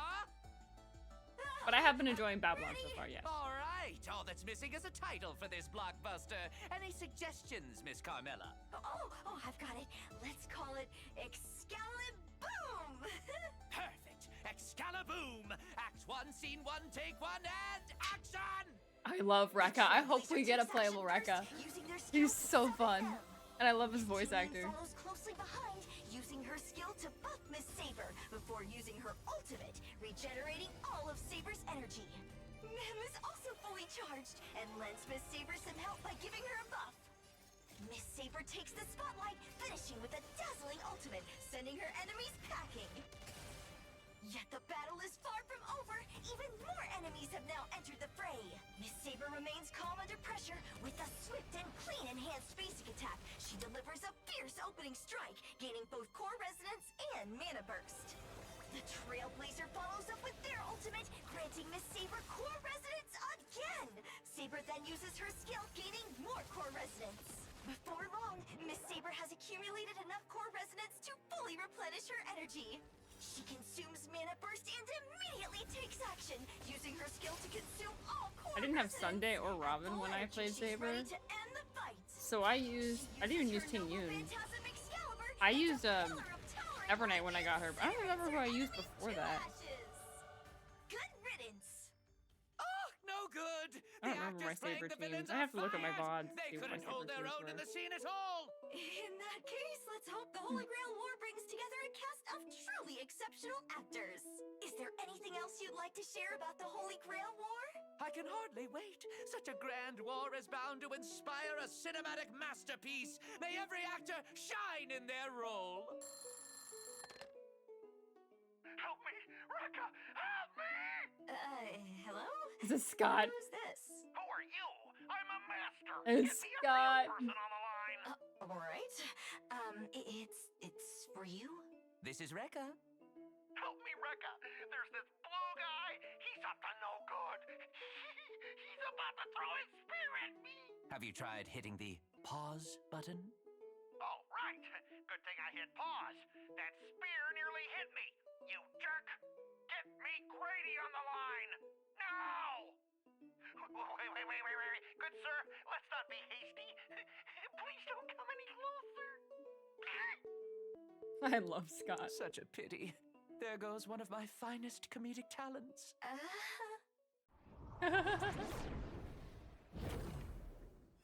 Very cool. I hope this is adventuring. Ladies and gentlemen, I hope this is viewers at adventuring. home, we now gaze upon the planet of festivities, Penacony.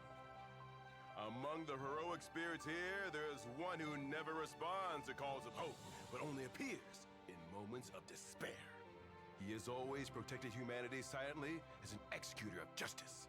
And now this nameless servant has arrived for the Penaconian Holy Grail War. Why is he here?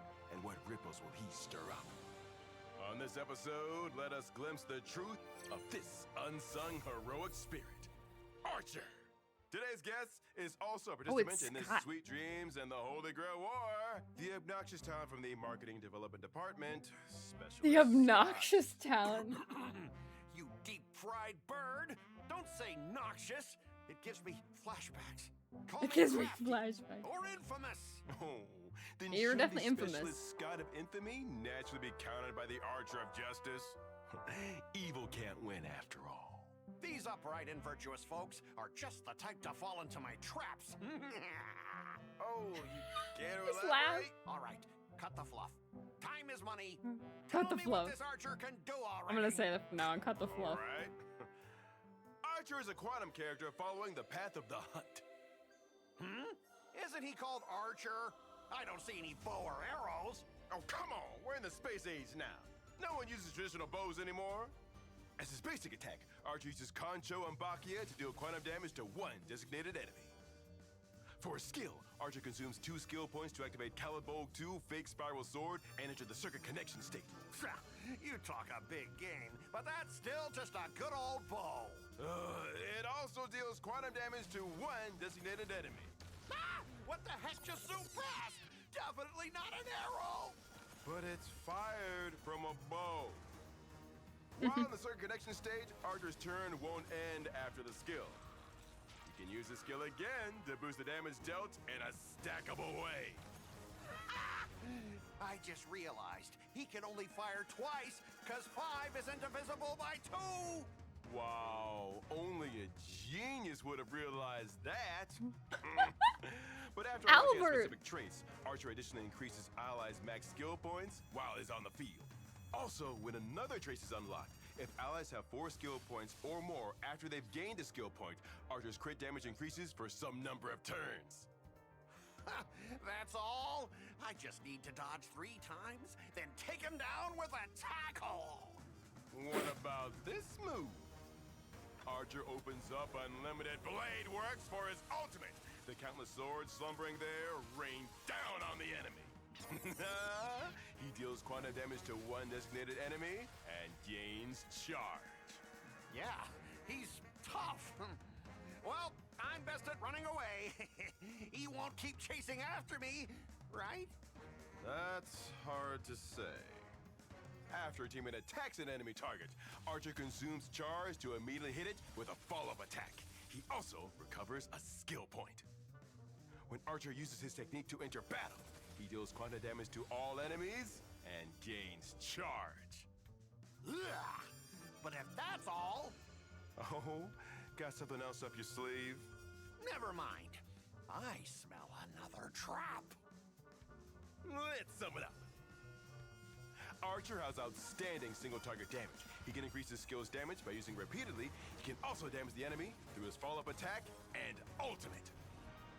The key is to manage your skill points as quickly as possible. Dang. So is that all of Archer's combat abilities, Fried Birdie? You want more, Specialist Scott? Please, I'm not foolish enough to underestimate him. He's that Stoneheart Aventurine servant. I know he can do more.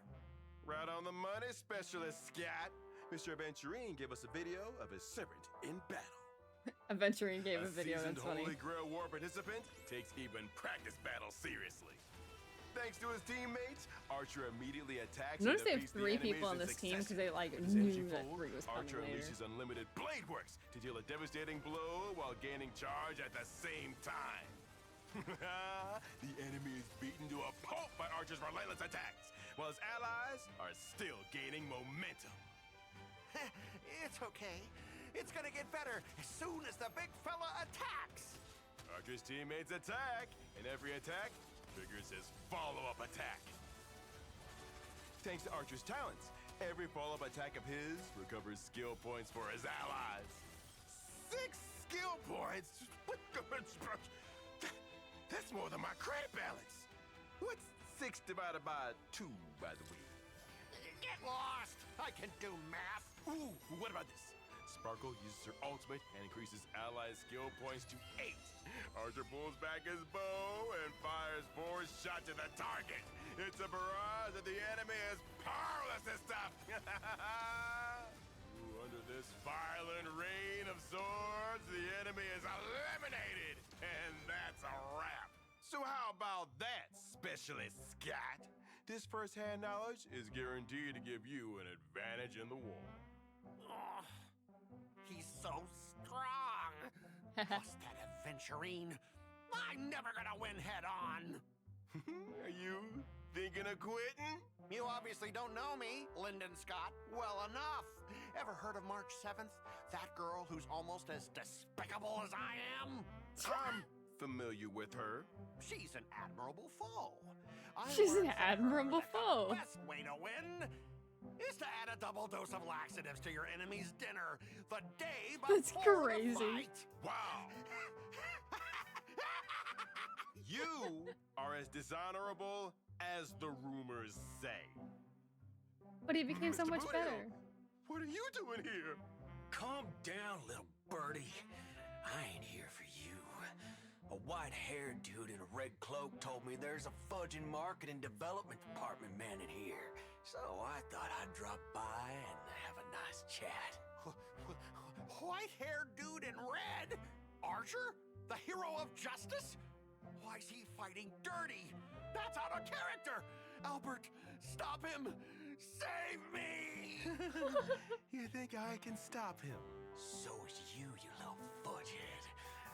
I'm in the way. Come here and let's have a nice long chat. Let it all out. No more mother-loving secrets between us. Hey, don't run! Let me teach you a lesson in tough love!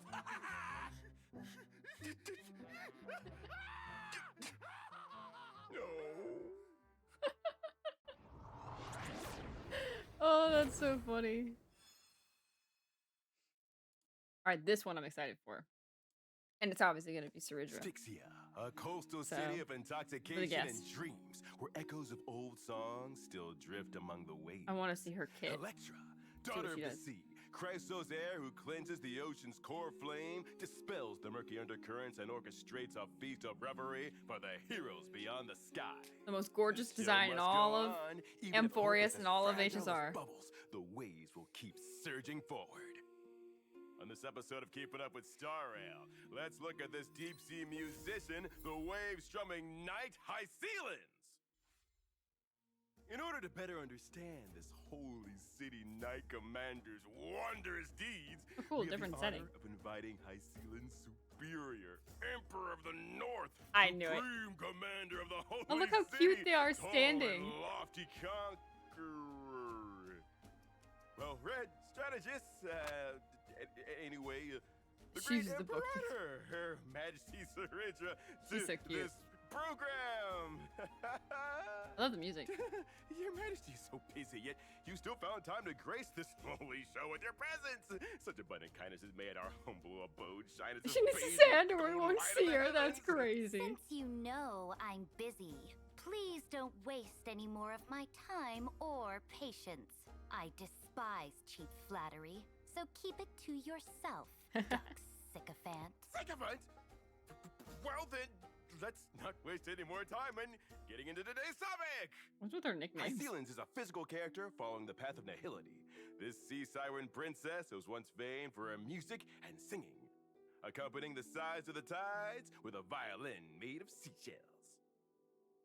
And at the same time, she is an unstoppable blade, tempered through countless trials of blood and flame. Even the most gentle of instruments can become the sharpest of weapons. Has Duxay the Snowy ever heard the cry of spilt blood? I'm sure it Very sounds pretty. horribly nice. With Hycealin's talent, allied attacks with enemy targets have a high chance to inflict one of four effects: wind shear, bleed, burn, or shock. Affected enemies take DOT of the Okay, corresponding okay. type. I got at the start of distracted each by turn. how pretty Hycealins looked. I got it. Using her skill. I With got it. talent, allied attacks with enemy targets have a high chance to inflict one of four effects: wind Oh, shear, interesting. bleed, She burn, inflicts or shock. any of the DOT Affected effects. enemies take DOT of the corresponding type at the start of each turn. Huh. When using her skill, Hycealins has a high chance to increase the damage taken by all enemies for a certain number of turns and deals physical damage to all enemies. When Hycealins uses her basic attack, she deals physical damage to one designated enemy. As expected of the Imperator's Dux Gladiatorum, even the way she slashes people is so graceful. I'd It love is, to it's so admire good. those sharp moves up close. Oh, Duck Silvertongue wants to be slashed too? No!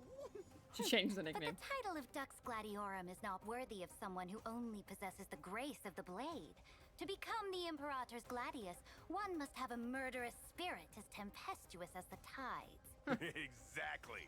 So when using her ultimate, High Ceilings creates a zone, reducing all enemies' attack and defense, and deals physical damage to all enemies. When she uses her ultimate after certain traits are unlocked, if the enemy target is currently afflicted with DOT, all DOT currently applied on the target will immediately deal damage. It's also worth noting She while also targets are triggers in the DOT. zone, each time they receive any DOT, they will take one more instance of DOT from High Ceilings. Wars always end quickly when she's around. Her ability to clear the battlefield like a tide has taken care of many inconveniences for me, letting me focus on matters that are more deserving of the crown's She's so pretty. attention. I must say, the Imperator really knows how to hire him. After unlocking certain traces, at the start of combat, High Ceilings will create a zone with the same effect as our ultimate. When High Ceilings deploys their zone, she will also recover one skill point. Ooh, nice. After using her technique, High Ceilings creates a special dimension that lasts for a fixed amount of time and automatically moves forward. Enemies within the dimension will enter the soul-struck state. They will not attack High Ceilings and will follow the dimension as it moves. After entering battle against enemies in the soul-struck state, there's a high chance to inflict 2 effects, from wind shear, bleed, burn, or shock on all enemies. Wow. So, let's sum it up. High Ceilings can provide significant buffs for DOT lineups. Her talent additionally inflicts DOT on enemies when they're hit. In her zone, enemies will trigger 1 more instance of DOT from High Ceilings for every 1 instance of DOT taken. With vulnerability inflicted from all enemies by Ceilings skill, a full team defense reduction from her zone, and her ultimate instantly triggering DOT, the enemies don't stand a chance. They're left to perish under DOT. I know Kafka's E1 is Knight's good. blade proves itself What are not High on Ceilings? parchment, but in blood. Like if you were to invest in Dot Team, what is like the Steel best to reveal do? the unstoppable might of Dux You had a limited budget. Gladiorum.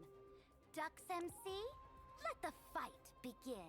By Imperial decree, High Ceilings uses her Also, technique why putting Locha enemy on in the this soul team? struck state before launching the first Oh, this was strike when to Locha was breath. offered for free. So that's probably Thanks why. to the soul struck state, the Don't have enemies that. entering the battle are inflicted with 2 stacks of DOT. That's why you might have heard around. Effect, High Ceilings zone activates on entry, reducing the enemy's defense. This is also and before Black Swan's Nova Flare, so they don't even have High Black Swan on Ceilings this uses team. her skill to inflict vulnerability and 1 stack of DOT on all enemies. This attack That's also impressive, triggers a honestly. follow-up I see why attack from people like High Kafka. Ceilings for And Dot. take to High Ceilings zone. Every triggered DOT triggers an extra DOT from High Ceilings. So she triggers extra DOT the more. Okay, hold on. So every time DOT is triggered, which the only one I think we know of that can do that is Kafka, she literally doubles it. High Ceilings. That's crazy. That's crazy, by the way. Also, what is this like glitch here with this and the hand? What the heck? But that's so interesting. She like doubles it. Dang, High Ceilings is so good. DOT on all enemies. This attack also triggers a follow-up attack from Kafka and take to High Ceilings zone. Every triggered DOT triggers an extra DOT from High Ceilings, which means Kafka's follow-up attack ends up triggering a one-time double DOT Look how on much the damage that enemy. is. That's The crazy. enemy prepares to strike back, but traps out High Ceilings zone. Go ahead and see what happens. Double DOT smacks them down before they can even twitch. I'm Our learning, teammates guys. keep the momentum going of constantly dealing damage. With High Ceilings talent active, every ally attack inflicts extra DOT on the enemy. Ooh, Kafka uses her skill, detonating the DOT inflicted on the enemy. Under High Ceilings zone, the double DOT instantly sends one of the enemies to their grave. It's now High Ceilings' turn again. She uses her skill to max out her energy and get ready for the crushing weight of the deep sea. Her ultimate And Black triggers Swan can DOT add on Dot the without spot, triggering it to another get more enemy down. damage. The rest of them are When already Kafka does her thing. drowning in DOT. Oh. Not to mention, they're still afflicted with See, this is why I like vulnerability Dot. and Dot's so defense fun. reduction. Oh, do they even dare move? Ha! Of course not. And a wild storm of floating DOT text, the enemy drops one by one, and that's a wrap. Honestly, you gotta admire it. With someone like High Ceilings leading the charge for the Imperator's army, conquering the world should be a piece of cake, right? Ha! The thrones of this petty world mean nothing. To rule the board under Aquila's gaze? How dull. Only by crushing stars can one be worthy of the Imperator's crown. And if I may offer counsel, Your Majesty, though Tux Gladiatorum stands unmatched and though your army knows no equal, if you truly are to seize the moon and stars, I believe you still need... Still need what? Still need someone who can smooth the way, build bridges, and cut deals across all factions in Your Majesty's name. Ideally, someone who has strategic partnerships with, say, Worship This is an arrow.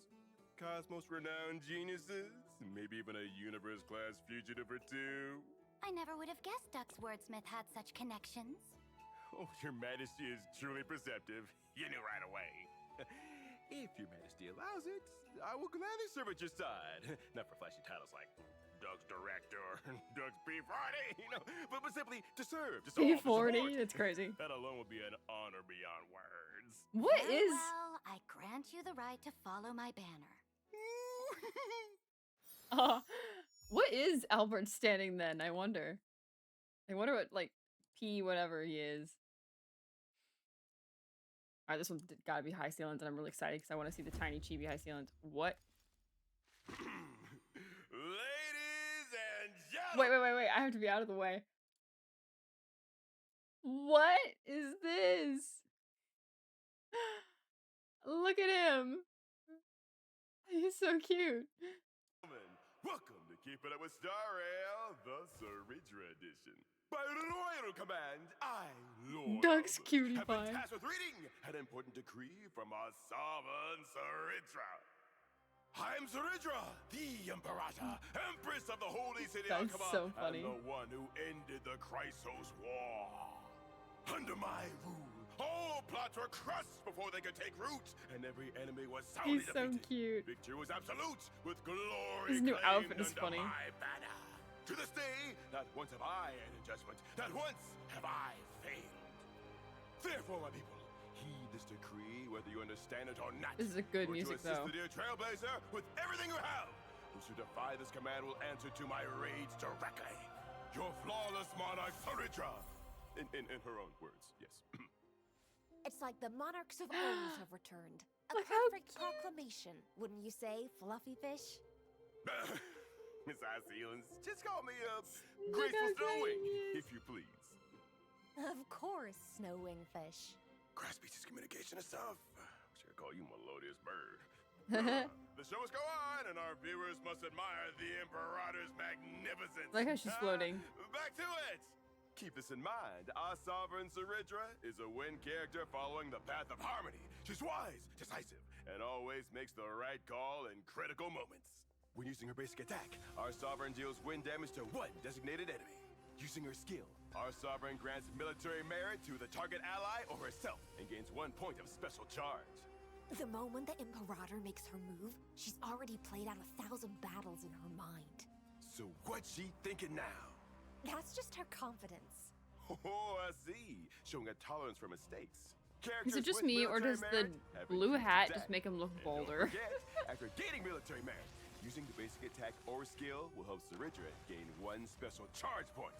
Furthermore, after the military merit holder attacks, our sovereign deals additional wind damage to the target once. Once our sovereign has built up enough charge points, she can level up military merit to peerage to dispel crowd control debuffs on the holder. The crit damage and all-type res penetration of the peerage holder's skill damage increases, and the holder can trigger coup de monde when using their skill, meaning the ability will be duplicated and activated in advance before the original ability is used. In action, it looks like the same skill is being used twice back to back. After coup de monde ends, our sovereign consumes some charge points and peerage reverts to military merit. So follow our sovereign's banner to gain military merit, ascend to peerage, and launch a coup de monde. Then you'll reach the peak of your potential. It's imaginary. Indeed. And when that glory is upon us, I shall host an eternal banquet in your name, toasting to the stars and dreaming beneath the galaxy's light. Ooh, even the stars can be banquet companions. Ooh, the sovereign troops have amazing benefits. Just a heads up, only 1 military merit holder can be present on the battlefield. When the target changes, military merit moves on to the next one, and the sovereign's charge points reset to 1. After unlocking a certain traits, our sovereign skill can give a speed boost for her and the military merit holder for some turns. Using the military merit holder's basic attack or skill will also grant Saridra energy. After using her ultimate, our sovereign gains some charge points and deals wind damage to all enemies. If no one currently holds military merit, our sovereign will grant it to the first position allied character in the lineup. Nothing more satisfying than a hearty victory. No, what she truly revels in is watching others struggle desperately and still lose. After unlocking another specific trace, Saridra, our sovereign, increases her crit rate by 100%. When the military merit holder uses ultimate for the first time in a battle, our sovereign also gains one special charge point. The sovereign's technique grants military merit to herself. Switching active characters before combat begins will give military merit to the character you switch to last. After entering combat, she'll automatically use her skill once on the military merit holder without consuming skill points.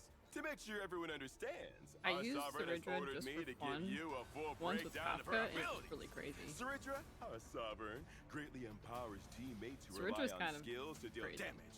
Her unique Kudaman mechanic lets allies use the same skill twice in one action, unleashing devastating burst damage. Our sovereign can quickly build up charge points by using her own skill or ultimate, or when the military merit holder uses their basic attack or skill. After leveling up military merit to peerage, which can trigger Kudaman, the enemy will be swiftly wiped out in one powerful burst. Now then, let's take a moment to admire our sovereign's commanding presence on the battlefield. If I had more money, With I would flawless strategy, our sovereign grants finite military merit to automatically use their skill in once after entering combat. At the same time, her energy fills to the max, and she uses her ultimate, dealing damage to all enemies and gaining special charge points. We get more Enforius. It's still I our want more sovereign's Saridra turn. and more high She uses her skill, gaining even more special charge points. Now it's Finance turn. He uses the skill, wounding the enemy and granting one special charge point to our sovereign. Right after that, Sunny uses his skill and ultimate on Finance, and Finance takes extra action, maxing out our sovereign's charge points. With military merit ascended to peerage, Finance is also fully charged and uses his ultimate to transform. Then, Finance triggers Kudaman with his enhanced skill, unleashing 2 consecutive enhanced skills on the enemy. Under our sovereign's brilliant command, the enemies are wiped out with ease. This feels like her royal way of saying, that's a wrap. And that, dear viewers, was a glorious display from Saridra, our sovereign, our imperator. A performance you'll want to watch over again and again. Another shining triumph added to her long list of victories. Miss Azilins, if I may ask, do you think our sovereign will be pleased with how I did? If you doubt someone, don't choose them. If you choose someone, don't doubt them. The Imperator chose you, didn't she? There's something you might not know. The peerage I received, well, it's kinda... No worries, cutie hootie fry. Let me add a little note for you. Yeah, cutie isn't bad, really. It's just that the hootie part makes it all about my vocals. But I'm more than just my chirps, you know? Isn't there something that captures my whole vibe a bit better? Of course. How about cutie pie fry? You two really are perfectly in sync. Wait, what did Saridra say? Hold. It's most replayed because everyone didn't catch it. Better? Of course. How about cutie The name I chose is the best, and that's final. Girl. pie fry? You two really are perfectly in sync. All right, before I start the next one, give me 1 second. I'm gonna check something.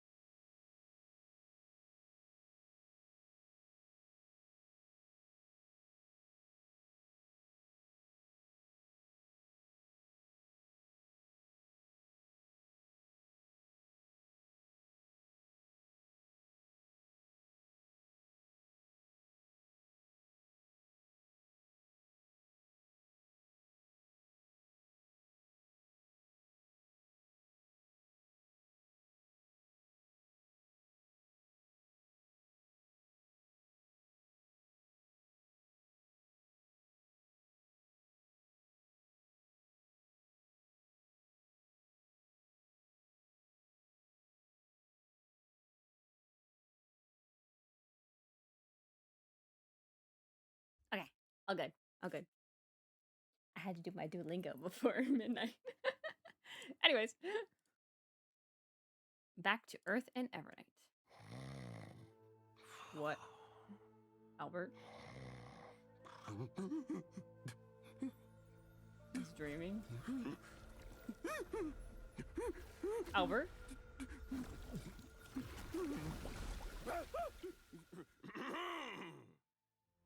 Oh. The girl who appeared suddenly seemed both dangerous and enigmatic. No guest? She still showed us care. Though we never met before, she knew us like the back of her hand. She is an aspect of March 7th who appears as a savior in life and death situations. And for unknown reasons, she calls herself Evernight. Is she a friend or foe? Ooh. Where did she come from? Where will she go? Confusion and suspicion tangle with the truths in our hearts. What exactly happened to March 7th? On today's Keeping Up with StarRail, let's try to break through the fog and see what kind of Evernight. Oh, terrific surprises Evernight will bring us. No. Okay, hold on. If they're gonna be over here, I gotta move back to the corner. Back to the corner I go. Almost said my thoughts out loud. It's Done. okay to see what's on your mind. Pouring your heart out is your style of hosting. As long as you're okay with it. That's why I love my boy. Then let's unravel the truth behind the mysterious Evernight. I will do my best to help. But to be honest, I also don't know a whole lot. Evernight is an ice character on the path of remembrance. And she seems completely different from the March 7th we all know. Even though her personality seems a bit different, some of her features are still the same as before. Such as? She still loves coordinating her outfits, but the style has changed a bit. Thinking back to when March 7th was on the show, she always tried to take pictures during the live combat videos. When Evernight uses her basic attack, she will deal ice damage based on her max HP to one designated enemy. When Evernight enters combat, uses her skill, or uses her ultimate, she will summon the Memo Sprite Eevee. When summoned, Eevee immediately takes action. If we could talk to these jellyfish, maybe we could find out what happened to her. You'd have to understand animal language. Doesn't seem easy. Don't worry. I understand their Foreshadowing. hearts. Wow. Foreshadowing. I knew Mr. Don Hung was talented, but I didn't think he could talk to animals too. No wonder we hit it off so well. Eevee is immune to all crowd control debuffs and has a higher chance of being targeted. While Eevee is on the field, it increases damage dealt by itself and Evernight. Whenever Evernight or Eevee's HP drops, their crit damage increases for a set number of turns, and they both gain 1 point of Memoria. When Evernight uses her skill, she will consume a certain amount of HP instead of skill points. She also gains some Memoria points with her skill and boosts the crit damage of all ally Memo Sprites for several turns. If the Memo Sprite Eevee is on the field, its HP will be healed by a certain amount. If Eevee is not on the field, it will be summoned instead. When Memoria exceeds a certain amount, Evernight will dispel and become immune to all crowd control debuffs, and Eevee will immediately take action if it's on the field. After immediately taking action, Eevee deals ice damage based on its max HP to one designated enemy and all other enemies. This attack consumes all of Eevee's HP and all Memoria. The more Memoria consumed, the higher the damage. Eevee then leaves the field. When Eevee leaves the field, Evernight's speed is increased until the start of her next turn. Are these Memo Sprites working for some common goal? Why don't you take this window of opportunity to talk to the jellyfish, Mr. Donna? Oh no, wait, the window's pretty short. Evernight's ultimate summons Eevee and causes Eevee to deal ice damage to all enemies. And Evernight also enters the darkest riddle state. In the state, she and Eevee deal more damage and are immune to all crowd control debuffs and increased damage taken by all enemies. Evernight's so goated. While in the darkest riddle state, Evernight will gain additional Memorial points when she uses her skill, and her ultimate can charge up Darkest Riddle.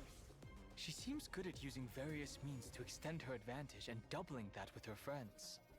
Wow, seems like Evernight is an excellent friend then. That presupposes she is our friend.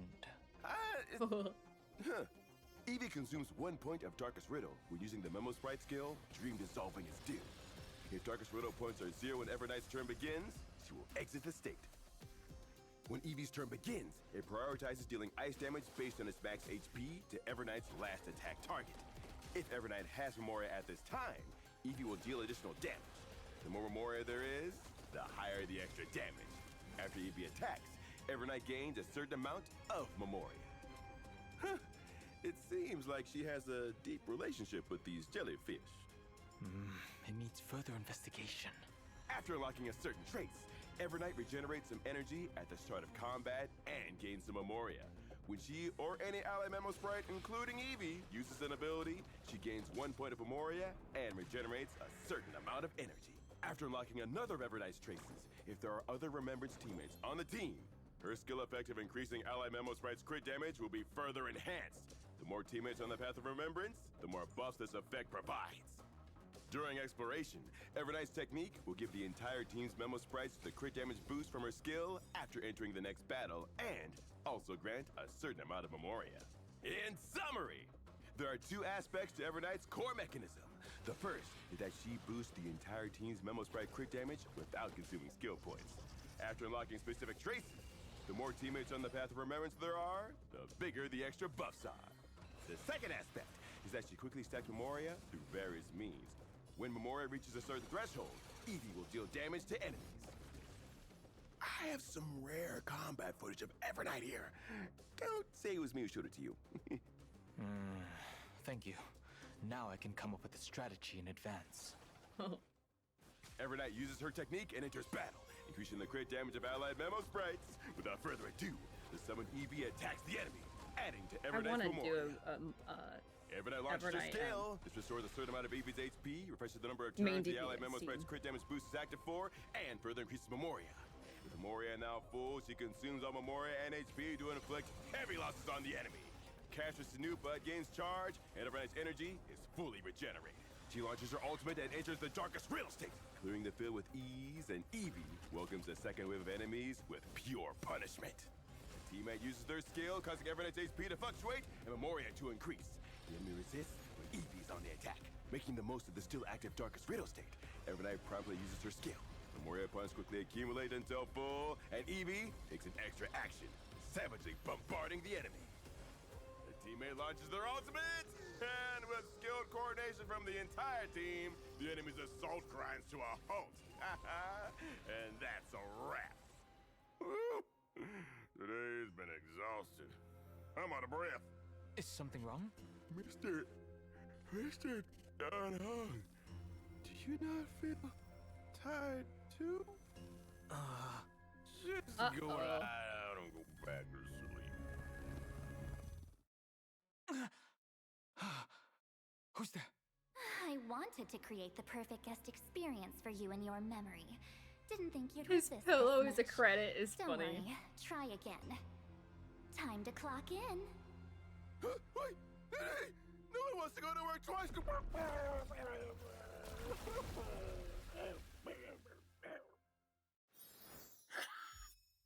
That's so crazy.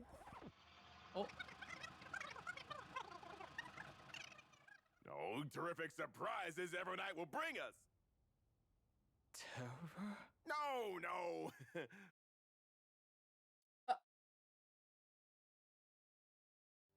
Nameless Don Hung, Chrysosaur who guards the Earth's core flame, steadies the world as it falls, and guides all life across the land to a new home beyond. All rivers flow to the sea, mountains echo in chorus, and the path of permanence shall stretch beyond horizons. From the frosty plains of Eurillo 6 to the towering mountains of Emporius, this nameless Fu had always been the Trailblazer's trusty companion. On this episode, let's take a renewed look at this good friend of the Trailblazing journey, Don Hung Permansorterra! Don Hung is an old friend of this show. He's been here plenty of times as either a guest or the main attraction. This time, we specifically invited his good friend March 7th, who has journeyed with him all this time to take a look at his new... Everknight. Huh? Oh, you're on a new form today as well. Hello, Mr. Owlbert. Mr. Wait, shouldn't you Oh, That's not important, Mr. Owlbert. The viewers are all brimming with anticipation for Dan Heng's new powers. Let's check him out. Dan Heng Permancer Terrai is a physical character on the path of preservation. When that sign of Long inherits the Earth core flame, the power permanence within his body will shield all life at Amphorius, carrying them into the distant sea of stars and into the boundless unknown. Using his basic attack, Dan Heng Permancer Terrai deals physical damage based on his attack to one designated enemy. His skill designates one ally as his bondmate, and also provides a shield to all allies for some turns. Dan Heng also acts like a guard in March's memories, and has always protected the Express crew. Protection? Preservation? I can refer him to the IPC. When the ally target becomes the bondmate, Dan Heng Permancer Terrai will summon Soul Dragon for them. When Soul Dragon takes action, it dispels debuffs from all allies and provides a shield that lasts for some turns. By the way, the shield effect provided by Dan Heng Permancer Terrai and Soul Dragon can be stacked to a certain limit. And there's still more benefits to becoming his bondmate. Indeed! Certain traces will increase the attack of the bondmate ally target. Using its ultimate, Dan Heng Permancer Terrai deals damage to all enemies and provides a shield to all allies for some turns. The ultimate will also enhance Soul Dragon, and Soul Dragon will launch a follow-up attack when it takes action, dealing physical damage to all enemies and additional damage It's so cool. of the See it from bondmate different type. angles. After unlocking certain traces, Soul Dragon provides a shield to the ally with the lowest current shield. When the enhanced Soul Dragon acts, it deals extra additional damage of the bondmate's type based on their attack to the enemy with the highest current HP. Using his technique, Dan Heng Permancer Terrai gains That was my bondmates team for a and long dazes time. enemies within a certain range. Dazed enemies will not actively attack allies. When switching active characters, bondmate transfers to the currently active character. At the start of the next battle, he will automatically use his skill on the bondmate character without consuming any skill points. He's the glue of the group. Everyone can see that Dan Heng is very reliable. In summary, as a character following the path of preservation, Dan Heng Permancer Terrai has many ways to provide shields to all allies in order to mitigate damage. At the same time, Soul Dragon also brings different buffs. Not Hi, only Zero. can he ensure allied characters' survivability in combat, but he also boosts the bondmate character's damage. March did mention that his hidden powers are more than holding his breath underwater for 100 minutes. You remember a show from that long ago? No wonder you have remembrance. I have a memory of Dan Heng fighting together with his friends. Want to analyze that, Mr. Owlbert? It's rare to see a guest bring her own content. Let me take a look. After allies use their techniques and enter combat, Dan Heng Permancer Terrai uses his skill to make finding the bondmate while shielding all allies. Thanks to certain traces, Dan Heng Permancer Terrai acts first and uses his skill on finding again to stack the shield. Meanwhile, Dan Heng Permancer Terrai's energy has fully charged, so he uses his ultimate and enhances Soul Dragon while stacking shields for all allies. The enemy's attacks can barely be felt against its mighty shield. Nah, they just give fighting core flames. Soul Dragon attacks, replenishing shields again while defeating the enemy. Sunday then uses his skill. Wait, could this be? Yep, that's Dan Heng's hidden power. Goodness! We gotta love Soul DHT. Dragon can be considered the bondmate summon. Then Soniski would move both Finan and Soul Dragon up the action order, and as the bondmate, Finan would gain Sunday's additional damage boost. That's amazing! Finan uses his ultimate to tear up in the skies. With Soul Dragon's enhanced attack following up, the enemies are reduced to dust. With Dan Heng Permancer Terrai on our side. I And love that's Dan a Heng. wrap. Wow, this episode sure was easy to record. Thanks again, Miss Evernight. Then I won't trouble you anymore. You might need to do overtime soon. Overtime?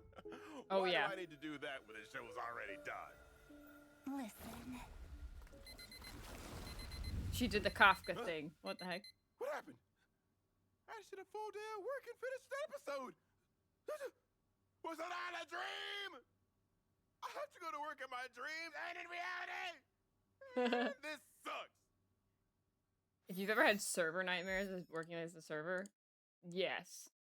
That is so real. If you've ever had like vivid dreams of like going to work, I used to I used to be a server at one of my early jobs, and wow, the dreams you had were so vivid and so real. It's crazy.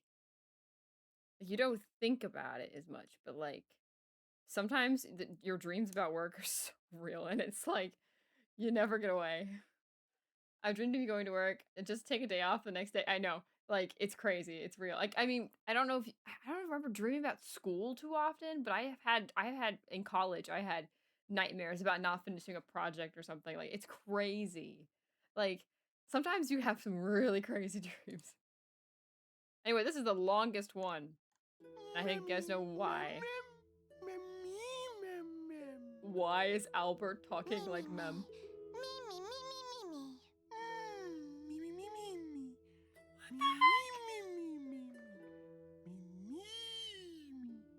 Bro, let him please let him talk like this the whole time.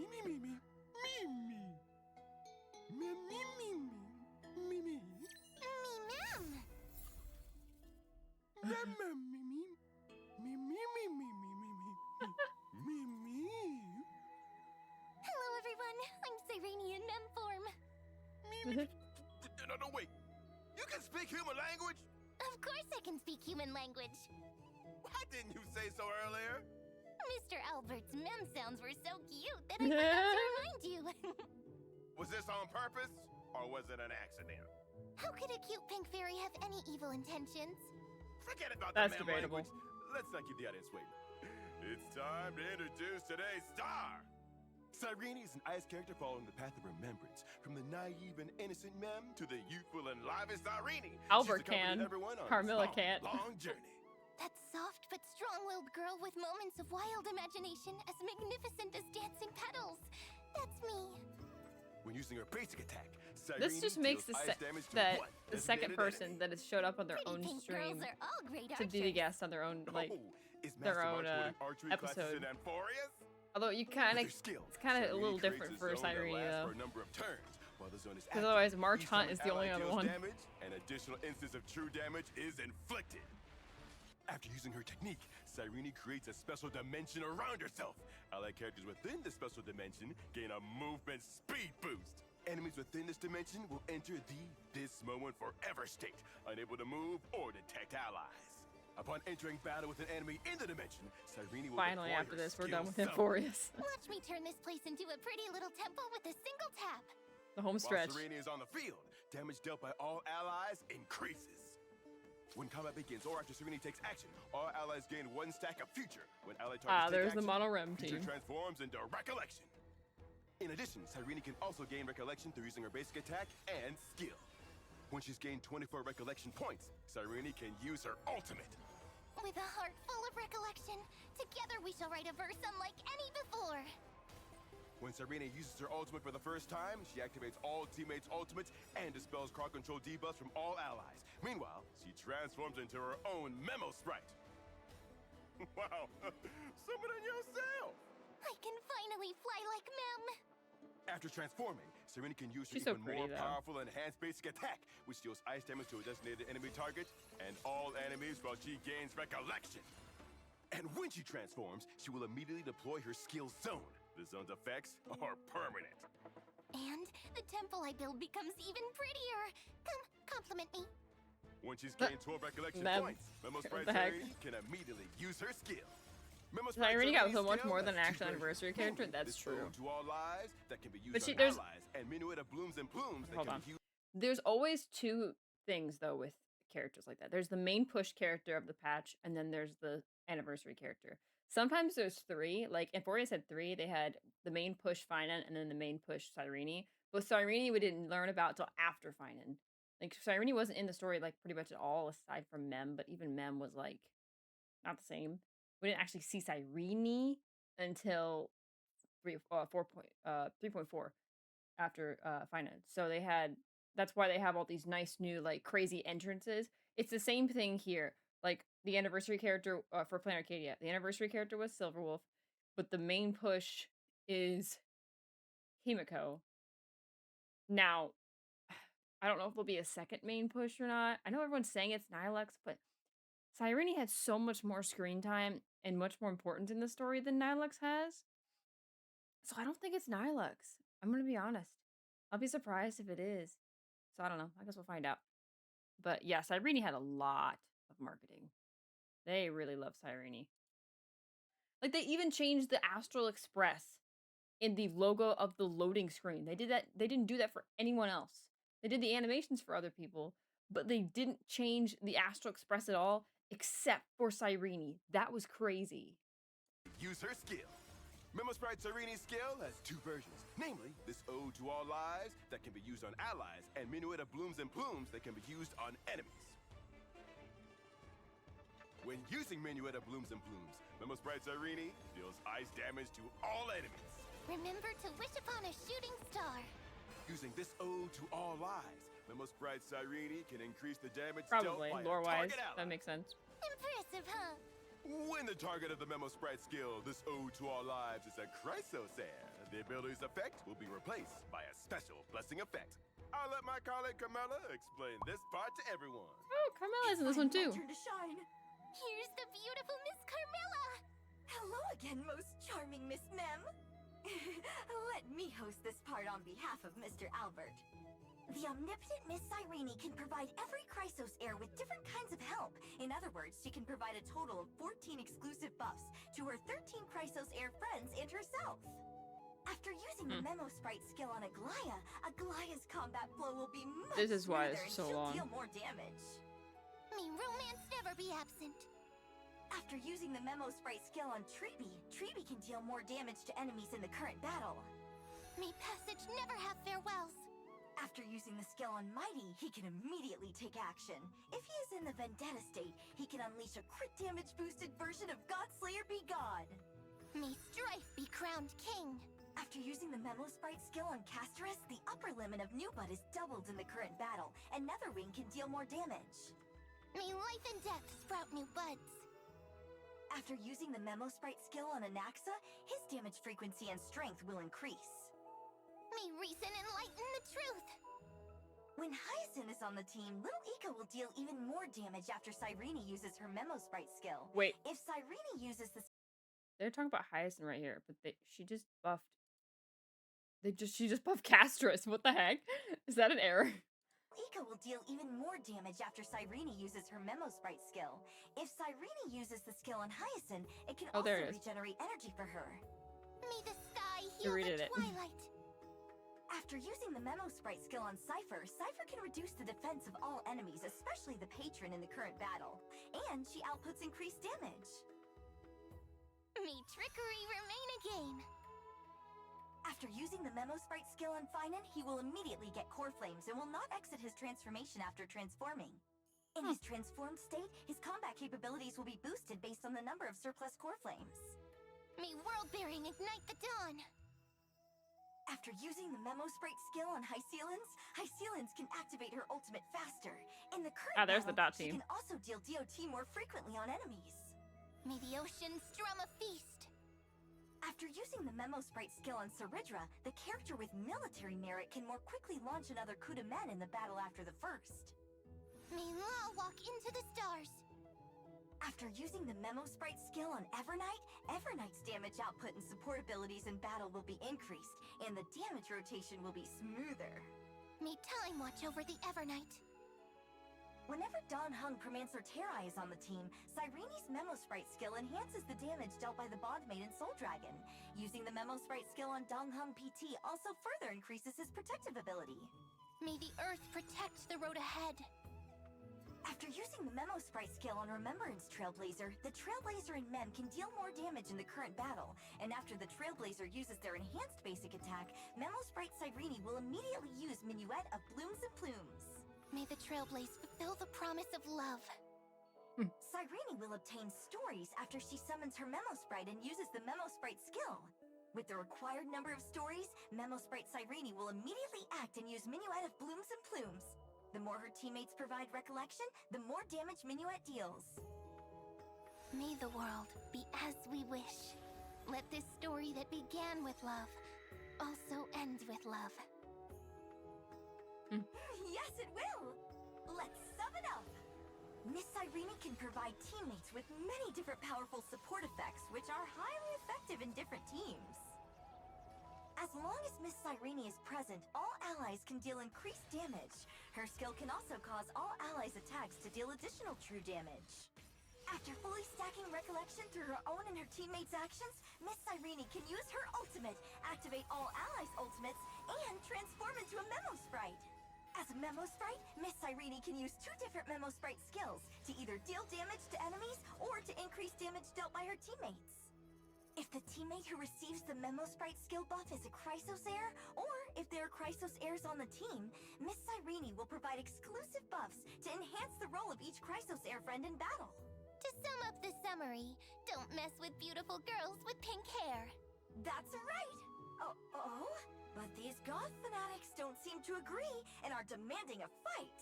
Ooh, then let's show them a thing There's or the two. mono rim team. The whole team uses their techniques and enters battle fully prepared. Thanks to the effects of Cyrene's technique, Cyrene deploys her skill zone upon entering battle. This makes the team's attacks deal additional true damage. They strike by the iron tide, continuously dealing damage. Thanks to Cyrene's talent, the team can deal even greater damage while Cyrene is on the field. Due to the effects of Cyrene's traces, after her speed reaches a certain threshold, damage dealt by allies is further increased. Under the squad's devastating assault, the enemy is beaten to a pulp. Still, the enemy refuses to submit, planning to attack while the squad's on cooldown. But Miss Cyrene won't give the opponent that chance. Miss Cyrene and her teammates' previous actions granted her Recollection, and now she's fully stacked with it. She unleashes her ultimate, summoning the Memo Sprite, and immediately activates her teammates' ultimates. Then she uses her Memo Sprite skill on Miss Castress and Miss Evernight, boosting their combat capabilities. Her own special blessing is also triggered. She immediately gains 1 extra turn and uses Minuet of Blooms and Plumes, destroying the enemy. The second wave of enemies arrives. This time, the enemy's even tougher. But the squad isn't worried. Thanks to Cyrene's blessings, the team has never been more powerful. Thanks to the effects of Cyrene's Memo Sprite skill, Evernight's damage and support capabilities have been boosted. Hyacinth also obtains Ode Disguise. This allows little Ika to deal more damage. Cyrene's zone is now permanently activated. With the added effect of true damage, the enemy is already barely holding on. Finally, Cassius consumes 200% of New Bud to summon Netherwing. And with Cyrene's blessing, Netherwing is capable of dealing massive damage. In one cataclysmic explosion, the enemy is completely reduced to ashes. And that's a wrap. Good riddance! Release the confetti! Actually, That's since you now Evernight, have a or human Evanesia's form, line. Why did you come on this show as ma'am? Well, that's because if I showed up in this form, I'd get to hear Mr. Owlbert speak in mem language. Did I miss something? Can Mr. Owlbert demonstrate again? Recording on. Oh, don't you even think about it. Aw, so mean. Well, actually, it's because I started this Amphorius journey with you two as mem, so I wanted to say farewell as mem too. What do you mean by farewell? Just as every story has an ending, your journey in Amphorius must also come to an end. Then will we see each other again? As long as our tales are still sung, we will always be able to reunite in memories. We're almost out of time, so let's give a final callback. Final callback? Farewell, Mr. Silver-Tongued Owl, and Miss Diligent and Headstrong Intellitron. What in the world?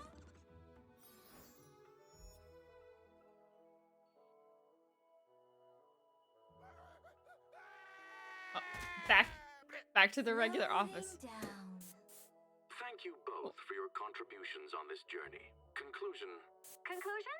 You can happily clock off. Now it's time for the Cosmic Alliance to make preparations. You two aren't bad. I'll use you next time as well.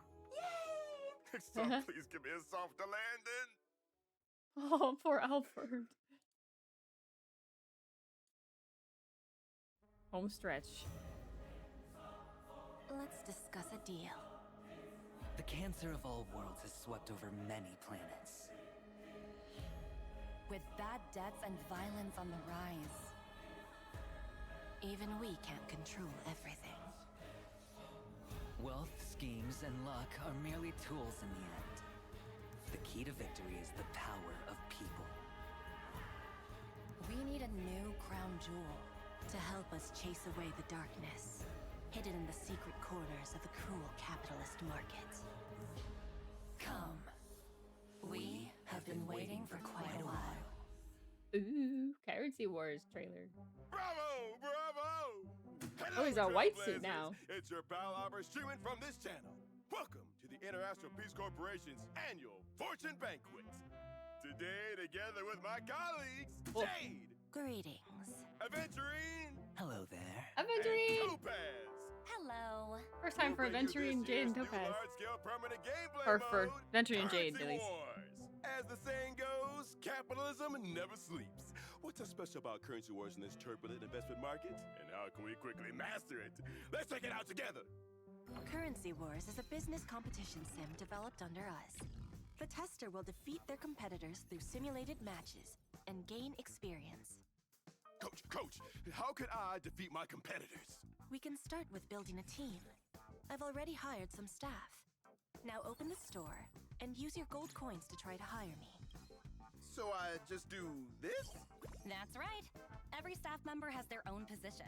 See this icon? Jade is an off-field member who can join battles by automatically using abilities. Aventurine is an on-field member and can fight in collaboration with off-field staff. Oh, I just realized something. 1, 2, 3, 4, 5. We can fight with more than 4 units in Currency Wars! You can even make a 10-unit team. 10 people? Feels like just one person could already. He's imagining all of himself. By the way, what does putting a unit in the corresponding position do? Putting someone in the right position can make on- and off-field staff cooperate better and work together to defeat strong foes. More importantly, it can activate Currency Wars character empowerments, new or enhanced abilities. Take a look at the current staff. Jade, while off-field, designates Herta in the on-field position as the debt collector, increasing Herta's speed and crit damage, and allowing Herta's attacks to charge Jade. Meanwhile, Herta can already trigger more twirls more quickly in Currency Wars. More twirls more Jade's quickly. charge is now full, and she launches a follow-up attack on the enemies who collapse in a heap. Time to twirl! Feels so good to have 2 rows fighting hand in hand. It can get even stronger. Here are 2 Hertas. When you have 3 identical characters, they'll increase in rarity. As expected from Madame Herta, the best DPS. She can get even stronger if you raise her to a 3-star. Let me show you. Apart from that, each staff member also has their own bond. Recruit members with the same bond to activate it. Now we've activated the All right, I'm AoE over my attack Currency and War. IPC bond effects. The higher the bond level, the stronger the bond members. The AoE attack bond has 4 members. Recruit 1 more to activate the stronger 5 AoE attack, which can enhance the team's AoE attack. How do we quickly find staff with the same bond? Our department's projects always have great UX. Tap bond tracking once and you'll be notified when such a member appears in the store. All right, let's head to the store. What great timing, Professor Naxus. No empty slots left. Not to worry. We're currently at level 5, which means we can only deploy 5 staff members. It's time to use gold coins to buy some experience and level up. Time is of the essence. Now we can add 1 more. With Nax on the team, we successfully activated 5 AoE attack. The bond creates an AoE attack ball and passes damage to the opponent. The team no longer needs to worry about only having 1 enemy. 5 AoE attack is so strong. 7 must be even stronger. Who else do we need to hire? Jin Yuan and the Herta. But why are their colors different from all the other staff members? The color is tied to cost. Gold is 5 cost, purple is 4, blue is 3, green is 2, and gray is 1. Then how come we never ran into any purple or gold elite staff members before? The chances of high-cost staff appearing in the store is related to the squad's level. High-cost members will only appear in the store once a certain level is reached, and the chances of such members appearing will increase with your level. Normally, the higher a member's cost, the more powerful their basic capacities. Then I'm gonna sell all my current staff and swap them out for elite members! What's the rush? All staff have value. Low-cost staff are early game units with chances for improvement. For example, Herta has a permanent growth mechanism. Every enemy she defeats in battle permanently increases her on- and off-field strength. Build her over time, and you can use her till the end. High-cost staff are late-game units with strong base kits, but few chances of improvement. Then I really gotta think it over. Aha! Get it now! But I have a question. We need gold coins to recruit staff members, raise their rarity, and expand our team. So how do we get gold coins? Numpy just jumping in. We get some coins after battles. If we win consecutive matches like now, we can earn bonus winning streak coins. And based on how many gold coins we currently have, extra coins will be granted as interest. So I can even earn interest. Got it. I can treat this as a mini bank. Right. Every 10 coins will give you 1 coin as interest. The interest is capped at 5. As long as you have more than 50 coins, you'll get max interest. But since I'm here today, I'll give you some coins for free. Here, have a taste of A 7 veteran just shares his money. After leveling, the chances of high-cost staff appearing in the store increase. Exactly. I find the recruiter genuine in the Herta. Hate them so much. The front row is full. Tribi and Herta are both on and off-field characters. They can be placed in either row. Now switch them to off-field. Oh yeah! Now can I genuine and the Herta activate 7 AoE attack? Awesome! And here comes the end of the program. Let the competition witness the power of 7 AoE attack. Whoa! Everyone's deployed at once and working together. It's really pumping me up. The Herta uses her skill and summons the little Herta to attack the enemy together, triggering a blinding set of follow-up attacks. Meanwhile, the Lightning Lord and Jingyuan significantly increase their attack speed due to the mutual acts advance mechanic unique to currency wars, buffing themselves and giving the enemy no breathing room. It seems that the team's damage output continues to improve as the bond level increases. That's the value of investments. Ha! This is awesome! What's the point of these enemies' feudal struggles? High-level bonds are nothing to laugh at. I'm such a genius! I'll pass you without a sweat! A proper Currency Wars match actually has 3 planes, and each plane has multiple hard combat nodes. During combat, you must eliminate all enemies within a set action value, or your squad will lose HP. You'll have 100 default HP at the start. Make sure you face every battle seriously. As long as your HP is greater than 0 at the end of a battle, it counts as a win. Thank you for the explanation, champion instructors. I'm ready to strike out on my own. You've all prepared a huge amount of character empowerment and bond effects. I'd love to experience that in the official version ASAP. You see, the official version is for the Trailblazer only. We look forward to having the Trailblazer test this out. Sorry, Albert. Can't you give even a single touch spot to a dear colleague? I hereby extend my best wishes for the successful launch of the Interastral Peace Corporation's latest project, Currency Wars. May precision and elegance forever accompany your financial calculations and extrapolations. Hello, everyone. Interastral? What is this? This is so obviously a scripted marketing release. But actually, this project isn't half bad. I will allow you to help test this little thing on top of testing the simulated universe. Tell me afterward what you like about this project. This looks really fun! When's it gonna launch? I've been shuffling around my J-tiles for ages already while waiting for this. What's this? I didn't get picked to test this game either. Whatever. I've already made a copy. Yes. Ratio. That's awesome. The All sweet right. dream burns the Everflame mansion. I hope erasing it's every fragment of Firefly her for this one. existence. Destruction, remembrance. Along its path blossoms a betrayal, rise and bloom. To return to the dreamscape. Surprised they no one didn't make her remembers. remembrance. Who will be the one to They set could her have. aflame again? On this episode of Keeping Up with Star Rail, let's look at this. I love that they made her mysterious Nihilities like a member story spoiler, kind of though. The Dolly. Kind of cool. We're pleased to invite Ah, it the is Black Swan. Dahlia's Dang, I was former hoping it colleague wouldn't be. today, Black Swan, who's also rumored to be her good friend. Good friend. So mad. Can you tell me where you got that information about us? What for? I'd like to fix the source of the incorrect memories people have about our relationship. Seems like you two have a long history. Get a spell? No, that was a no. Then, let's talk about something else. The Dolly is a fire character following the path of Nihility, with the unique ability to deal break damage before enemies are weakness broken. When she uses her basic attack, the Dahlia deals fire damage to one designated enemy. Using her skill, the Dahlia launches a zone dealing fire damage to one designated enemy and adjacent targets. While the zone lasts, all allies' weakness break efficiency increases. And here's the most important part. Toughness reduction taken by enemy targets before they are weakness broken can be converted to super break damage. Making break teams deal damage even faster. The Dahlia seems like quite a capable and reliable teammate. Perhaps. But She's so being not interested. capable and reliable won't stop her from betraying you. That's rather contradictory. Not for her. If she doesn't put her all into the job, then her betrayal has no impact. Ooh, what a painful lesson. Let's get back on topic. Using her technique, the Dahlia will create a special dimension. Enemies in it will not initiate attacks. After entering combat with enemies in the special dimension, she'll immediately deploy her skill zone and convert combat trigger toughness reduction into one instance of super break damage. After unlocking certain traces, she will increase all teammates' break effect for some turns based on her own break effect when entering combat.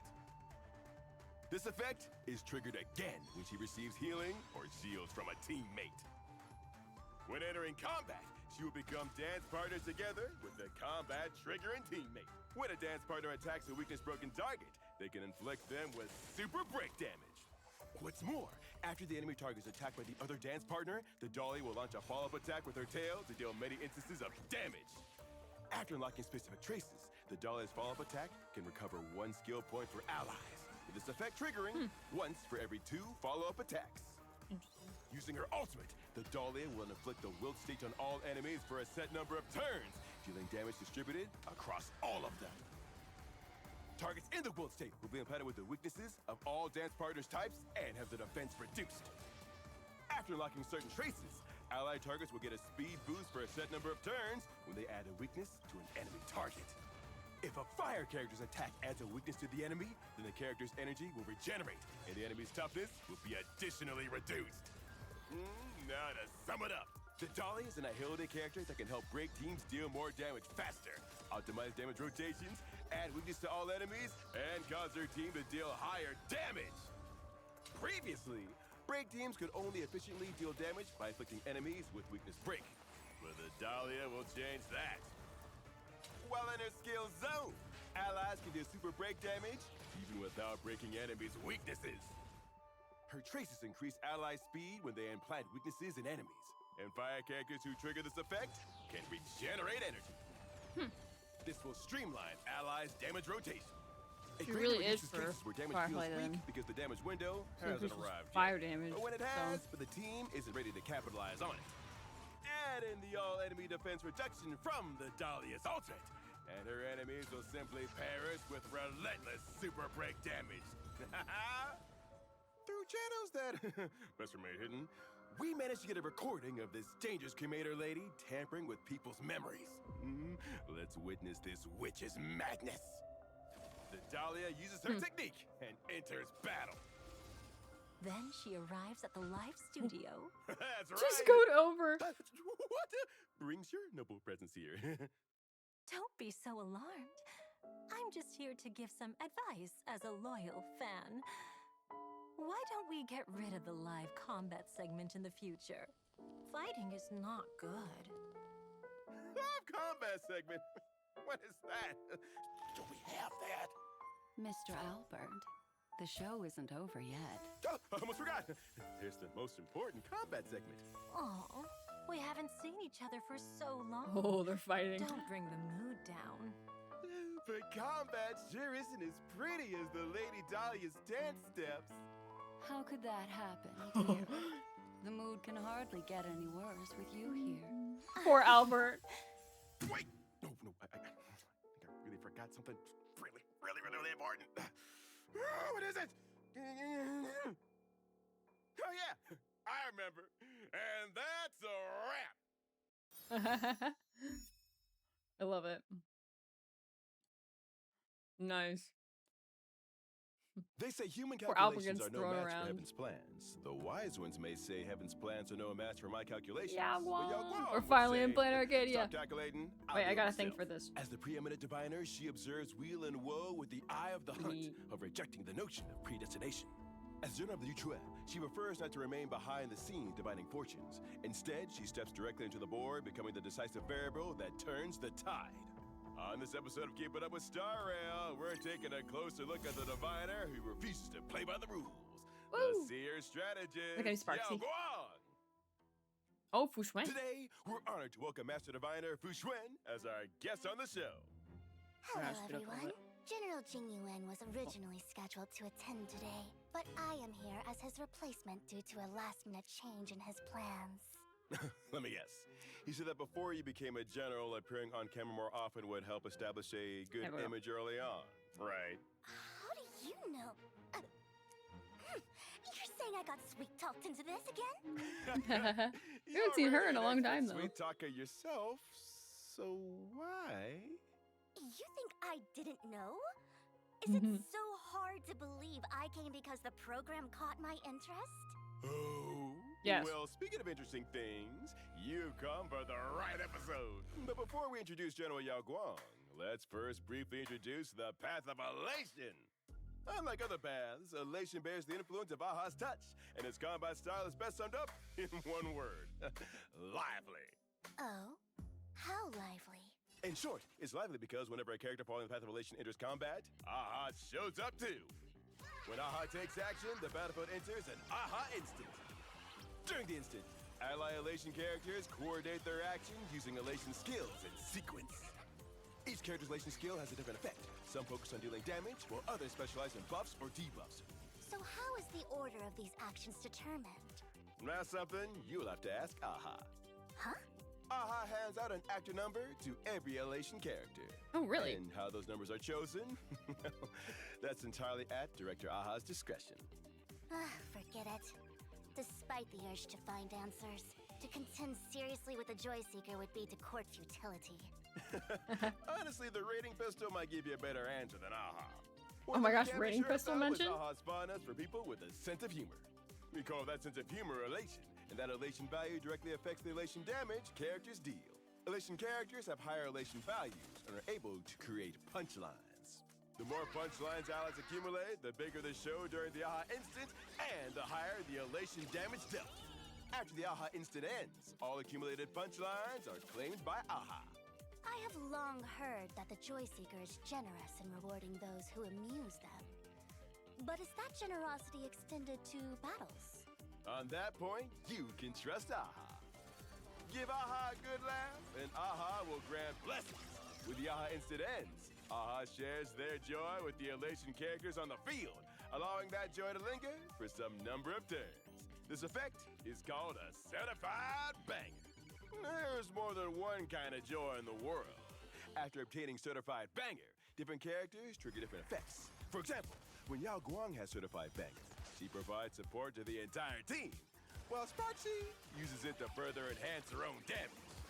The more punchlines consumed during the Aha instant, the stronger the effects of certified banger. It's also worth noting that certified banger can be obtained multiple times. Each instance stacks in strength, and each has its own separate duration. In other words, by making Aha instants appear more frequently, you get I love the more music. certified banger, which serves to further strengthen the power of certified banger. To sum it up, everything about the elation path centers on the Aha instant. During the Aha instant, elation characters take action together, unleashing skill effects and massive amounts of elation damage. When the Aha instant ends, Aha leaves behind certified banger, triggering special effects for the elation characters on the field. Both elation damage and the strength of certified banger are closely tied to the number of punchlines, the degree of elation, and how frequently Aha acts, which of course plays right into General Yao Guang's strengths.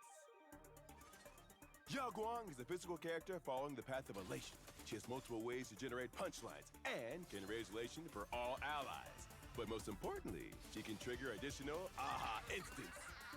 When using her basic attack, Yao Guang deals physical damage to one designated enemy and its adjacent targets. Her basic attack also regenerates additional energy. When using her skill, Yao Guang's Spiritus takes the form of a feather fan, which she uses to create a zone. While the zone exists, all allies get increased elation, and after Yao Guang uses her basic attack or skill, allies can gain punchline points. Senior Sorer Spiritus is the Kala Chakra sky plume and represents the Hunt's vision, one of the 7 aspects of the rainbow, a symbol of foresight, verdict, and self-discipline. She gained the Eye of Ishvara, with which she can observe weal and woe alike. After using her technique to enter battle, Yao Guang automatically uses her skill once, which does not consume a skill point. And when Yao Guang is in the team, breaking destructible objects yields fortune pouches.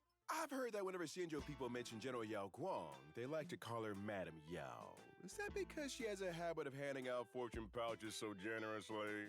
That is not the case. Senior Sora earned the title Madame Yao through her exceptional fortune and success. She helped usher in a golden age of trade for the Yuchue, improving livelihoods across the Xinzhou. Thus, the people hold her in the highest esteem, as one would a goddess of fortune. Fair point. But I'm always dropping piles of credits myself, and yet nobody calls me Sir Owlbert. Anyway, let's get back to business. When using her elation skill, Yao Guang applies Woe's Whisper to all enemies, then deals elation damage to all enemies. Enemy targets affected by Woe's Whisper take increased damage for a set number of turns. When divining one's own side, one seeks good omens for protection, but when casting lots for the enemy, only ill omens are welcome. That's right! After unlocking a specific trace, Yao Guang herself gains a crit damage boost. In addition, after using her elation skill, she recovers 1 skill point for allies. After the AHA instant ends, Yao Guang obtains Certified Banger. Wait? Whenever an ally character uses an attack, regardless of the character's path, one randomly hit target takes an additional instance of elation damage. Huh. Moreover, this attack triggers 1 additional instance of elation damage if skill points are consumed. After unlocking a specific trace, when Yao Guang obtains Certified Banger, its duration is extended by 1 turn. When the ultimate is used, allies gain punchline and all-type res penetration is increased. Most importantly, AHA immediately gains 1 extra turn. Put simply, it triggers an additional AHA instant. This lets all allied elation characters use their elation skills once again, and further boost the power of Certified Banger. Notably, this AHA instant does not consume any punchline points. AHA being bossed around like that? That's embarrassing. Senior Sora's talent for putting people to work rivals her mastery of divination itself. From the side of it, you've been bossed around by her more than once, huh? I conduct myself with propriety. I am not one to be casually commanded. Now to sum it up. Yao Guang is a versatile support character who provides core buffs to elation lineups. Her ability to trigger additional AHA instance allows allies to use elation skills more frequently and accelerates the accumulation of Certified Banger's power. While Yao Guang has Certified Banger, all allied characters, regardless of path, are able to deal additional elation damage. She also has several methods of obtaining punchline points, and her skill increases all allies' elation, further amplifying elation damage for elation lineups. With the all-type res penetration from her ultimate and vulnerability from her elation skill, enemies have little choice but to call it a day amidst tears and laughter. That reminds me, since your senior sorter is both a general and a diviner, has she ever calculated how you might become a general yourself? She did cast a divination for me once, but... What? The meaning behind it is too profound, and even now, I've yet to fully grasp it. Oh? How so? Her divinations have never followed convention, and she always finds unorthodox paths. That time, she used a freshly baked pastry as her medium, studied its brown marks and golden crust, and declared that the heavens had already revealed their will. The patterns on that pastry shifted and darkened unpredictably. Sesame seeds lay scattered like stars, as if concealing some heavenly secret. I pondered upon it at length, yet its mystery would not yield. Girl, she's messing with you. Perhaps that was her message. I'm not there yet, and I still need to work harder before I can become a general. The Master Diviner may not be an expert at sweet talking, but when it comes to self-motivation, her talent is nothing short of exceptional. Her face. That's awesome. That's so funny. Albert? What?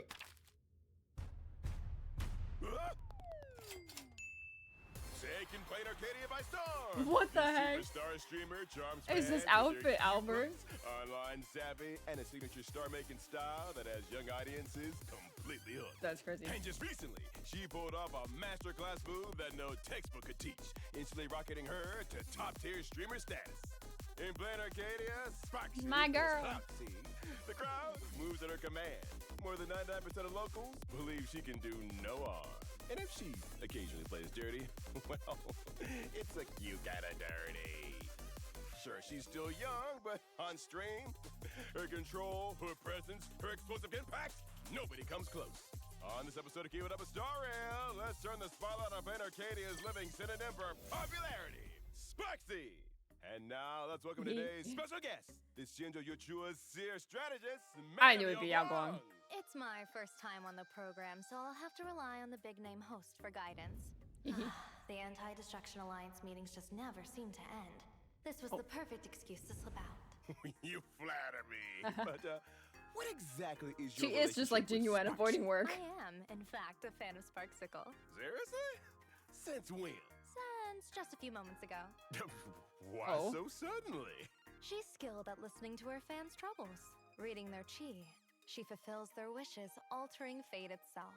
I happen to have a few concerns on my own wish list, but meddling with one's own karma is ill-advised. Letting someone else turn the wheel instead?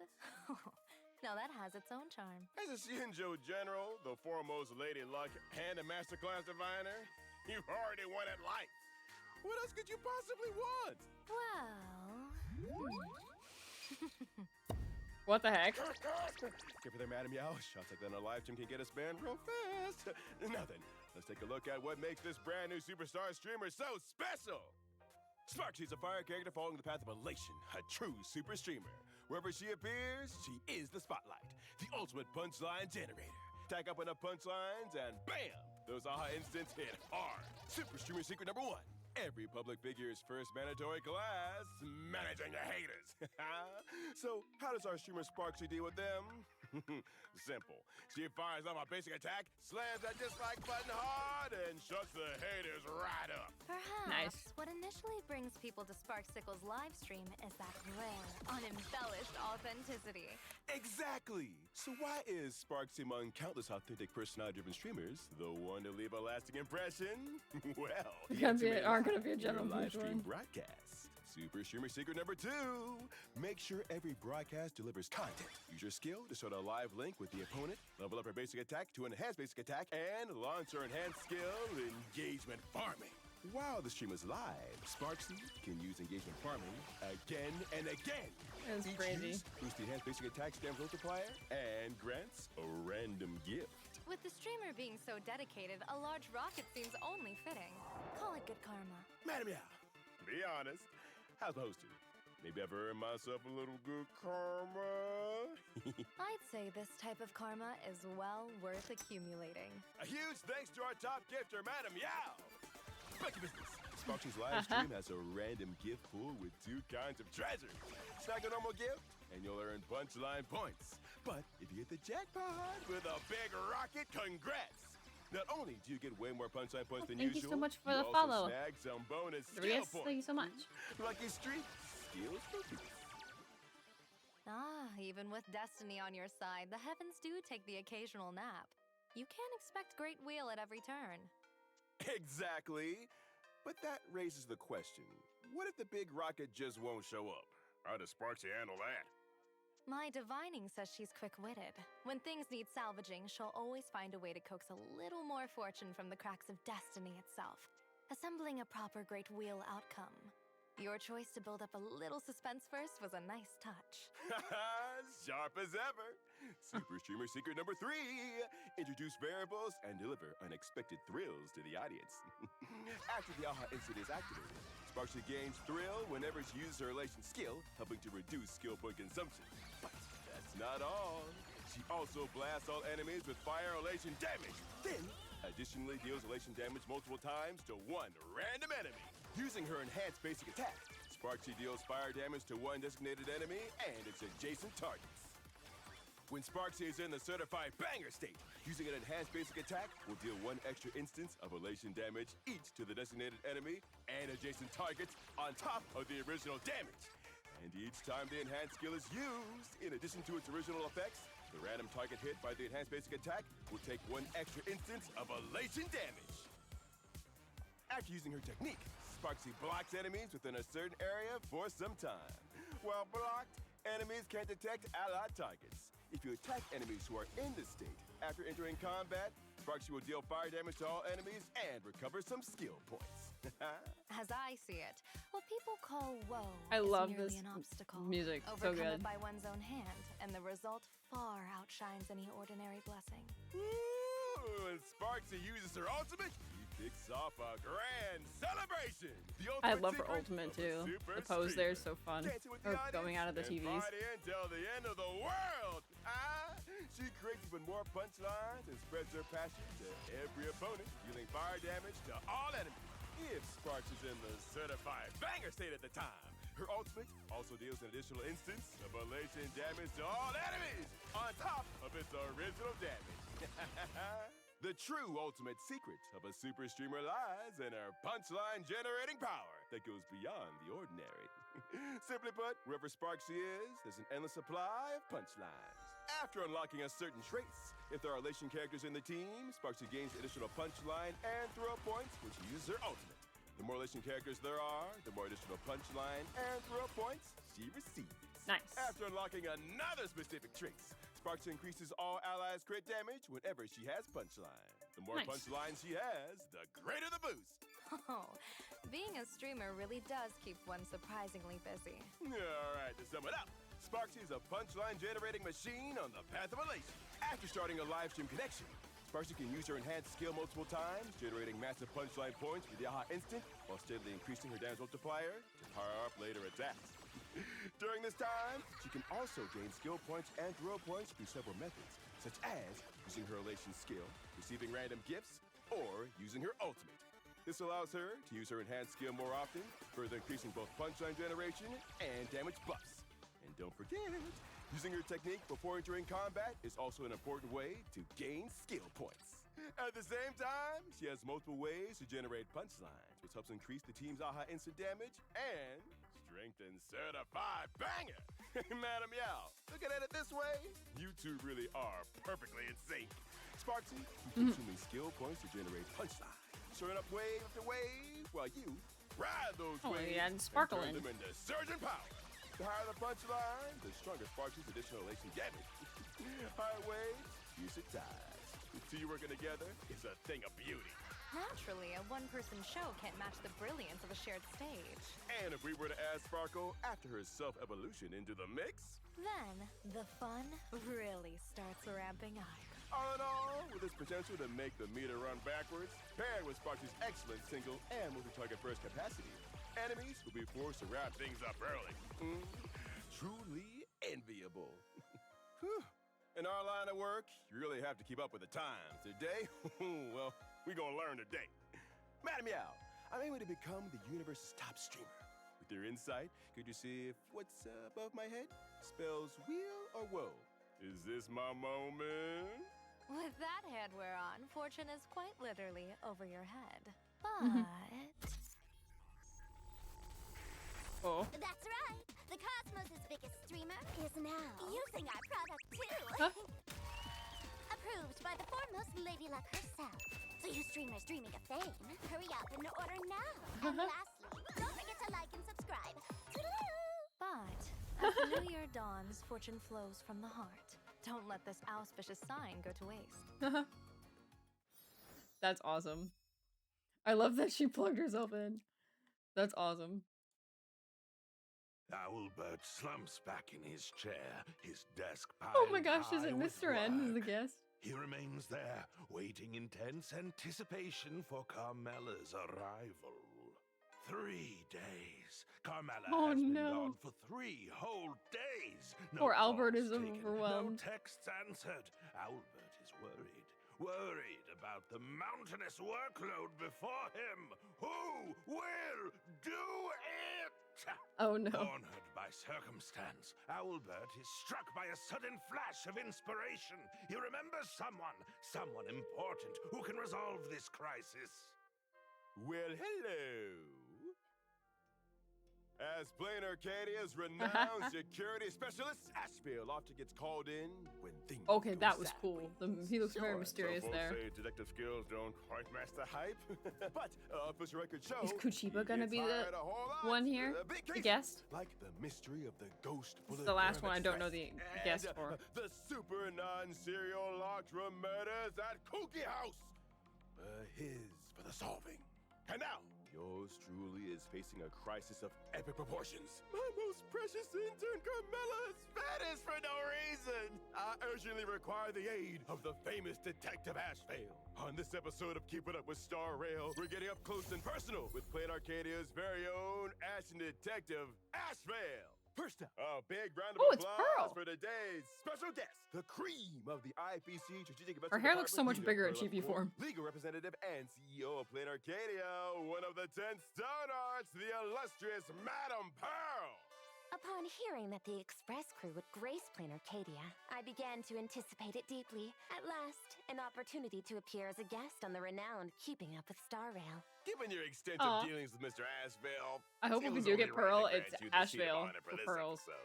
More importantly, since I'm already in Plain Arcadia, appearing now saves on travel expenses. I do indeed have dealings with Ashvale. But you didn't invite me here today merely to be a guest, did you? How is Carmela? My adorable intern hasn't showed up for work in 3 whole days. This has never happened before. Could she have been kidnapped? Could she be in mortal danger? Oh, heavens. Madam Pearl, please hurry and contact the great Detective Ashvale for me. How tragic. To be reduced to a mere introductory prop for the detective. Just kidding. Don't worry, I know him well. I'll contact him immediately after the program ends. We're just gonna wait. She'll be So fine. tell me, how did you and Ashvale start working together? I posted an assignment on the IPC's website and received over 100 applications. His quote was the lowest. Surely finance is not a concern for someone in your position. Wait. What did Mr. N say? He's apparently in the background. Received over 100 applications. His quote was the lowest. The quoted price was too low. That's crazy. Surely finance is not a concern for someone in your position. Price aside, his success rate was among the very best in the business. It was the most cost-effective choice. So he'll be able to use his powerful deduction skills to find my intern, right? No, I'm afraid not. Based on my many experiences working with him, his deduction is terrible. Or, to put it more accurately, he does have his own method of deduction, but every step is flawed. Nevertheless, the conclusion he reaches is invariably correct. I call it Ashvale's bizarre deduction technique.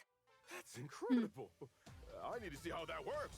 Ashvale He's so is a wrong, lightning he ends up character right. Following the path of the hunt, distinguished by his multi-stage follow-up attacks. As he puts it, the essence of being a detective is a down-to-earth investigation of the truth and a relentless pursuit of evil.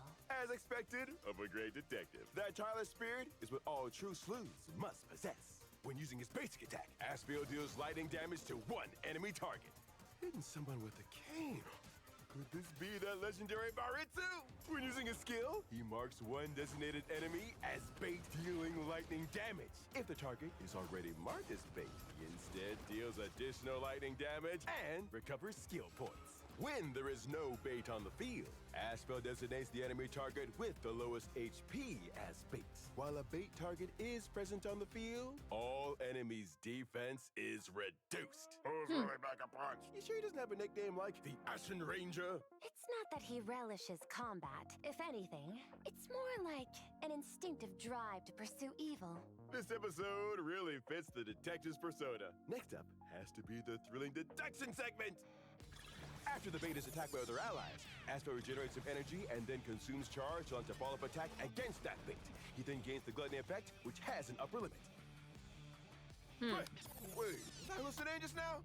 It looked like something was straight up jumping on the enemy! Fear not. It's merely a shadow residing within his hand. A shadow? A shadow that can bite people? That's ridiculous!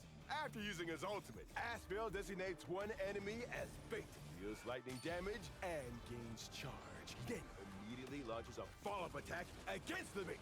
This follow-up attack does not consume charge, but consumes the lightning stacks to become enhanced, and can deal additional multi-hit lightning damage. If the original bait receives a killing blow during this follow-up attack, Ashvale will attack a newly marked bait. Afterwards, the official crime scene report concluded. No suspects were found. According to Ashvale, this is called the exhaustive elimination method. A flawed process, yet a flawless conclusion? Can such a person truly be called a detective?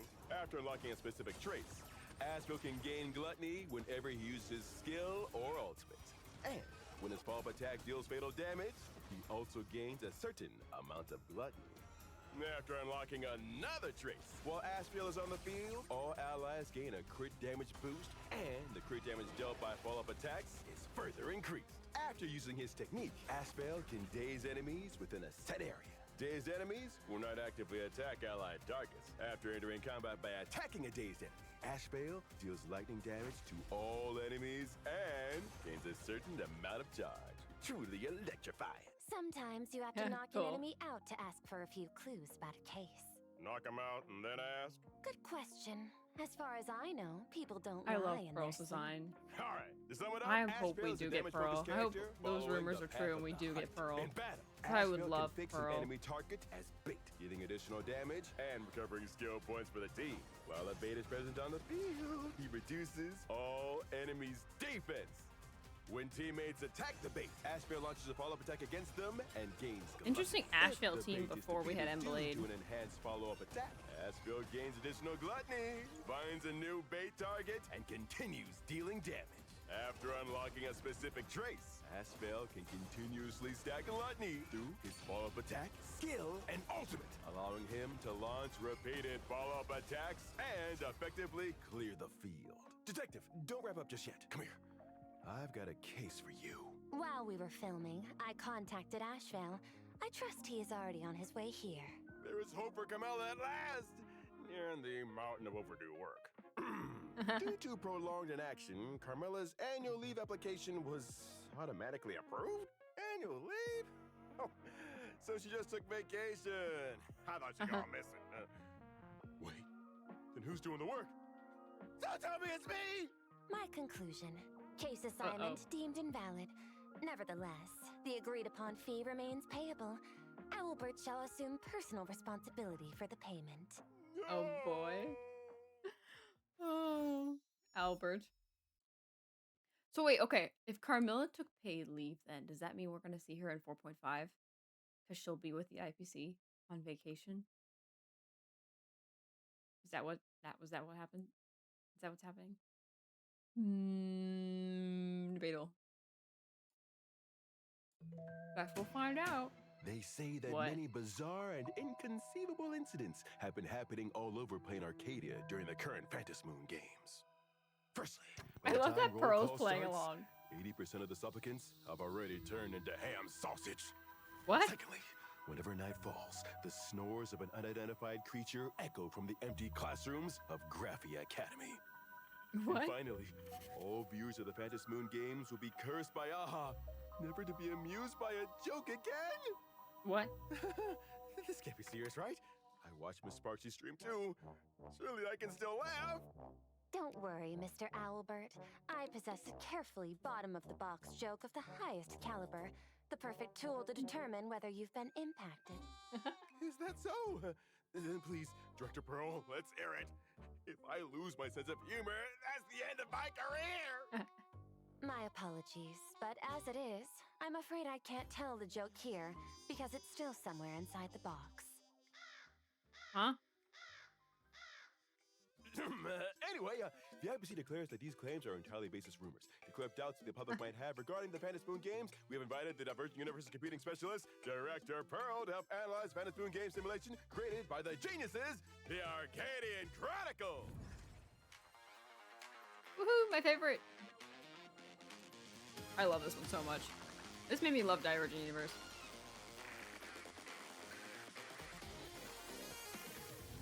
As the CEO of Planet Arcadia, a universally-renowned art connoisseur, and a compatriot of Mr. Scrollum, I'm certain your input will excited to bring see the a brand new next one experience after to the this. Divergent Universe Director. That'll The be margin interesting. of error of your praise is a bit large, but no matter. I understand your predicament. Satisfying every guest is an art. I'll discuss matters with the person in charge at IPE and push for a pay raise on your behalf. This iteration of the Divergent Universe features card management gameplay. Draw cards from the current deck to decide the next type of domain. Domains can be upgraded, and higher level domains yield greater rewards. All drawn domain cards are sent to the discard pile, regardless of whether they were selected. Once the deck is depleted, cards are shuffled to create a new deck. Therefore, upgraded domains can be entered repeatedly. True to the spirit of the Phantom Moon Games, the path ahead is never set in stone. The supplicants will stop at nothing as long as wish power is promised. After entering the game, select a mask school and obtain a starter deck. There are 9 masks, each with a unique passive ability and ways to gain wish power. Triggering these passives can yield massive returns. Build your deck and accumulate wish power to upgrade your mask. Then, select a miracle to further enhance your deck. When your mask level reaches level 4, you can select a grand miracle, which will either boost your passive ability or grant powerful effects. A moment, please. I'm detecting 2 streams of wish power radiating from our viewers. One from those who want to draw nothing but reward domains, and another from those hopelessly confused by your explanation. Owlbert's gonna pick a mask right now and give you the full rundown. I'll personally demonstrate to everyone that the Phantom Moon Games are completely safe. So which mask will you choose, Mr. Owlbert? Let me think. This one? Maybe this one. Choose me. Or even this one. Good! What the... Anyway, let's go with this one. To help make things easier, I will offer a rule of thumb. Make all of your decisions based on the mask's effects. Wait a second. Isn't the elation all about defying conventions? Can't I just ignore what the masks say? This principle is derived from the analysis of 999 test samples by myself and Mr. Squirrel. I'm a trooper, should you Nitro. choose to take an I will finish. unconventional path. We wish you the best in carving out We your have own 4 left playstyle. after this. Isn't We this can effect do a it. little too much? When the number of reroll attempts reaches 30, you immediately obtain 999 Trust reroll me, I chances. know. Extrapolation results indicate All this for is Owlbert. not a bug, but rather a design choice consistent with the elation. Well, it appears that Emergent Universe Update faithfully replicates the spirit of the Phantom Moon Games.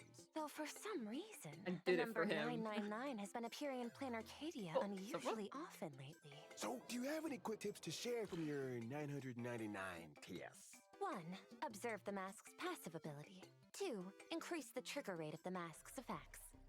Oh, well, this mask playstyle is about fusion, which rewards It is wish power past and my other bedtime. goodies It after is- drawing 4 same-type It is time to waypoint sleep passes. for me, Mine's but a certain laid back for now. we'll finish. However, it's not easy to trigger fusion with a starting deck of 18 cards across 9 types. You need to increase your draw count and adjust the card types to turn the odds in your favor. The user has finally figured it out. Congratulations. I believe the audience has too. As you trigger more fusions and accumulate wish power, the mask's effect is upgraded, making future fusions easier. Same with other masks.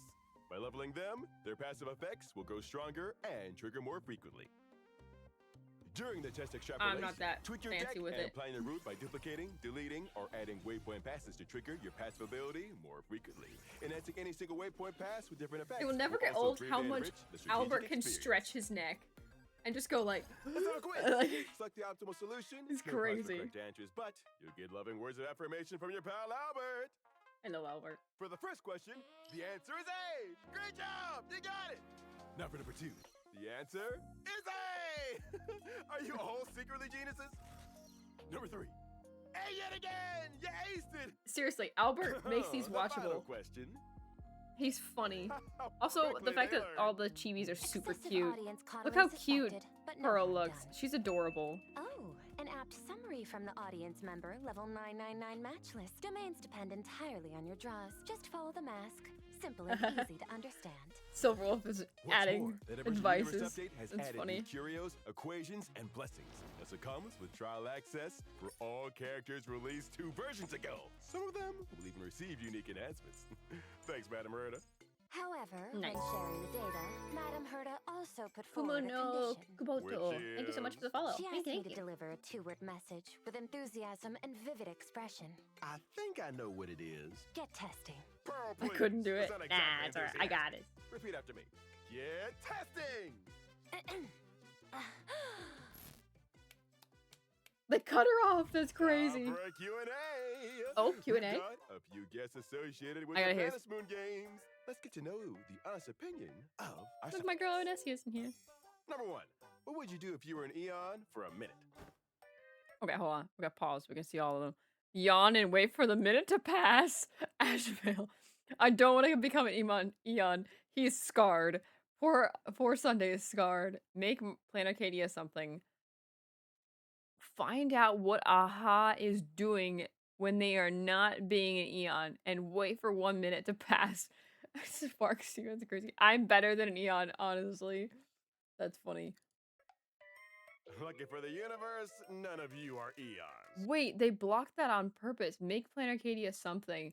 What in the world were you trying to say, girl? Number 2. Who do you think will be your greatest rival in the Phantasy Moon games? She pointed to everybody. I'm invincible. Trailblazer because something. I have no intention of making enemies of you all. Me fighting them, are you sure? This relationship chart is getting seriously confusing. Final question, Miss. What? Oh my gosh, Sparksy. You're killing me here. Trying to read everything you're saying. Final question. Look here. Miss. How come? Oh crap. Confusing. Final question. How come you aren't using that streamer skin I sold you? She's calling him out. Miss. What? How are you still running this show? Are you holding up signs of? I suggest you break into the short video market. She's being so loud, it hurts my eyes. Alright, let's listen to it as a whole and then we'll come back. The chart is getting seriously confusing. Final question. Miss, why are you holding up signs at random again? The final question. What does everyone think of Arcadian? Okay, well, we heard that. Let's see that again. Miss, why are you holding up? Nobody watches videos longer than 5 minutes. That's crazy. Signs at random again? Ever consider publishing a micro video version? The final question. What does everyone think of Arcadian Chronicles, the simulated Phantasy Moon games? Very safe, very safe, very safe, very safe. It's very safe. What does this mean? In conclusion, with the FTC supervision, the current Phantasy Moon games are 100% safe. Enjoy the show. The sky falls. Aha will hold it up themselves. Recording over. What's this? Oh. Could this be the bottom of the box joke? I'm gonna have to enjoy this one. Oh. I don't think you will. What the heck?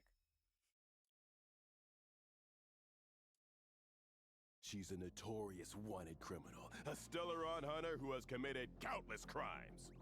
She views the universe as a game, flouting its rules, manipulating its order, and toying with people's minds. Now, she's rebooted the sealed cartridge and waltzed into Planet Arcadia, bolder than ever. What brings her here, and what kind of havoc will she wreak? That's what it meant, yeah. On this episode of Keeping Up with StarRail. Yeah, Let's I know. dive back into the wicked life of this dangerous criminal.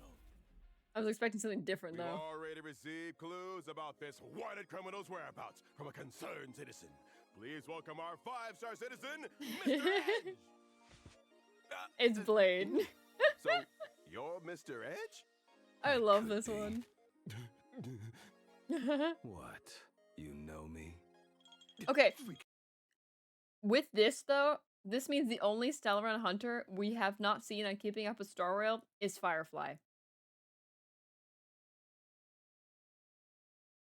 I guarantee that'll be whenever Firefly returns for her SP. Or at least in that patch.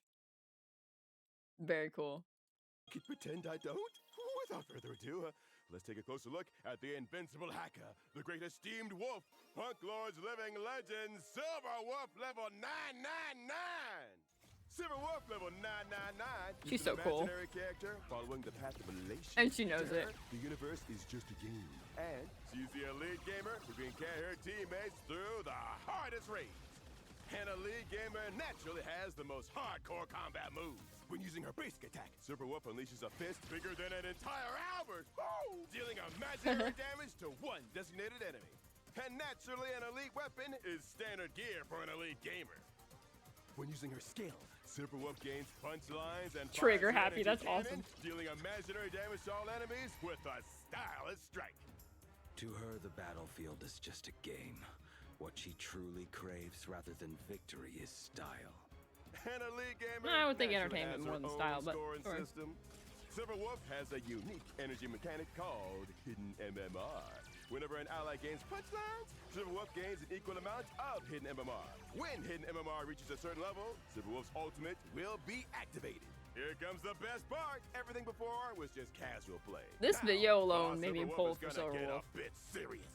When she uses her ultimate, Silverwolf She's acts so nice. 100%. She's so goated. She transforms into the God Mode player and deploys a zone, letting the game world invade reality.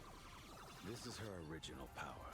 Because it's so game-breaking that it could even interfere with the script, it's only allowed to be activated as an absolute last resort.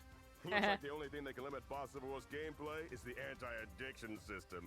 While in the God Mode player state, Silverwolf is immune to all crowd control debuffs and can use her enhanced basic attack, bonus stage, Alpha Wolf instant.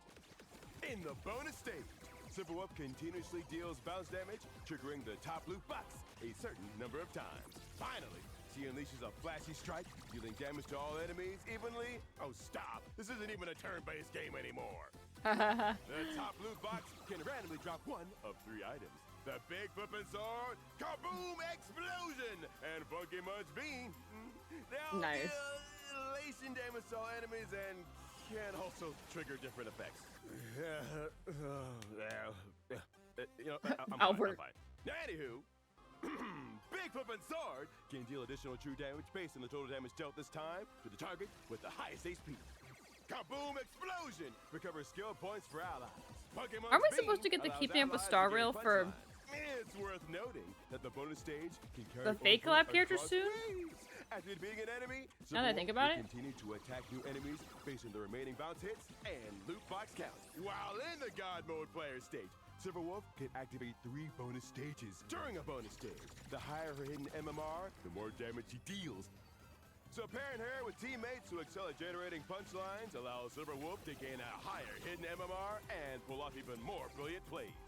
After unlocking a specific traits during a elation skill, Silverwolf can also gain hidden MMR if the punchlines taken into account reach a certain level. In other words, pairing her with teammates who frequently trigger AHA instants can also help Silverwolf carry the game. They did one for the old fake collab, but I'm talking about for the new ones. But by our teammates too. Silverwolf has certified I don't think banger. they've released Every it time yet. an allied target consumes one For skill point Gilgamesh and within the Reen. active zone, there's a chance to trigger Silverwolf's loot box once. Now that's what you call getting carried through a raid by an elite gamer. But having an arsenal alone is nothing special. Her real strength lies in her near infinite growth potential. Leveling up from You can 0 look. all the way to 999, she broke through the level cap that Punklordians are born with to become an existence that defies the rules. Exactly! And since elite gamers are never bound by the 'Cause rules, mine says Silverwolf that the has 2 sets most of recent one was elation Nova. skills. When not in the God Mode player state, Silverwolf can use her elation skill to gain hidden MMR. After entering the God Mode player state, when Silverwolf uses her elation skill, she deals elation damage to enemies and resets the fixed chance for allied targets to trigger the loot box to the initial value. When Silverwolf has certified banger, using her basic attack or skill, does additional elation damage to the attack target. If Silverwolf is in the God Mode player state, while she has certified banger, the damage dealt by the bonus stage is converted into elation damage of the same multiplier. And what's an elite gamer without an elite pet? Upon using her technique, Silverwolf summons Funky Munch Bean. Funky Munch Bean automatically searches for and causes normal enemies within a certain range to enter the terrified state. Funky Munch Bean actively attacks normal enemies and instantly defeats them. While Funky Munch Bean is extant, after entering combat, the start of each wave immediately triggers the loot box effect of Funky Munch Bean one time, dealing elation damage to all enemies and granting allies punchlines. And after obtaining Silverwolf level 999, regardless of whether or not she's on the team, when a crowd control debuff is inflicted on allies, all allies will resist it and gain a firewall lasting for 1 turn.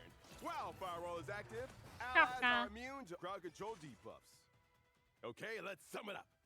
Silverwolf level 999 is the core DPS of the Elation lineup. Yeah, they just checked. Transforming They into haven't the done them God for Mode the player, new ones yet. Silverwolf will let the game Recent invade ones know reality, that. carrying her teammates to an effortless clear. In the bonus stage, Silverwolf can deal massive elation damage to enemies and trigger a random loot box, dealing elation damage to enemies and triggering various buffs. Teammates can also consume skill points to trigger Silverwolf's loot box. Plus, teammates' punchline generation and frequent AHA instants will both net Silverwolf more hidden MMR, allowing her to dish out more damage in the bonus stage. There's a lot of characters. Now that's what you call an elite in this game. Pooling the team strength, doubling their combos, and wrap it up in one go. What do you think? Will this intro work for this episode? It doesn't really sound like an intro for a wanted criminal. What wanted criminal? Silverwolf is my bestie. Whatever. I don't care. I'm here for something else. Spare me! I can still change it. Please don't kill me. Silver Wolf, I know you're watching. You wouldn't miss your own wanted broadcast. Huh? How long are you going to keep playing? There's pudding in the fridge. Don't forget to eat it. Don't tell me you're actually 5-star citizen, Mr. Edge.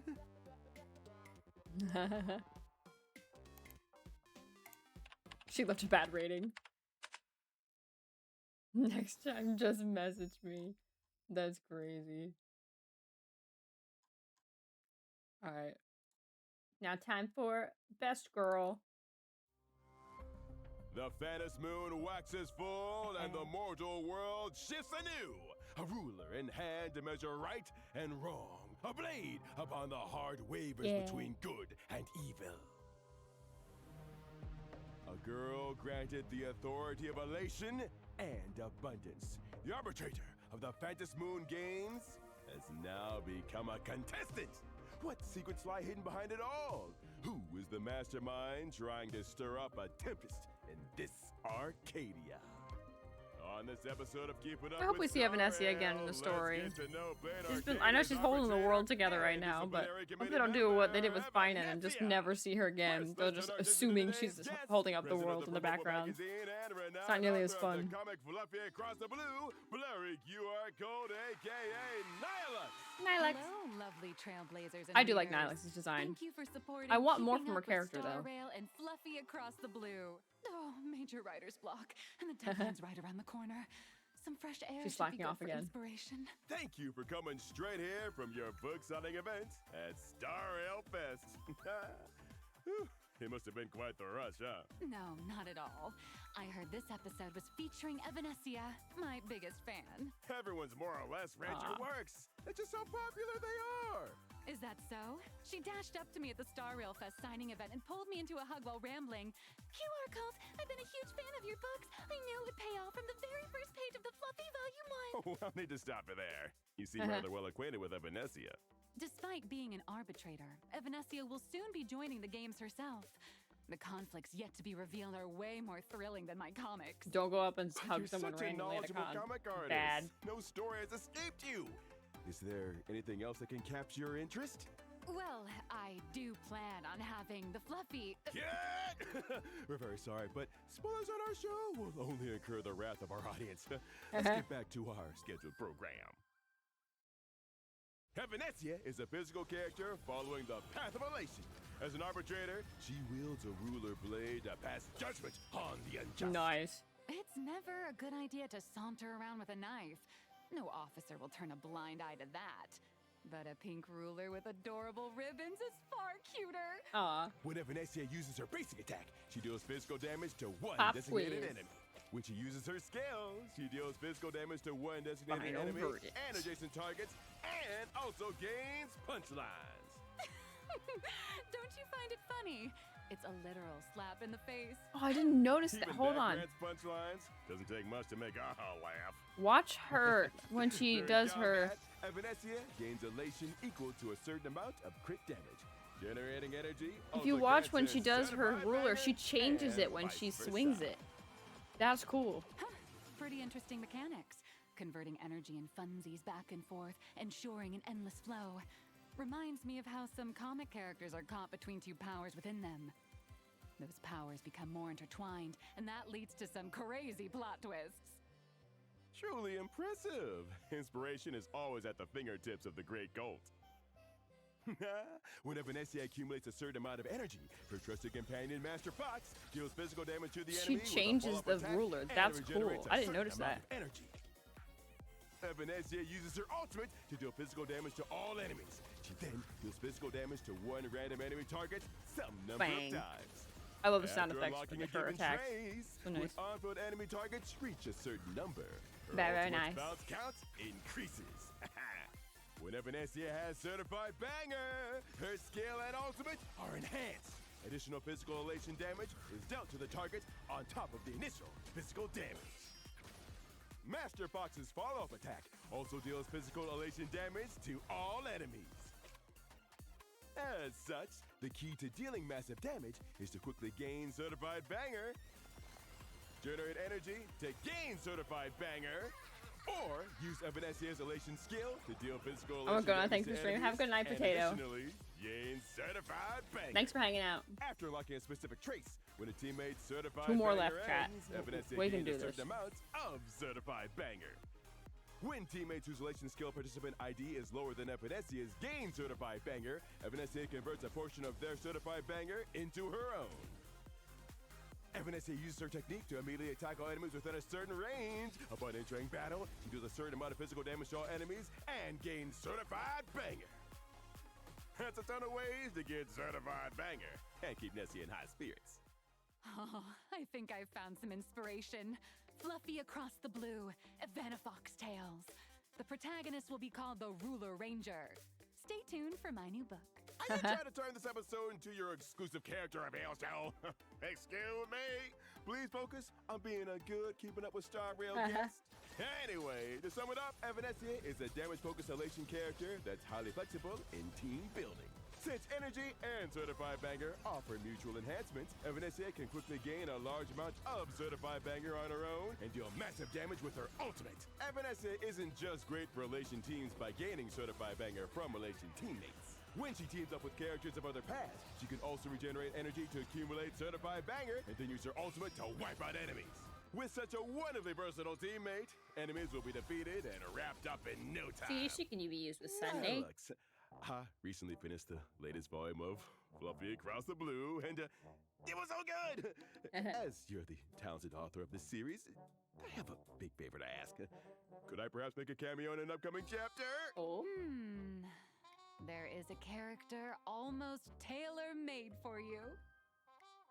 Someone called Snowy Narutal. This character, eternally vacillating between being the mastermind and letting the cat out of the bag. He symbolizes the tension between searching and concealment.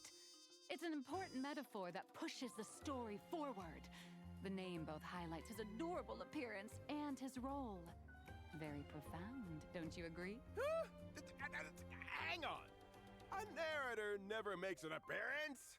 Besides, won't that make me just like that little monkey? Guess you caught on. Deadline's round the corner, so I'm off to finish my manuscript. Bye! She erased herself? That's cool. Who gets to show up? That's so cool. A body like spring wood, a heart like dead ashes, yet the sparks of a craftsman still linger at the fingertips. As ancient grudges are ignited once more, he promises to send both himself and the gods to the distant shore. Torn flesh, tempered His a music's so thousand good. times into a blade. This time, what kind of answer will he forge? On this episode of Keeping Up with Star Rail, take a closer peek at the man forged in purgatory, who returned from 1,000 deaths. Mortonax Blade! Hey, little birdie. Not bad-mouthing the Stellaron hunters today? That deserves some praise. Honestly, it would have been stranger if you hadn't come uninvited. Am I that predictable? You tell me. It's only been 5 episodes featuring the Stellaron hunters, and your crew has showed up 3 times. 3 times. 5 episodes, 3 guests. What? You think my studio's a subway station or something? I guess I should feel sorry for you. Thank you. All right. Technically, Episode it's 6, at 4, isn't let's it? go with the usual flow. I don't know.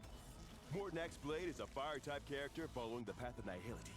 He excels at inflicting frequent debuffs on enemies, amplifying the damage they take, while remaining highly versatile across various lineups. More importantly, he possesses formidable finishing power. When he uses his basic attack, Blade swings his broken sword and deals fire damage to one designated enemy, taunting them. One for each He can't of them. even be bothered to pick up an intact Some of us sword. shut up at other times. Talk about maxed out taunt. Ah! You're missing the point. He sees that shattered sword as a reflection of himself. What you're looking at now is the real serious Bladey. And what comes next is Blade, even more serious than before. When using They his care ultimate, about Blade so much. Blade uses himself as a furnace, recasting his broken sword. Blade consumes his own HP to create a zone. While it persists, he enters the infinite fury state, increasing his crit rate and crit damage, enhancing his basic attack, unlocking his skill, and granting access to his ultimate. 10 knacks per ignite. Bam! Die a So thousand cool. deaths and be tempered into a blade. This is the complete Bladey. Using his enhanced basic attack, Blade deals increased damage to one designated enemy and taunts them. He's so When using his cool. skill, Sword Rain pours down like a storm, dealing fire damage to all enemies, also causing additional instances of bounce damage. Blade's skill can only be used while in the Infinite Fury state. It doesn't consume skill points. Instead, it consumes Blade's own HP. When using his ultimate, Blade causes all enemies to enter the Balefire Bind state for a certain number of turns. Within the zone created by his ultimate, enemies hit by allied attacks will have Balefire Bind applied or refreshed. While in this state, the target's defense is reduced and they take increased damage. After unlocking a specific trace, while the zone persists, Blade's chance of being targeted and his HP restored are increased. The damage he takes is reduced, and attackers who strike him are inflicted with Balefire Bind. Each time a target is inflicted with or refreshes this state, Blade gains 1 point of charge. When charge reaches a certain level, he immediately uses his skill once and regenerates additional energy. This skill is considered a follow-up attack. All those weapons were forged by his hand, but the sharpest of them all is none other than Blade himself. That's right. When using his ultimate, 10 knacks per ignum, Blade forges his body into a sword, sundering mountains and rending the earth to deal heavy fire damage to all enemies. After unlocking a specific trace, while the zone persists, all allies deal increased damage. On top of this, if there are other Nihility Path characters in the team, allies' ultimates deal increased damage. Nice. Otherwise, Blade's damage is increased. While the zone is active, a countdown appears in the action order. When the countdown's turn begins, Blade dispels the zone and exits the Infinite Fury state. While the zone persists, if Blade takes fatal damage, he will not be knocked down. Instead, the zone ends early and he restores HP. A little thing like fatal damage won't bring Bladey down. If someone really could land a killing blow on him, he'd probably be grateful. After unlocking a specific trace, Not when anymore. the zone ends or at the start of battle, He's if happy Blade's now. energy is below a certain percentage, he immediately regenerates energy. Additionally, Blade can store overflowing energy after using his ultimate. The stored energy is cleared and regenerated accordingly. Using his technique, Blade immediately attacks all enemies within a given range. After entering combat, he applies taunt to all enemies, and the damage he takes is reduced for a number of turns. Okay, let's sum it up. Mortonak's Blade is a damage-focused character who can serve as the backbone of a wide variety of lineups. Beyond its offensive power, his ultimate delivers solid support. While the zone is active, enemies take more damage, and Blade in particular deals even higher damage. On top of that, Blade has powerful damage output. The rapid pace of attacks from both sides help him gain charge faster, allowing for more frequent skill usage to deal heavy damage. At the same time, he regenerates energy even faster, leading to a cataclysmic blow that sends enemies to the distant shore. So, how about it? Time to call it a wrap? Hold up. There's a message. Mind if I borrow your channel to air it? Oh, a crime teaser. Figured as much. Give me the script. I'll read it nice and dramatically for you. That won't be necessary. I'm just helping a friend relay a message. Let me take a look. To the esteemed Mr. Blade. Hello. Hello. Surprised using polite language? That means she's serious. You're in trouble. I was wrong. My apologies. I shouldn't have stayed out all night gaming. I shouldn't have ignored your messages telling me to come home for dinner. And I'm sorry for getting annoyed and talking back to you. I have fully come to terms with my mistakes and regret them deeply. As I haven't been able to contact you directly, I can only express my apology here. I hope you will forgive me and disable my anti-addiction lock. This friend of yours. Don't tell me it's actually. Shut it. Silverwolf. The last footage of Owlbert before kidnapping. Wait, does that mean the next character we won't have Owlbert because he's kidnapped? Today, we will walk alongside someone who has truly written, setting forth into their life.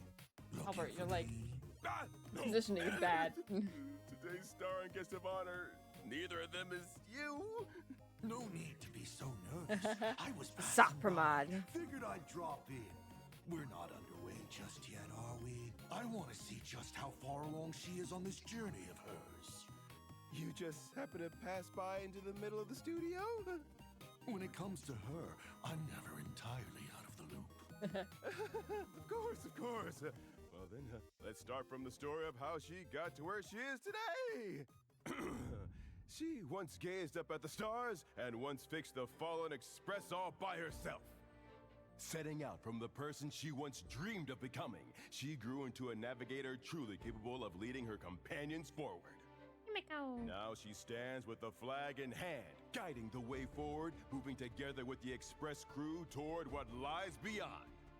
On this episode of Keeping Up with Starrail, we take a look at the navigator who marches boldly ahead on the trailblazing path, Himiko Nova! Woo! It sounds like you're saying she's someone who has left everything in her past far, far behind her. What? Do you feel that I'm being a little too one-sided? Don't worry. What needs to be said will be said in due time. For a program like this, the build-up matters too. Wouldn't you agree? Please, go on. All right! Himiko Nova is a fire character following the path of erudition. She can have her entire team pilot a giant mech in battle, and she's also the first character to possess an assist skill. Together with the mech, she provides reliable support throughout her teammates' actions. Now, this is what you call a blood-pumping combo move! It's no easy feat, watching everyone's back out there. When using her basic attack, she deals fire damage to one designated enemy. Good. Much more to the point than all those overly flashy openings. When using her skill, Himiko Nova gains Navigator Semaphore for a set number of turns and immediately recovers all assist skill uses. While Navigator Semaphore is active, all allies deal increased damage. Up next, prepare to witness navigation tech so authentic, its very existence resonates. As long as Himiko Nova is on the field, she can deploy the Territory's Star Blazer Vistoscape, allowing the Star Blazer to join the fight and granting allies an assist skill.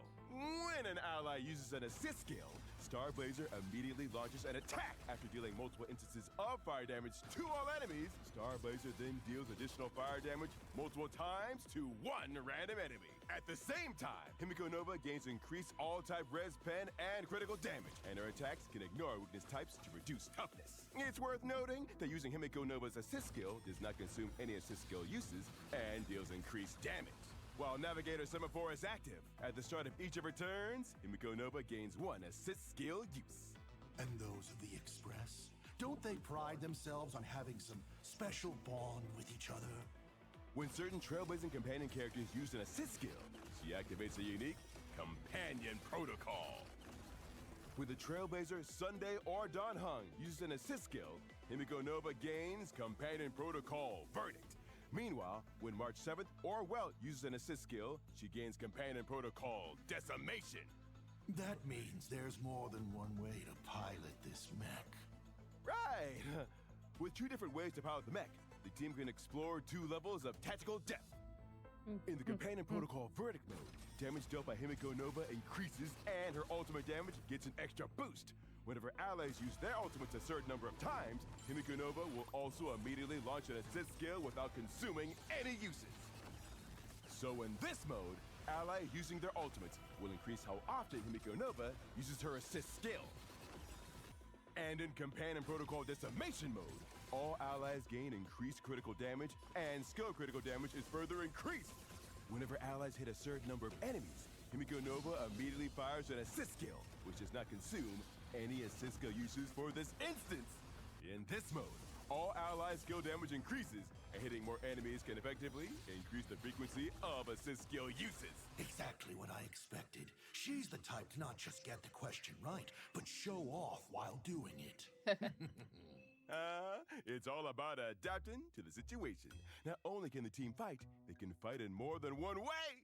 If it always comes down to Himiko whenever these guys ought to be acting, aren't they just trying to slack off? No need to worry. Whenever a Trailblaze companion other than Himiko Nova uses an assist skill, they'll immediately gain an extra turn. When it's time for them to act, they'll still do their job. It's worth noting that the number of extra assist skill effects triggered by companion protocols each battle is capped. However, Himiko Nova can reset that cap whenever she uses her ultimate. Using her ultimate, Himiko Nova immediately takes control of Star Blazer, allowing her to launch either Hyperluminal Particle Beam or Orbital Annihilation Pulse. When using Hyperluminal Particle Beam, she deals fire damage to all enemies and is granted 1 source energy point. The number of times Hyperluminal Particle Beam can be used during a single ultimate impressed that you is say that limited. so fast. By consuming all source energy, she can unleash Orbital Annihilation Pulse, dealing Owlbert fire the damage to goat. all enemies. Based on the amount of source energy consumed, the Look, if attack Owlbert also has deals 0 fans, additional I am the instances 1 of fan. Fire damage to 1 random enemy. Once the use limit is reached, Owlbert has 1 fan, Himiko I am the Nova 1 fan. If automatically Owlbert has consumes 0 all fans, then remaining something has source happened to energy me. You should be unleash concerned. Orbital Annihilation Pulse. She then immediately delivers a final blow, dealing multiple instances of fire damage to 1 random enemy. Don't I tell love me it Owlbert. was that brown-haired, glasses-wearing kid from their crew who came up with those names. Oh, come on. Mr. Yang is at least a mature, dependable young man, you know? I never said it was him. Okay, let's just get back to the abilities. While Himiko Nova is on the team, the max number of technique points is increased. After using her technique, Himiko Nova enters the cruise state and switches to a cockpit view, delivering a truly immersive piloting experience. Piloting a mech this brilliantly? That's my daughter, all right. Did you just find that out today? Someone needs to hype her up. But by saying that out loud, ain't you... That was my plan from the very beginning. I guess you weren't playing the hype man, you were playing me.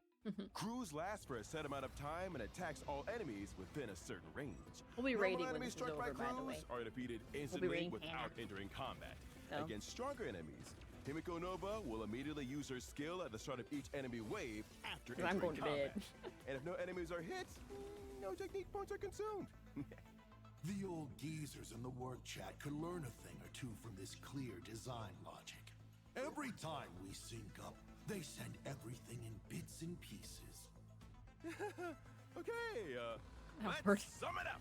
Himiko Nova is a navigator centered around piloting Star Blazer, capable of both damage and support. She excels at adapting to a variety of combat scenarios through her flexible mechanics and broad team synergies. Together, with her unique cockpit view, she delivers a dynamic and diverse gameplay experience. By leading the entire team in piloting the mighty Star Blazer into battle, or using it to support teammates and strike on their behalf, Himiko Nova can effectively increase both the team's combat tempo and overall damage output, allowing the team to maintain relentless pressure throughout battle. Verdict focuses on having allies use more ultimates to increase the frequency of Himiko Nova's assist skill, while Decimation boosts the whole team's skill damage and speeds up the use of the assist skill through hitting more enemies. You could say that for her, combat goes beyond just defeating opponents. Each battle is a true act of navigation, time and time again. It would appear the Express has taken her quite far indeed. If anything, she's the one who carried the Express farther than ever before. And with that, it's time to wrap up this episode of Keeping Up with Star Rail. Let us set forth to the next destination. Ooh, finally done recording. That's a wrap for today.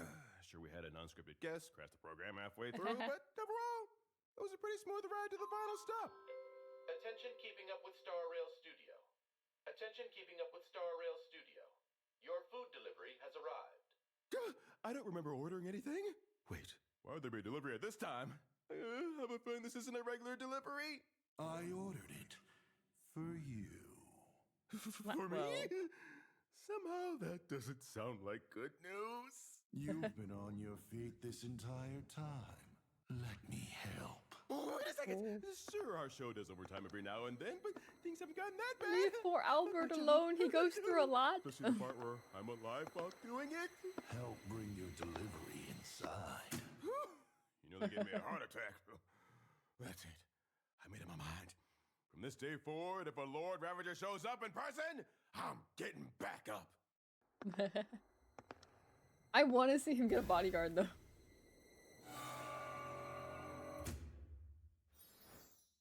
Oh boy.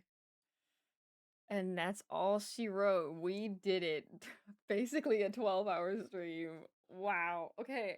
I did the rough math and I thought it might be 12 hours, but I was hoping it wasn't, and oh my gosh, I was wrong, but it's fine. I'm tired. I'm going to bed. Good night. Copy the raid message if you like, or not. It's fine. Go entertain Panna. Good night, everybody. Bye.